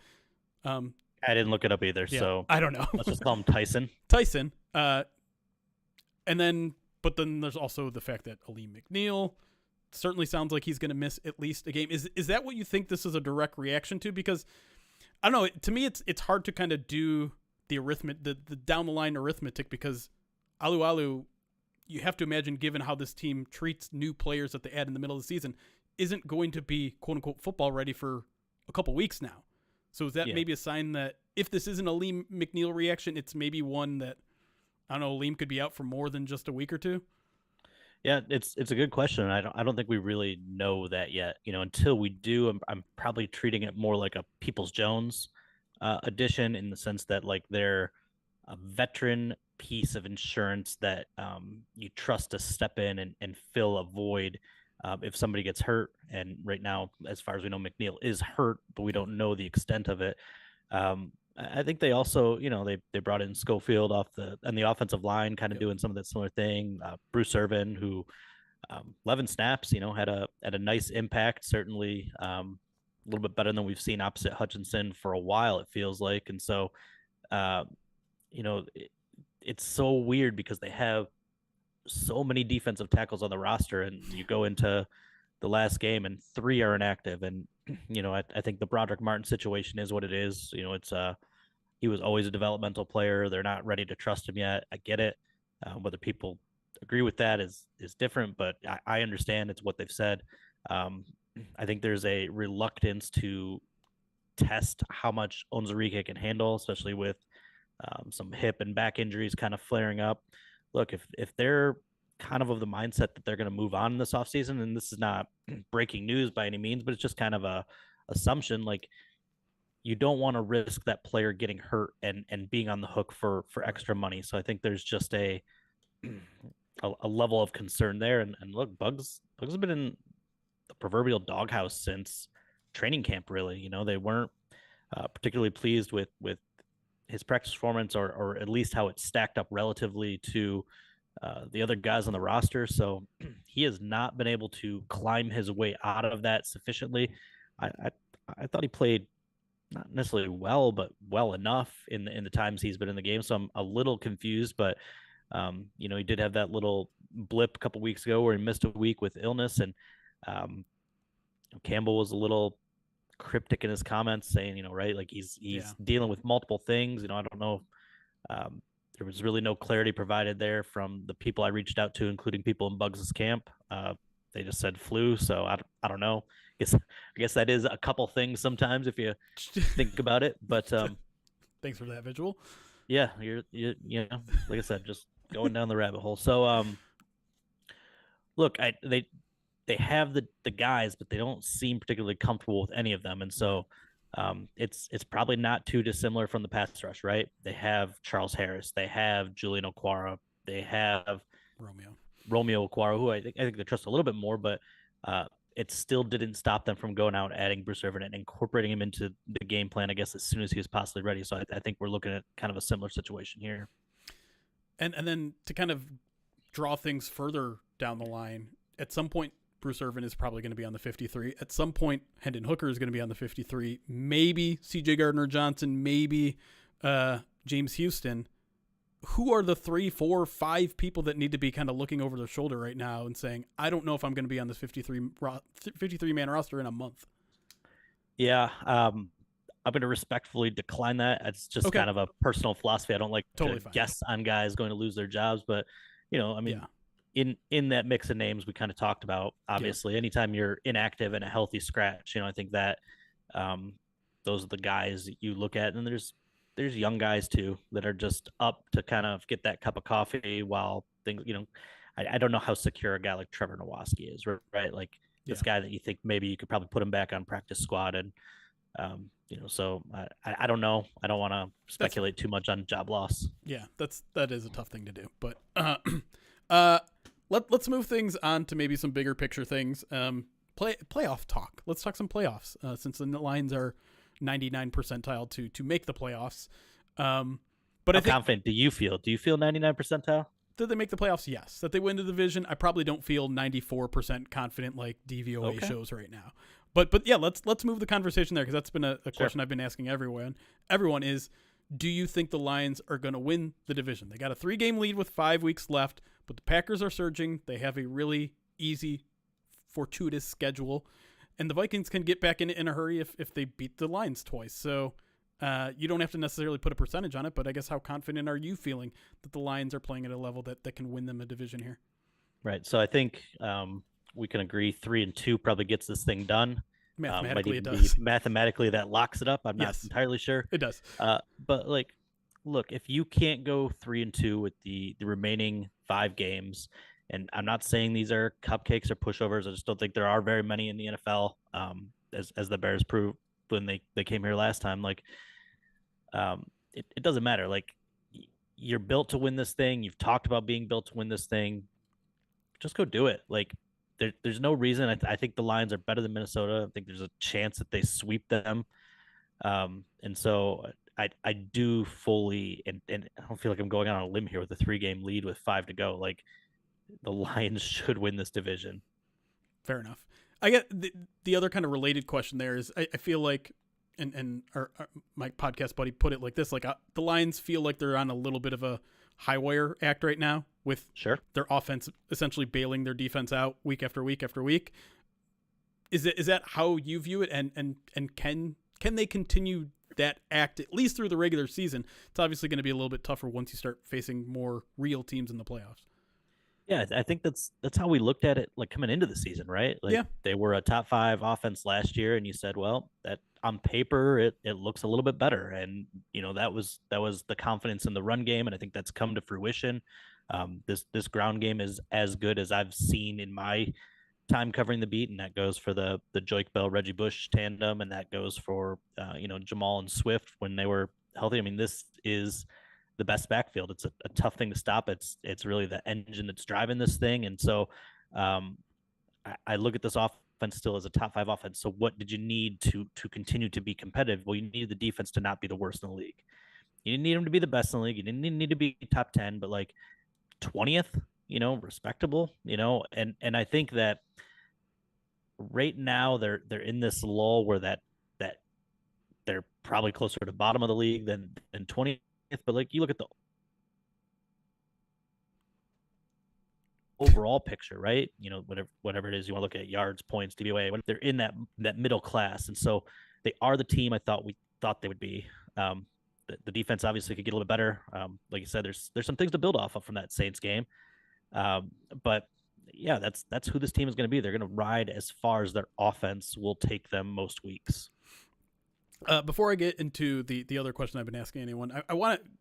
This is a topic that we talked about earlier in our podcast, but I do want to look a little bit beyond the season to the off season ahead, and I think one of the more fascinating conversations that needs to be had is Jared Goff, because he has one more year on his contract, but typically this is the off season that you get a deal done. And people are wondering about Hendon Hooker, and obviously neither of us have any insight into how he's performing in practice since we don't get to see anything. But I guess, do you believe that the Lions are going to get a deal done with Jared Goff? And to take an impossible question even further, like, do you have any idea of what a realistic length of that contract would be, and maybe size of the contract? Yeah, I've long learned to separate what I would do versus what I think the Detroit Lions will do. Sure. And in this case, like, I probably have come closer in aligning with what I think Brett Holmes will do. I do expect Jared Goff to be their guy. I mean, it's felt like that for a long time. The comment that Holmes made at the end of season press conference last year, where he said it's a lot easier to get worse at quarterback than better. And look, there's flaws to Goff's game that keep him out of the elite quarterback conversation, and starts with mobility, right? And we've seen a little bit of a return of the mistake-prone Jared Goff that was kind of the reputation early in his career. I wouldn't say it's back to defining him, but certainly something that's a trend he wants to make sure he reverses. But I fully believe the Lions are committed to this guy top to bottom, from Holmes to Campbell. And so what does a contract look like? I went into the season starting with the Daniel Jones contract, right? I thought that was kind of the starting point, and that was, I think, 4 for 160. Something like that. Daniel Jones obviously worked out great for all parties involved, not named Daniel Jones. But it's probably north of that now. And so would I be surprised if it comes into something closer to like 4 for 180? No, I think that's probably kind of where this conversation goes, as the cap continues to rise by, chunk percentage by chunk percentage by chunk percentage every offseason. So, people always freak out when the numbers come out initially, and then 3 years down the road, it's the 14th highest average value for a quarterback. We did it with Matthew Stafford. We're probably going to do it again with Jared Goff. And I don't think Hendon Hooker was ever drafted with the vision of being the obvious replacement.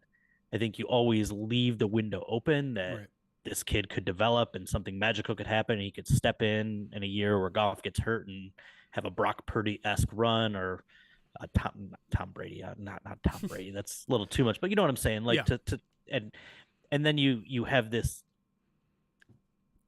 decision to make, right? Financially, whether this is the guy you can build around, but like that wasn't why he was drafted, right? Like he was drafted to give them a high ceiling, low floor, smart, productive backup, a guy that can step in and what we saw last night on Monday Night Football with Jake Browning, just putting together an unbelievable game, right? Like that's what you hope your backup is. And if they're young and they're exciting, maybe they even develop into a trade chip or something. Like there's so many different pathways that happen, but I don't know. I'm not ready to.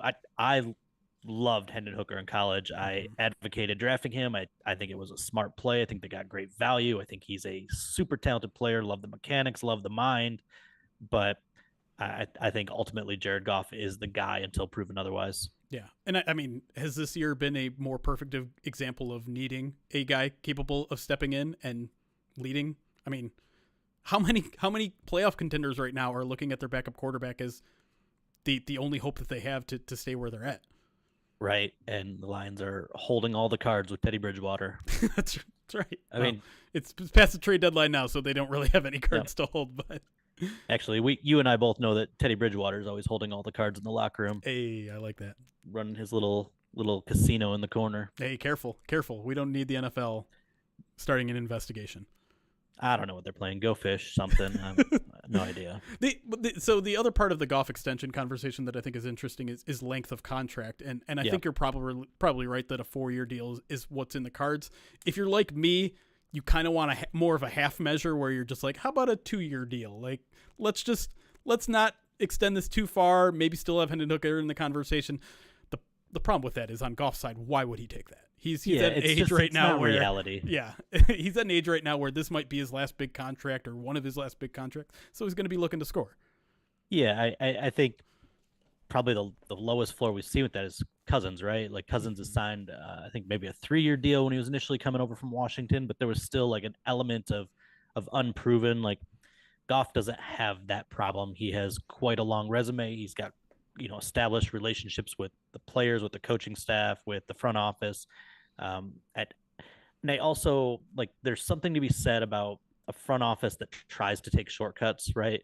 Yeah. Like if you're trying to screw players in the right term, but like if you're trying to lowball them a little bit, not do it the right way, yeah. That gets recognized by agents and players that are free agents. And I think that's part of the appeal right now is like the Lions are desirable because of the way they treat their players on all fronts, whether it's contractually or in the locker room and, just the honesty and the directness of the coaching staff. So I don't think it's worth jeopardizing that with, what is still the most important position on a football field. That's totally fair. The other half of the question I've been asking everyone, the first one being that are the Lions going to win the division? Second question is, are they going to win a playoff game? It's a good question, right? Like, and I think a large part of it probably depends on the matchup. It depends on who's healthy at that point. And I would say, if you ask me today, like it's a legitimate coin flip, right? Like if you draw the wrong opponent, at your place, then the home field advantage, I mean, it clearly hasn't meant all that much to the Lions recently. Those crowds have been great, and it hasn't stopped the Bears from, pushing them to the limit or the Packers from kicking their teeth in. So, I don't think you want to play Seattle again. Like, that's just proven to be kind of a bad matchup for you stylistically. But if you draw LA or Minnesota, those are games that you should win. Yeah, I mean, and it seems like it's between essentially 4 teams right now, right? The Rams, the Packers, the Vikings, and Seattle. It's the time of year where I need to look at it more closely. Like I think I peeked at it like mid-season, and I just haven't looked at it. But I mean, I'm like everybody else. Like, I'm fascinated by the idea of the Rams coming to town. Like, it's just the whole week is then just a finger roll layup of easy storylines. Yeah. I don't know. I heard they got a quarterback you guys know. A little bit, and Jared Goff against Sean McVay, who doesn't want that again. Yeah. And all the Kelly Stafford podcasts. Oh, no. You just ruined it. She's going to do a 24/7 charity fundraiser for some. Okay, now you're making that sound like a cheap ploy, and that's kind of exactly what we're doing right now. No. She'll have. Do you have codes? Do you have like promo codes that I can use? Oh yeah, I've got a makeup line that we're sponsored by. Perfect. I like it. All right, what else do I got? I don't know if I have anything else to say to you, Justin. We talk every day, so it does feel that way. Yeah. Do you have anything? Do you have like maybe a project or something up the works that you want to tease a little bit? Oh no, that Dan Miller project stole my soul. I got nothing left in the tank for projects. Okay, that's fair. Probably not until the off season. So, we'll revisit the Google Doc of ideas once we get to the off season, after I take like a week to let my brain regenerate. Yeah, that sounds wonderful. Having a break. I do like that Dave looks like John Oliver though behind you. It's true. Did you see that he's joining us at 11 p.m. tonight? The man is a robot. He doesn't eat anything interesting or spicy. He doesn't watch TV. He doesn't listen to music. He doesn't go to the movies. Like, it's just basketball, his kids, and this job. Yeah. So that doesn't surprise me at all. He might as well. I think he's probably up at 4 a.m. every day after, his battery charges. Well, I can't speak to that since I DM'd you at 3 a.m. today. Yeah, so. I think as I say, we were definitely texting at 3. But yeah, you're spot on, because the reason why he's waiting until 11 is that he's playing some. I call it Burkett ball. I've heard he's good. I've never seen it. Yeah. How did he do? I've heard he's got a jumper. How did he do in the skills competition when basketball was part of it? Did he make? I don't remember. Yeah. Is this just you bringing it up so you can rub in the fact that you won on a technicality? Yeah, because I got robbed. Because I punted it 0.5 yards further than you did. Robbed. All right, I'll let you go, buddy. Thanks for making time today, especially through illness. I know that probably wasn't easy for you, so. No, I appreciate it. And you've been battling something all freaking year, so you're a freaking trooper, man. It's a mess. Well, body's just falling apart. Hopefully, I mean, I obviously want the Lions to have a long playoff run, so I want you to have to be able to do your job for quite a bit. But hopefully, after that, you get some rest. No, I appreciate it. Make Nolan do stuff. I'm trying. All right, buddy. Thanks for stopping by, man. Later. See ya. Oh, we're back to full screen chat by myself. Oh nope, Chris is here. Perfect. I owe you guys a spin on the wheel. I owe you guys. I have to shout out some people in their donations. 1 second here. Boop. Trying to fix this. Let me thank some people real quick. We had an anonymous. I may have already said an anonymous $100 donation. Thank you so much to Anonymous. I have someone named Jeremy's nieces. I won't say your names out of privacy concerns, but thank you. You too. Appreciate you for the $25 donation. Thank you to the nieces.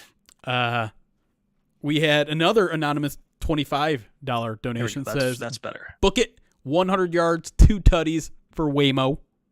Love it. When did we start calling them tutties? I don't know. I don't know. I've just noticed this lately that I keep hearing tutties, and it is a very annoying word. Like it shouldn't be annoying to me, but it's annoying. That feels like a classic bothers I know. Chris for absolutely no reason. But no, it exactly is what it is. You have those two. Do not get it twisted. All right, I have a ton of stuff to write on my face as well. Oh right, I need to write that name on my face. Yes. Too. You also have to write Naruto is trash on your face. Is that from Kyle? I don't know. Kyle Barber? Yes. I don't think so. Because this is an argument I had with Kyle, so I'm not sure maybe why. it was. Like this is like I'm wondering about the origin of it. I am more than happy to write Naruto is trash on here, but like I'm just curious who asked for that. But anyway, let me go try to do those. Okay. That's a lot. And I need to do it like in reverse in my mirror. So let me find the name. Famatu Mafala. And just a reminder to people that are waiting on more Lions content, we are going to have Ben Raven at 4:30, so in about 30 minutes. Right after that will be Colton Pouncy, and then Mina Kimes at 6. So that's kind of the schedule for the next 2 hours, which, I mean, I'm starting to feel it big time right now. So hopefully I'll be up for it. I still have like 6 things to write on my head. We're going to start with #Waymo. Come on, Dees. Dees nuts. What else? I have a thanks, Sean, which we'll get to here. And I'll get to that donation also in a second that just came in. If you don't know what thanks, Sean means, it means you probably haven't been part of the written website. Oh my gosh, I can't type. I can't write. Uh-oh. Thanks. It is a reference to the old managing editor of Pride of Detroit. When I first took over for Sean in 2015, it was a going gag in the comments. One of the first comments in almost every single article I wrote was "Thanks, Sean," because they thought it was Sean writing it. So thanks, Sean. They either thought it was Sean writing it or they're joking that it was still Sean. And 8 years later, people are still doing it. It is very funny. I'm agree with what Jeremy is trying to say. Thank you. All right, so let me cross off those. Where is a pen? I don't have anything around. Oh, there's a pen. All right. Waymo, first round. All right, first round kicker is the next one. $60 from Tara DC. Thank you so much, Tara. Once another. I'm putting back. I'm putting the hats back on. No. Nope, it's backwards. Oh wait, no, it's your handwriting is just weird. You're good. Okay. Bobbert, thank you for the 29 months subscribed to the channel. Says approaching 8 hours. Keep it up.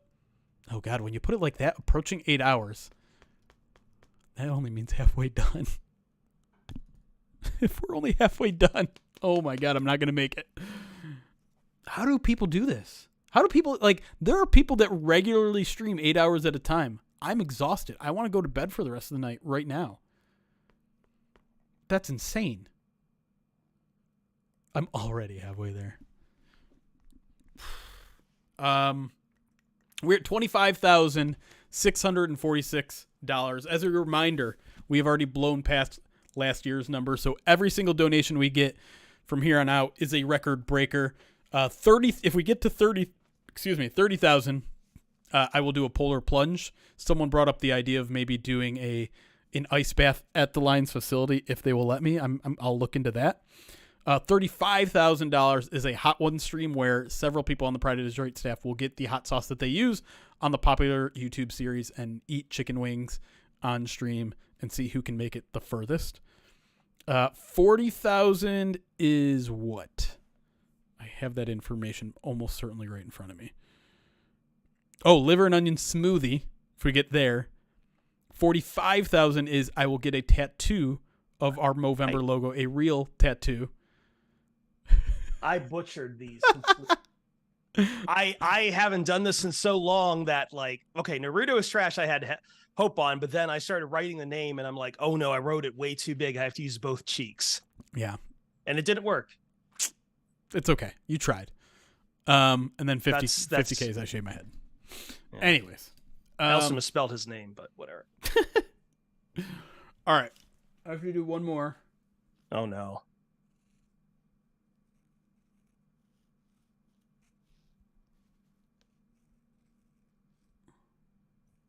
Excuse me. I mean, someone did pay, Liam. I think first time I started putting stuff on here, wasn't it like I had to make teardrops for my eyes? So you're not far off. Oh, you know what? I still have to spin the wheel, don't I? Is that right? I'm going to ask chat, and they're going to say yes no matter what. But I think I do owe you guys another spin.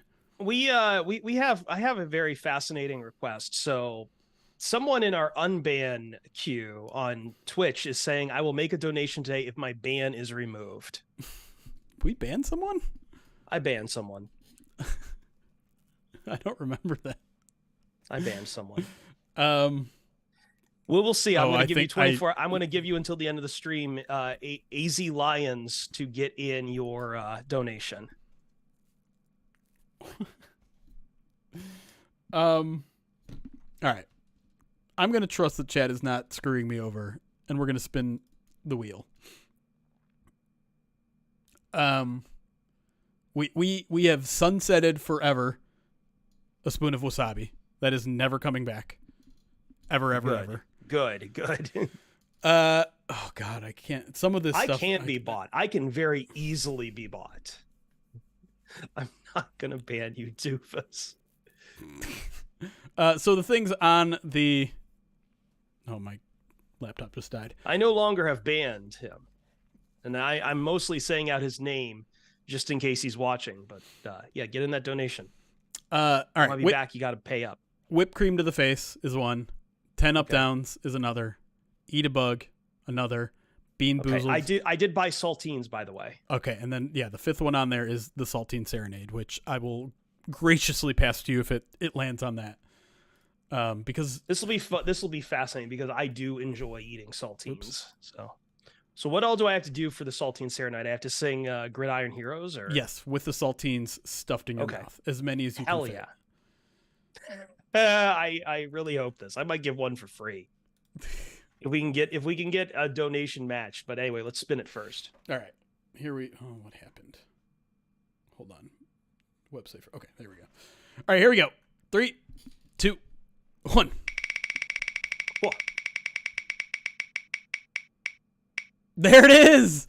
The first time ever saltine serenade. Let me go grab it fresh from the supermarket. Beautiful. Here we go. I'm so excited I don't have to do anything. Oh my God. I was starting to get very concerned. Did we? Oh, I was going to say, did we do the Wheel of Extreme Pain yet? And the answer is no, because we're waiting for Ryan to join. I saw you in the chat earlier, Ryan. You're welcome to join at any time. And spoon a full cereal bowl's worth of Bean Boozled in your mouth.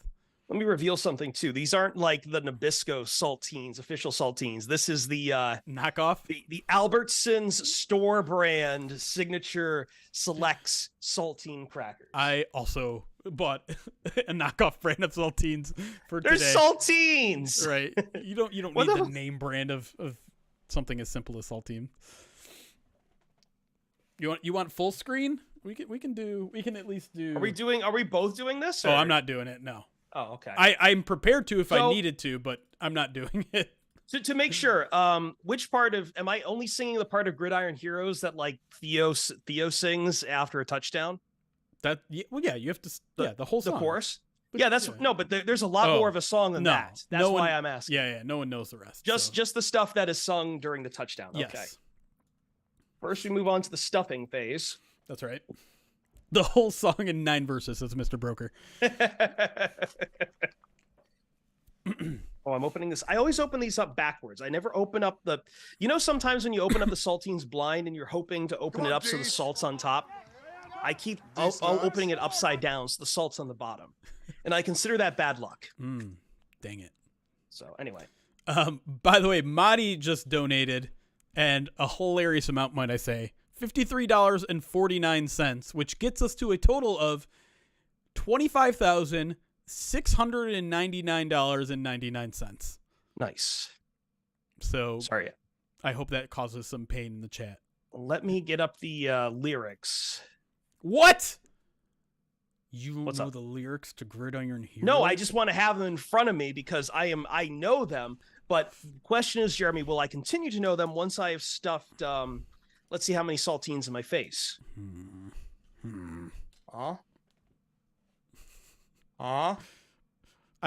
Can he chew them and just have fragments of them in his mouth? Or is this more of a Chubby Bunny type of situation?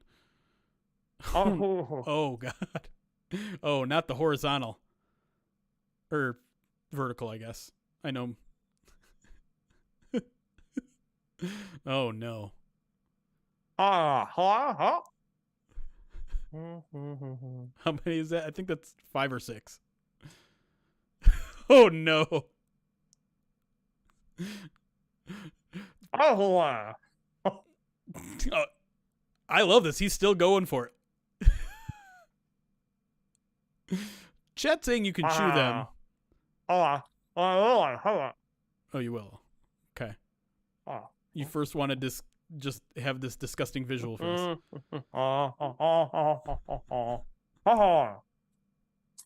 I don't know what that was. Okay, so now I expect this to turn into a Cookie Monster situation where you're going to talk and they're just going to go flying everywhere. Okay, great. Oh, God.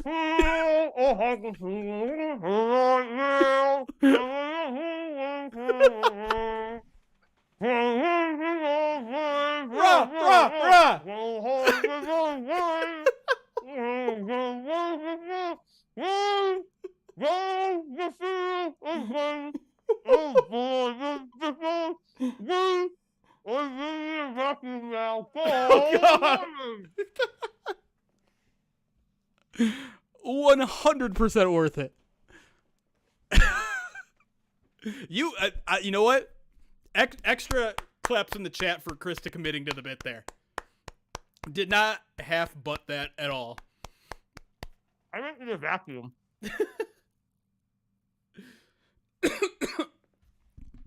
By the way, thank you to Ruby for staring at me and wondering what the fuck was going on. Oh my God.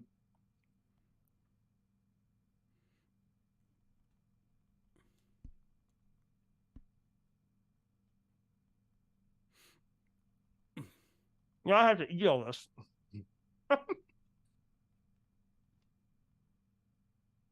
Uh-oh. I'm talking to Jeremy's on the phone. Yeah, so we did a midweek mailbag, and I'm trying to give Eric directions on how to drop it in the drive for you. Oh, okay. He recorded it? Yeah. Yeah, nice. Yeah, that was... I need some paper towels. Okay. Wait, is an MP4 an audio file?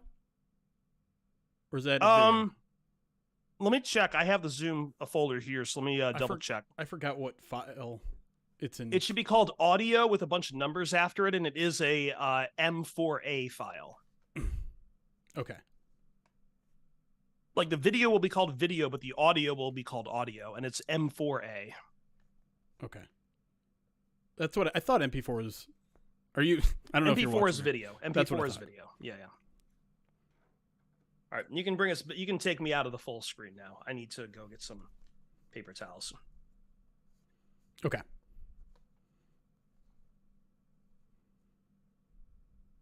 Oh God. Okay, let's get this back to our normal view here, and back to the 2-person. Great. All right. So we have 18 minutes until Ben Raven, right? Oh God, I need to plug in my laptop here. My desk is a mess. I feel like did we get another? I said Madi's donation. Thank you, Madi. Where are we at? Okay, so we're at $25,699.99, which means we are $301 away from another spin on the Wheel of Pain. We are $4,301 away from a polar plunge and a spin on the Wheel of Extreme Pain, which could mean a whole bunch of stuff, including fart spray, something called a sour pickleball, smelling salts, a whole bunch of stuff available on the Wheel of Pain that we haven't even seen yet.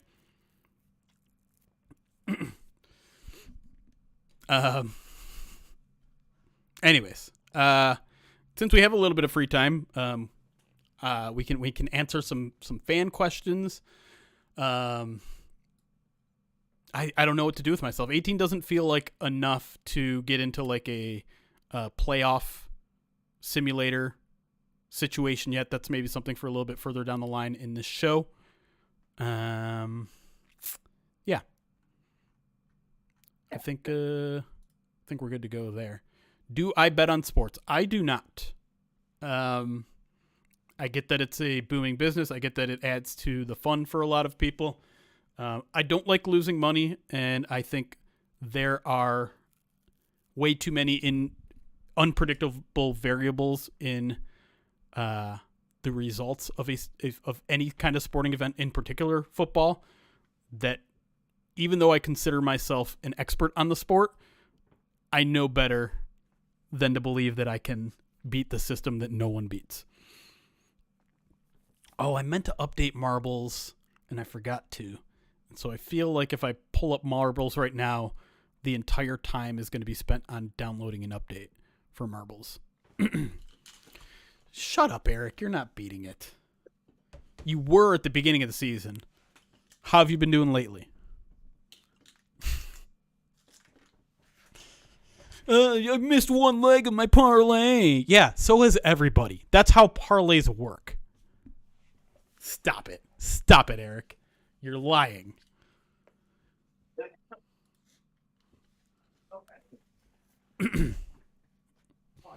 Sorry, this is testing me. I came in with positivity and all that sort of stuff. Like you're starting to see the turn now. We've hit hour 8, and now I'm just like, all right, who wants to fight? Let's get in a fight. You know what? I don't really have an honest opinion on Michigan versus Bama. I feel like I'm not educated enough to give you an informed opinion. I do feel like Michigan's wins have been mildly uninspiring, but Bama has also had a mildly uninspiring season. I mean, Alabama is a lot. Oh, sorry. I was just gonna say, they are an absolute miracle of a play away from not even being in this discussion. So yes, I guess in that sense of what I know about both teams, I would kind of consider it a toss up. I was a little bit surprised, honestly, to see that Michigan was the favorite. I think that's the public perception of Michigan is probably ignoring how poor. I personally have the thesis that there is a poor strength to the Big Ten this year. Sure. That is largely ignored because Michigan and Ohio State have been so damn good. Yeah. On the other hand, I don't know what to do about Iowa's defense because that is legitimately cool defense. Sure. I agree with you on your outlook on Alabama in that I think that on one hand, some of the growth of that team is unquestionable. Jalen Milroe is not the same quarterback he was at the start of the year. Yep. By any stretch of the imagination. That is probably the one, if you want to talk about an in-season development of a quarterback, Jalen Milroe is going to be a gold standard for a while, from going from literal zero to hero, as far as I'm concerned. On the other hand, what they did to Georgia did, to your point, paper over how close some of their wins were. Now, they had some other dominating wins in there too. I can't imagine looking at anything else on how they destroyed Ole Miss. But yes, down the stretch, there were a couple games that looked nasty.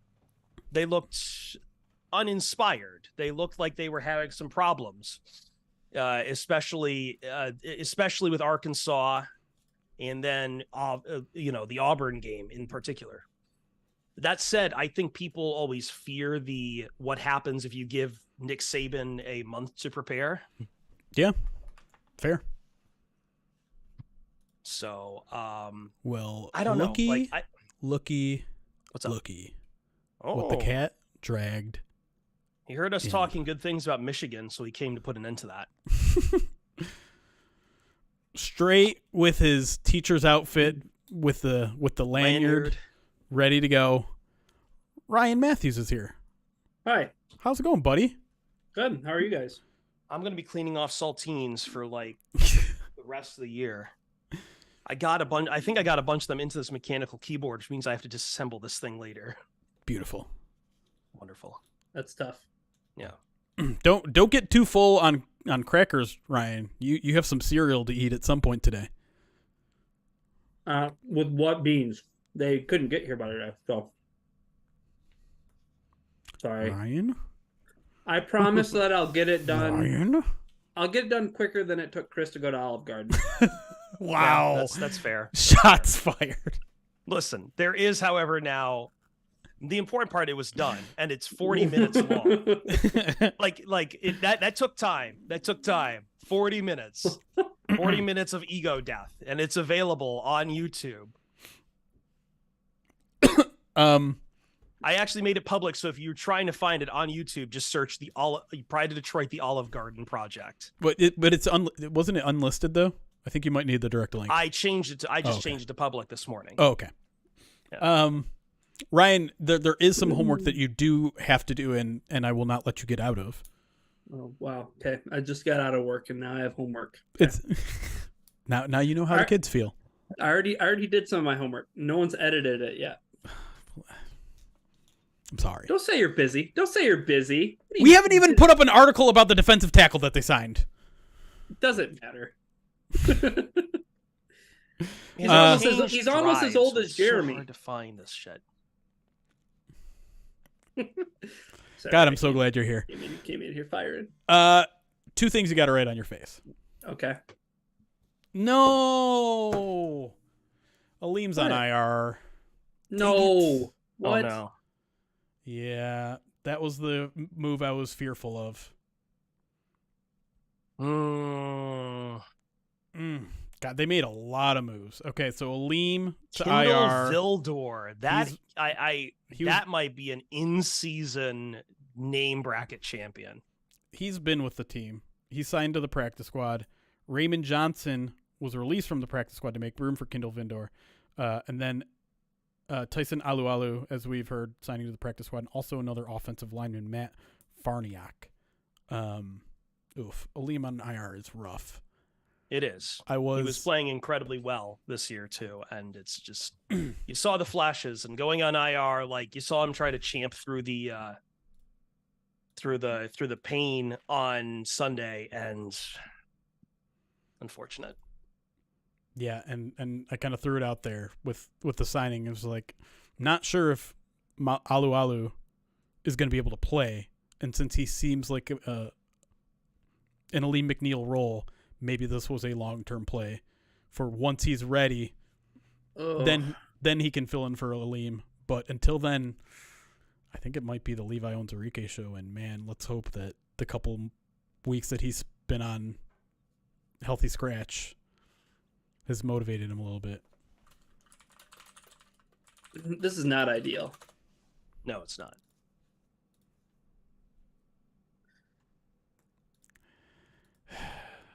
Yeah, this is bad news. He's been and that's the thing too, man. Like he's been getting 60 to 70% of the snaps because there isn't anyone on the roster that can do what he can do. Right. Which is I think we talked about it earlier in the year too, though. Like those games where he was getting upwards of 70% of the snaps, like it limited his effectiveness. Yeah. So, but what will really limit his effectiveness is his inability to be on the field. Well, It's not good. Well, what else did you bring with you, Ryan, besides bad news? I'll log off right now. Man, oh man, that's a gut punch to a defense that didn't need one. No, it is not good. Like if you were out there wondering how much worse it could get, don't say that. Get ready for a glimpse. Because here's the thing. The Lions, right, have been pretty darn good against the run. Do you know who's probably been the best against the run this season? The guy that's on IR. Are you talking about James Houston? Yeah, he's really good against the run. Oh, that's rough. Well, I now it's like, man, hope he's ready for the playoffs. Yeah, I mean, listen. The calming voice I'm going to offer in this moment of tribulations is that, again, this team is going to be defined by how they play in the playoffs. This team is making the playoffs. So hopefully he's ready. Maybe we get CJGJ back. And you never know. You never know what happens. It is a gut punch, but there's still a better squad than the Bears. I think they're still a better squad than the Vikings. That's 3 wins right there. If you can get those 3, that's all you need to win the division. And then the rest, who cares? I don't care if they lose to the Cowboys. I don't care if they lose to the Broncos. They'll be okay. I don't think a Broncos win is off the... I mean, I don't think the Lions win over the Broncos is completely off the table either. Oh, of course not. That's going to be a home playoff environment primetime game. Right. And the Broncos, while they have performed better in the defense as of late, it's not like they've... And Cortland Sutton has had a phenomenal little renaissance. They've really, at times, they've been winning by low-scoring games. And the Lions do not play low-scoring games. They sure don't. Cowtown Cowboy, thank you for the $25 donated to the Alzheimer's Association. Let me pull up your donation and see if you redeemed it for anything. Sorry, I am in shambles since my laptop turned off. I need to get that plugged in. There we go. Once. I'm going to give you veto rights here, Ryan, because this one is directed at you. Oh, okay. Wants to write Jeremy's mistress.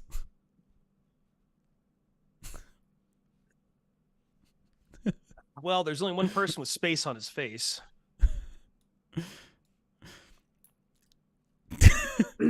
I'm not writing that on my face. That is fair. So, but the 2 that I'm going to say have to write. There was, I saw one of them, but I'm having trouble remembering what it was. Car Talk. Yep. And then also Go Blue. Sure. I'm going to say those are both unvetoing. Yeah, no, I'll write those. Mistress, on the other hand, Cowtown, if you have a second suggestion, you can offer that, but that's... Who was it? Cowtown Cowboy.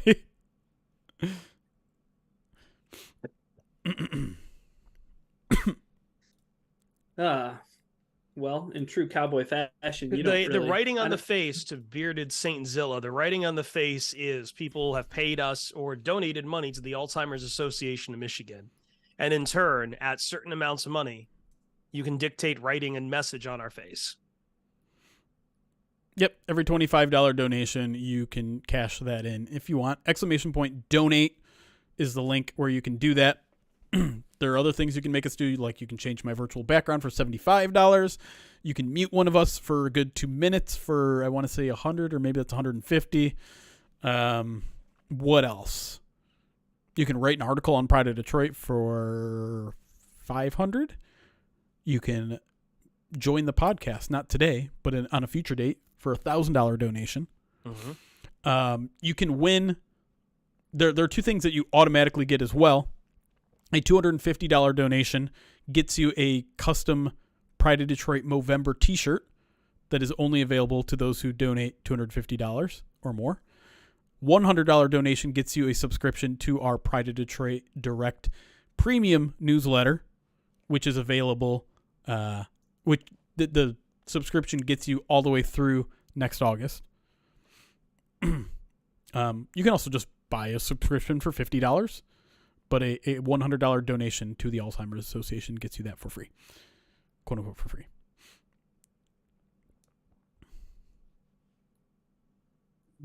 You guys see that Tyrod Taylor was, quote unquote, disappointed to find out that he lost the job to Tommy DeVito?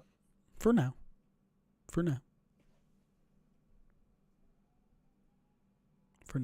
This is anti-Italian discrimination. Jeremy is refusing to understand the power of a people motivated behind their chosen avatar.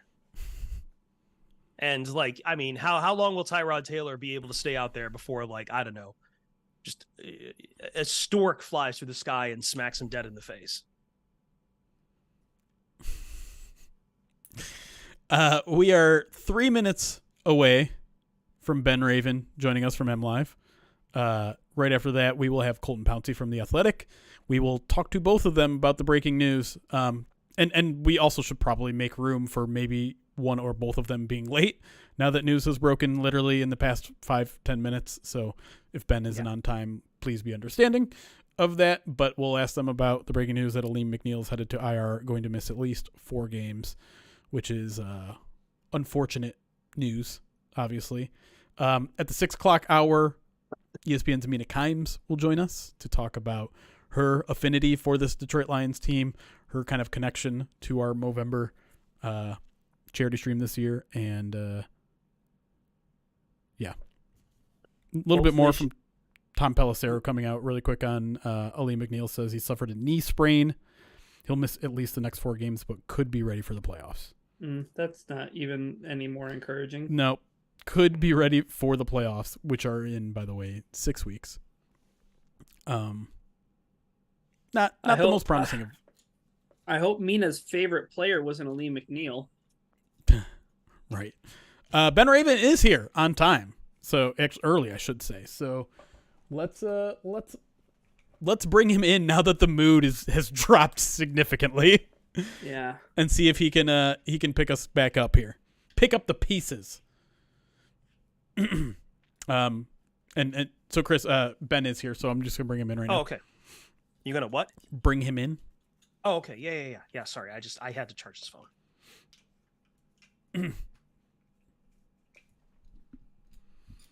Benjamin. What's up? Look at you. What's going on, buddy? What's up? Welcome back to the show, buddy. I have to say, what have you done? You're joining us just as the mood has swung in a very negative fashion. My post right now. and listen, if you have to go write something right now and get that done first. Oh, I'm a pro. Done in 3 minutes before joining this. We're good. Beautiful. But let's not avoid the elephant in the room here. Aleem McNeil going to IR. How devastating of a blow is this to a defense that cannot take a devastating blow right now? Yeah, it's a pretty big deal. I think we were joking around about it. Not joking around about it, but like, man, my feelings on this weekend's game changes a little without Big Mac in the middle for a team that's going to try and pound their cyborg quarterback down the middle and those young running backs and stuff like that. But I mean, outside of Hutchinson, the pass rush, the run defense has been Aleem McNeil and Aiden Hutchinson. And I mean, Tyson Alualu, or however you say his last name, to the rescue. It's been yeah. It's because it's the thing that concerns me is that it's been the depth has been just rotating through healthy scratches, like 2 games here, 2 games here. Isaiah Bugg's mystery year continues, and just like the 3rd round rookies played 1 game, so it's like, is this his moment, or are they just going to keep rotating the who's bens and journeymans in there and stuff like that? Yeah, and so I think if the general pattern of this team continues, Alualu probably isn't going to be ready for Sunday. You know, the same thing with Bruce Irvin. Like, you're going to give that guy a week or 2 to get his feet under him. So does that mean like it's time to see Levi again out there? I think it's easy to root for Levi. It's easy to want good things for him, but he just has since training camp ended, since preseason ended, he's like, there's been no flashes that he's an effective NFL player right now. So it's like, even what we saw out of Broderick, I think I would go to Broderick before him. You traded up in that 3rd round to get him. You know, I don't want to call Levi a lost cause, but I don't think it's going to happen here. Yeah. It's just not happening here. So I think turn the page forward and maybe put those two refrigerators in the middle of the defensive line next week, Bohanna and Broderick Martin, and see what happens. Oh man, it got dark. This whole like fridge defense. I just brought the vibes down. Yeah, I mean you didn't. No. To be clear, it wasn't you. It's not your fault. Yeah. You were given an unfortunate time slot here. It's not your fault, Ben, that you just booked 2 hosses like a young Vince McMahon would to be in the middle of that Detroit Lions defensive line. Yeah. Much like Vince, you like the big, giant, beefy guys. Yeah, it's Hercules Hernandez and Adrian Adonis. Over Jeremy's head. Yep. Sorry. Yep. Sorry, I had to get one in. No, please win in Rome. Talk wrestling to Ben. That's fine. All right. Well, let's shift from that negativity and talk about how negative Lions fans are, anyways, because they're mad that their team is 9-3 for some reason. Oh boy. No, I'm kidding. I don't know where to go here because I want to bring it up a little bit, but it does feel like this fan base is currently in a funk, and maybe that's where we'll go. Is it as bad as it looks right now with this team? Like, this team isn't, in terms of like percentages of making the playoffs, in terms of percentages of winning the division, they're still in a phenomenal spot. So is some of this doom and gloom warranted for this final stretch that certainly doesn't look easy, but it's certainly not like a gauntlet of games?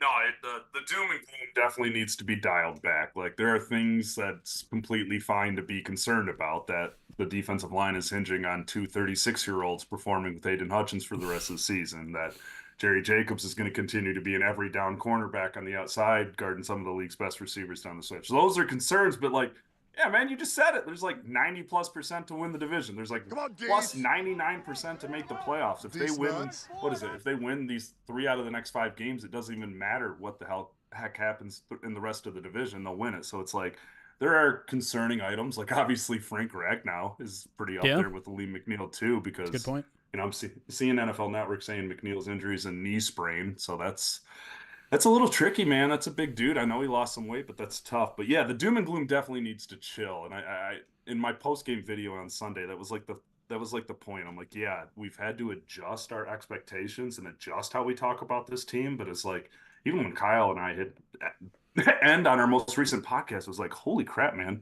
We were just negative for 30 minutes after the Detroit Lions won on the road in the Superdome to get their 9th win of the season, to clinch another winning record. Like, it's a weird time right now, man. I feel like every time I do the post-game streams immediately after the game ends, I get inundated with, when is Aaron Glenn going to be fired? Oh man, like that's topic. Yeah, that's. But I'm wondering, we've got a Venn diagram, and we need to figure out how much percentage we can arrange to actual concerns. We have a part of that Venn diagram that I think is histrionics by Lions fans who are just conditioned to wait for something, for the other shoe to drop. And I think there's the third part of that Venn diagram then is how much of this is maybe expectations that, because of how well overperforming the defense acted in the first 4 or 5 games of the season, how that maybe rose expectations maybe a little too high, or the fact that I think a lot of fans are just kind of coming in from Michigan football and thus in a college mindset where everything has to be tip top and perfect. There's no such thing as any given Sunday. So like, how, if I'm going to give you those 3 circles, how much of each are you assigning to figure out, like, in this mix of where fan sentiment is? How much is legitimate? How much of it is we got ahead of expectations, and how much of it is just histrionics and people just waiting for the Lions to do Lions things?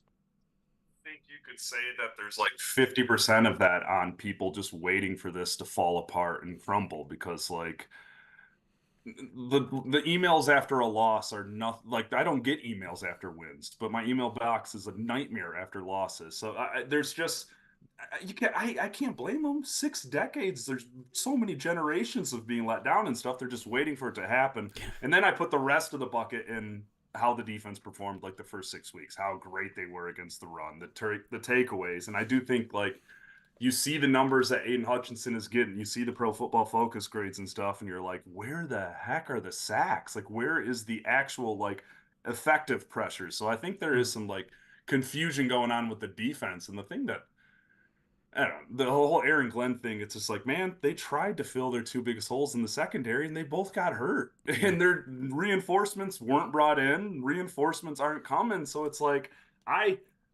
it's once again defend Aaron Glenn's season, I feel like, for me, but it's like, it's once again hard to like say, because it's like for 3 years now, it's like, oh, he's made good lemonade out of bad lemons. But this year there's a lot more talent. There's like Aiden Hutchinson performing like that. There's higher expectations, but I just keep falling back to like, man, this secondary outside of Brian Branch is pretty similar to the one that's been around here the last 2.5 years. And it's like, people can talk about making adjustments all you want, but like when Kirby Joseph is turning slow on corners and he's not playing up to his top ability and Jerry's getting picked on by quarterbacks, what the heck is Aaron Glenn supposed to do about that? Like strap up and go play some corner himself? That's right.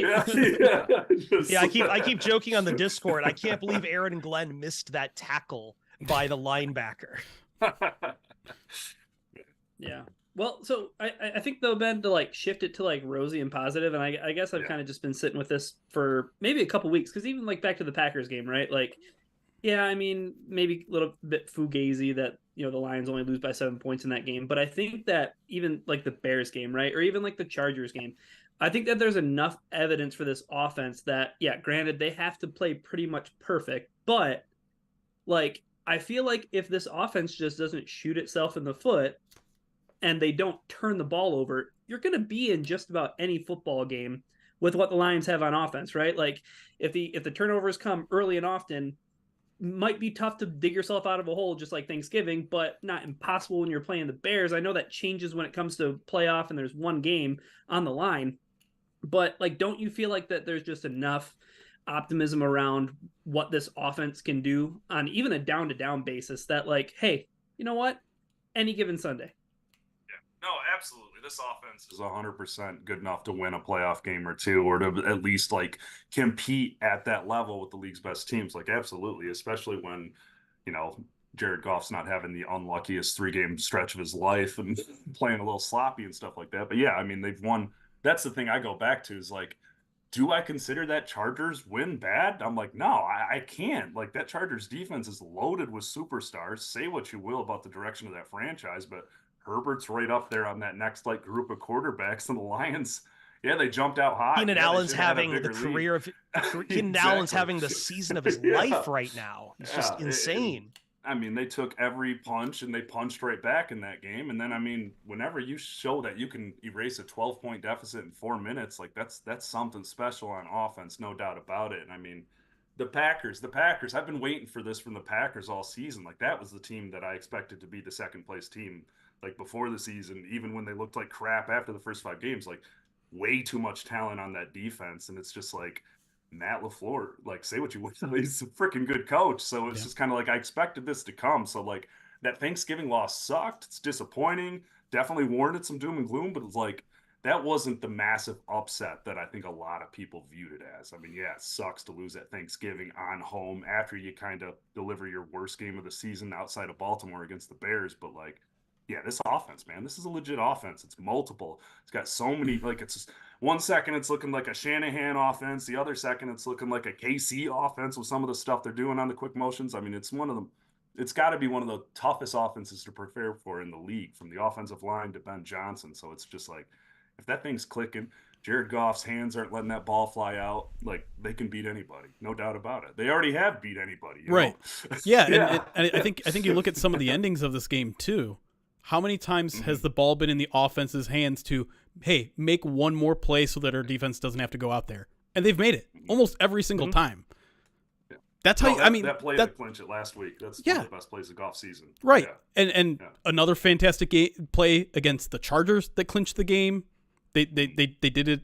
They obviously came back against the Bears. I believe that even the season opener against the Chiefs ended on offense. Like Jared Goff might have the most kneel game, like, victory formations, kneel downs in his career this year, because the offense has closed out games. And listen, that's the name of the game in the playoffs. Every game, almost every single playoff game, is a close one possession game. And if the Lions have the ball with the lead with 2 minutes left, you should feel pretty darn confident in this team, right? Yeah. Yeah. No, absolutely. Especially as Jahmyr Gibbs continues to look like a rising running back and not just that Swiss Army knife that we referred to him coming into the season. It's just like they got, I mean, that's I love the peanut butter and jelly being embraced because that's really what it is. I mean, David Montgomery's stats last week were not sexy, but my God, when you're getting hit at the line of scrimmage and you're having to fall forward 3 yards just to keep it going, I mean, he is such a third down weapon for that team on the ground. I mean, those halfback delay draws, if he hits the line of scrimmage, he's going to fall forward for 4 or 5 yards. It feels like every time. So I love the versatility. They'll throw it in those late game, put it away situations. They'll run it. I mean, like I said, the 3rd and 7 halfback draw. I mean, Lloyd Carr wishes he had this much success with that play. But he's made it a patented flavor of this offense, and like fans love to see it. Yeah. Some of them. The NFL. Some might be a little bit annoyed with it at this point. I love it. The NFL is kind of one of those back and forth leagues, and it's really hard to tell people it's going to get better when it does go on a downward swing. But I don't know what to really make of this 3-game stretch from Jared Goff. I think you're correctly bringing up the Chargers game as a positive. People will whine about the defense all you want, but sometimes you get into a shootout in the NFL. There's no other way around it. You're just track meeting on that. But like the 3-game stretch from Jared Goff is starting to evoke like numbers that we haven't really seen since his last year in Los Angeles in 2020. And I guess the whole question is just as a matter. And I think a lot of Lions fans are also then taking it to the next step to the one that keeps coming up for Jared Goff is, what do you do long-term about Jared Goff in this franchise? So obviously the heat is completely on Jared Goff. And I just wonder how much of this stretch is just that he's in a bad gully and has some bad lucks, or if he is really getting some yips here and starting to regress at a really bad time, because the people who talk you against Jared Goff will say this is who Jared Goff is with expectations on his shoulders that he just can't. And I'm doing the intangibles thing, but like he can't get it done in the crunch time. And when he starts getting pressured, like he has been, things fall apart. So I guess how long is this going to really last?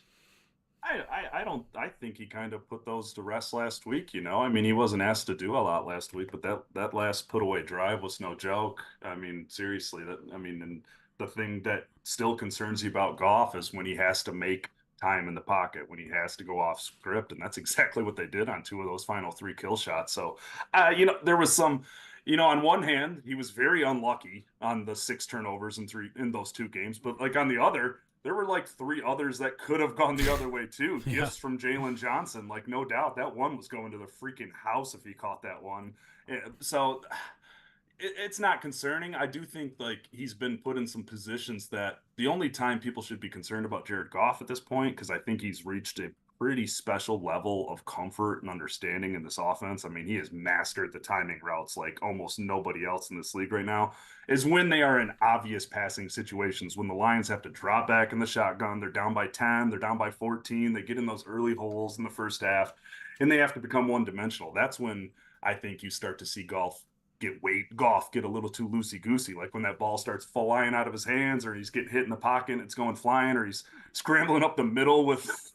That was terrible. That was the worst play I've ever seen from Goff, that one. It feels like it's a word we just don't associate the word risk with Jared Goff, because we don't expect him to take risks, because you don't really want Jared Goff taking risks.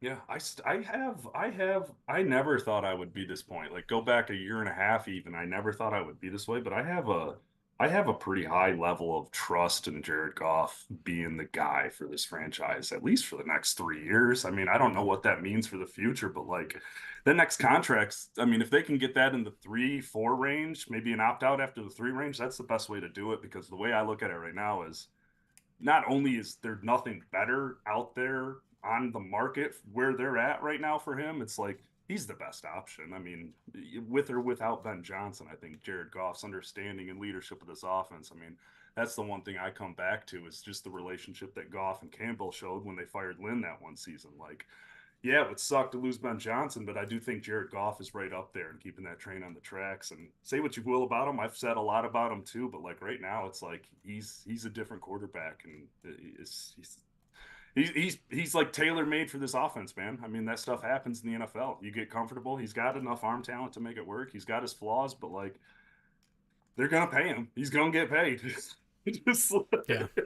We just got done talking to Justin about that and a potential extension this offseason. You know, it seems almost certain, given how much we know this regime likes him and how well how much he's earned it too. Like this isn't just an infatuation with, Brad Holmes, the guy who was instrumental in drafting the guy. He's actually gone out and proven it for now over a full season. I would say almost 2 full seasons of really solid play. Yes, with some mixed in, mistake prone games, but show me a quarterback that I mean, the quarterback doesn't, yeah. Right, that doesn't have that on his resume here and there. Yeah, no, just thank Daniel Jones for whatever that contract's going to be. And it all, as it seems to every week on this podcast, leads us to some Tommy DeVito talk.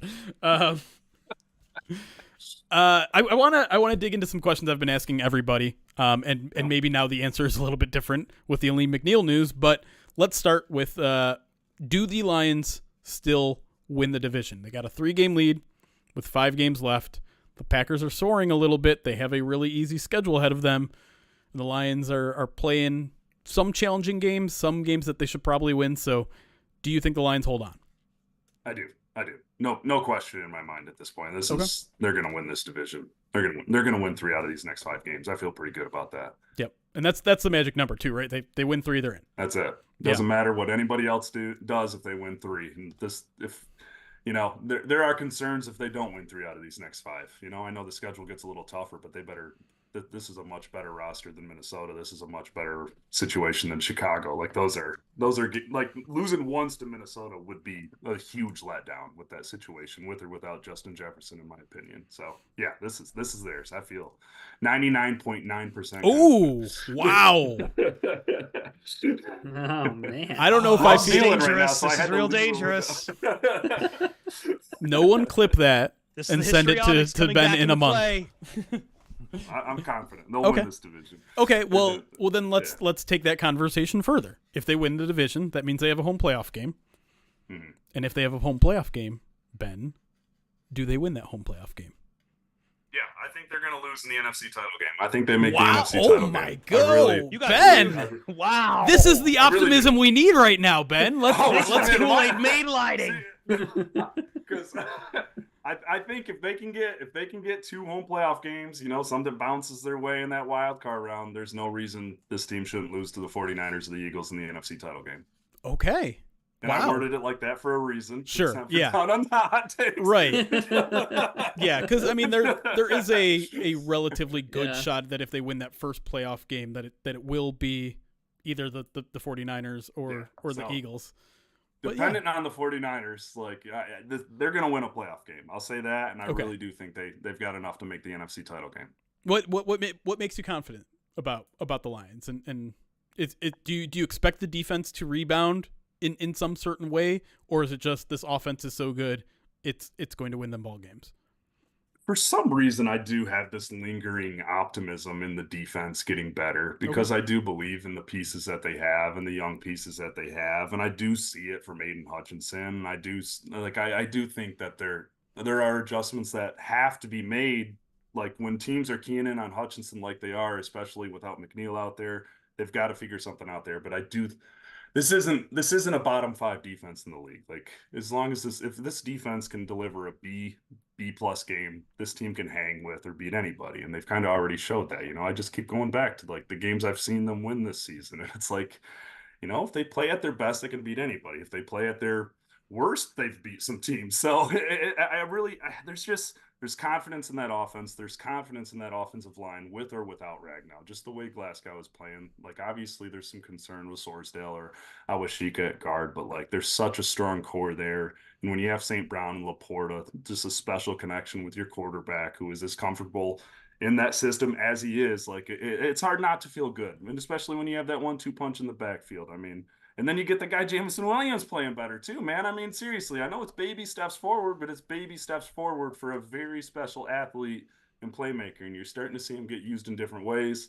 And God, they need that. They need some help on the outside. Like, they seriously need somebody to get going on the vertical. I had some faith in Peoples-Jones as being a red zone threat, that go up and get it guy, but I don't think that's coming. So yeah, if JMO can keep going forward, I have even more faith in this offense. Yeah. We did talk to Antoine Randle earlier in the day, and he actually did sound a little bit more optimistic about Donovan Peoples-Jones, particularly in what you just said, in that red zone area, because he's big. He's got long arms.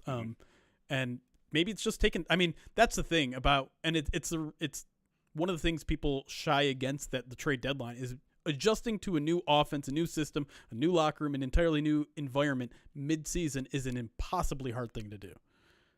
And so, maybe not all's lost there.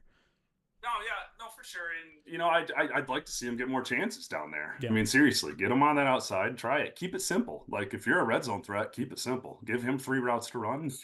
Seriously, that's the type of guy he is. He's tall. He's strong. He's got a freaky vertical. Give him a chance. Are you advocating for a goal line fade? Oh God, no! Just that would be the guy I would do it with. But like, give me a post in the back of the end zone, or that's fair. Okay, that's fair. I do want to ask one thing, and it's maybe one. And again, I'm getting back into some intangibles here, but like, I think one of the big reasons I feel confident that they can win a playoff game at home is Dan Campbell himself. And it's always hard to quantify this with coaches, but I think Dan Campbell's proven that if he needs his team to get up for a big game that they absolutely must need to get, I'm not going to worry about motivation. I'm not going to worry about, being ready on game day for that particular thing. I think some people then will say, well, what happened with the, Thanksgiving? I don't think Thanksgiving was like that same attitude, but I can't help but look at the big games they had last year to get close, and the Packers game 3-0 on prime time, right? Prime time games, the Chiefs game to start the year, regardless of how the Chiefs looked, like being ready for that noise in a ring ceremony game and everything. I think that is a factor. We just talked about this with, very different in the case of Saban, but like we're just talking about with Michigan versus Alabama. It's like, there's certain coaches where you don't want to give that guy time to prepare and get his guys fired up for one specific game. And I think Dan Campbell through 3 seasons has earned himself that reputation. Yeah. There's the fact that I would rather have an aggressive coach that's going to go for the kill shot in the playoffs than somebody that's not. And I mean, you don't have to worry about him going for a 4th and 3. You don't have to worry about him trying to get 6 instead of 3 when he should be thinking for wins and stuff like that. And I really think sometimes he's a little too crazy, no doubt about it. Those fake punts deep in their own territory is a little too much. I don't love those. It worked in Kansas City, but I don't love those. But I love the aggression. I think he's really evolved and kind of found the sweet spot in that too. And like you said, all the motivational stuff paired with the new age thinking combined with kind of what he's come from, I really think it's a perfect mix. And he's already proven it. But yeah, he's the type of coach I want leading the shots in the playoffs, no doubt about it. He's going for the win every time he can. And I think that most recent fake punt was a learning lesson for him. Yeah, that was bad. Because he immediately said he regretted it. I can't imagine they're going to pull off another fake punt in their own zone, but maybe that's exactly what they want everyone to. Yeah, let Foxy cook. Let him throw one. We were saying that earlier. Like, stop going to Jalen Reeves-Maben, a 4-7 guy, when you had CJ Moore in that role before, who was like a 4-3 guy. Fast. Let Jack Fox throw it out there, man. We've all seen it. We see it in training camp. Like. He can what they call it? Chuck the pig? What's it called? Something the pig. What is it? Wing the pig. Wing. Wing the pig. Shoot the pig. Yeah, that's Peter. No, yeah, get Malcolm as the personal protector. Run him a little flat route. He'll make. That's right. Yeah, he can catch the ball. We all know that now. Ben, we'll leave it there. I do want to give you an opportunity to promote your stuff here. You're doing some cool kind of breaking. Not breaking news, breaking the mold stuff over at MLive this year, and I want you to tell the people about some of the cool stuff you guys are doing over there. A little bit of everything. We're doing like two Dungeon and Doom podcasts a week. We got the mailbag, the immediate post game, and then we're also doing the insider text service where it's pretty much we're texting breaking news, we're texting insider stuff, like stuff from the locker room and stuff we see, but the main selling point is you literally get to text with Kyle, Mikey, and I. Like, that's how we're getting our mailbag questions. And I'll sit here, and I mean, it's not to my phone, it's on my computer. I can do it on my phone too, but like literally like just having conversations back and forth with Lions fans. And you know, we were pretty worried about it at first when we get told about it, but it's actually been pretty enjoyable. Like, people are pretty funny on it. You get a little community going, no doubt about it. But yeah, I'm a busy man this time of year. Got the wrestling play-by-play gigs going on, Combat One and all that stuff. So had a pretty sweet show last week. We got Matt Riddle booked for our next show, so that's gonna be a little crazy. Dang. Very cool. That's a big name. That's a big name. Not even off his 90-day non-compete yet. All right. Well, no doubt. As a very busy man, we do appreciate you making some time for us here in our little thing over here. So appreciate you, buddy. I will see you. I'll see you tomorrow. Yeah, I'll see you tomorrow. And yeah, always got time for you guys. Donate to these guys. I mean, look at what they'll do for you. Jeremy will do anything for you guys, man. Just throw them $10. He'll do anything for you. I can tell you what I won't do. I will not take another spoon of wasabi anymore. That is over. Oh. I've done that 3 times today, Ben, and I want to die. You and Steve. I was gonna say, like, hold on, only $10 for some of the things we're doing. We can keep amping that price. Yeah, that's right. Let's not lowball this. All right, Ben. Yep. We'll see you soon, bud. Thanks, Ben. Always. All right. Jeremy, it's not I want to die anymore. It's I want to dive. Remember? Oh, that's right. I want to dive. That's right. We got Colton coming in about 3 minutes here. I need to take a quick bathroom break. So you guys hold You're not hooked up? No. Next year, buddy. Next year, buddy. There are a couple donations we need to get to, some big ones, and we have a spin in the wheel now because of one of those big donations as well. But you guys you can either read the donations, I don't know if you can see them or not, or just talk. When I get back, we'll address that fully. Okay. Ready, go. Well, I can't read them, so I guess we're going to be talking, Ryan. Okay, what are we going to talk about, Chris? That is a fantastic question. Well, to try to lighten the mood, I would suggest we just avoid any kind of Pistons topics whatsoever. God, no. Please, no. Man. Ugh. How was your I never asked how your Thanksgiving was. Besides the Lions like outside the Lions game. Damn it. Okay. What? I know, I'm just trying to think of I was like, how's Thanksgiving? Let's talk about festive holidays. And I remember there was a football game around there. So I just screwed it up there too. I'm on a roll today, man. I'm on a roll today. But was it so great that in the first 8 minutes of the Saints game, it made it feel like Thanksgiving was at least a couple years ago? It did. It did. When the Lions jumped out to a 21-0 lead, it was like, I don't even turkey what? Stuffing who? You know what I mean? So I love Thanksgiving so much. So and I actually got to cook this year for myself, which was fantastic. Yeah, that's good. That's good. But, let's see what else. What else is going on today? Did you see GTA 6? I did. I'm just about as excited and on board with all of the people who are pointing out that the video of the part of the trailer with the woman on top of the car and her ass jiggling, like, it just made it like, I think it was Spencer from Every Day Should Be Saturday when he was like, I need to know how much money Rockstar allocated to get that butt to a twerking mocap set. Yeah.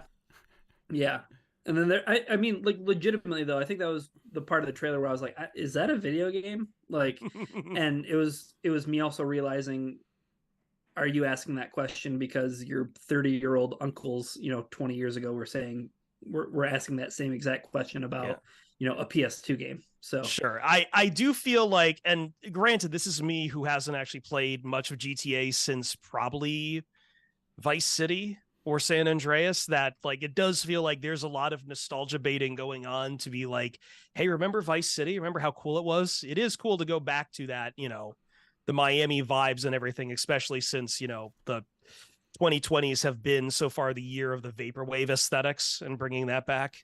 Yeah. So, but on the other hand, like,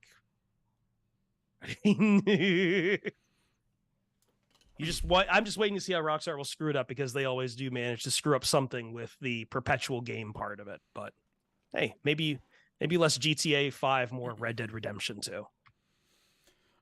All right, Colton is here, so all right, let's make room for Colton and have him address the doom and gloom of the hour. Is that what we're gonna do? We're gonna bring everybody on and be like, how much does it suck that the Lions don't have a Lee McNeil? I was gonna say we should just ask Colton about GTA 6. I'm sure he's got opinions about that. Colton, what's up, buddy? What's going on? Let me see if I can figure out how to use technology in 2023. There we go. Hey, what's up, man? How we doing, guys? Okay. We were doing better about an hour ago.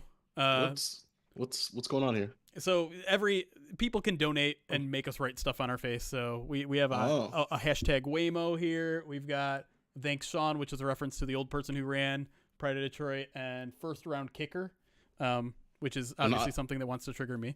I know you love those. Yeah. Someone had I can't remember who was this guy's name that I have on both of my cheeks, Jeremy. Ma'afala. I can't remember his first name, but an old I don't know. Faumatu Mafala. Yeah. Nice. I know who that is, and then Naruto is trash is written across my head, which is an odd one because I don't know where this came from. I think it has something to do with our Ravens beat writer who harasses us, but I don't know. Gotcha. Anyways, so yeah, that's what has been happening for the past 9 hours, almost on the dot. But let's get this out of the way. I'm sorry that we're now starting every interview with a Lions writer about this, but the Lee McNeil to IR news, obviously a pretty devastating blow. Is there any way that the Lions can weather this storm, and who's going to help them weather the storm, do you think? Yeah, I mean that's a big question. I'm kind of surprised to hear this news like in the first place. I mean, we talked to Aleem in the locker room after the game, Nolan and I, and he appeared to indicate that he was good, was kind of downplaying the injury, said just a little bruise, but he'll be okay. And now Campbell, on Monday said he'll probably miss some time, a little banged up. To me, that kind of said maybe he's down for the Bears game, maybe the Broncos game too. But for this to happen, obviously it's a little bit more serious than we all thought. So that's a big loss, man. He was playing some really good football, obviously spent so much time in the offseason on his body, kind of transforming himself to set him up for a year like this. And now you lose one of your defensive anchors. So I mean, in terms of who they turn to, it's tough to say. They've made some moves today. Maybe they try to get Levi in the mix, but he hasn't really done much. Maybe Broderick, you try to bring him up, he hasn't done much. But they've just had this sort of rotating cast of defensive tackles right now, and none of them are super impactful outside of Williams. So who knows? Yeah, the rough part is not only all these. They had 3 defensive tackles that were inactive last week, guys that they don't trust on the game day roster. And it's not just that, it's you now have to replace 60-70% of the snaps on a game day, which is, I don't know how you do it. Maybe you kick some of those edge guys inside a little bit and get some help there. I don't know. Yeah, I feel like the highest upside move is probably to move Pascal inside on the more, more often, I guess. But it's tough to say. I mean, I think they like him on the edge, defending the run, setting the edge there. Maybe Kaminsky, you play him more, but it's like, I don't know. They don't have a ton of great options there. It's like you're just kind of stuck with what you have. You sign a guy in the practice squad, and maybe hope that he can give you some juice here. But, I mean, not much. Yeah. Hopefully, maybe we'll get some answers tomorrow when Campbell speaks. I'm sure he's going to get peppered with questions about it because, it's a big deal going forward with the defense playing as it is. And let's move to that. Maybe the bigger question about the defense overall, because as every beat writer for the Lions knows, Lions fans are not exactly thrilled with the defense right now. They may or may not want a certain coordinator out of town. I'm curious what your thoughts. Johnson? They might not have a choice in that matter. But let's talk about the defense and maybe your overall thoughts on where they are at. Do you think that maybe a good half against the Saints is a big enough step in the right direction where they might be okay, or they might be on their way to figuring things out? Or the fact that they let Derek Carr complete like 13 straight completions in the second half completely blow that out of the water, and there should be a major concern about that side of the ball? Yeah, I mean, if you look at their past few games, it's like they're putting together at least like one good half or like one good stretch, and it's like, all right, you can maybe take some things from this, but the NFL is such a week to week, type of season. So like, I don't know, to some extent, you like some of the things they did. Like they were pressuring a ton, which they always have, but I felt like it was more impactful pressures in this game specifically. They got a couple turnovers that helped, and that led directly to 2 touchdowns, and that's something that Dan Campbell wanted to see himself. But on the other hand, like they kind of are just what they are, and now you're down to Liam, and you're missing some pieces, and you just kind of have to make do with what you have. And so that's always a tough spot to be in. I think they're hopeful that maybe they can get James Houston back late in the season. Maybe you can get CJ. It seems like he's targeting December 20th is what he posted on Instagram. Right, yeah. Who knows about that? But if you can get him back before the playoffs, I think you could feel somewhat confident that they can step in and kind of contribute at least more than what you have gotten from others. But I do think they're kind of just they kind of are what they are. And at this point, it's like, if you're going to win a playoff game, you need the offense to kind of do its thing, and you need the defense to do just enough. They don't have to be elite, but if they can perform like they had like the first 5-6 games of the season, I think you can make do with that and let the offense do its thing and win a playoff game. And that was the whole goal this season, I think, for a lot of people. Yeah. And it felt like, Colton, that's what we kind of talked with Ben, who was on before you, but it seems like if the defense can just be opportunistic, right? Like they were at the beginning of the season, where it's like, hey, you force a turnover or two, or I mean, even look at the Saints game, right? I mean, you get a couple of turnovers and it's a different football game. So I guess though, like Colton, I guess when you look towards the kind of this final stretch of games, like are we going to have to see the offense like absolutely just pull rabbits out of its hat like each and every week in order for this team to just get those 3 wins, and then you don't got to worry about looking at the Packers or looking at the Vikings or anything else? Yeah, I mean, that would certainly help if the offense is kind of clicking towards the end of the season, like they were early. The turnovers against the Bears and Packers, I kind of chalk that up as an anomaly. Like you're not going to see 3-4 turnovers a game for this offense. So as long as they're taking care of the ball, they're going to score points. They're going to put up yards. That's never really the concern. The concern was always on the other side of the ball. But yeah, man, like the Bears, I think the defense has gotten sneaky good. They're opportunistic. You want to talk about an opportunistic group. They turn the ball over. They, force mistakes. So you got to have to kind of, as the Lions learned a few weeks ago, you got to, play out some good ball there and, take care of it, be efficient on that side of the ball. So if they can do that, I still think they can move the ball, put up points with anyone. And again, like you said, just the next 3 games, focus on that, take care of business, and you're going to get a playoff spot. I don't think that's really the concern right now. I really don't think the division is still a concern. I know for some people it might be, but I don't know. I was running through the New York Times simulator, and I think out of 190 simulations, they had like a 96% chance of winning the NFC North. So, I mean, it would take a lot to go wrong in that sense. So I still think the Lions are in a good spot, all things considered. Yeah, you jumped one of my future questions there, and okay, whether you think they're still going to win the division. And I think to me the only concern there is the Packers, right? They're playing some good football right now. They've got a pretty cake schedule. Do you?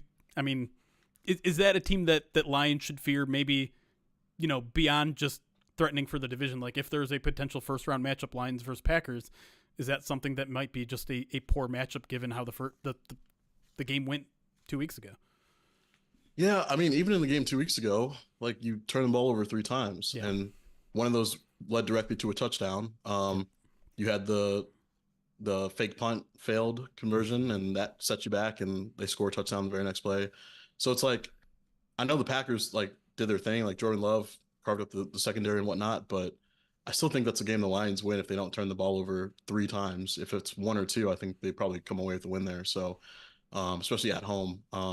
So I would still feel confident if it comes to that. If maybe the Packers get the 6 seed and the Lions get the 3 seed at Ford Field, I would still feel confident in the Lions winning that one. But I do think the way they've played kind of changes the conversation a little bit when you beat the Lions and the Chiefs and you win 4 out of 5. Now I know they have an easy easy schedule down the stretch, but I mean, we're talking about winning 5 games when you've already won 4 or 5, so making it 9 out of 10 just to have a chance at the division. Like that seems pretty tough to do. So I still think the Lions are in a good spot. Yeah, and even if that happens, the Lions would have to go anything worse than 3-2. 3-2 exactly. still wraps up the division. I want to talk about just the job and how it's changed year to year for you. I know you're still relatively new to Lions beat, but you certainly know how rare of a territory we are right now in terms of covering a team that's accomplished as much as it has through 13 games. So just on a basic surface level, like how much different is covering this team than it was even last year, even though, they obviously had that big stretch in the end of the year. How different has it been for you? Yeah, last year it was about kind of setting expectations and saying, all right, they're still lacking some talent. They're still coming along. It's year 2 of a rebuild, so some growing pains are expected. They get off to a 1-6 start. Everyone is freaking out. They want to fire Campbell, all this stuff. So that usually comes with the territory when you have a team that kind of underperforms to start a season. But like you get the sense from everyone around that team last year that they were so close, whether it was the coaching staff talking about it, front office felt that they were close. They just needed their young players to kind of come through and develop and get their feet wet in the league. And then kind of you saw what they did in the second half. They go 8-2 in that stretch. The defense started to form a bit of an identity. The offense obviously was still strong. They were taking care of the ball. It seemed like they had developed a brand of football that they could carry into a new year. Now, I didn't grow up in the area. I'm not a Lions fan, but I've kind of learned that I guess everyone expects the sky to fall and whatnot. And so I think even going to this year, I was trying to tell people like, this is not a Super Bowl year. Like this is not a Super Bowl or bust. You look at the Eagles and the 49ers, those teams should have Super Bowl expectations year in, year out because they've been at this point 4 years and they've gotten close and haven't been able to come through. The Lions window's just now opening. I felt that they had enough talent. I like what they did in the draft. It felt like those were win now moves to me. So they can just get into the conversation. So to me, that's what this season was about. And even along the way, I'm not sure Lions fans have sort of let themselves appreciate like what's happening. You're 9-3 for the first time since 1962. That's right. Yeah. And the conversation is we're gonna lose in the first round. It's like I get the concern. It's valid. Like I'm not saying like it's not, but at the same time, like you guys are 9-3. You're tied for the second best record in the league. Like some teams have it way worse than you guys right now, and that's kind of a rare thing, right? So it's like I would just say appreciate the moment and kind of enjoy the ride. We don't know what's going to happen in January.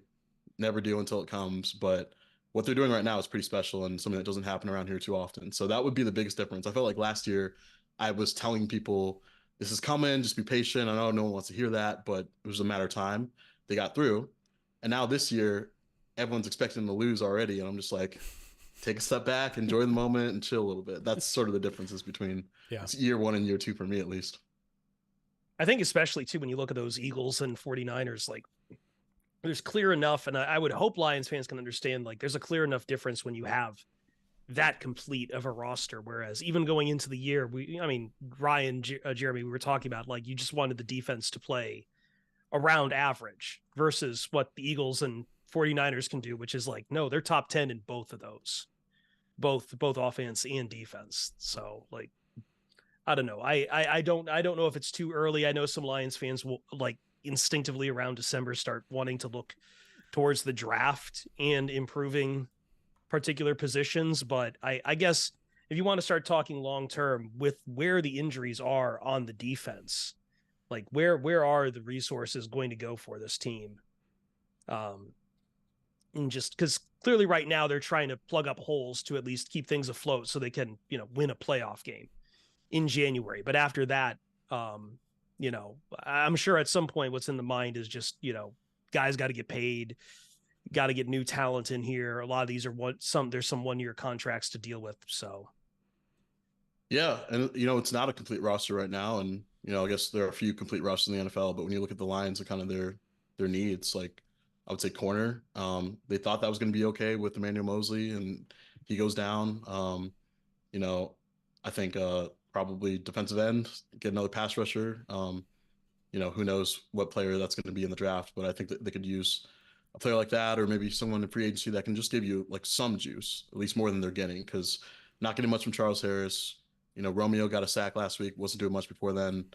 Some of these guys that you brought back that you liked and they know your defense have not been performing. So I think you need some more juice and young talent there.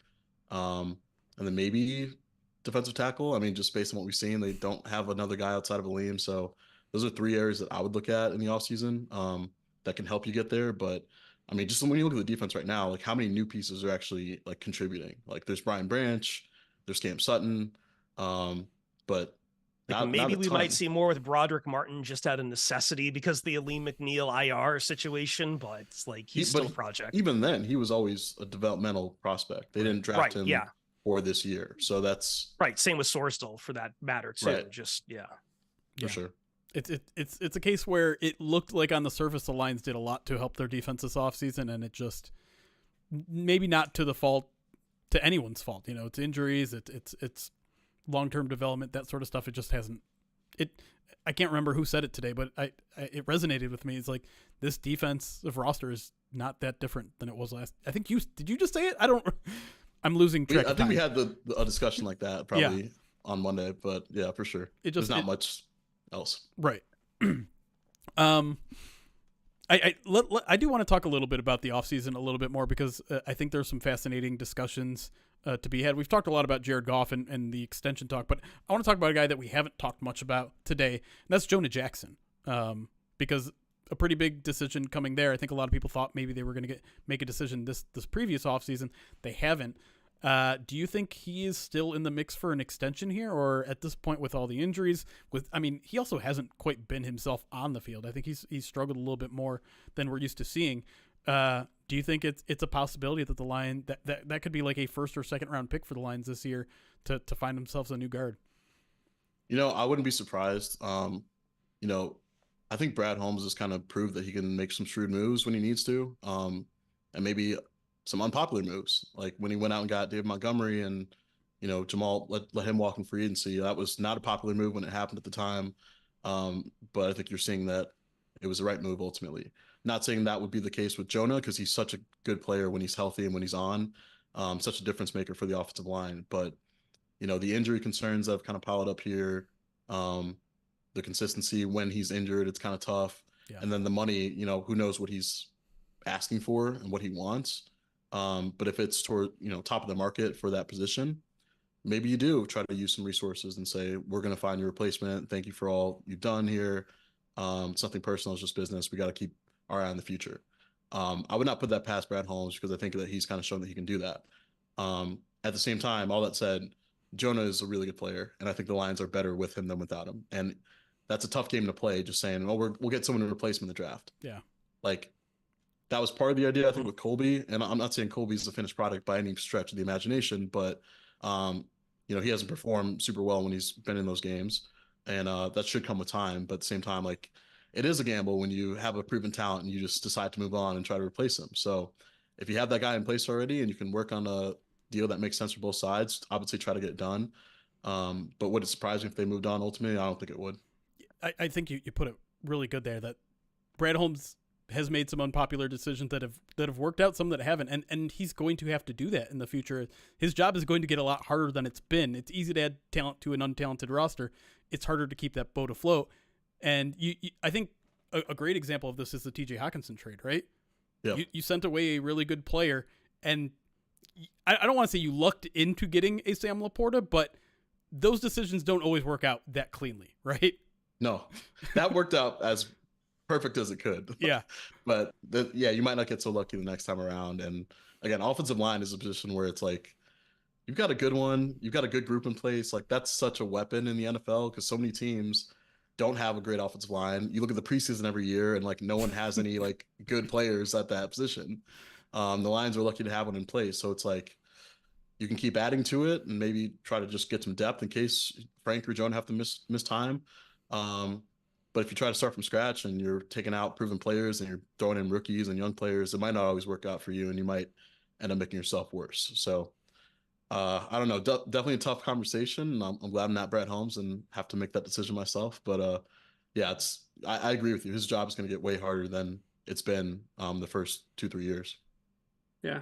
Well, so Colton, I know you and Nick, like, you guys do awesome work over there at the Athletic, draft coverage and all that stuff. How much have your eyes been on the draft when you have a 9-3 football team that you're covering? You know, how hard is that? Honestly, not much. I haven't really dug into it. Like, I think we started our first mock draft like early November of last year, and this year I'll only allow myself to do like one PFF, mock simulator like a month, just to like refresh myself. Just a little treat. Yeah, just as a little treat. So I haven't done a ton of research and some of those prospects. I still read Nick's stuff, and Nick has a few players in mind that he likes, but it's also tougher when the Lions don't have 2 first-round picks and 5 in the top 60, and makes it a little harder too. Right. So I guess I guess from maybe from afar, now that you kind of just explained how deep you're into draft coverage, or how not deep you are, but like with the position that the Lions are in, and you talk about the needs in the offseason, outside corner, if it's defensive end, I mean, like those guys are picked at the top of the first round, right? So like, do you just maybe get a sense, because they do have some, they do have the other pick from the TJ Hawkinson trade. I think it's a 3rd round pick from the Vikings. They have some ammo, so to speak. Like, do you think that Brad Holmes would do something as splashy as like, okay, I'm going to move up, I'm going to get an impact guy? Or do you think that he's going to be a guy who, like you said yourself, this year wasn't Super Bowl or bust. If you're trying to build something that's sustainable, maybe you're going to maneuver a little bit, and you're going to just see how many darts you can throw, and maybe take that route. Or maybe, hey, Josh Allen's a free agent. I mean, that guy's a superhuman that we just saw out there on the field. Is he going to make even a splashier move than he did with Cam Sutton? Like, do you I guess the question in a short way is, do you view this offseason as being one where Brad Holmes like pushes some chips into the middle of the table? I think that's certainly fair. He's always going to be smart about it. That's something he said since day one. But I mean, we're at a point now where the roster's good. You can compete. Like, we'll see what they do in January, obviously. But like, let's say they win a game, they lose in the 2nd round. At that point, you've kind of proven yourself. The proof of concept is there. You've had a winning season. You made the playoffs. Let's see how far we can take this. So I think the next step after that is, hey man, we got to get AG some talent on that side of the ball, because we haven't done much, and the guys that we have had have been injured or ineffective, right? So it's like, maybe this is the year to make a move like that. Use some of the extra picks to move up higher in the draft if you're sitting there in the late 20s. Get like I forgot his name, but the defensive tackle out of Illinois is a pretty good prospect. He might be there in the teens. Maybe try to get there. I think they're also, when you think about players that get traded in the offseason, they're not going for 1st and 2nd round picks. Like Jalen Ramsey was traded for a 3rd round pick, and you have 2 of them. So that's another thing. I would keep an eye on the trade market. If there's an unhappy player out there, or if there's a team that doesn't want to pay a player, and you can bring him in for a 3rd round pick and then extend him, and you know that he's a guy that kind of fits your culture, fits your timeline, this is probably the offseason to make that move. I know a lot of people wanted to see him make that with Jalen Ramsey, but that felt like a little too premature at the time. Maybe this is the time where you go for a move like that, or move up in the draft. I think the options are there for them to make a move like that this offseason. So they don't have a first half of the 1st round pick for now. Yes, for now. Jeremy's favorite predicament. Well, I mean, I'm just saying, if you're picking in the low 20s, I mean, maybe that's an appropriate time to draft a running back, and not when you're in the top 10 or 12. Oh wow! Take this L already on this. Like, like last year, there were some corners available then that maybe you wouldn't be in this predicament, and then what are you, Mickey Mouse? I'm just saying. No, listen. Jahmyr Gibbs has mostly shut me up. I still think, I mean, if you kind of watch Inside the Den, maybe they wanted a certain cornerback at Illinois at that number 6 spot. Yeah. Maybe a certain cornerback out of Oregon if he was there at 18 instead of being taken a pick before. So I do think they were looking at talent and just kind of played out differently, and got some guys that can help you, but you're not going to solve all your problems with one draft. Yep, that's a good point. Colton, I think we'll let you go here. Is there anything you want to promote? I personally want to promote one of these years, because I don't have a ton of time in my weekly podcast listening to time. That was poorly worded, but to say you guys are one of the few that I do make some time for, because I enjoy your banter with Nick. I think you both are really smart, and I enjoy that. So I'm going to promote that for you. The One of These podcast is very good, but where else can people find your stuff? Yeah, subscribe to The Athletic. I think we have some holiday deals going on, so if you want to buy a gift sub for a loved one that reads Lions coverage, you can do that. Yeah, you can also follow me on Twitter at Colton_Pouncy. And make sure you keep following these guys, because they do a great job as well. Thanks, buddy. Appreciate it, bud, and appreciate you making some time in a busy and an off day. Honestly, Tuesdays is the beat writer's off day, and so it's not lost on me that it's a bit of a sacrifice to talk Lions football on your off day. Although when the Lions make moves, I guess it's not an off day anyway. So appreciate it, buddy. Yeah, thanks for having me on. Appreciate it, guys. All right, Thanks, buddy. Colton. See you tomorrow. See you. See you, Bold. Okay, we have 34 minutes until Mina Kimes joins us, but we have a lot to handle here because I don't know if you guys addressed those donations while I was No, gone. I don't have access to see those. I Great. don't think so. We have a ton of them, and some humongous ones too. So I want to take the next few minutes here to thank the people that have donated in the past hour that we haven't gotten to. Sandbagger, $320.54. Says, hold on, I lost it. Where'd it go? Detroit versus everybody, keeping the faith after 64 years. Send a background pic to @DetroitOnline. Donation amount covers. Yes, for sure. We will. I'll change my background when we get the chance. I do have a specific background that I need to get for Mina Kimes ready. But after that, I will use the one that you sent me, Sandbagger. Thank you so much for the $320.54 donation. That is incredibly generous. Yakum, who's donated, I believe, earlier in this charity drive, $75 donated to the Alzheimer's Association. Also wants a custom background for the Graham Glasgow interview. Can you do emo Graham Glasgow? Yes, I will do that. No problem. Absolutely. I may need a reminder. So chat, when we start talking about bringing Graham on, and I don't even know what hour that is, send me a reminder there. Brad in Nevada, $100 donation. So let's keep up the great work, guys. Appreciate you, Brad in Nevada. You've always been a big supporter of the channel, so that is not lost on me. Thank you for your generous donation to the Alzheimer's Association. Blank93, a $200 donation. Says, love the support option. Thank you, and go Lions. Did redeem an egg on a host head. You did not specify who you want that for, so if you are still in chat, please let us know. We have 5 different people who have redeemed an egg. We haven't used any of them yet, so I get the feeling the very end of the stream is going to be very messy. A lot of eggs. Christella, thank you for the 7-month subscribe to Twitch. Says, love the broadcast. Been here since 8 and still hanging through the day. Hey! You must be hanging on by a thread, too, if you've been here all 9 hours and change. So appreciate you being here. Long Moon, $400, a $10 donation to the Alzheimer's Association. Thank you, thank you, thank you. And then to close things out, Speed Demon 997 with the $500 donation. By the way, can I take the time just on? Sorry, real quick. So, Yeah. You have something, Ryan?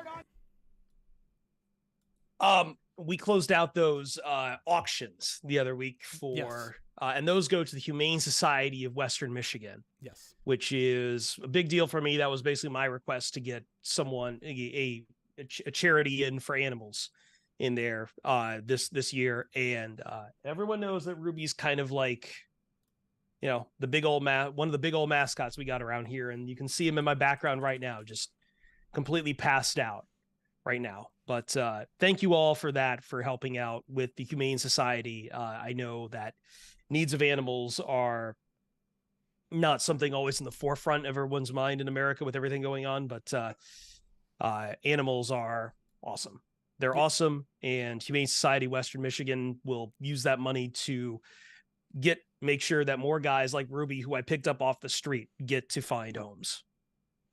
100%. And I believe we raised over $2,300 in our auctions for that, including a pretty amazing donation / auction bid of over $1,000 for Mina Kimes watercolor painting, which our is best selling piece there, I think. Unbelievable. More than the signed footballs. Yeah. And so we'll add that to the total at the end of the night. Which, I mean, we're very close if you include that to already crossing over 30,000 this year, which crushes last year's record. More donations coming in here. MNUFC $75 donation. Let's see if you redeemed anything. Nope, you're good to go. Appreciate NMMUFC, another person who's been around for a very long time and been a big supporter of the channel, big supporter of our charity drives. Appreciate you. Das Gibb, another person who's been here for a long time, $50 donated to the Alzheimer's Association. And Alex Nelson, I believe, if I'm not mistaken, this is the third time you've donated today. Thank you so much for the $25 donation as well. Now, if we add up all of those donations, we've got 2 more spins of the wheel. We crossed over 26,000, and now we've crossed over 27,000. So, oh my, it's time to spin some wheels. Time to reward our chat with some of our own pain, because y'all are voyeurs and more pain. Does that make you sadists or masochists? Masochists. Right? No, sadist is you doing pain to other people. Well, yeah, so they're the sadists. Oh yeah, they're the sadists. We're the masochists. Yeah. Why don't you spin the wheel? How's it feel, Chad, to be sadists? You deviants. But I'm not a masochist. I'm not getting pleasure out of this. So yeah, no, we're not masochists. The only thing I get pleasure out of is the pickle juice. No, to be clear, we are done with Wasabi. I don't care how big. We've done Wasabi too many times. Also, by the way, we are bringing in a fourth. The saltine salute was so successful. I almost feel like we needed more on the Wheel of Pain. Maybe, he says. Maybe. Let's just spin it and see what happens. We haven't done a bug eating in a while. Miko, are you there, by the way? Yep, I am. Yeah, it takes him a second. Your video's not showing up, but there he is. What's up, guys? How's it going, buddy? Rove. Good. I heard someone was gonna eat a bug. We're about to see. Oh, I guess I should move the wheel so people can see you. We'll just put it over Chris and Ryan. Everyone's seen enough of them. This is the guy who's been on here since 8 a.m. Fair point. Miko, how are you? How's your mental health after hearing the Aleem news? I think I'm just like numb. Okay. I think that's probably the best way of describing it. Sure. Is just like I don't know. Like I feel so bad for Aleem because I think he's been playing so well. To this point in the season. I think when I did like my mid-season awards, I think I gave Aleem like my defensive player of the year for like mid-season. I just thought he had been playing that well. So yeah. To kind of like see him kind of have to be out for the next 4 games, hopefully just the next 4 is a little frustrating and devastating. I mean, listen, we're not going to need him for that finale against the Vikings. You know, division will already be wrapped up. You got the 3 seed locked in. Give him an extra week. You got Hendon Hooker throwing the football. That's right. Field. You know, it's a whole thing. I mean, yeah, that's the bright spot of it all, right? Wow. Hold on. I need to reiterate this betrayal that has happened. That Ryan Matthews is no longer here for Teddy Two Gloves. It is time for Hooker. Oh no, I'm here for Teddy Two Gloves, but I'm also here for him to get that backup quarterback bag. You know what I mean? Like he doesn't have to really do a whole lot. I mean, he's putting in his work, right? Like he's in Hendon Hooker's ear, I'm sure, all the time. So learning from the best. Let the young kid shine. You know. Fair enough. All right, I'm gonna. Before we talk more to Miko, I do want to get this spinning of the wheel out of the way because it's looming over my head and I'm scared. Click it, spin it. All right, here we go. At least you know it won't be Wasabi. Like, at least you got that out of there. I am done with that. All right, you guys got what you wanted so desperately for so long, and we've only gotten one of so far. It is time to eat a bug. A bug. I don't know why I'm acting like I'm excited about this. I'm not. What did we do last time? We did a bacon and cheese and a salt and vinegar? Or did we do... Yeah, I think that is what we did. So, to be clear, there are 3 options here. There's just 2 of them, right? There are 3 options. Yeah, but I feel like you only ate 2. I think I did. Those only are 2. huge. Yeah, they're gross, Miko. I will do 2 more. And I guess we should do a poll. The 2 biggest poll winners I'll do again. So you have to go over on Twitch to participate in this. Sorry, YouTubers. Flavor. Reminds me, I should probably put on YouTube again to see the chat. I've been trying to keep up with chat over there. Sour cream. All right, you guys have 1 minute to vote over on Twitch. Poll should be up now. If you don't see it, refresh the stream. Should be above the chat. The 2 biggest vote getters will be what I do. Speaking of YouTube, go ahead. I was gonna say, speaking of YouTube, I won't be around too much longer. Me and Morgan got to shoot top place. So nice. Yeah. What? Give me a taste of how you're feeling after the Saints game. Annoyed. I think that was the okay. That was the adjective that I went with. Listen, like, I mean, yeah, to start out so hot, for them to just like really just kind of look like, okay, they were really putting that Packers game behind them. Yeah. Not even just the Packers game, but like the Packers game, the Bears game.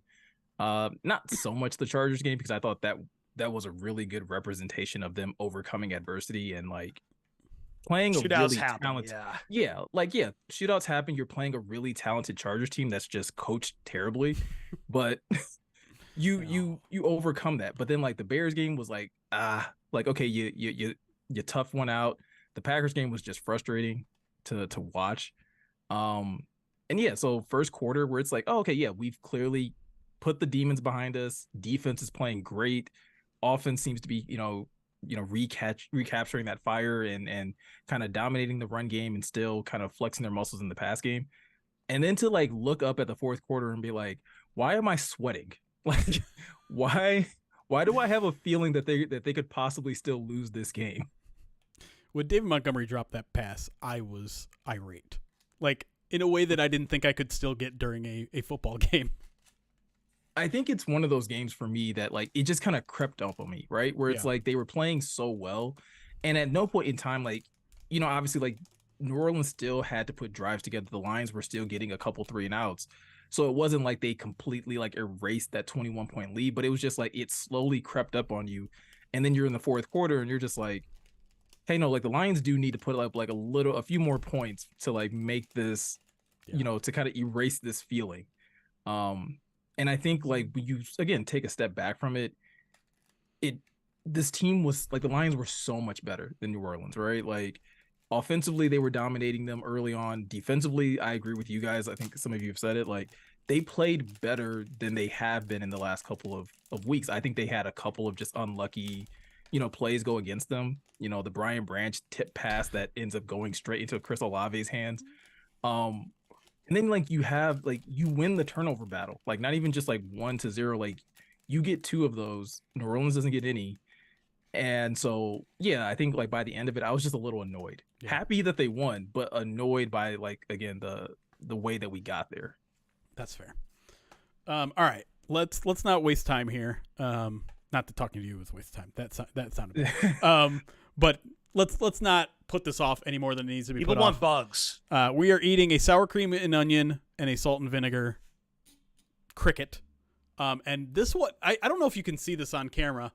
This one has got a massive stinger or something in the end here. Can you see that? Take that out. You should take that out. You can use it to like that. pick the rest of the bugs out of your I don't know what it's doing there. I don't think crickets have stingers. What is that? I'm pretty sure that's just a leg. Is it pokey? A little bit. Yeah, don't ingest that, please. Yeah. All right. I don't remember which one this is, to be completely honest. And based on the first time I tasted these, I'm not going to be able to taste which one it is either. But here we go. Here's the first one. Oh, that one actually had a ton of flavor. That's a salt and vinegar one. Is it like crunchy? Is it like mushy? It's crunchy. It's very flaky. And I don't say that as a compliment. It's not like a flaky croissant. It is like biting into a leaf. Flaky croissant. It is like, yeah. Wow, that is, but yeah, that the other two were not flavorful at all. That one came with a lot of seasoning, which helps a little bit. But to me, the worst part about these, and I did some last year too, is it's the texture. It's a fresh fall leaf is the best way I can describe what eating a bug is like. I mean, I feel like that's better than like it being like juicy. Oh, no question. Yes, I don't want it to explode like a soup dumpling in my mouth. I mean, that's basically what a lobster is. Kind of. Yeah, but lobsters are delicious. Like, I know. But a lobster is just a sea bug. Think about it. People are saying I'm going to have GI distress tonight, and maybe that is true, but I'm going to tell you right now it's going to be better than last year, because the one thing I would not do this year is the hot sauce stuff. If you guys were here last year, a shot of hot sauce was one of the things I was doing. And it got so bad that when I was interviewing Kentley Platty, I could not focus on his answers. What was the year we did that god awful like mixed drink I had to do that had like horseradish in it? And that was last year too, I think, wasn't it? And Malort. Was it last year? I think so. I feel like Malort was the last year thing. That was hell. That was hell. Oh, I forgot that the wheel's still up, but that's fine. Speaking of like putting our bodies through hell, I think we are getting close to what is the donation that we need to hit for the Hot Ones stream? 35K. 35,000. That's so come on. 8,000 away from the number up there. I really want to do that one. A lot of people, I think, on the staff wanting to do it, which I don't know if that's more of a motivator or less of a motivator for donations, because donators tend to like to see us in pain. I want to watch you guys do it. It sounds cool. It's like we want to do it because we've seen it on well, not TV, but on YouTube. But at the same time, I also think then in practice, it's not exactly going to be as fun as we are expecting it at that time, which is more motivation to then donate so we can do it. Sorry, this is. I am also. What flavor was that? Oh, yeah. I didn't see. That was another one that like had no flavor to it. Yeah. Apparently, it was sour cream and onion, but I didn't taste it. Yeah, that and the bacon and cheddar ones seemed like they were the worst in terms of flavor, and then they just didn't have any. There was someone in chat, by the way, that was concerned about me keeping kosher and eating a bacon and cheese cricket, which is very funny because it is not it's not only pork, it is a meat and dairy mixture, which are two no-nos. Which is also something that Jeremy just doesn't care about. Also true. Also true. But speaking of all this, I was just gonna say to reach 35K. I know I said it's 8,000, but if you add the 2,300 and change that we've raised with the eBay auctions, it's really only 5K ish away, which is more than attainable. I think in the final, what do we got? 5 hours and change that we've got. So if we can average 1,000 an hour at this point, we can get there. And if we get there, we can also start talking about some bigger rewards that are beyond that, like a liver and onions smoothie or a tattoo. Well, let me sweeten this pot a little bit too. I think I've got the menu figured out for the Chris cooking stream, which we'll do in later in December as we get around the holiday time. You want to spoil it, or are you just going to tease it like that? Well, I know for dessert we're going to do homemade vanilla bean ice cream with espresso for affogato. Mm-hmm. But I am thinking coca vin. Ooh. And some sort of mushroom risotto, and then there's a vegetable dish that I haven't nailed down just yet. Okay. I have such a poor man's palate because I had no idea what any of that is. Coca vin is just chicken basically. What's the right word? Not braised. Braised in like red wine among other flavors. So it's a French dish. It's one of those Julia Childs recipes. Miko is like chicken nuggies. Chicken nuggies. I was like, you had me at chicken, so like. All right, I know we have another spin on the wheel of pain, and I'll get to that in a minute. But I am going to wash my face off for the Mina interview because I want to look at least a little professional. I will change our background to the Peninsula catch for fun for her, so make sure I don't forget that, but I'm going to step away for a second. I think maybe we save the Wheel of Pain until after Mina, if that's okay with everybody, or regardless of whether it is or isn't. But I'm going to step out for just a second here, wash my face. Chris, you're allowed to, too, if you want to. I don't know if you're sticking around for Mina or not. Oh, yeah. No, well, I do need to wash it before Dungeons & Dragons tonight, so. Okay. All right. Because I'm sure if I show up there with a Naruto sucks, I'm going to get a lot of questions from Kyle, so nip that in the butt. Well, French onion soup sounds good too. I need to start deciding because if I make that much food, I will not be able to eat all of it. It's the only problem. Man, yeah. Miko, I'm sorry if I'm making you yawn. I can't stop right now. I don't know what it is, dude, but it's that time of the day. Yeah. Yeah, no, it's been a day. Like, fortunately, like I don't know. Morgan and I usually have the schedule like locked in. So like usually once him and I start recording, like he brings enough energy where I'm like, all right, we're good. Yeah, bring it back up to here. Yeah. By the way, Miko, can you send me? Sorry, this is some like behind the scenes stuff. I did see I stepped in some bad stuff, but I do have a particular bundle I can send you as far as like editing software, a video editing software. Yeah. I can't remember from our older conversation. Hold on, I'll just DM you on Slack real quick. Okay.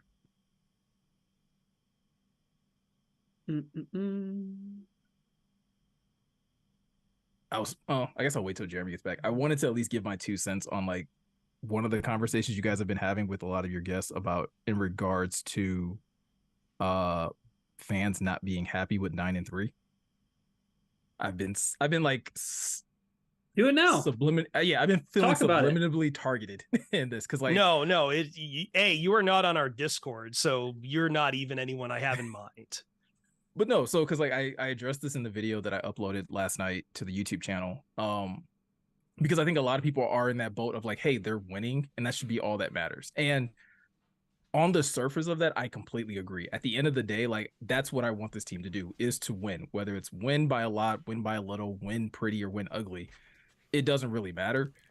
But at the same time, like I feel like Jeremy would kind of agree with this, I still do want to see consistent football on both sides. Like I still want to see them be able to string together consistent drives, whether that's offensively or defensively. And I think that's been the one thing since coming out of the bye that I think they've been lacking, that there hasn't been nearly as much of that on both sides of the ball, them just playing consistently throughout the entirety of a game. That doesn't mean that you have to win by 20, but you can still play complementary, consistent football from kickoff to the end of the game, and again, not have your fan base kind of like sitting there sweating as far as like, okay, are we really about to lose to the Saints here, or are we really struggling with the Bears here when this team clearly has more issues on their side than we do? I think there's several things I would say. That number one, like again, I have to keep reiterating, like most of the way the NFL goes is that these games end up close no matter what. It's just one of the weird quirks of football itself, that there is very rarely blowouts in the NFL. And like, yeah, we've both all on the podcast like talked about how we want consistent football too, but I don't think, I guess I would argue, I don't see that from listening to fans, that that's the same sentiment as what it is. Instead is basically that the F word is being used. The Lions are frauds. Because they can't put together this. But that's why I keep reiterating that, like, and I know some people really don't like hearing it from me as we keep getting more of these inconsistent games, but each week is a different storybook in a lot of ways. And that's ultimately part of that is the noise and nature of the NFL itself. The Lions have issues, but I think those issues are being, like, some of those issues are being made into larger issues given the noise of the NFL itself at the end of the day. Like, again, the Packers game, I always diagnose that is, you had the same issues you were having in the Bears game, but you had less time to do it. And then we always learn more, like, oh, hey, yeah, the Packers are hitting a particular stride that we didn't realize at the time we were getting into. And I think that's the other part of it for me, where, like, again, I don't necessarily find myself in the camp where, like, I feel like they're frauds, or I feel like, oh, the season's a loss or is like a waste if they don't win the Super Bowl or even get to the Super Bowl. It's nothing like that.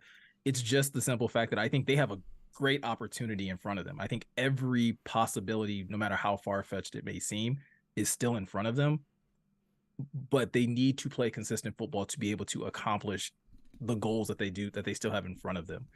And I think when you look at a Packers team that we can sit there and be like, hey, maybe they're starting to hit their stride a little bit, the same thing was being said about the Lions last year. And so I guess I'm still kind of waiting for that, for the Lions to feel like they're hitting their stride, where it's like, okay, this is a team that you don't want to see in the playoffs. Like, and I don't necessarily know if that's the feeling I'm getting as of right now.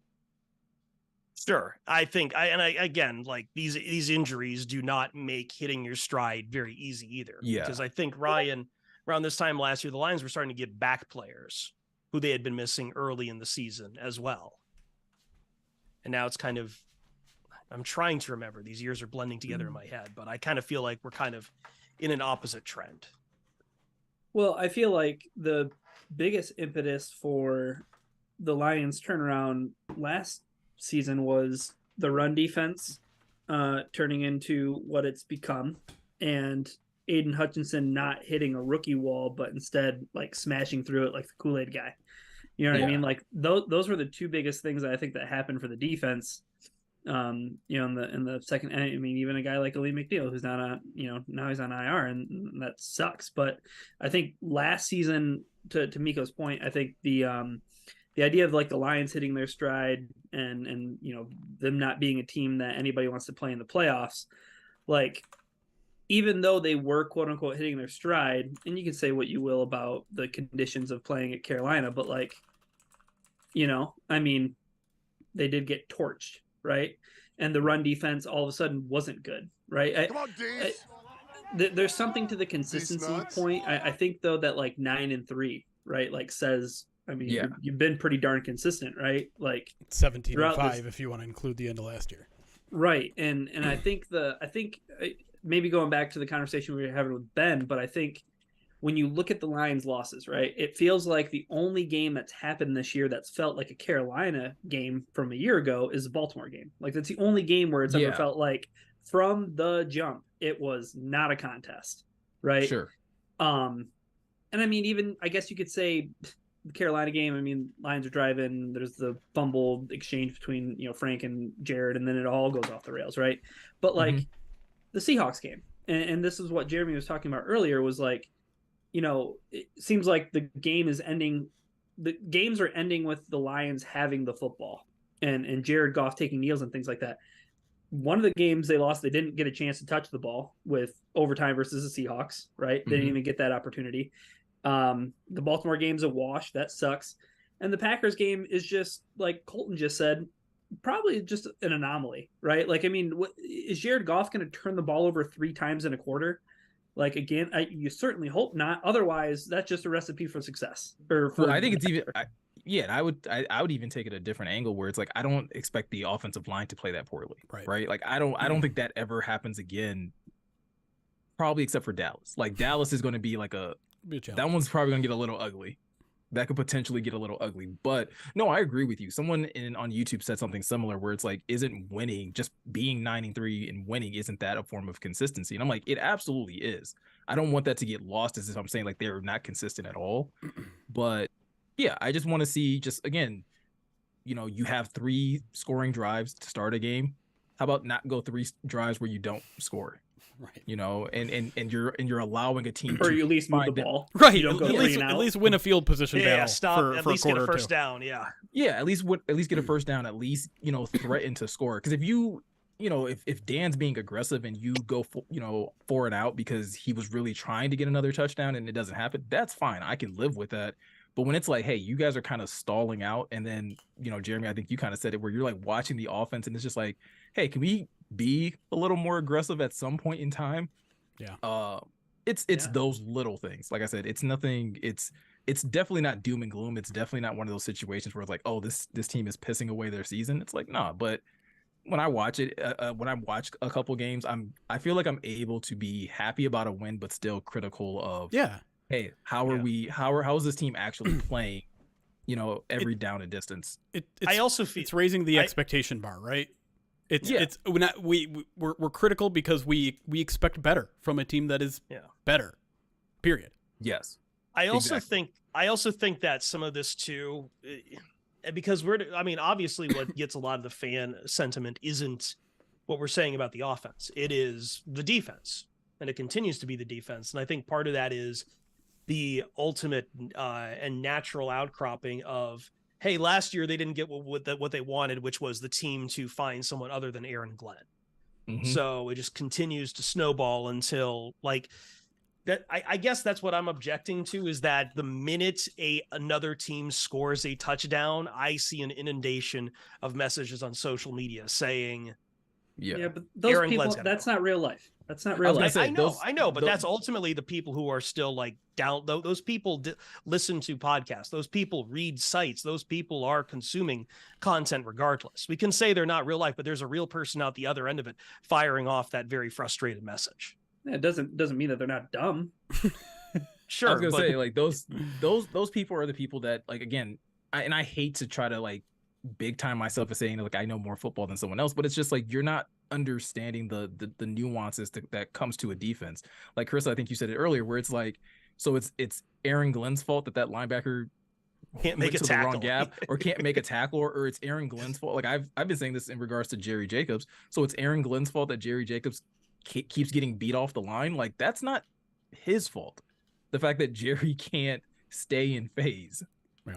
Or that Kirby or Tracy are late getting depth on some of their coverage routes. Like that's not his responsibility. All he can do is tell them where they're supposed to be. They have to be able to use their football knowledge, their athleticism to be at the proper landmark, in coverage and things of that nature. Yeah. No question. All right. Well, I'm going to step out. Okay.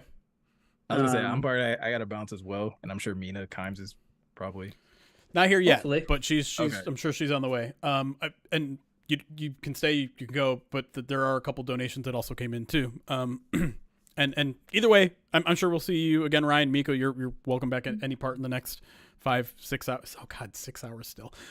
Yeah, I'll come back later on, like after I get done recording, editing, and all right. that. I'll come hang out with you guys. Cool. So. All right, guys. All right. Thanks for stopping by, man. Cool. Later. Bye. Thanks, guys.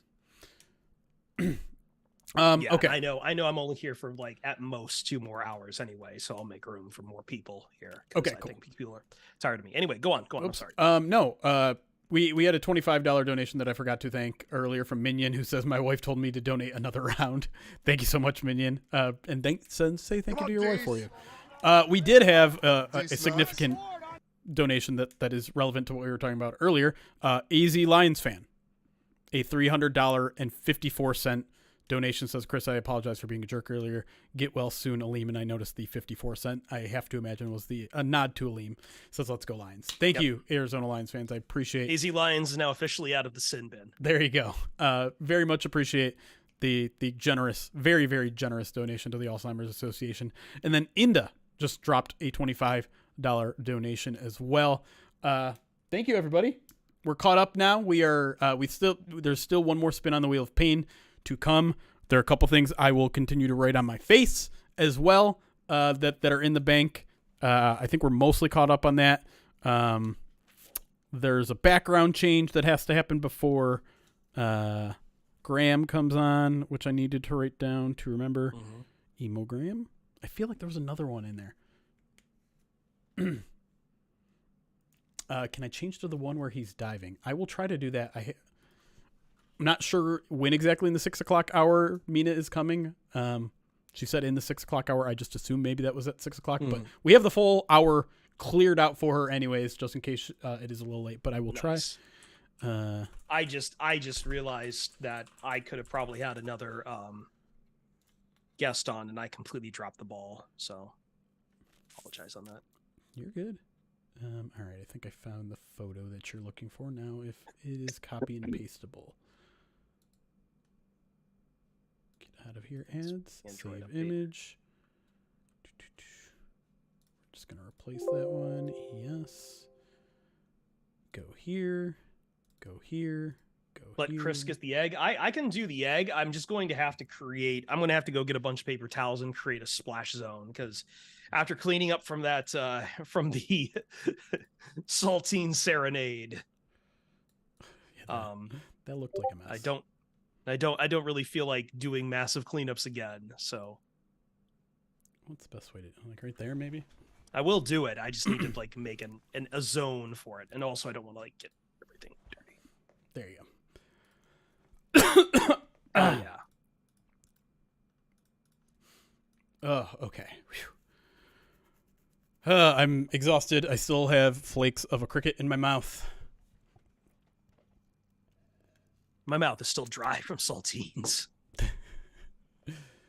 That was a great serenade. And I it was really a good hope clip out someone there. got a picture of me stuffing my face because I was really trying to be like. There's an old cartoon of the spy from TF2 with his mouth stuffed full of cigarettes with the caption "Gentleman," and I was just thinking of that the entire time. If you know what I'm talking about, I don't. Anyone in chat, I love you.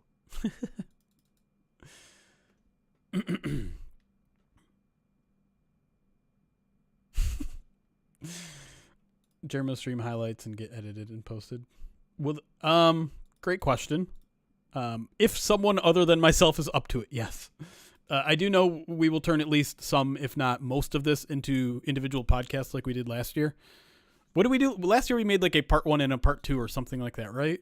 Of what? I'm sorry. Of the charity stream, like we cut that into podcasts. I feel like we made it a 2-parter of just like a mega post. Of like everyone who was on here? Yeah. I'm trying to remember. I haven't been running the recorder for everything. Yeah, so. that's okay. And we don't need to necessarily keep everything. I don't know. I can fire it up for Mina Kimes, but I feel bad because I wasn't recording Raven or Pouncy. So, no, Harry, I'm good. I don't need food at the moment. Thank you, though.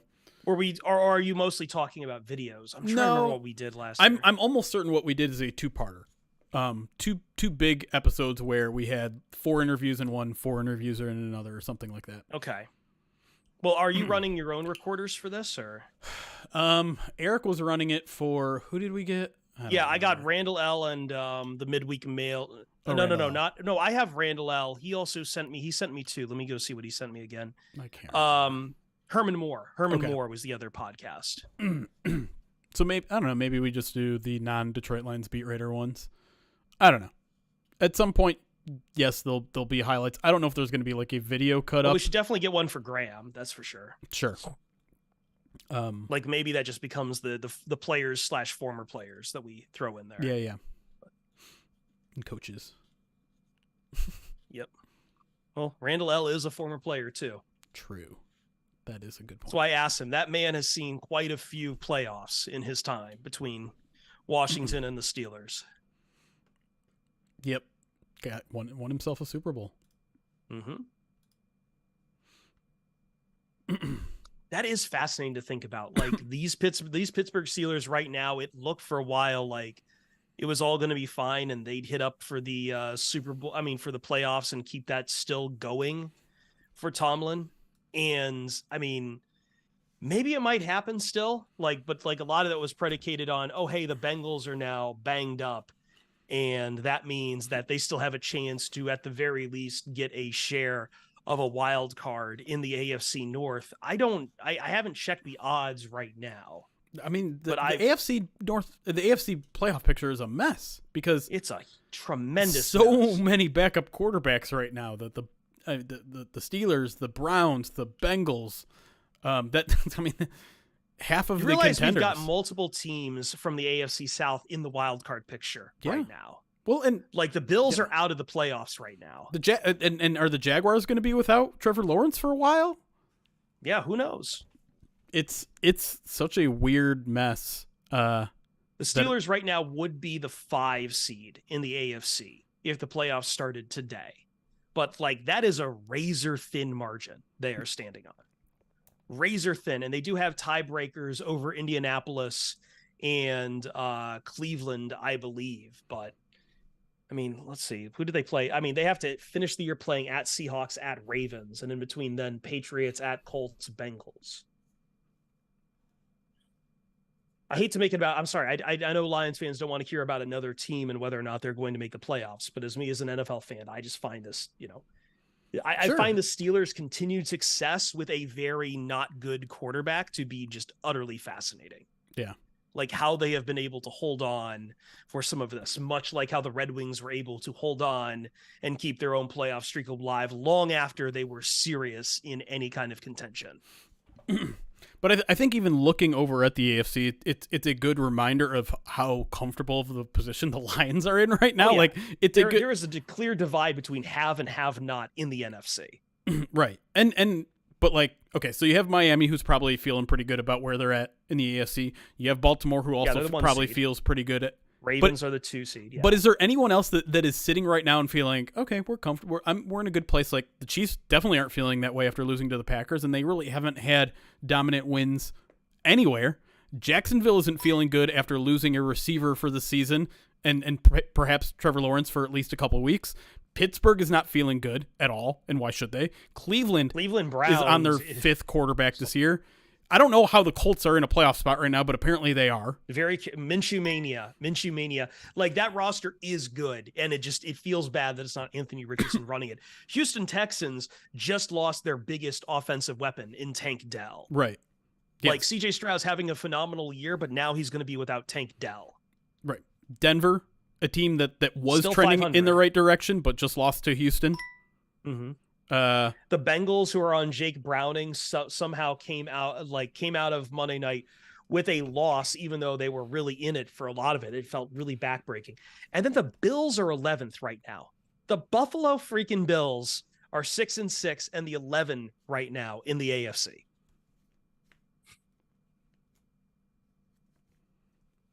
That's just like, I feel like sometimes it's important to take that wider scope of the NFL and realize that, yes, the Lions are going through some adversity right now. It's not going to help that Frank Ragnow is probably going to miss this week. It's not going to help that Aleem McNeil is going to miss at least 4 games. But the Lions, again, because this team was so good to start the year, they have built in a margin for error that most teams don't have at this point in the year, where you can drop a game or two that maybe you should win. Right. And to be clear, they shouldn't lose many of the games left. They're probably going to be favored in every game that's not the Cowboys game, right? Like that Denver game might be, but probably not. And I imagine there'll be a road favorite in Minnesota too. Yeah. It might be less than a field goal, but still. Yeah. We'll see where the teams are at in 3 weeks, because it's crazy that they're not going to play Minnesota until week 16. But it's just, I mean, it's not any clearer or any better in the NFC either. Like Minnesota's got 2 road games before they can play the Lions, both in the AFC at Raiders, who knows what kind of a game that is. Like this the deal with why do I keep forgetting the coach's name? Antonio. Oh God, you're testing. No, doesn't matter. We know what you're talking about. Yeah, like the Raiders, how the Raiders are playing right now for Antonio Pierce is something that still defies expectation. We didn't even talk about them in the AFC picture because they're 5-7, and I just don't. There seems to be more and more separation to get up there, but still, like they still have a conceivable path to the playoffs, and they're playing very hard. And I think the Raiders are coming off a bye week as well. Yeah. As the same with the Minnesota Vikings. So like that's there. And then they have to play the Bengals, who on I think a Saturday on NFL Network, which is going to be really interesting to see if the Bengals are still fighting for their playoff life. Because regardless, they still have a lot of weapons and they still hung tough with a very good Jacksonville team. Yeah. So by the time the Lions face the Vikings, they beat Jacksonville. Wait, I thought Jacksonville won that game last night. Oh, that's right. God damn it. Wow. Yeah. Okay. I knew there was a field goal last night, but I was too screwed up to remember who hit it. Quick before we get too deep into this conversation, one small update on our schedule here. We're still waiting to see when Mina's going to join us. She just told me the 6 o'clock hour, so again, it can kind of happen at any time. But during the 6 o'clock hour, in fact, in about 5 minutes, Eric is going to join us again, and he has a whole setup for getting pelted by what were we at? Dozen eggs. I think we were at 15 or 16 eggs, so that's going to happen in about 5 minutes. More eggs? Yes. Oh my goodness. So that's about to happen in 5 minutes. If Mina happens to join around that time, I don't know what we're going to do, but so is the chaos of a full 16-hour stream. That should be very entertaining and crazy and whatever. And if Mina is here to watch it, I think she'll appreciate that. I think she will. I'm hoping for timing to come in the middle of it. If I'm not, to be quite honest. Our 6 p.m. Flint Town, her 3 p.m. hour. So I got that. I got that fixed out. So I heard 19 eggs. So how's it? Relax, buddy. Yeah. So anyways, I think that, again, it's always important. While we think it's all doom and gloom and the sky is falling here in Detroit, they are in a extremely much better situation than I would say 90% of NFL teams right now. There are maybe just even I would say there's like 5 teams in the NFL that should feel more comfortable about where they're at right now in their roster in the playoff race. I would say 49ers, Dallas. I'm not sure if maybe the Eagles, Baltimore, Miami. That's it. Yeah. But even just to do comparative to Payne right now, like just to consider a team like the Buffalo Bills, who was also a long-suffering organization that everyone thought they had hit their stride, that this was their playoff window, that they've got, a great quarterback and they're good on both sides of the ball right here. And for the way the Bills have looked this year, like I don't expect the Bills to be down forever, but setbacks happen. Not every year gets to be your year. And like turning the corner takes a lot of work. It takes a lot of time and it takes a lot of consistency. And the Bills, by the way, are still like plus 101 in point differential and at 500 and deep, deep, deep in the AFC playoff picture. Yeah. So it's a crazy, crazy situation. J-Man Jr., a $100 donation to the Alzheimer's Association pushes us over the $27,500 mark, which at this point, if you combine that with what we earned in our auction drive for the Humane Society of West Michigan, I would say that pushes us over the 30,000 mark. It's probably close and maybe a little bit short, but I'm just going to say we have reached that benchmark, which means, yes, indeed, I will do a polar plunge at some point, potentially even an ice bath at the Lions facility if they will allow me, which also means we are now making the push for the Hot Ones stream. We are approximately $5,000 away in 6 and change to go here on the stream. Do it. To reach that goal. Thank you so much to J-Man Jr. and everyone else who has donated today. And J-Man Jr., thank you for the sub. 30 months subscribed to the channel now. Appreciate you. $25 for Sweaty Doofus says for the Mina interview. Come on, Dees. I'm not. What? It sounds like it's not that. No, it says congrats on the great baby. To write on someone's face. To Mina, which of course, if you don't know, she did just have a baby, and in fact, I believe starting either yesterday or today, she is off of maternal leave and back on the air. I think I'm gonna. I don't mean to quote unquote steal your 25 donation, but I do not want to have anything written on my face during this interview. I do appreciate it, and I'll let her know that their live audience congratulated her on the new baby, but we might have to explain great baby to her too. we don't need to waste her time with that. It doesn't make sense. Even if we explain it to her, she'd be like, okay, what? You call it a waste. Yes, because there's no potential way to explain it to her where she'll be like, oh, okay, that makes sense. Okay. So we are now a minute away from Eric joining us. He sent me a picture of the setup over there. I'm very entertained to see how that turns out. He is about to get pegged with over a dozen eggs by his family, thanks to all the $100 and $200 donations given to us in the past month. Yeah. What's up, Lions? Talk and chat sports over on YouTube. Thanks for joining us. We are deep in hour 10 now of the stream. We've been live since 8 a.m. talking Lions football. We've had some great guests. We've had Lions wide receiver coach Amon-Ra, Antoine Randle L. We've had Herman Moore. We've had a bunch of great Lions writers, Colton Pouncy, Nolan Bianchi, Justin Rogers, Ben Raven.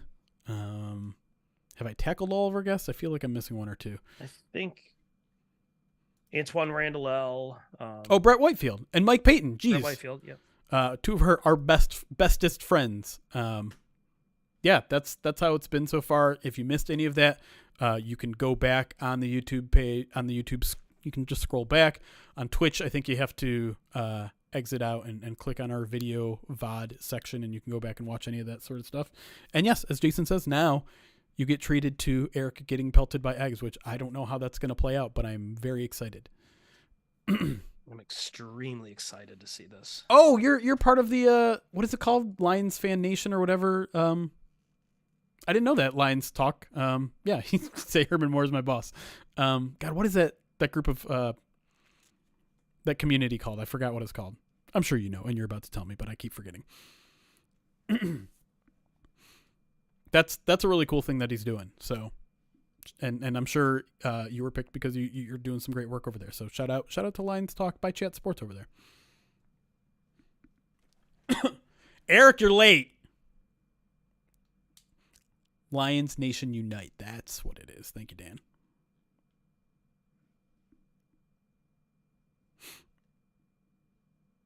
Kids, man. Okay, fair enough. Fair enough.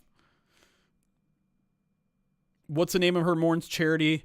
Oh boy, you're testing my Eric, if you have two more available. Actually, to be fair, Mouse, a $200 donation is now one extra egg. You did just say more eggs.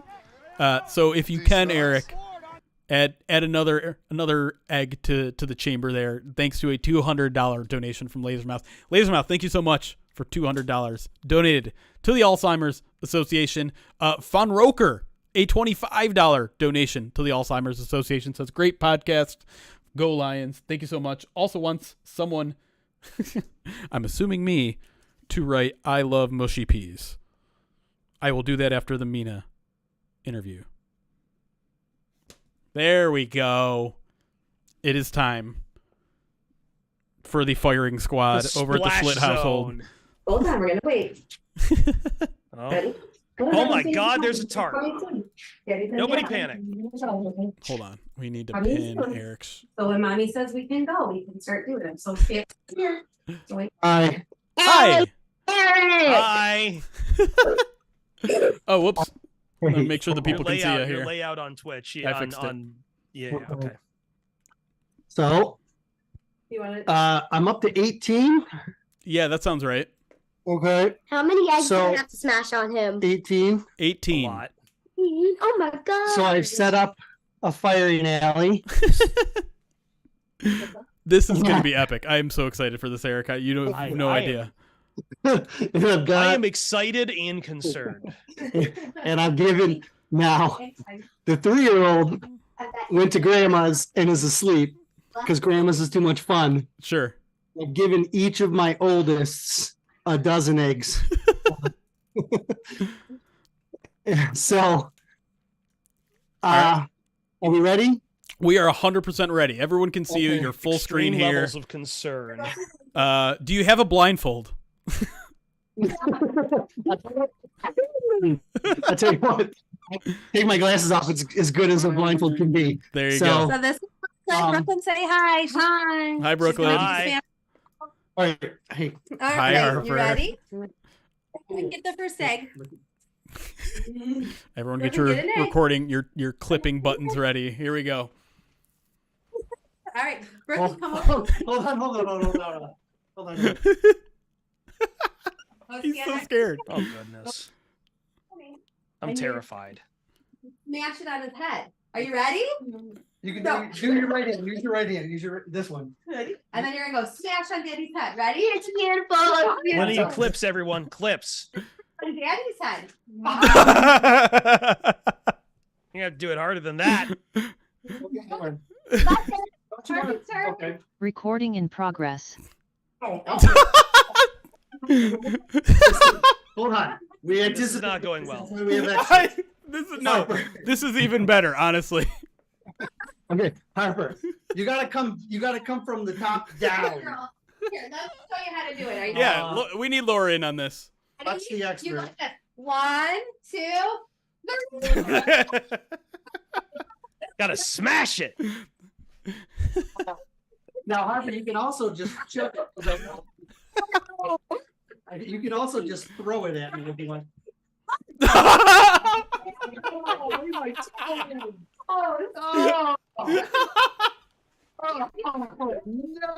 Why are you wearing your khakis for this? Oh, this is the toes is the worst in the head.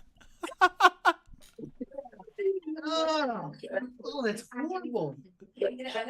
All right, go ahead.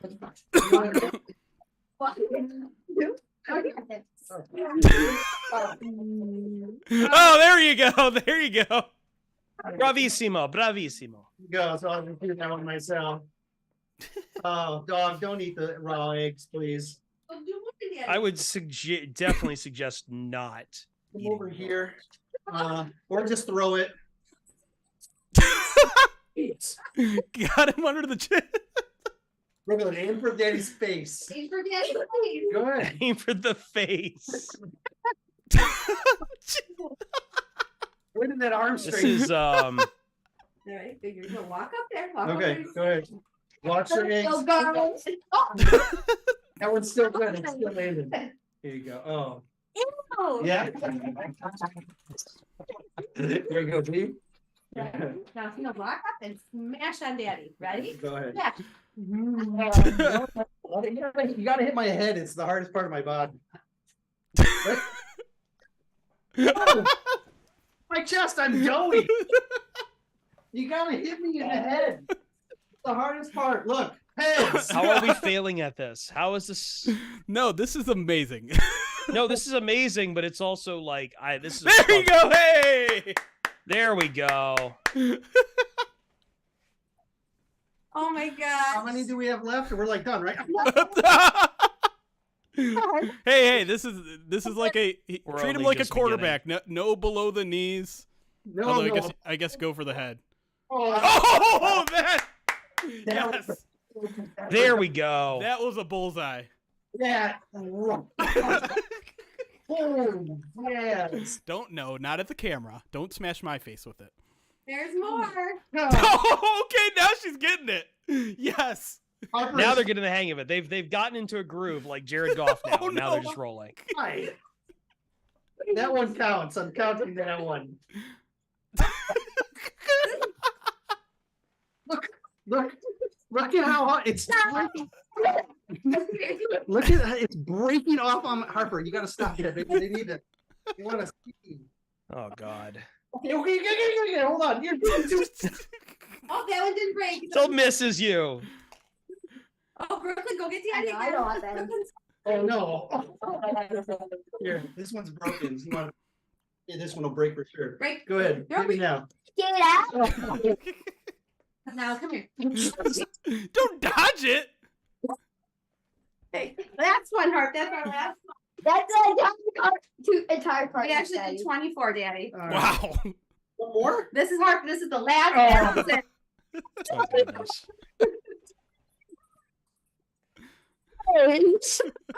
Oh man. Man.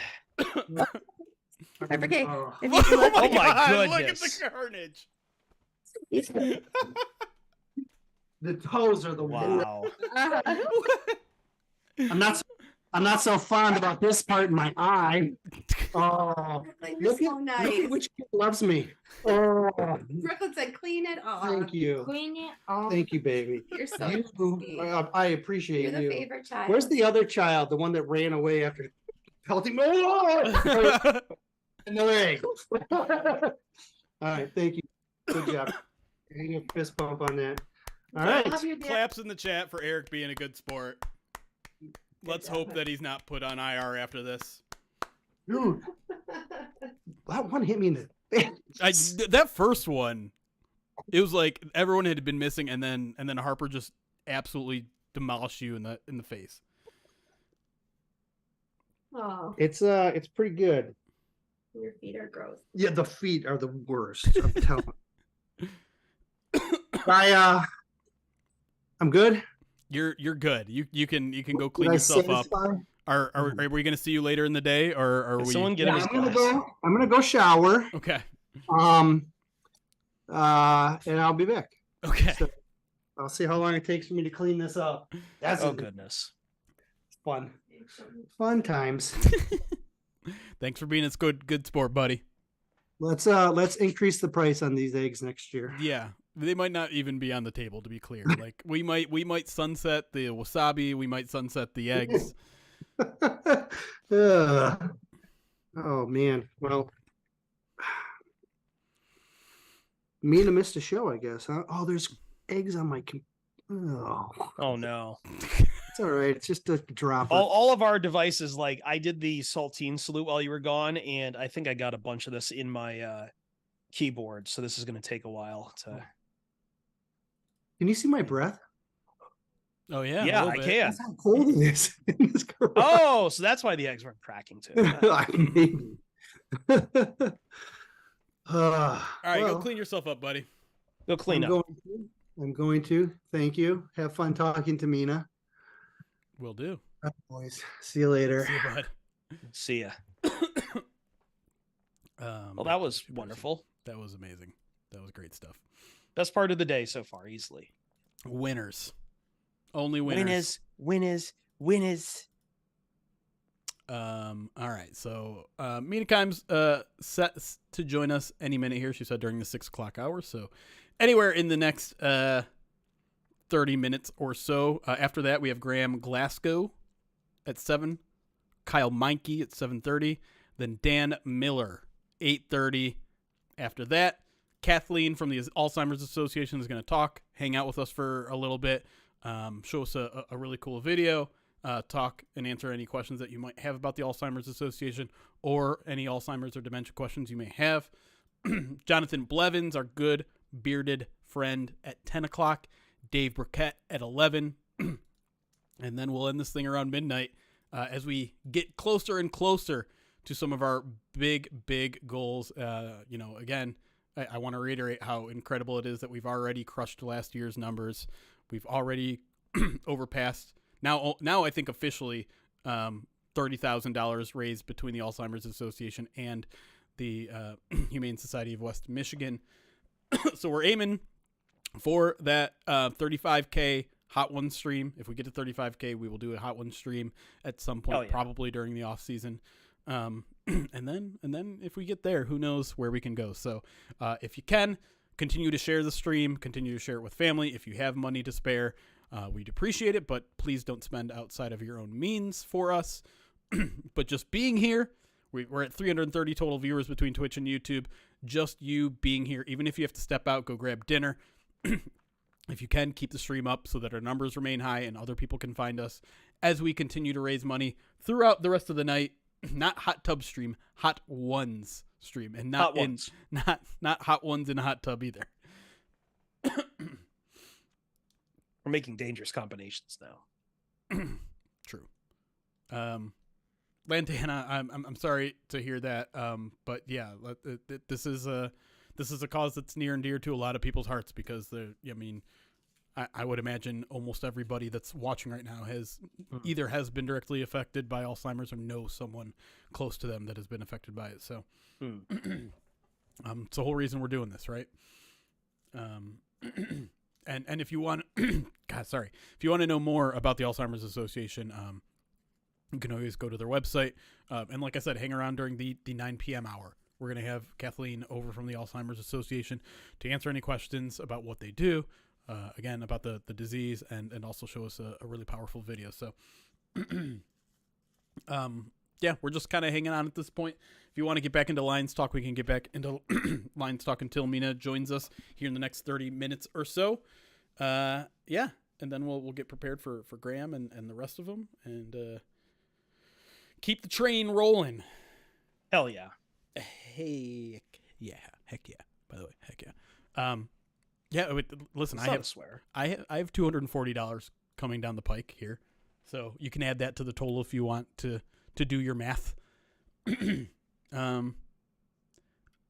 p.m. Eastern. She just uploaded a YouTube short. Yeah, she had to move her original time because there was a shoot that got moved that she was doing. Dare I? You know what? We owe you guys a spin. Oh, no. Let's see if we can get it done right now. Oh, no. While we wait.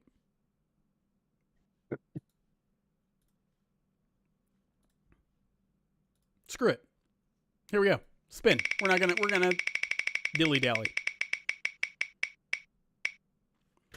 All right. I haven't done up-downs in a while. Looks like it's time again.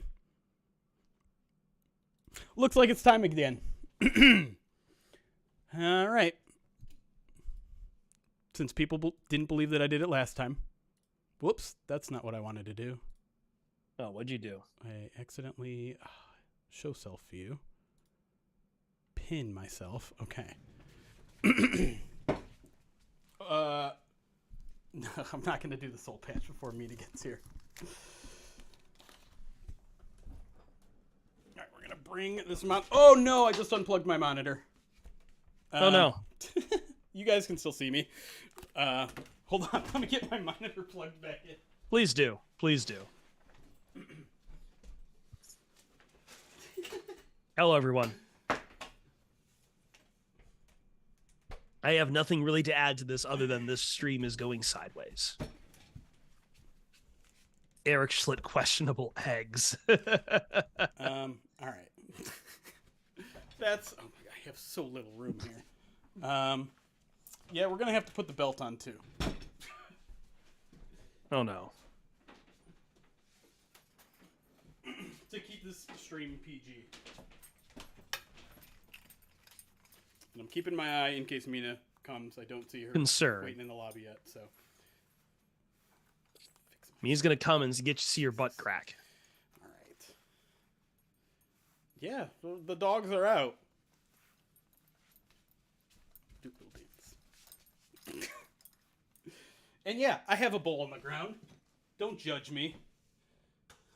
Zazu's? All right. Oh, this belt is on backwards. All right, now you guys are no foot cams. This is making me uncomfortable. Jesus. You guys talking about my feet. All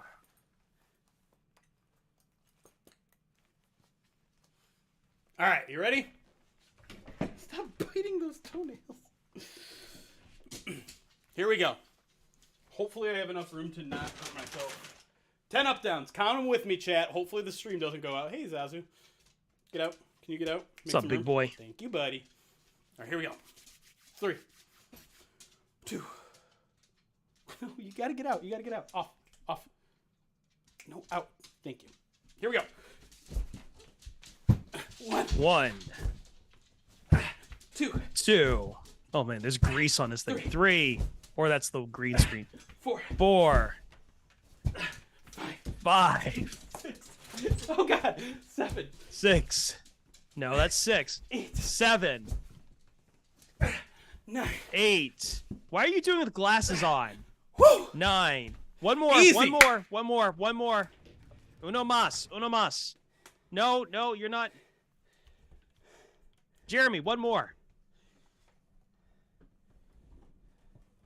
Jeremy, one more. He's not listening at all.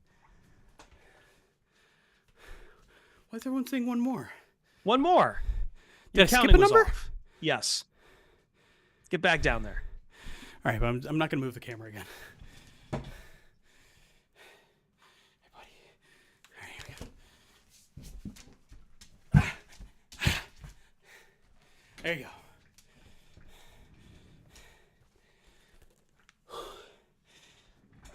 We could have been cruel, chat. We could have just kept giving him one more after that. Well, I'm not going to listen to you after that. No, I know. Now's the perfect time for me to jump on and me be completely out of breath.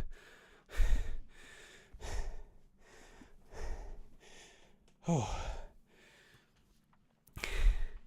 What's happening?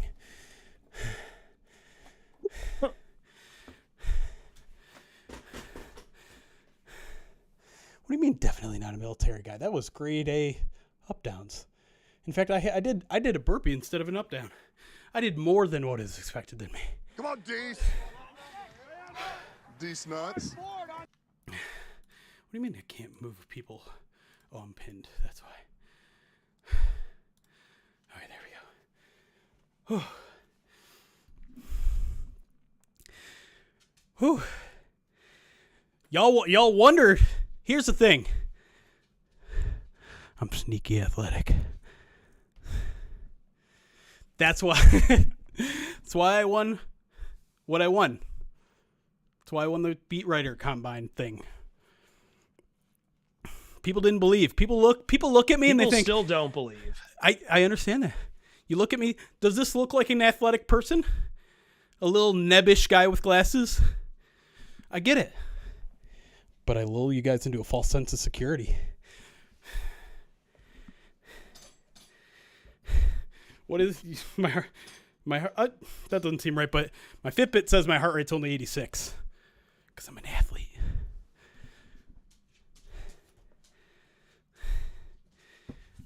I got a hard, you don't understand how hard the ball is that you play old-timey baseball with.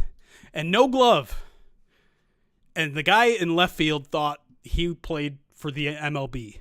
And he tried to throw someone out on a single running second base and just absolutely gunned it in there. Anyone would, no pinky could survive that catch. Lantana, Come on, D's. Thank you for the $25 donation. Says great cause, so I have to donate. Mark and Paula, $250 donation to the Alzheimer's Association, which pushes us to another 1,000, which means after Mina Kimes, or maybe after Kyle, or Graham after that. It's Mina, Graham, then Kyle. Maybe Why after are you that. looking to me for advice? I'm not going to be able to give you any of I this. don't know.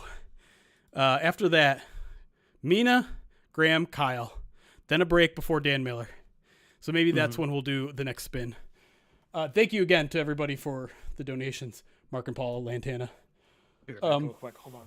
Oh, let's change this. Lantana also wants you to write Olive Garden. Oh, you took your headphones off. Whew. Come on, D's. I cannot play DT, sadly. D's nuts. General Iro says, if with the $25 donation, felt wrong not paying for Jeremy for showing his toes. Great. Now I'm a toe streamer. Now you have officially made me, and you know what? I don't know if this counts as a swear or not. You've officially made me a toe slut. Thank you, General.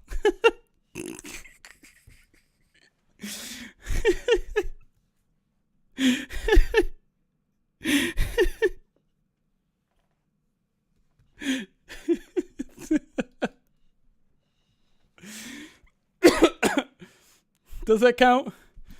You know what? I'm feeling generous. We'll count it.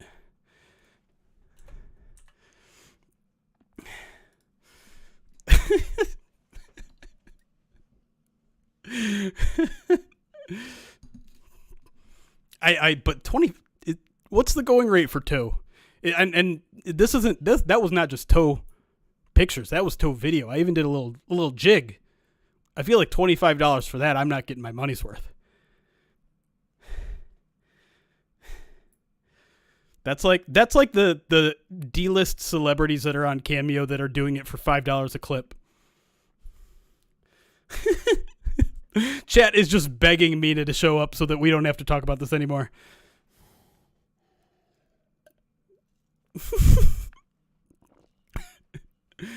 I don't know what to say, chat. $25 was a bargain, says General. There you go. Oh, you just want her to hear. Who knows? Maybe she's watching.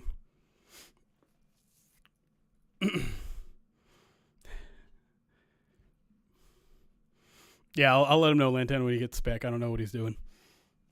I don't know if he said what he's doing. I've been spending the last 5 minutes or so trying to see if I can catch my breath. Snake, thank you for your support. You're watching us while you're eating at a restaurant. Appreciate you, buddy. What else can we say right now? I have no idea. Sorry, Laura. To my detriment. I'm an oversharer to my own detriment. That is 100% me. I overshare.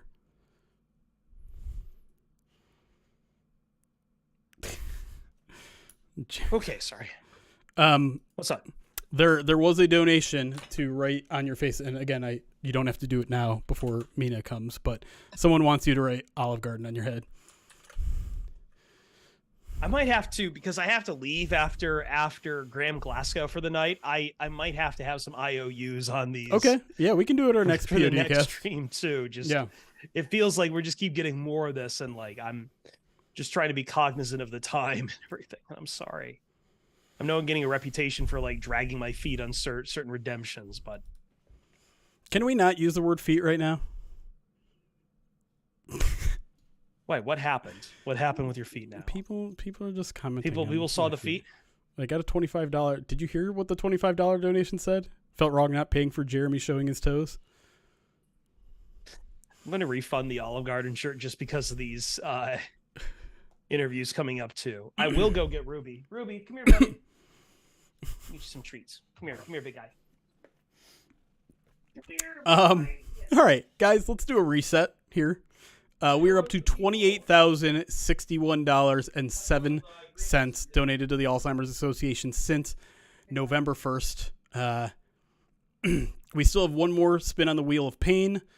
We are very close to a spin on the wheel of extreme pain, which, if you don't know, happens every 10,000 and involves things like I can't think right now. It involves things like a what do you call it? The oh my god, smelling salts. It involves something called sour pickle balls. What else is on there, guys? My brain is dead right now. I don't even know. Oh, fart spray. At some point, Ryan is going to eat a literal bowl full of Bean Boozled. That one's already happened. We'll probably take it off for the next time because I've never agreed to do that. So we might. Do we only have 3 things that might be on the mega pain of death? What are we calling it? Extreme wheel of pain. Extreme wheel of pain. Thank you. Oh boy. Say hello to Ruby, everyone. What's up, Ruby? Big boy, big boy. Oh, thanks all of you who participated in the auctions for Humane Society. That's right. My big guy. He is being particularly calm in my hands. He's usually not like this, so. How you doing, big guy? You've had an adventure today. There's been a cat outside who's been yelling, so he's been actually very chill about it. Good. What would Zazu do with Ruby? Ruby would probably run screaming away. He's a scaredy cat. Yeah, and he is not a brave man. And Zazu would undeniably chase him, but not with malicious thoughts. He would just be insanely curious. He just gets very excited when there is a 4-legged creature within distance. Which is funny because Ruby was, when Ruby lived with me since Savannah, and I had to move home to Toledo, back with my mother for a little while. And we had 3 other cats at that time living. And unfortunately, they all passed away within the span of a couple of years. 2 from very old age and 1 from cancer. But in that time, Ruby, we tried commingling Ruby, and Ruby was way too curious for his own good. But that was also a much younger Ruby. That was like a Ruby as of like 8 years ago. Come on, Dees. My cat is such a fraidy cat. She's afraid of the cat bed. My GF got her. $15 donation from Polar Polish. No comment, but does want a mini cowboy hat. You know what? I'm in a festive mood enough where I can wear one for the Mina interview. Oh. I have no problem with that. Should we maybe remind her or like just check in on her? I don't know. I always feel weird about pushing it. She did send me a message not that long ago saying I'll be there. It's like 3 hours ago. Yeah. I trust her. I'm just going to trust her. Okay. And if it runs a little bit into Graham, it runs a little bit into Graham. Whatever. It's all good. We can bump a little bit here and there. Everyone will be okay. She knows her own. She put it in her own time zone terms. She said the 6 o'clock hour. I'm sorry. She said the 3 o'clock hour Pacific time. So no worries. Everything is okay. No one needs to panic right now. I know it's 6:45. She'll be here. Do I know about time zones? Apparently not. This morning I went in the reverse order, and it's very stupid of me. Well, it's 3:45 here on the West Coast, so 6:45. Yeah. Yeah. My favorite Zazu memory is the first time you brought him over when he went to Brooklyn's room and came out carrying the Zazu toy. That's right. When I took him over to the Schlitz, he literally was it Zazu, or I feel like it was a Lion King toy. I don't know if it was specifically Zazu, but it was. We immediately noticed it was a Lion King toy. We're like, that's awesome. That's funny. It's crazy. Oh yeah. Simmons, thank you for the $25 donation. Says put real journalism on someone's face. Ask Mina if she'll do it, or Kyle. We're not going to ask Mina to do anything. I'm going to be completely honest. Her donating $15 or 15 minutes of her time, or however long we get her, is more than enough. So I don't want to bother her with things like that. Even though I imagine she would be a complete good sport about that sort of stuff. She's already being a good sport by just being here.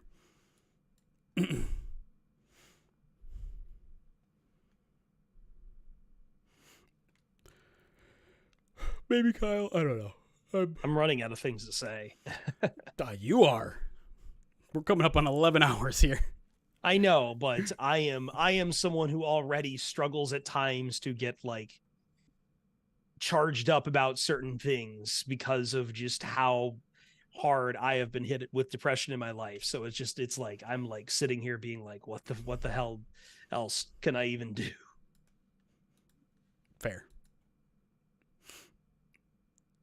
Don't forget the mozzarella sticks. Okay, I know Dragon Lion. It's a shock. I limit myself on stream for a reason, because there are a lot of times where I just don't talk. What is that? Oh, okay. All right. Minion's been here the entire freaking time. Good for you. Who else? How long have y'all been here? Let me throw that out there. Who's been here the entire time? Who joined in? Who's been watching as much as they possibly can? Line Blood says whole day. 7 hours. I mean, that's basically the entire stream. Since 8:30, on and off since 9:30, since 9:30, since 8 a.m. We took work off. Dang, RGA. St. Bob's been here since 8 a.m. 9:30. These nuts. Woke up at 5:44 Pacific. Dan, nice. 8:01. Ooh, cattle snacks. Wow, we got a lot. Here all day, says Yvette. Pretty much all day. AP Rambo. That's awesome. Love to see it. Montana, when are we going to see gaming again on your channel? I was just talking with a friend about this. I now have a backlog a mile long, and one of the things he did was he started doing this like backlog, like 1 game a month challenge for his backlog, and I might have to set up something similar here for 2024. I thought I'd get some time to do more gaming, but apparently more people at my work are getting sick, so I'm getting called in tomorrow almost right away. But I do have that problem with games right now where it's like you have several, but you just don't really have the energy to get into one of them right now. Yeah. So I mean, some games are just a freaking whole thing. They're huge. Well, they're huge. Like I've had this Baldur's Gate 3 sitting here, and it's like I really need to get into it, but it's huge, and I would rather just play Deep Rock Galactic with friends. Fair. Drew Falcon, by the way, dropped another $25 donation. Says, Ryan, we all know what you've done to avoid your special bowl of goodness. Shame. You have to wear this as a mark of shame. I'm assuming he's coming back tonight. I believe he is. Austin over on YouTube has been here the whole time. Mike, I love this from Mike Landry over at YouTube. Says, it's been a great companion to my flight home from New Orleans. How'd you enjoy it? Hell yeah. Mike, how'd you enjoy the game? How'd you enjoy New Orleans? I've seen a lot of good reviews from Lions fans down there. Yeah. For New Orleans. And some of the videos I saw of like the concourse after the game, like that is, it's such a special thing to be a part of. I was there when I was back. I've told the story a couple times, but when I was, I was in Florida for a couple road games just as a fan, not covering or anything like that. Back when the Lions broke their road losing streak in Tampa, and they're the following week in Florida, in Miami, I should say. And just like that road experience with fellow Lions fans that you've never met in a foreign land, so to speak, is unlike anything ever, man. Like the camaraderie, you don't get that at a home game because everyone's on the same team there.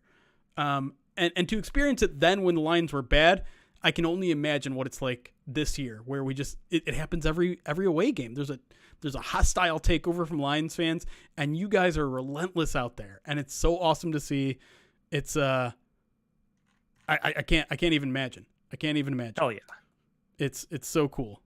Mike says it was fantastic. The Saints fans were gracious hosts. It got a little scary when we were up 21. Glad to be part of the stadium takeover tour for real. Well, appreciate you making it down the trip and supporting the boys in blue over there, because it's noticeable on TV, man.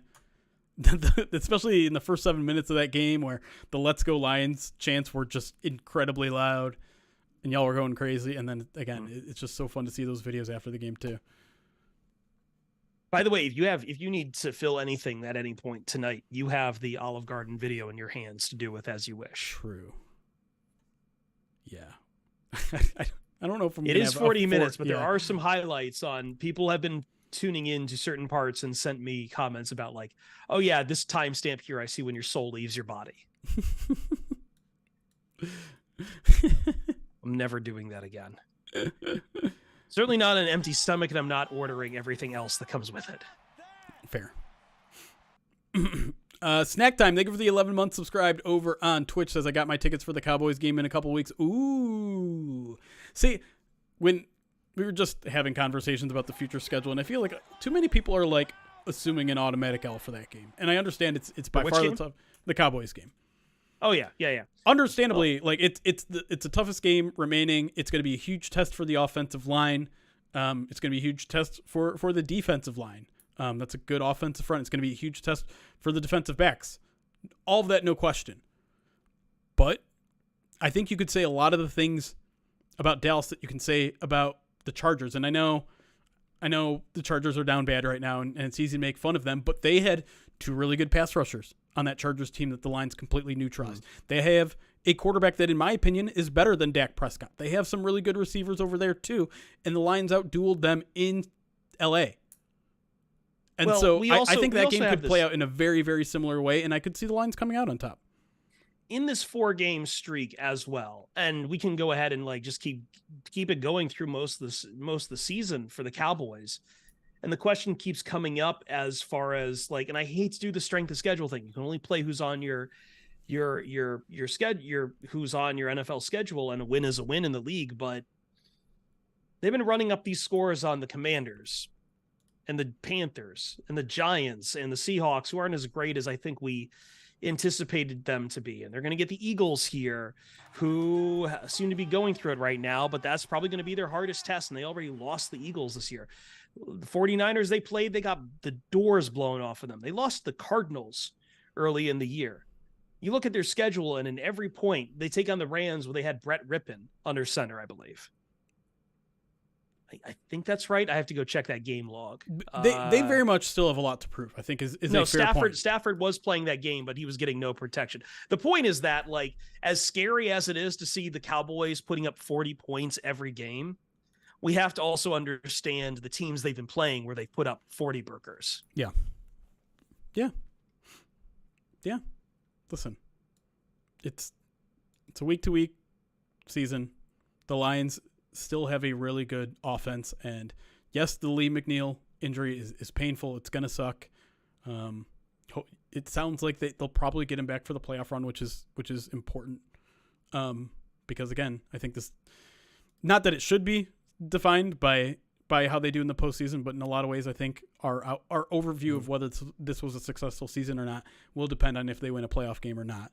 I think if they win the division, that is the level of success. That is the bar that we set, right? Going into the season, we said this team should probably win the division, at the very least contend for the division. Well, I think some people have added on to that, like that they need to win a playoff game. And not to invoke the ever glowing, the ever shadow over the dark shadow of my evil mentor and everything. But we did meet him at LA, and I know he's of the opinion that the Lions need to win the division and a playoff game, or else it is, what was his words, Jeremy? Disappointment, which we both disagreed with.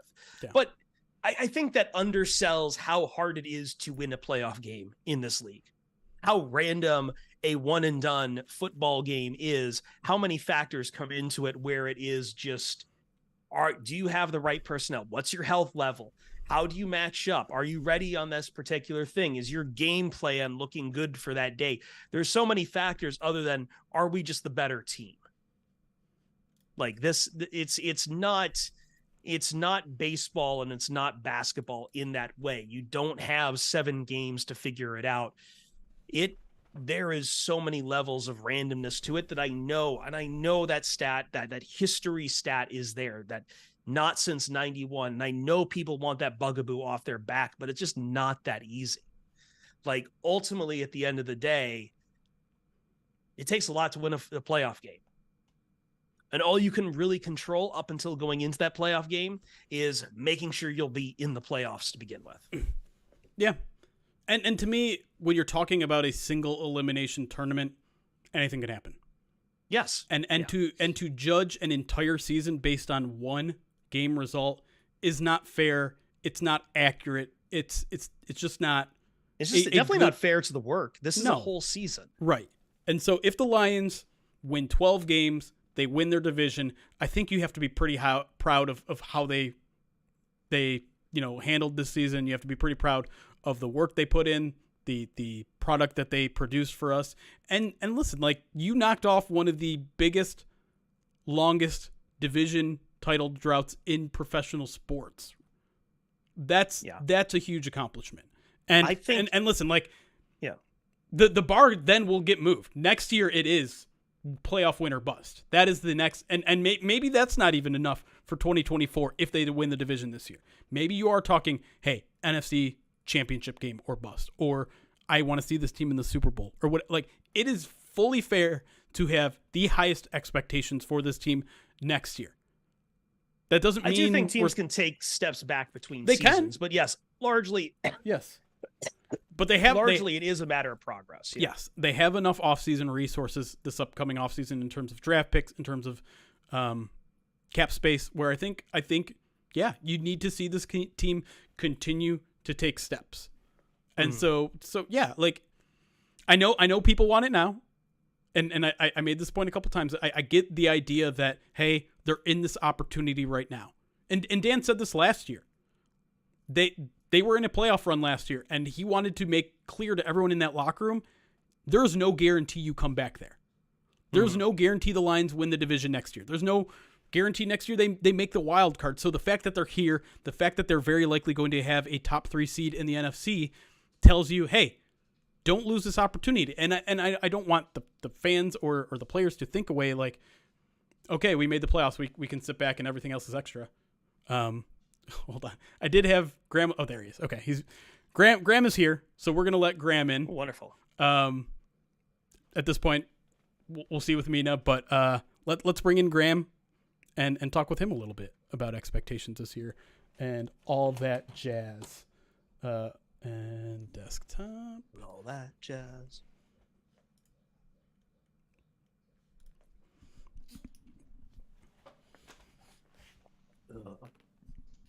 Graham.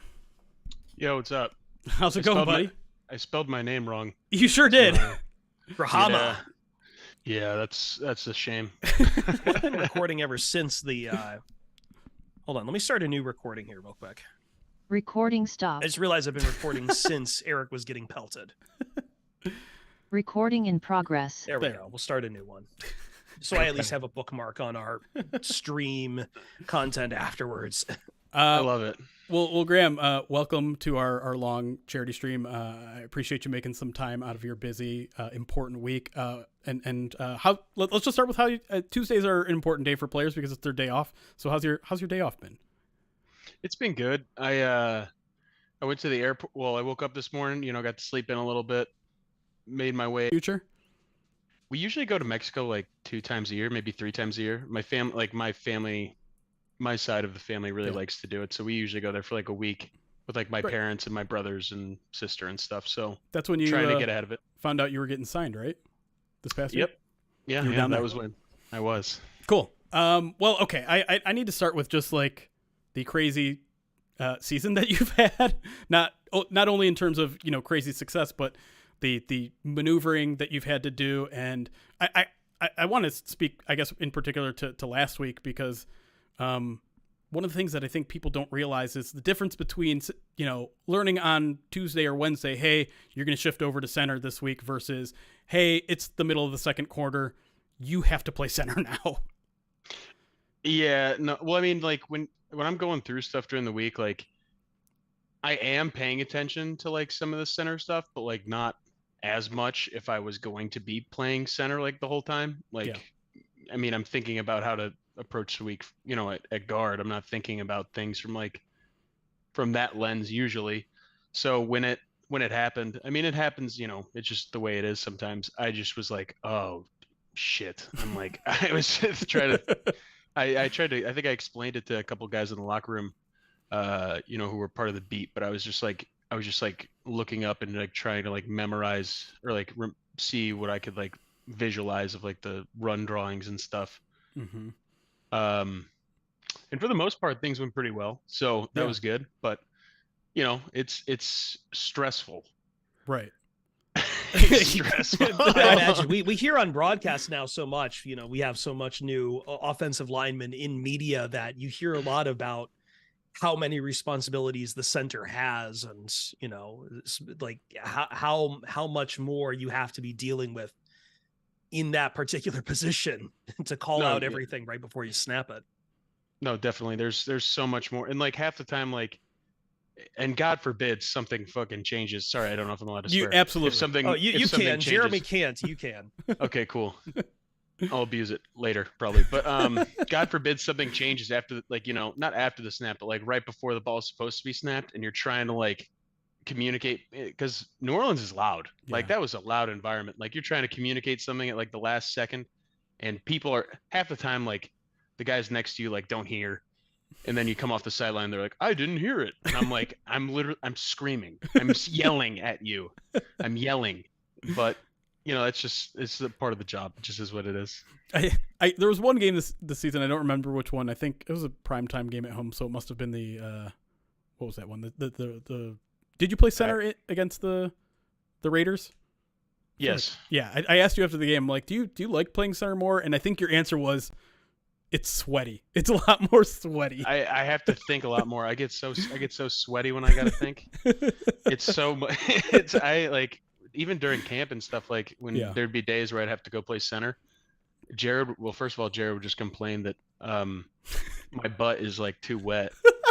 And I'm just like, I'm sorry, dude. Like that's like the worst thing you got to worry about. Sorry about that. But it's privileged quarterbacks, those Cali quarterbacks. Yeah, dude. Jeez.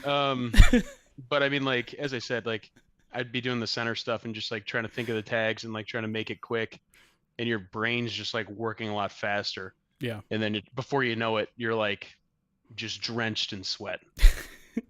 Can you speak to, I guess, how much, not that any of that is for you, you've been playing center for a long time in this league, but how much it makes you appreciate the job that Frank does?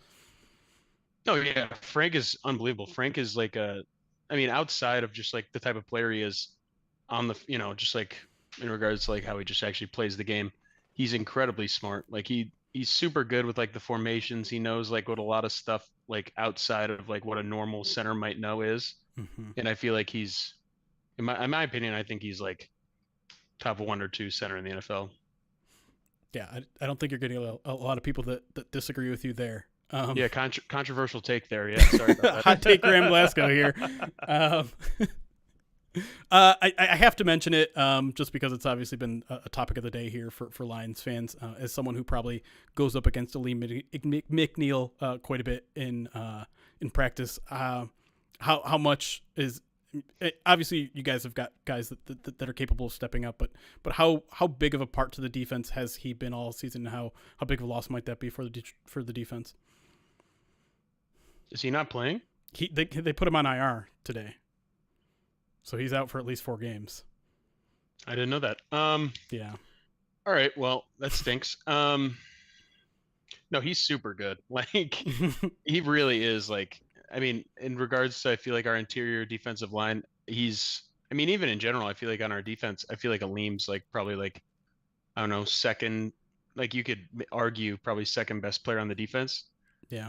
And I think that he's really good at like disrupting, like I feel like a lot of the running lane stuff, and like maybe he's not always making the tackle, but I feel like he's an insanely talented player, as well as being like athletic, strong, quick. He's like, he's a rolling ball of butcher knives out there, you know what I mean? Yeah. He's just out there doing his thing. So that's gonna stink. But yeah. It's about based on what I'm hearing, it sounds like it's not a season ender necessarily, and hopefully if once this team gets to a playoff push at the end of the year, it sounds like he has an opportunity to potentially play either in the finale or during the postseason. So fingers crossed for that. Go ahead, Chris. No, I have some kind of off the kilter questions for Graham. If you can ask. So I guess first off, one that's more football related. Number one, you've done a lot and had to move around a lot as an offensive lineman in your career in the NFL.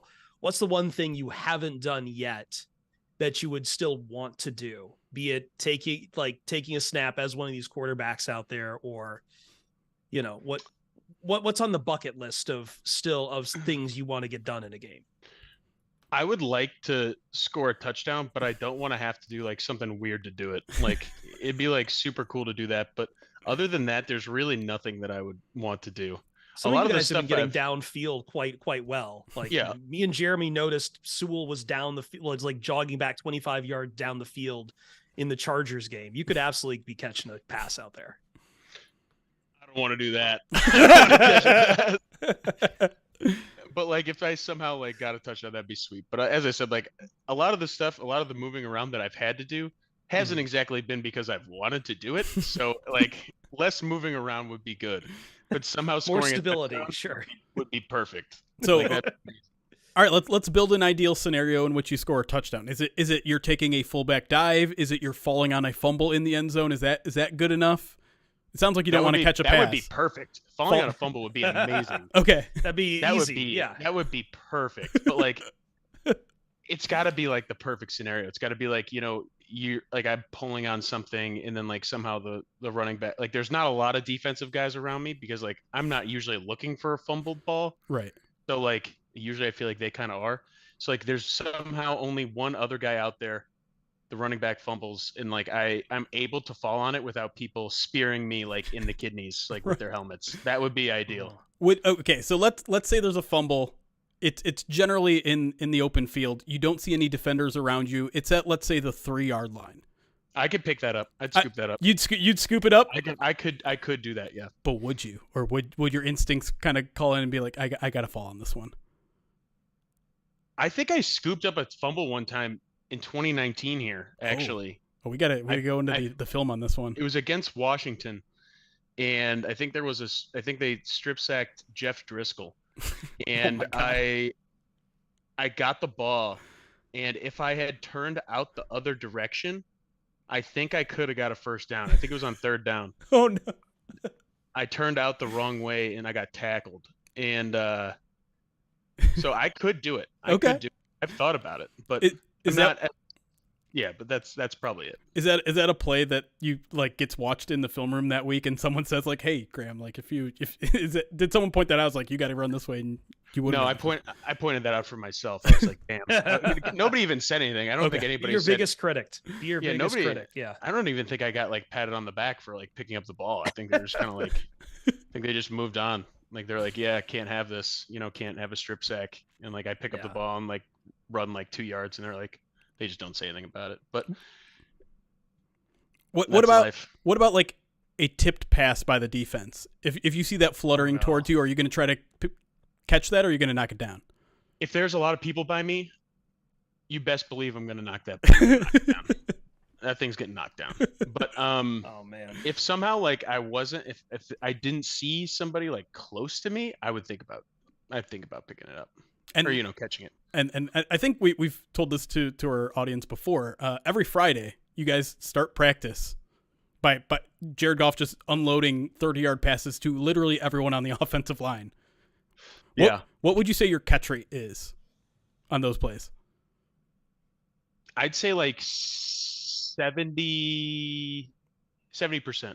It depends. Yeah. If Jared is throwing them too hard and low, I like it when they're lollipops better. Yeah. It's you can kind of run under the ball. Sure. Because a lot of it comes down to how fast are you willing to run. Right. It's not really about dropping the ball. Yeah. Sometimes if I'm not catching the ball, I'd probably say out of the 30% of the time I don't catch the ball, I'd say 20% of the time it's because I physically could not catch it. I would have had to turn on the jets. Yeah. And I'm not going to do that. I'm just going to let it go. I'm gonna put a pin in the video gaming question for a second, just because I do want to ask, because it's been such a big thing, and it sounds like Goodell is moving to taking it out of the game, but the amount of ink spilled over the brotherly shove, the tush push, whatever is this thing is being called that Philadelphia runs. As an offensive lineman, I don't know. I talked with a former O lineman, Rich Ornberger, who says the idea that it's an injury risk is completely overblown because just a rugby maul. How do you feel personally about that? And I mean, obviously, you guys have been able to run something like that because it's not easy to run that. But just in general, you see all this controversy over this one particular play, and your thoughts as a lineman are what? I mean, I think that they have the personnel to make it that thing. I feel if you have Joe Flacco at quarterback, right? You're not going to be running the brotherly shove, right? It's just kind of what they do and how they do it. And I think that I don't think it's an injury prone play, not any more than any other play really. Yeah. But I think that in some regards it gets overblown, but if they wanted to take it away, that's cool. I'm not on the Eagles, so you can do it if you want. But I think that there needs to be some sort of distinction between that and other quarterback sneaks, because other quarterback sneaks, I feel half the time nobody is pushing up. They're not in a victory formation running sneak. A lot of times it's just the quarterback, and it's mainly just the offensive line wedging. Yeah. It's not. There's not all 11 guys just trying to occupy 2 yards of space, a 2x2 yard space, just pushing. Yeah, I don't know. We'll see if they do it. Rest in peace. It is. I mean, the interesting thing about it, because I get that it's a boring play. I get that. I don't know why that should necessarily matter if it's boring or not.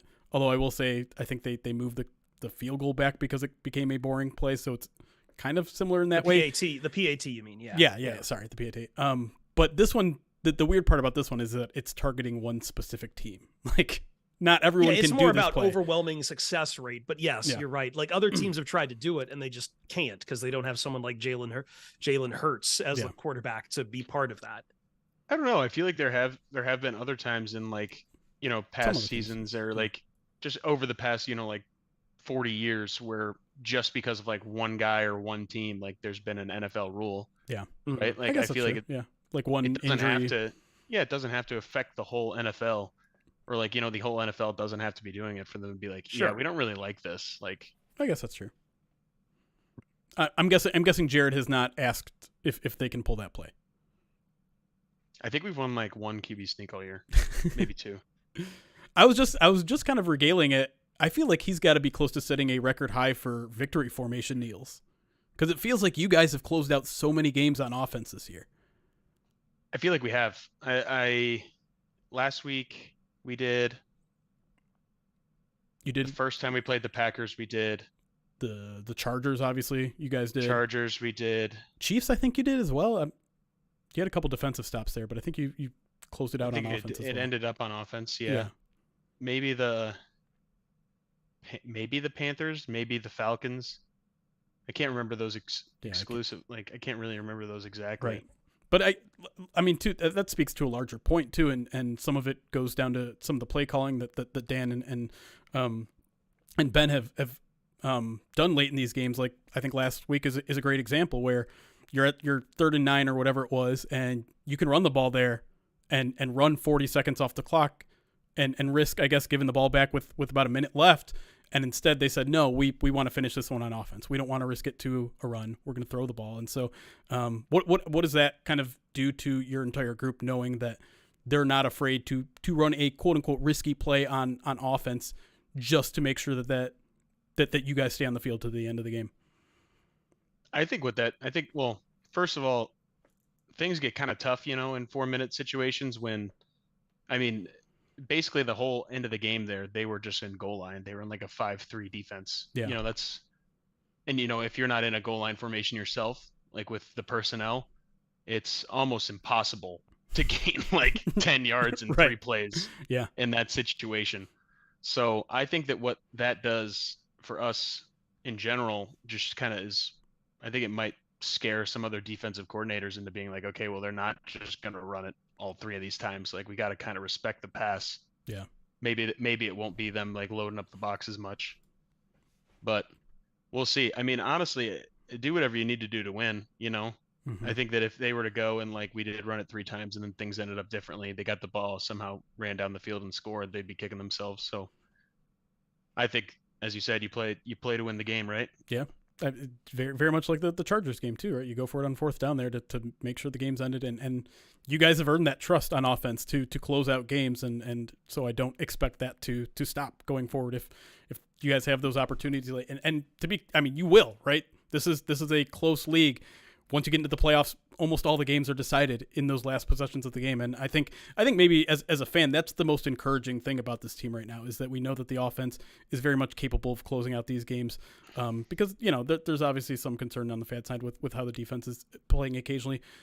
The offense, I think, should soothe a lot of those concerns with the way you guys are playing so far. Fair enough. We can get a little silly here, Chris, if you want to go gaming here, because Sure. Graham's a gamer, if you guys don't know. He's got his own Twitch page. So I guess the first question is, and I know you do, it's a lot of Counter-Strike, so I don't know if this is up your alley, but entire Netspin has gone absolutely nuts for GTA 6. Mm-hmm. We're going to get some of that, you streaming some of that on day one? Open world games like that, like, honestly kind of overwhelm me. Like, there's too much to do to the point where I don't know what to do. Like, what It feels like it's burned out. It's something we've been doing for a very long time now, open world games. Yeah, well, it's not even that, but like if there's some sort of storyline to kind of follow, like, it might help me out, but I couldn't get into like really almost any open world game because I just am like, how do I win? Like, what do I do? Yeah. And they're just like, what do you mean? How do you win? You just like run into like, random people and do random quests. Things. Yeah. And I'm like, that sounds not very fun to me. So I'm going to pass. I'll watch you play, but Colby has actually asked me about GTA 6, I think 2 or 3 days like in a row somehow. And I'm like, stop asking me, first of all. And second of all, he was telling me, he's like, yeah, the trailer was so sick. And I'm like, I didn't see it. And second of all, why are they just putting a trailer out for a game in 2023 when the game doesn't come out until 2025? Yes. I'm like, that doesn't even make sense. Why are you doing it? And then Colby was just kind of like, oh, well, like, it's just I'm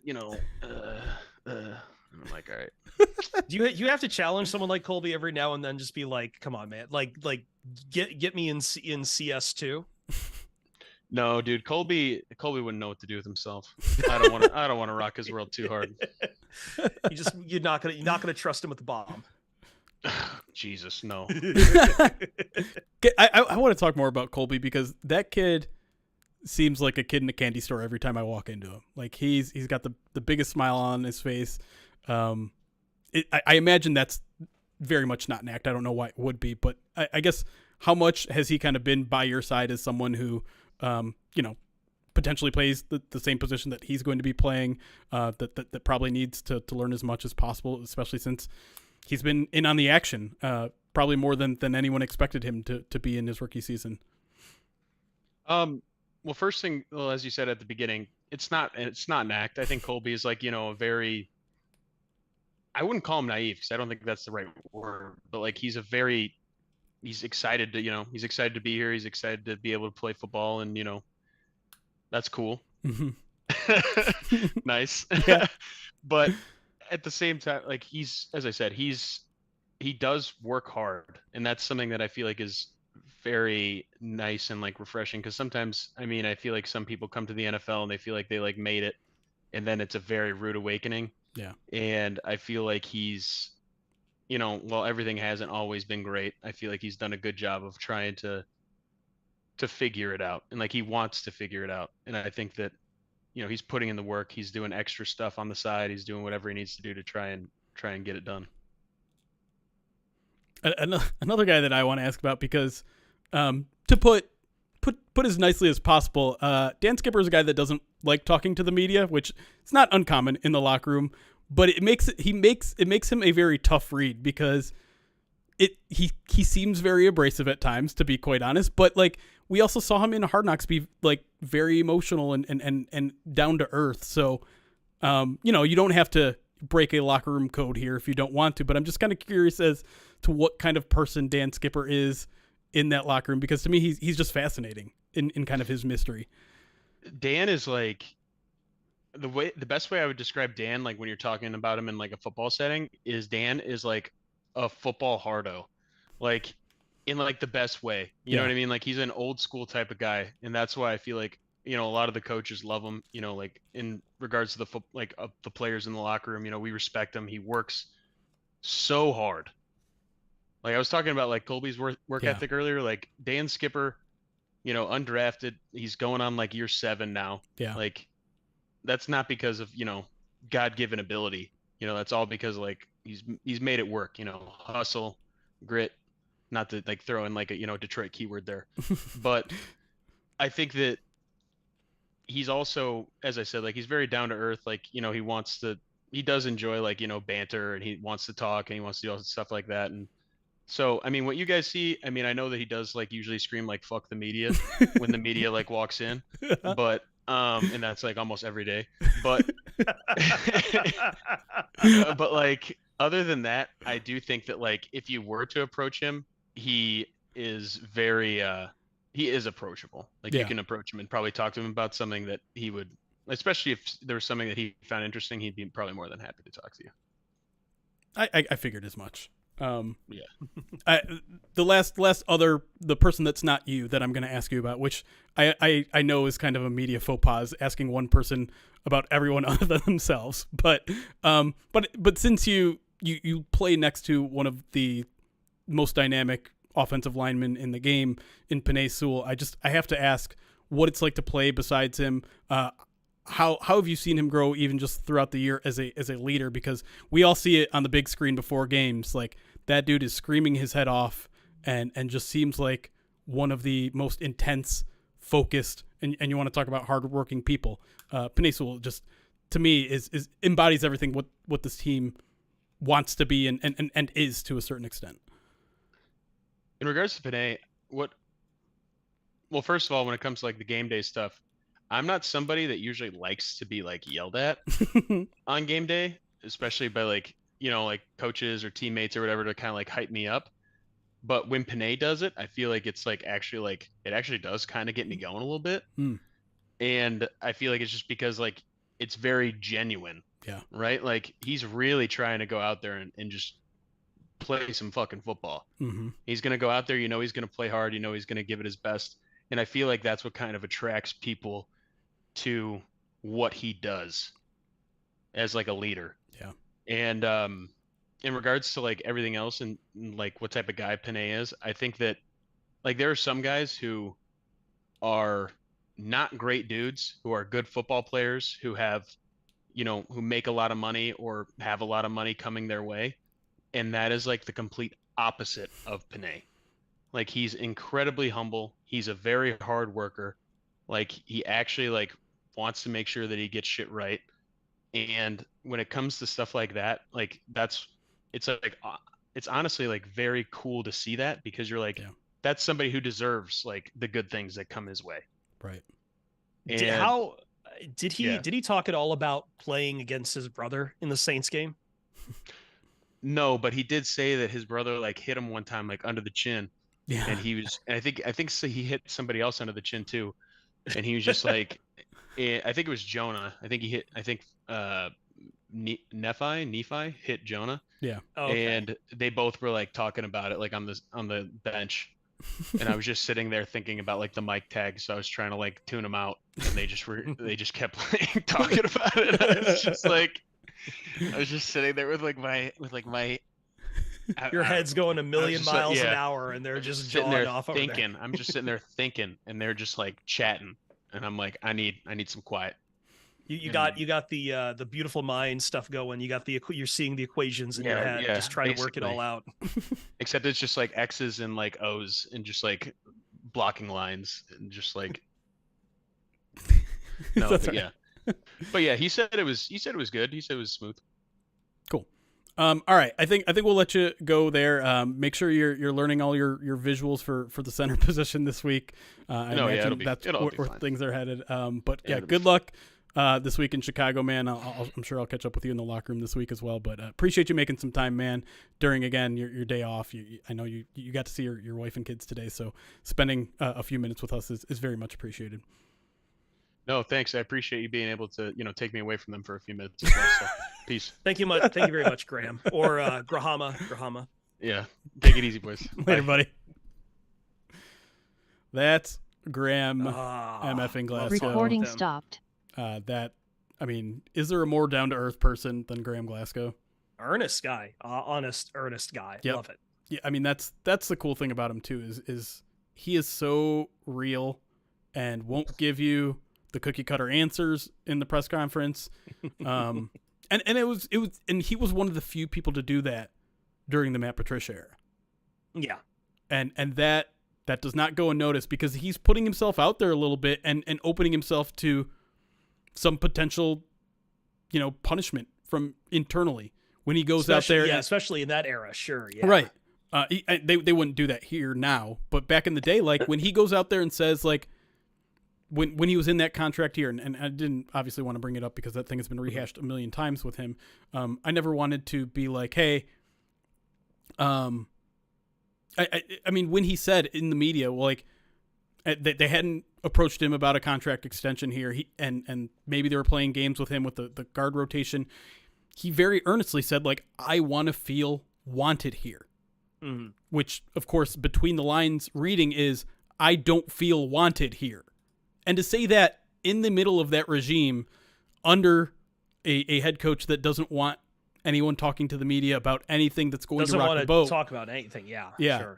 That was a brave thing for him to say at the time, not just because he's opening up emotionally, which is something that not a lot of people will do, but again, because he was potentially facing someone who inside the organization that would not be happy he's saying that sort of thing is I think a certain level of bravery and it's just one of those things. It's a simple bravery. It's if you asked him, he wouldn't even think of it as bravery. He just think about it as like, yeah, I'm just being who he is. But like, yeah, I think for people who are more mindful of their surroundings, sometimes I'm not saying that he's not, but I'm saying like, there's certain people who don't want to go out of their way to say something that might endanger their career, and to be honest with yourself and just keep saying what you say is. Yeah, it's really very good. Hello, Eggman. Eric. I like Eggman. That was fun. That was fun, right? Mm-hmm. Did you happen to hit record? Because the children want to see the replay. They're like, I did hit record on that. It's going to take me a bit. I kept the recorder going for about another hour afterwards, so I do need to like chop it down. But I can get you the raw video. We can get raw video for that. So we will have that. And I got Graham's worries too. I told him I wouldn't have it until tomorrow. So yeah, I mean it'll be a 3-man thing. I don't think. I mean, I can maybe get like a different.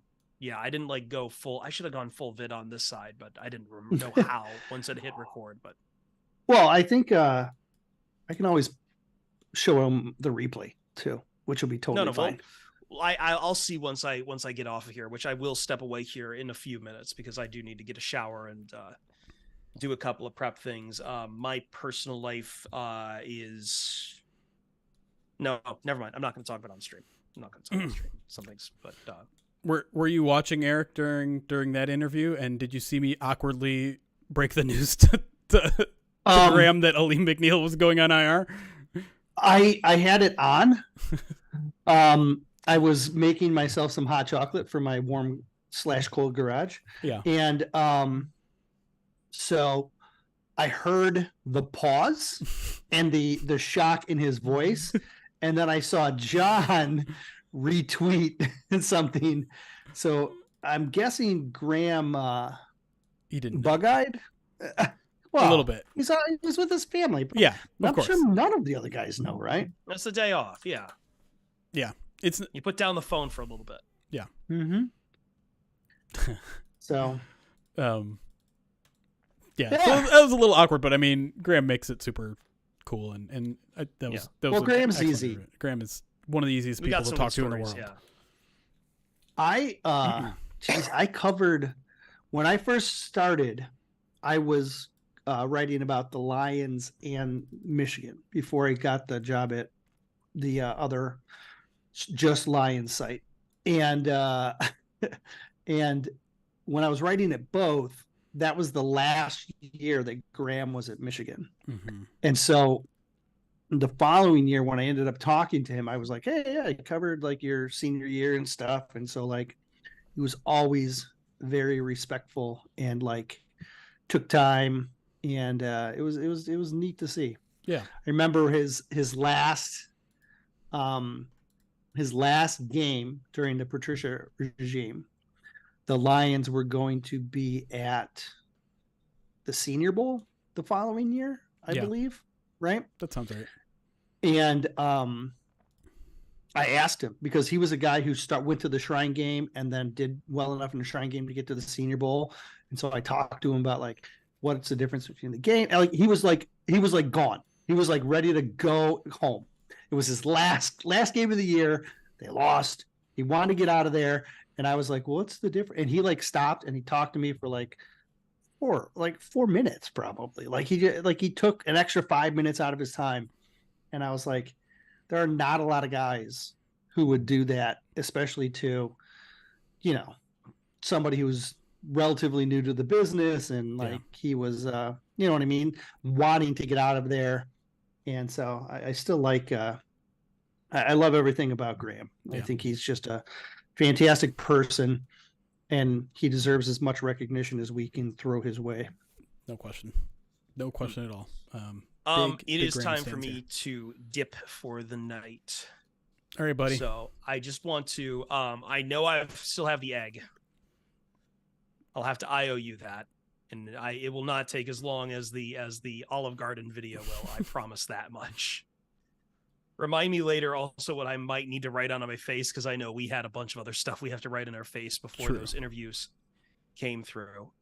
Thanks everyone who has been donating and stopping by and just in general keeping everyone here company. Yeah. It helps. Because, it helps when I'm dragging, when you're dragging, when we look up and see that there are 330 of y'all watching. Yeah. To make sure we're still putting on a show, and it brings us energy to see everyone energetic in the comics section. No, it's good. And I apologize on being very distracted today. I've got some stuff. Totally. But yeah, no. So we'll try to be back here soon. I want to try to stream more on my personal stream too. And I'll be back Sunday for PODcast. Sounds good, man. Chris, until then, thanks for joining us all day. Appreciate it, buddy. Yep. I want when I check after some of my obligations tonight, I hope to hear that we're going to be able to do a Hot One stream. Still got about we're about 4,800 and change away. So yep. Let's not wait too long, chat. We're almost there. Yep. Less than 5K away. If we can get that soon, I will try like hell. Schedule being what it is, but I'll try to find some time here later in December. We'll get that cooking stream going, make some fine Christmas cooking for you. Fine. Not all Italian. I've got some French stuff on my menu here. What's a French motion? No, you got to touch the mustache. All right. I'm out. Bye, Chris. And then there was 2. You ready for the energy? No. Come on now. You better get your ass in gear. Okay. Whoa. Oh yeah, the swearing's coming out. Oh boy. Look, I got a hot coffee, a hot chocolate. I got a beer, and I got some water coming to balance it all out. So, what happened with Mina, by the way? Did she get busy? No, I didn't hear from her. Or she just... I'm wondering if, like, we needed to re-up that Zoom link or something, you know? I could have sent her a reminder. I didn't particularly want to bother her. Yeah. Sometimes things come up.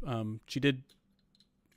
Let's not hang on it. Like, sometimes things come up, especially with a national personality like that. We're not gonna bang on her at this point. So hopefully we get to bring her on at some point. I'm sure once she realizes that she forgot or got busy, she'll be horrified and we'll get her on at some point. And it's also worth pointing out how good of a sport she has been for us in many ways, whether it's joining us after the Packers game last year, whether it was promoting our entire campaign, this, you know, our Movember campaign. She was retweeting us a lot. That the fact that we were able to sell her watercolor for over $1,000 is still mind blowing to me. So we'll see. And to be clear, we are also waiting on another guest right now that hasn't showed up yet. So sometimes sometimes these things happen. Hey, you know what? I'm ready. You're ready to carry? Throw questions in the chat. All right. Let's bring the energy. Yeah. And in the meantime, I will catch up on some of the things we have to do. I got the soul patch now. There you go. Nice. I also have to write I love mushy peas and hullabaloo on my face. Well, so we're gonna do that. I'm getting sent some stills from the egging. Yeah. And I'm very excited about that. These are Lions Blood 20 on Twitter. BK Shaky, you know BK Shaky. Oh right? yeah, He's in here all the I time. believe that he sent it. He's probably. I'm sure he's in here right now. He just sent me a whole bunch of fun stuff. My favorite is the wickedness of this shot right here. You know what it reminds? It reminds me of the meme of the girl with a big like evil smile on her face in front of the fire. Yeah, with the house is burning in the background. Yeah, that's exactly what that is.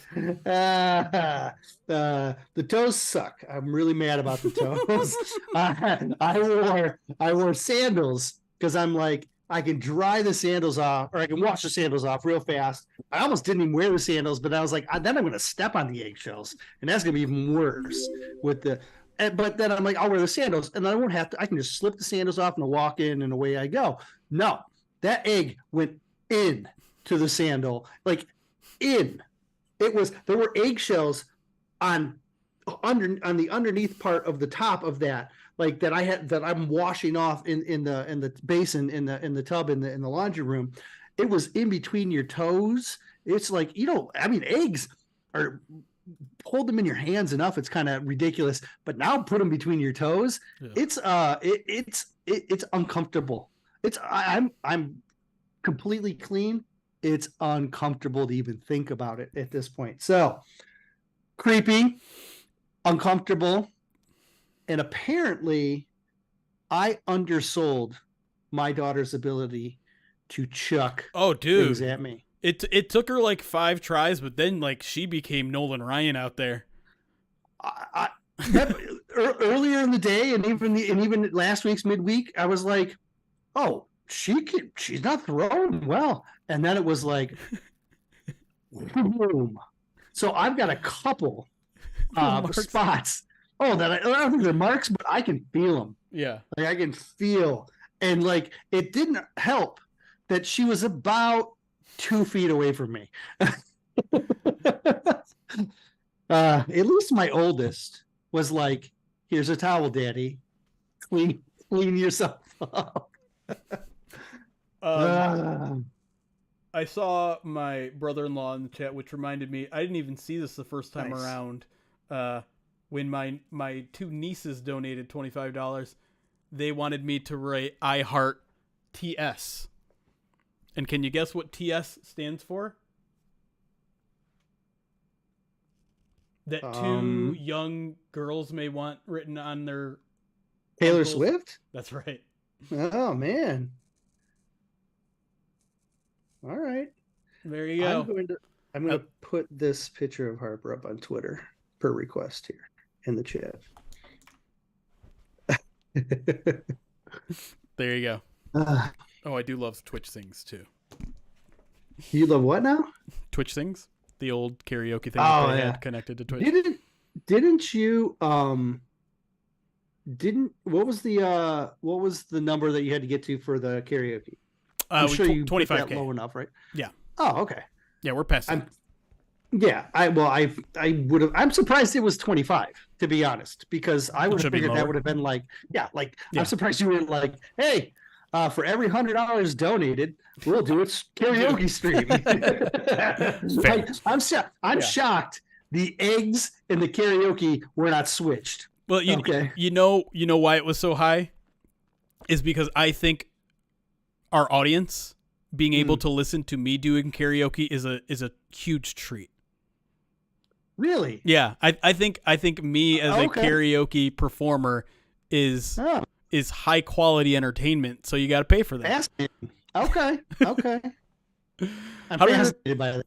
How do you request songs for the karaoke stream? So the one way you can do that is there are 5 options, and we haven't checked in on a while on how that poll is doing. But when you donate, one of the options you can do with your donation is to vote on which song I have to do, and I put 4 or 5 songs there that I don't want to do, so that it's a little bit of a Wheel of Pain situation. He asked to be a little behind the scenes. He asked the rest of us at POD what songs would be like punishments, and we threw a whole bunch of songs at him.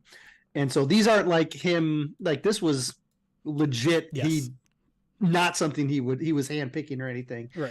This is, I don't remember who suggested the funniest one, but there were some really good ones. Yeah, I know Brandon was involved with a lot of these. All right, so really quick, just to kind of remind people how to donate is if you're tuning in late and you don't know how it works, !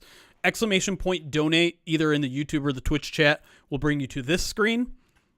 You can just click the donate button, but I recommend you first hit one of these tabs. So the polls tab is what I was just talking about. You can vote on which song I have to sing, and however big your donation is, that's how much the vote is. So you can see right now, I touch myself by the Divinals or Divinals, probably Divinals. Currently leads the way by about $800. Barbie Girl is behind that. Wait a minute.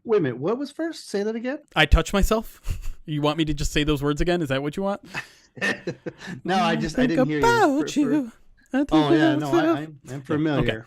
Okay. So how is that? I'm shocked that that's the one that's winning, to be honest. What was second? Barbie Girl? Barbie Girl. Take on Me is after that. WAP by Cardi B is after that, and Dancing Queen. How is that not winning? I have no idea. I fully expected that to run away with it. So yeah, I don't know. Okay. So question. Yep. During the stream, the karaoke stream. Yeah. Are there going to be opportunities to get you to sing certain songs? Maybe. Okay. I haven't decided. Could we, as part of this poll of collecting money tonight, set a dollar amount to pick a song? Just straight up pick a song. Now, I know that you have the ones that you don't want to, but I want you to think about it. What would be the dollar amount, and could we get there? You don't have to answer now. Yeah. Okay. Because I'm thinking like when you get a little bit more loopy, a little bit later in the night, yeah, I'm gonna be a lot more susceptible to my impression. Inhibitions will be down. You are waiting for my. Yeah. I'm definitely going to manipulate your tiredness. That is into a dirty play from you. All right, let me quickly go through the rest of the process of donating really quick, and then we can get back to that. Please. So not only should you vote in the polls, but I recommend hitting the rewards tab as well, because this is some things that you can get us to do tonight. You can make me put on another mini cowboy hat for $10. You can write something on our face for $25. You can mute someone for a full 2 minutes for $50. You can change my virtual background for $75. We still might do some cracking of eggs on heads. I probably am due. No one has specifically given me any to do, but I think there are some residual ones that we probably need to take care of. A $250 donation, and we will send you a cameo video in the next month or two of your liking. You can write a Pride of Detroit article for $500. So you pick whichever one you want, you add it to your cart. It'll automatically adjust your donation amount to that amount. You check out, and if you want to change, if you said, okay, I want that, but I actually want to donate $400, you can change that, type it in here, and all of those things in your cart will remain, and then you just fill in your payment information. So that's how you do it.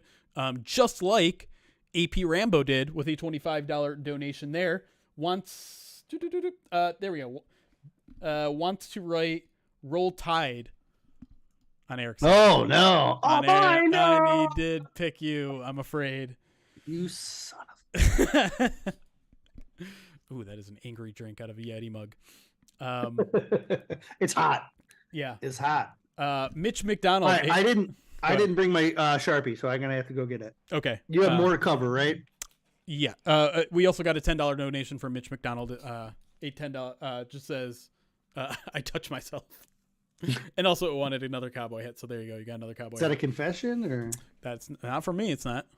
Hey, look! I think all of the eggs that were cashed in were all coming my way. It felt like it, for recently. sure. And I went 6 above the quota as well. I had a dozen and a half, and I went and I did 2 full. Hey, can you bring me one? Oh, yeah, thank you. From my my desk is the good ones. Thank you.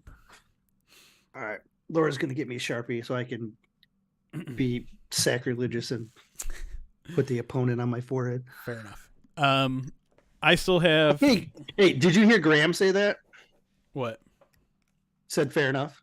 You said something, and then he went. Oh yeah, fair enough. He pulled the fair and enough, which is one of my moves. I was like, that is Jeremy's catchphrase, and then I started wondering, did I say get that from him? Maybe, or did he get that from you, or is that just your age? Like, is that just like a thing for your age group that I'm too old for? Very curious. I'm glad you pointed out that you are the older one of us. So just reiterate that. Look, the gray gave it away, man. Like, you look at you with your dark soul patch right into my just for men. I got the grays on the side coming in now, though. Oh, let's not pretend like I don't. All right. I messed this up last time. The letters have to go that direction. Correct? Yes. Okay. And it has to be on my forehead? Wherever. On your face. All right. You don't have a lot of cheek room with all that beard. Come here. Do we got the little one? No. Or you got a puppy. Jeremy said it's a little unfair that Maggie never gets any screen time. I don't even think they know we have a rescue pup from the Humane Society. That's, that's a good. Oh my goodness. Maggie is one of the softest pups ever. It's hard not to when I'm over there. Silk. Yeah. To just pet her the entire time that I'm there. Just and one of the most gentle dogs ever too. Oh yeah, she's super gentle. Say hello, girl. Oh my goodness. She's a good puppy. Her allergies are kicking in. No, Maggie, you're always dealing with something. I know. A little calmer than the other. All right, girl, here you go. Yeah, but her ACL's totally fixed now, which is great. That is great. Because I know she was dealing with that for a while. Yeah. Like it took her longer to heal than what she was supposed to, and then she didn't trust it for a while. The nice thing is that she didn't push it too much, and because she didn't push it, it didn't compromise her other one, which is like that. You often compromise the other one, right? Yep. And so she's good. She trusts it now. Her energy's coming back. It's good. Maggie's 5-ish. Yeah, I think she just turned 6. Oh, okay. Like a month ago. Yeah. she's still a baby. She gained a lot of weight though when she had her surgery because she wasn't allowed to like do anything. Yeah. So we're gonna work that off now that she's getting back. I'm seeing some fair enoughs in the chat, and now I don't know if chat realized that was something that I do say a lot, but now I know every time I say it from now on, they're gonna let me know. It's usually your way of being like, yeah, I don't agree with you, but we're done talking. Yeah. Yes.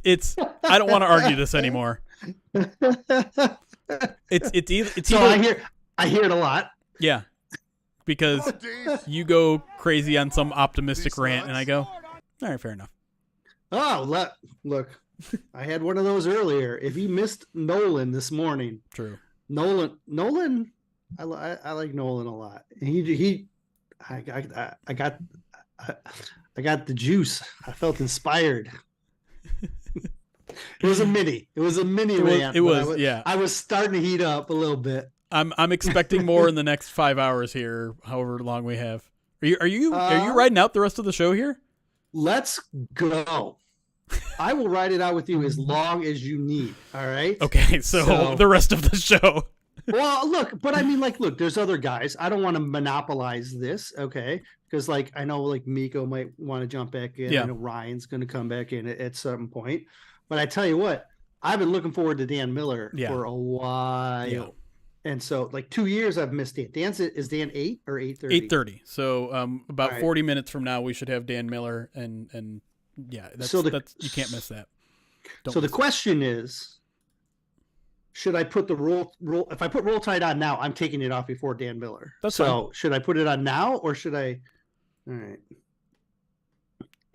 I'm probably keeping these on because I'll be honest, like I have washed the oils completely off my face today, and everything is dry and sticking, and I'm a little bit concerned that I'm going to have to go into work tomorrow and have residue of Sharpie on my face.